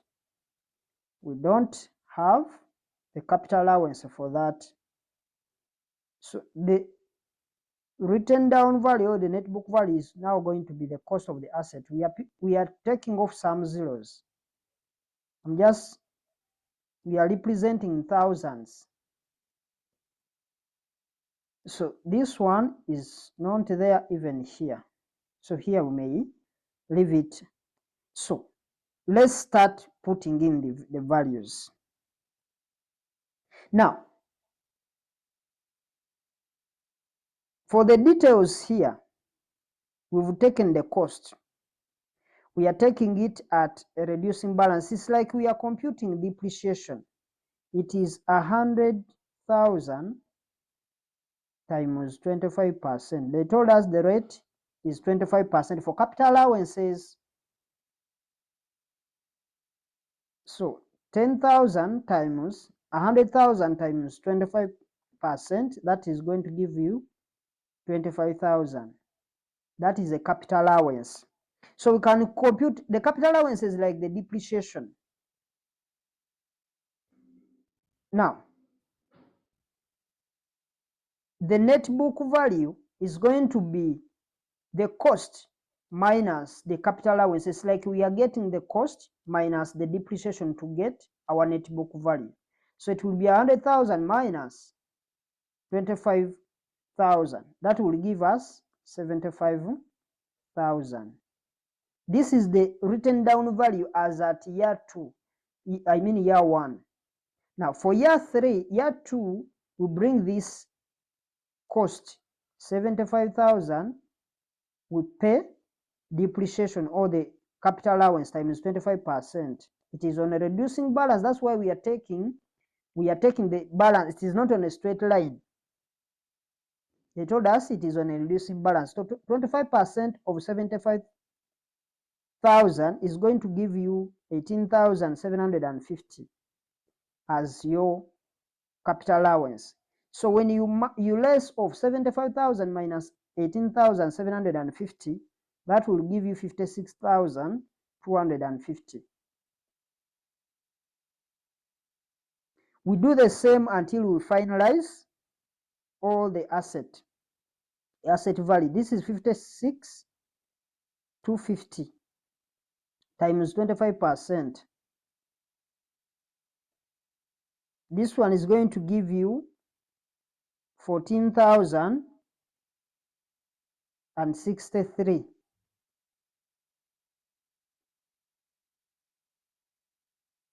So when you less off this one minus this, you'll find yourself having 42,187. So you bring this side in year 4. It is 42,187 times 25%.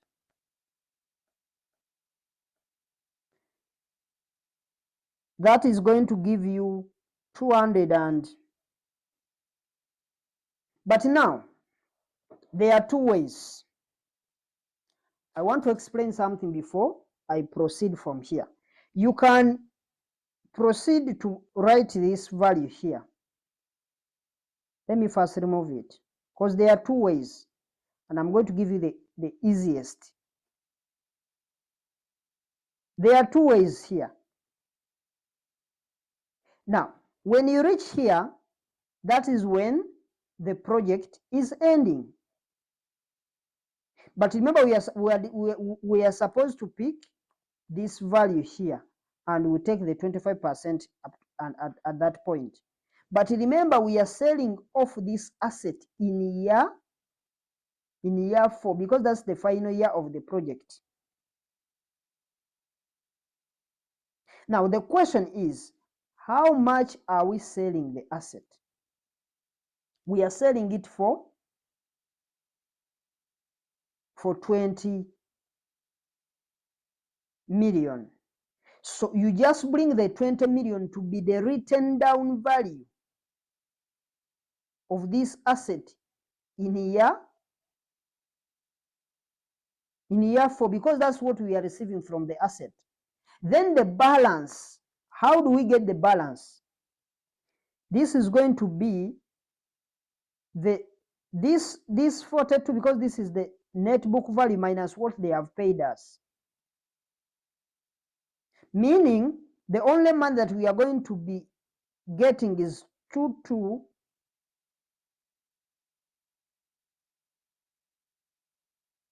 This is 22,187. This is what is remaining on the asset. Because when you add this plus this, you must be getting this value here. Now, because they have given us 20, but the asset was for 42, if at all they were to pay all, it means we have made a loss, because the net book value was 42,187, but they have only paid us 20,000, meaning we've made a loss of this 22,187. This is what we call a balancing allowance. It is called a balancing allowance because it is the one that is balancing between the money you've received and the money that would have been received. If at all you had received 50 million, it means we had made a profit. But here we are making a loss, and this loss is coming from this 42,187 minus the 20,000 that we received, only 20 million.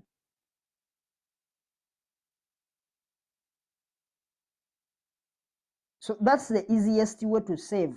There are those that go by the accounting way, where you take this, then you bring in the other aspect. You first remove the tax. It will be the same thing, because in the final year here you have two values. That is just wasting time. Now, let's look at this, the saving. Remember, this was 25%. Let's now look at the saving here. The tax relief, they told us that the corporation tax was 30%. So how do we compute the tax saving? How much did we save? And what are we saving on? So this tax saving, it is a tax saving on this capital, because we are going to be allowed this value here. These values you are seeing here, we are going to be allowed them. In other words, they are going to be treated as an expense when we are paying taxes. So it means as we are paying these values, we are also saving 30%. So what is 30% of this? We take 30%, the tax relief is gotten by getting the tax relief percentage or the tax rate times the capital allowances. That's why we said the same table that is going to compute the capital allowance is the same table that computes the tax relief. So it will be 30%. It will be 30% for year one. It will be 30% times 25,000. And that will give you 7,500. You go to year two, you do the same thing. You get 30% times the capital expenditure for year two, which is 18,750. So it will be 30% times 18,750. And that will give you 5,625. Then you do the same for year three. You get 30% times this 14,000.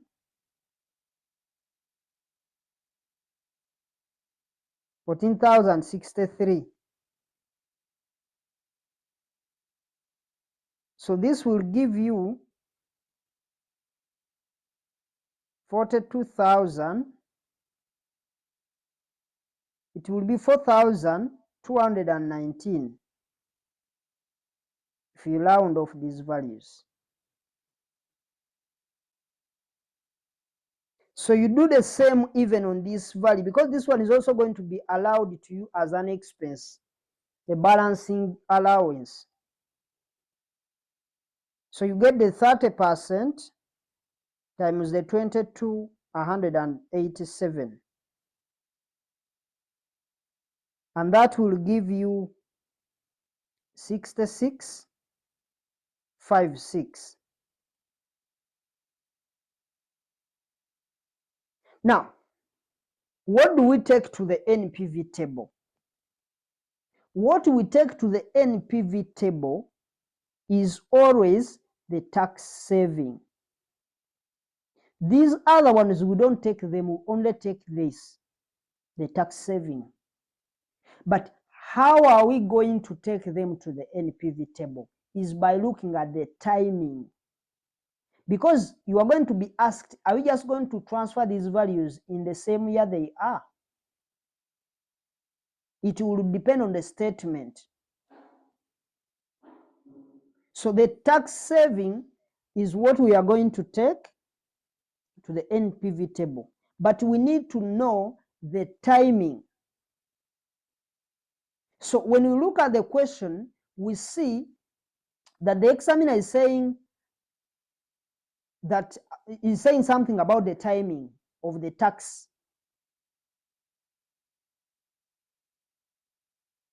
And they are like the tax savings, they are going to be made in the year in which the taxes were generated, because there is no way you are going to ask for a tax refund when you didn't pay the tax.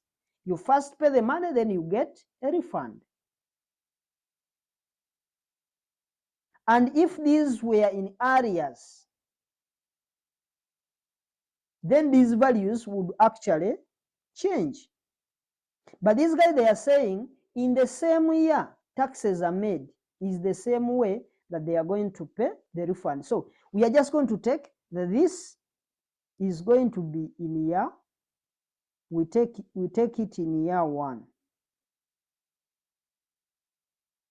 We take it in year 2, year 3, then year 4. Now, if it had happened that maybe we are paying in arrears, this amount here would have been received in year 5.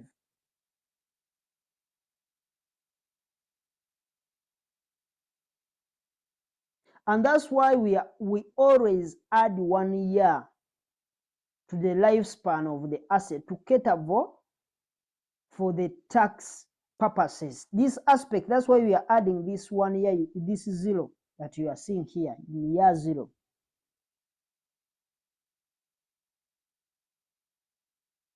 Even when we are computing, you may find that we are computing, maybe the project is for 4 years and we go up to 5 years. The reason why we are doing so is because maybe we have seen in terms of the timing of the project. Now, if it is a balancing charge, then of course the balancing charge will also go to the NPV table, because for it it's like you are earning money back. So that's what we can talk about in regards to those new areas. But maybe we can also talk about the issues to do with working capital incorporation, because there is when working capital may have something to do with inflation, but of course adjustment of those is very important, but we did it.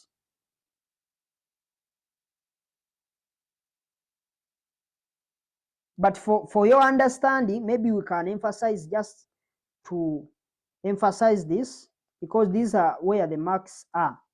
working capital incorporation.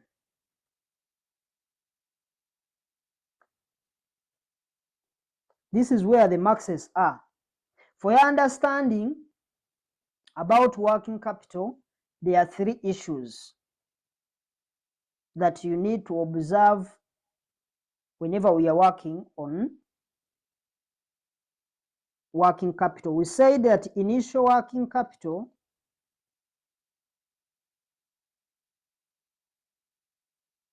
is relevant and it occurs in year 0 or in advance. Number 2, working capital will remain relevant. Working capital will remain relevant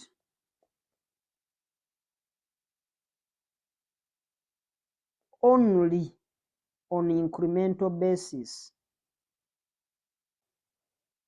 In other words, going forward, working capital is only relevant on incremental basis. For example, if your working capital in year 1 is 10 million, and year 2 your working capital is 13 million, then the way you treat it in the NPV table, you make sure that this 10 million is in year 0. It is incurred in advance and it is a negative. But going forward,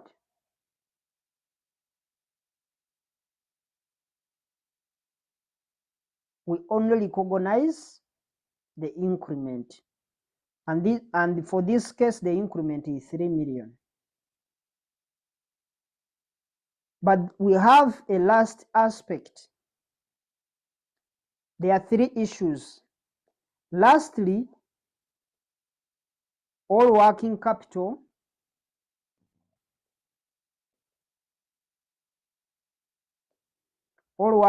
must be recouped.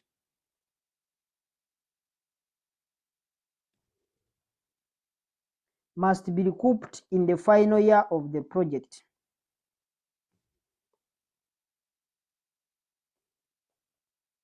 Although the examiner can tell you to recoup early, but this is the standard format.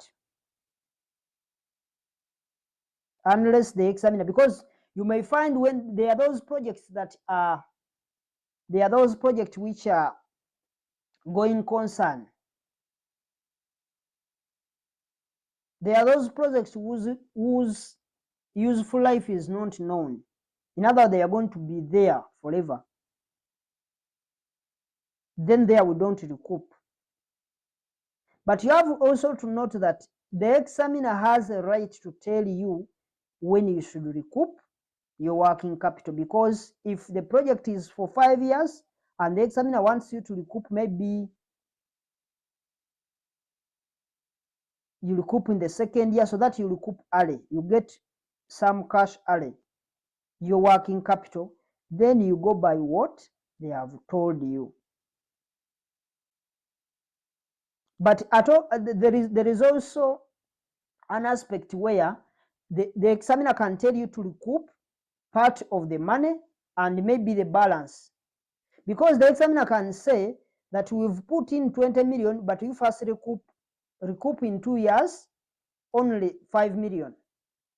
Now what will happen to the other balance? Meaning the other balance is supposed to be recouped in the final year of the project. So you just go by the dynamics that the examiner can actually bring. But don't forget, if you are evaluating a project which is a going concern, there we don't recoup the working capital. In other words, the going concern means that the project will continue in existence indefinitely. So we can look at maybe one simulation. Let's look at a simulation to identify this. Simulation. A company has the following information on a 4-year project. We have the years, we have the sales revenue, we have year 1, year 2, year 3, finally year 4. This is 23.03 to 36.6. This is 49.07, and lastly 27.14. These are millions. These are millions. So they are continuing that the sales revenue are stated in current terms.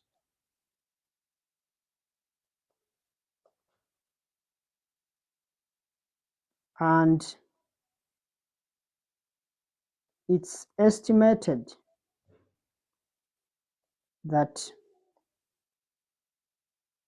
inflation rate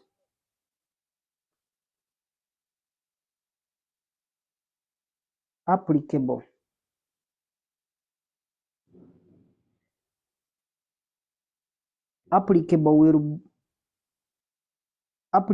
to sales revenue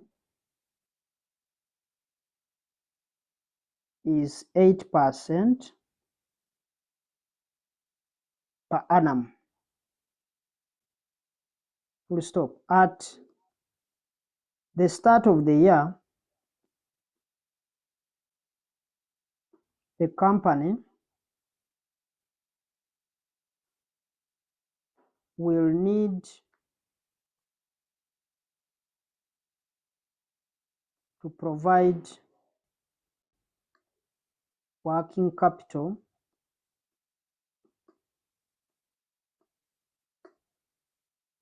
of 20% of the anticipated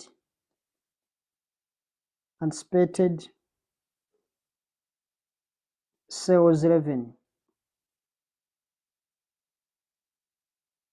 for the year. Full stop. The required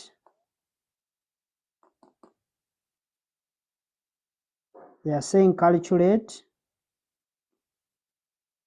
the working capital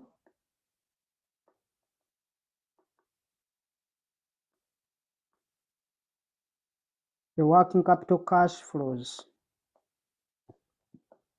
for each year of the project.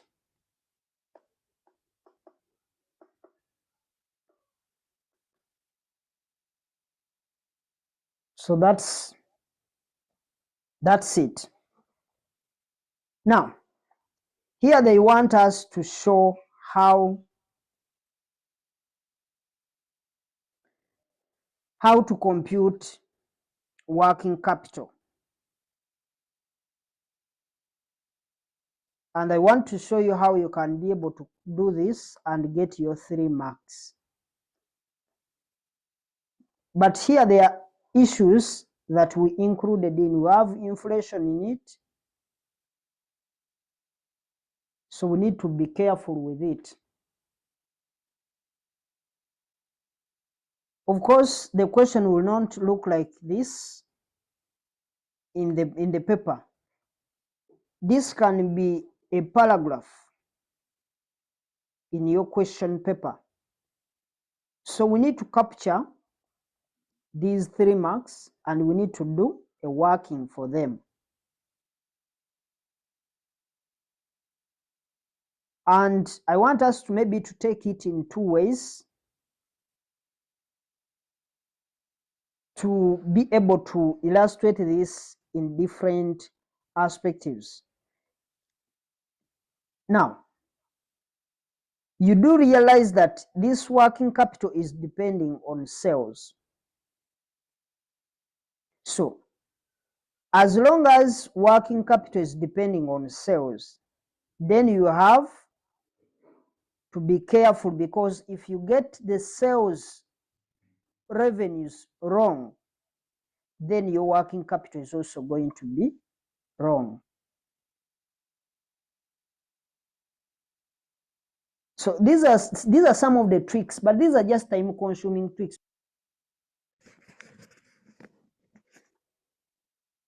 So let's lay out the table. We start with the years.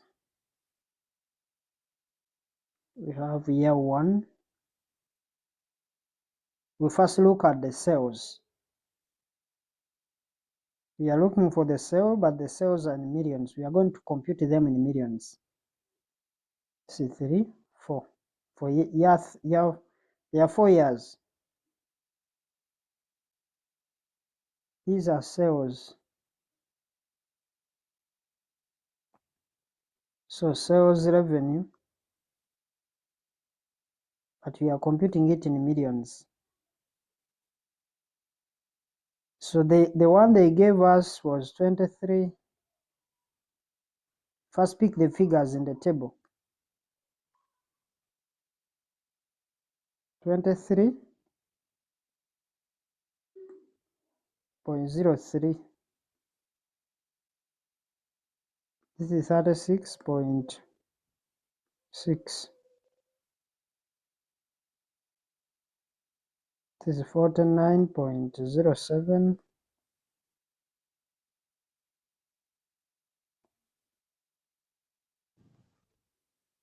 This is 27.14. So we are inflating. Look at the inflation is 1 plus r to the power of n. So the percentage was 8%. So this is going to be 108 to the power of 1. This is 1.08 to the power of 2. 1.08 to the power of 3. 1.08 to the power of 4. So we get now the sales revenue. This one is going to be 24.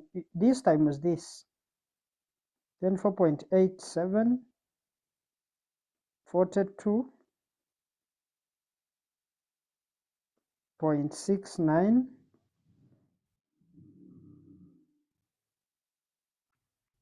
This is 61.81. This is 36.92. So those are the values.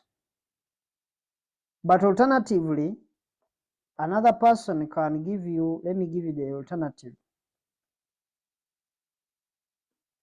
or the second method, method 2. Because it is fixed, then we can lay out the table years. Of course, here we have the sales.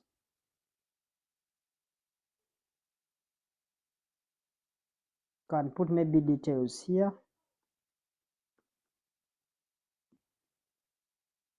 Then the sales revenue. So here we have our year 1, 2, 3, and 4. Now, the sales values, this one was 23.03. This is 36.6. This is 49.07. This is 27.14.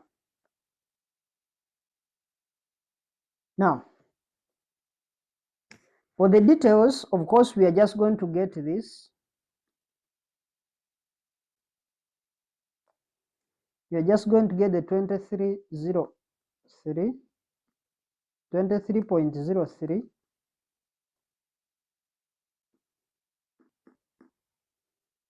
times the 1.08. This will give you 24.87. This one is going to be, but this one is going to be very long. Of course, you get the 36.6 times 0.008 times 0.08. This will give you 42.69. Then this one will be 49.07 times 1.08 times 1.08 times 1.08. That will give you 61.81. Then the last one, it will be 27.14 times 1.08 times 1.08. Of course, you take it 4 times 1.08 times 1.08. And this will give you 36.92, which is the same computation. Now we put in the working capital. We go in for working capital. We just want to compute working capital.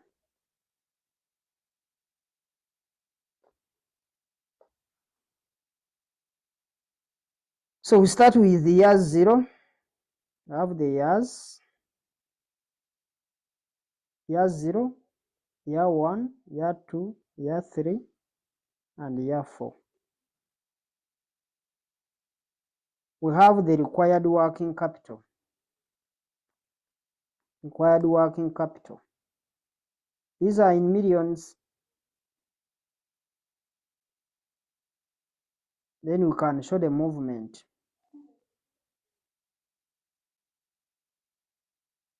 Of course, for year 0, the required is 0. The required in year 1 was 20% times the 24.87. That gives us 4.97. 20% in year 2, the required times 42.69. This will give you 8.54. 20% in year 3 times the 61.81.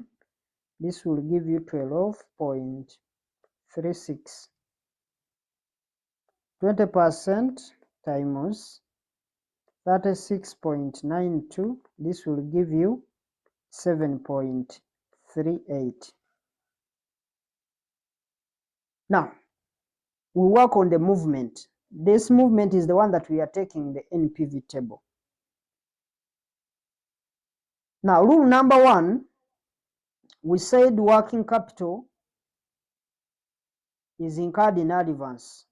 So this one is supposed to move to year 0, 4.97. And it's a negative because we are investing. Rule number 2, going forward, it's only relevant on incremental basis. So for the one for year 1 is going to be the required of year 2 minus the required of year 1. So it's going to be 8.54 minus the 4.97. This will give you a 3.57, and it's a negative since we are investing. We do the same for year 2 and year 3.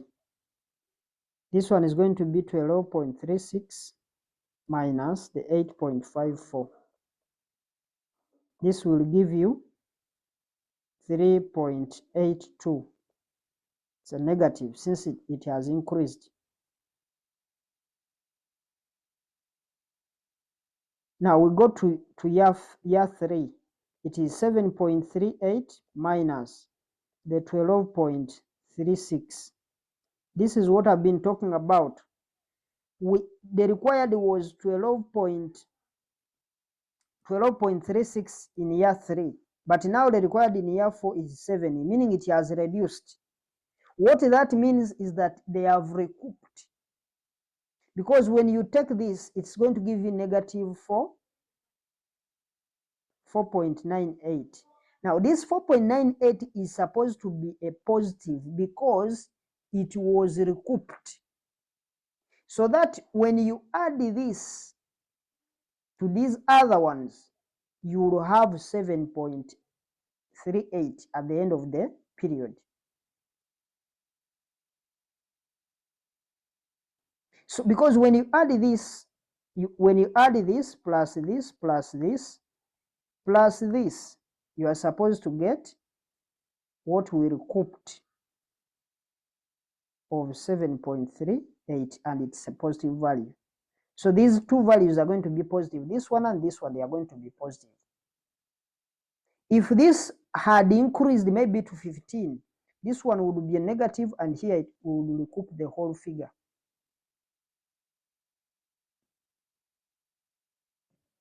So that's the implication. And this is what we are taking to our NPV table.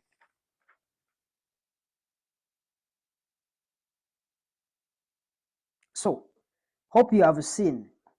When you are recouping in year 4, the figure is supposed to come as a positive value. Maybe we can show something, the working capital, when you have something to do with adjustment of inflation adjustment. Of course, it's the same thing, but here there are something small that we add in. How to deal with working capital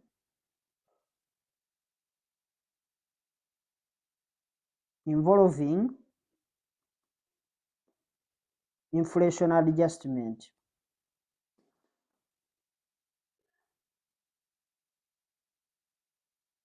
How do we deal with it? So we have a simulation to show this. A company is about to acquire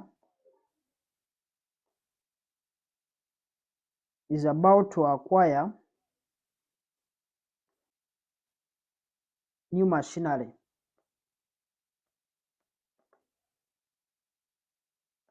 And the new machines will necessitate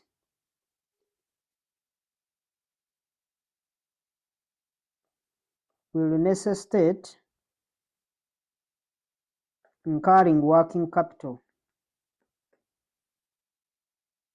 equivalent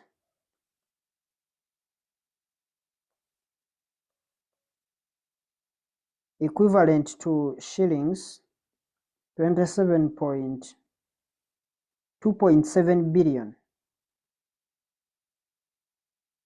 which will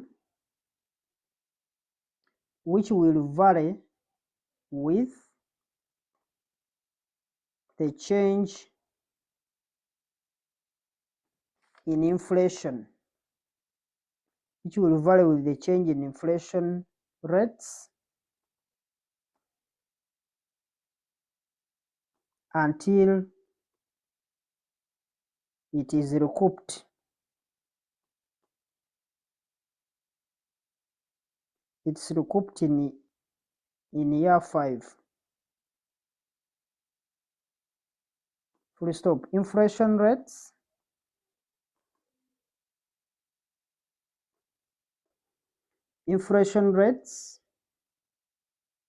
are projected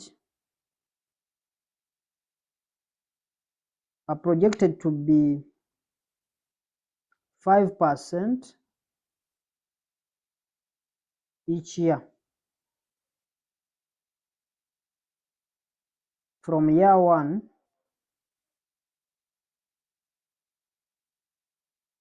to year 3, and thereafter increase to 6% in the subsequent years.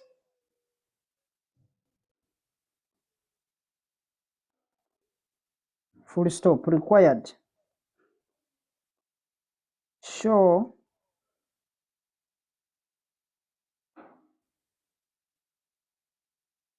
the working for the movement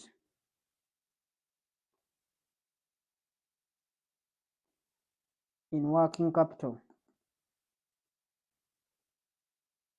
So let's have a solution and we see what we have here.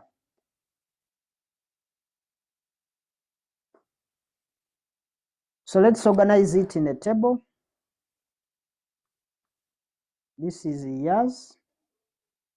Start from year 0, 1, year 2, year 3, year 4, then year 5.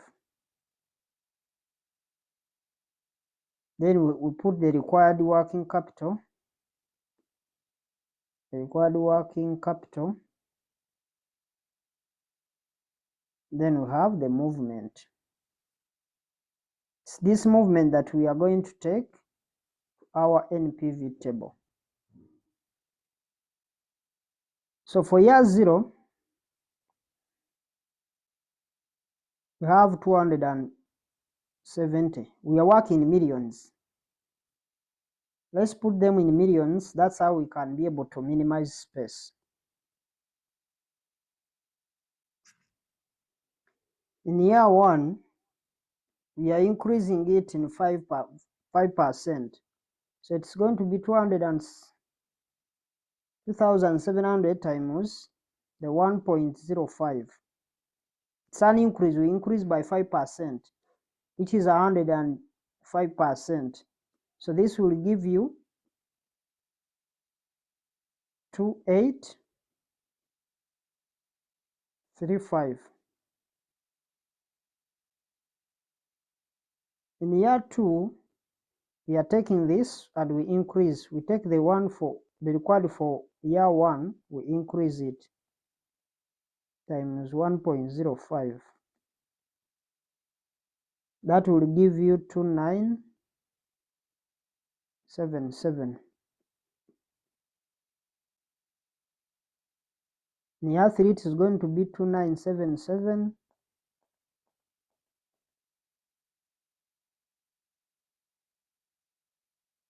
times still 1.05. This will give you 3125. This is 26 if you round off. So the year 4, the required is 3126 times 1.06. This one we are increasing it by 6%. So it will give you 3313. So now we start taking the movements. Of course, this one is supposed to come to this side because it was supposed to be incurred in advance, and it's a negative. So we take the difference. This one going forward, we take the increment. The increment here is 135. The one in year 2 is 142. The one in year 3 is 149. And the one in year 4 is 188. So we have now to recoup. We recoup the whole amount, this 3313, because all has been on increment. So that's basically what we can talk about as far as those computations are concerned. But my issues that I wanted to bring out, they are those to do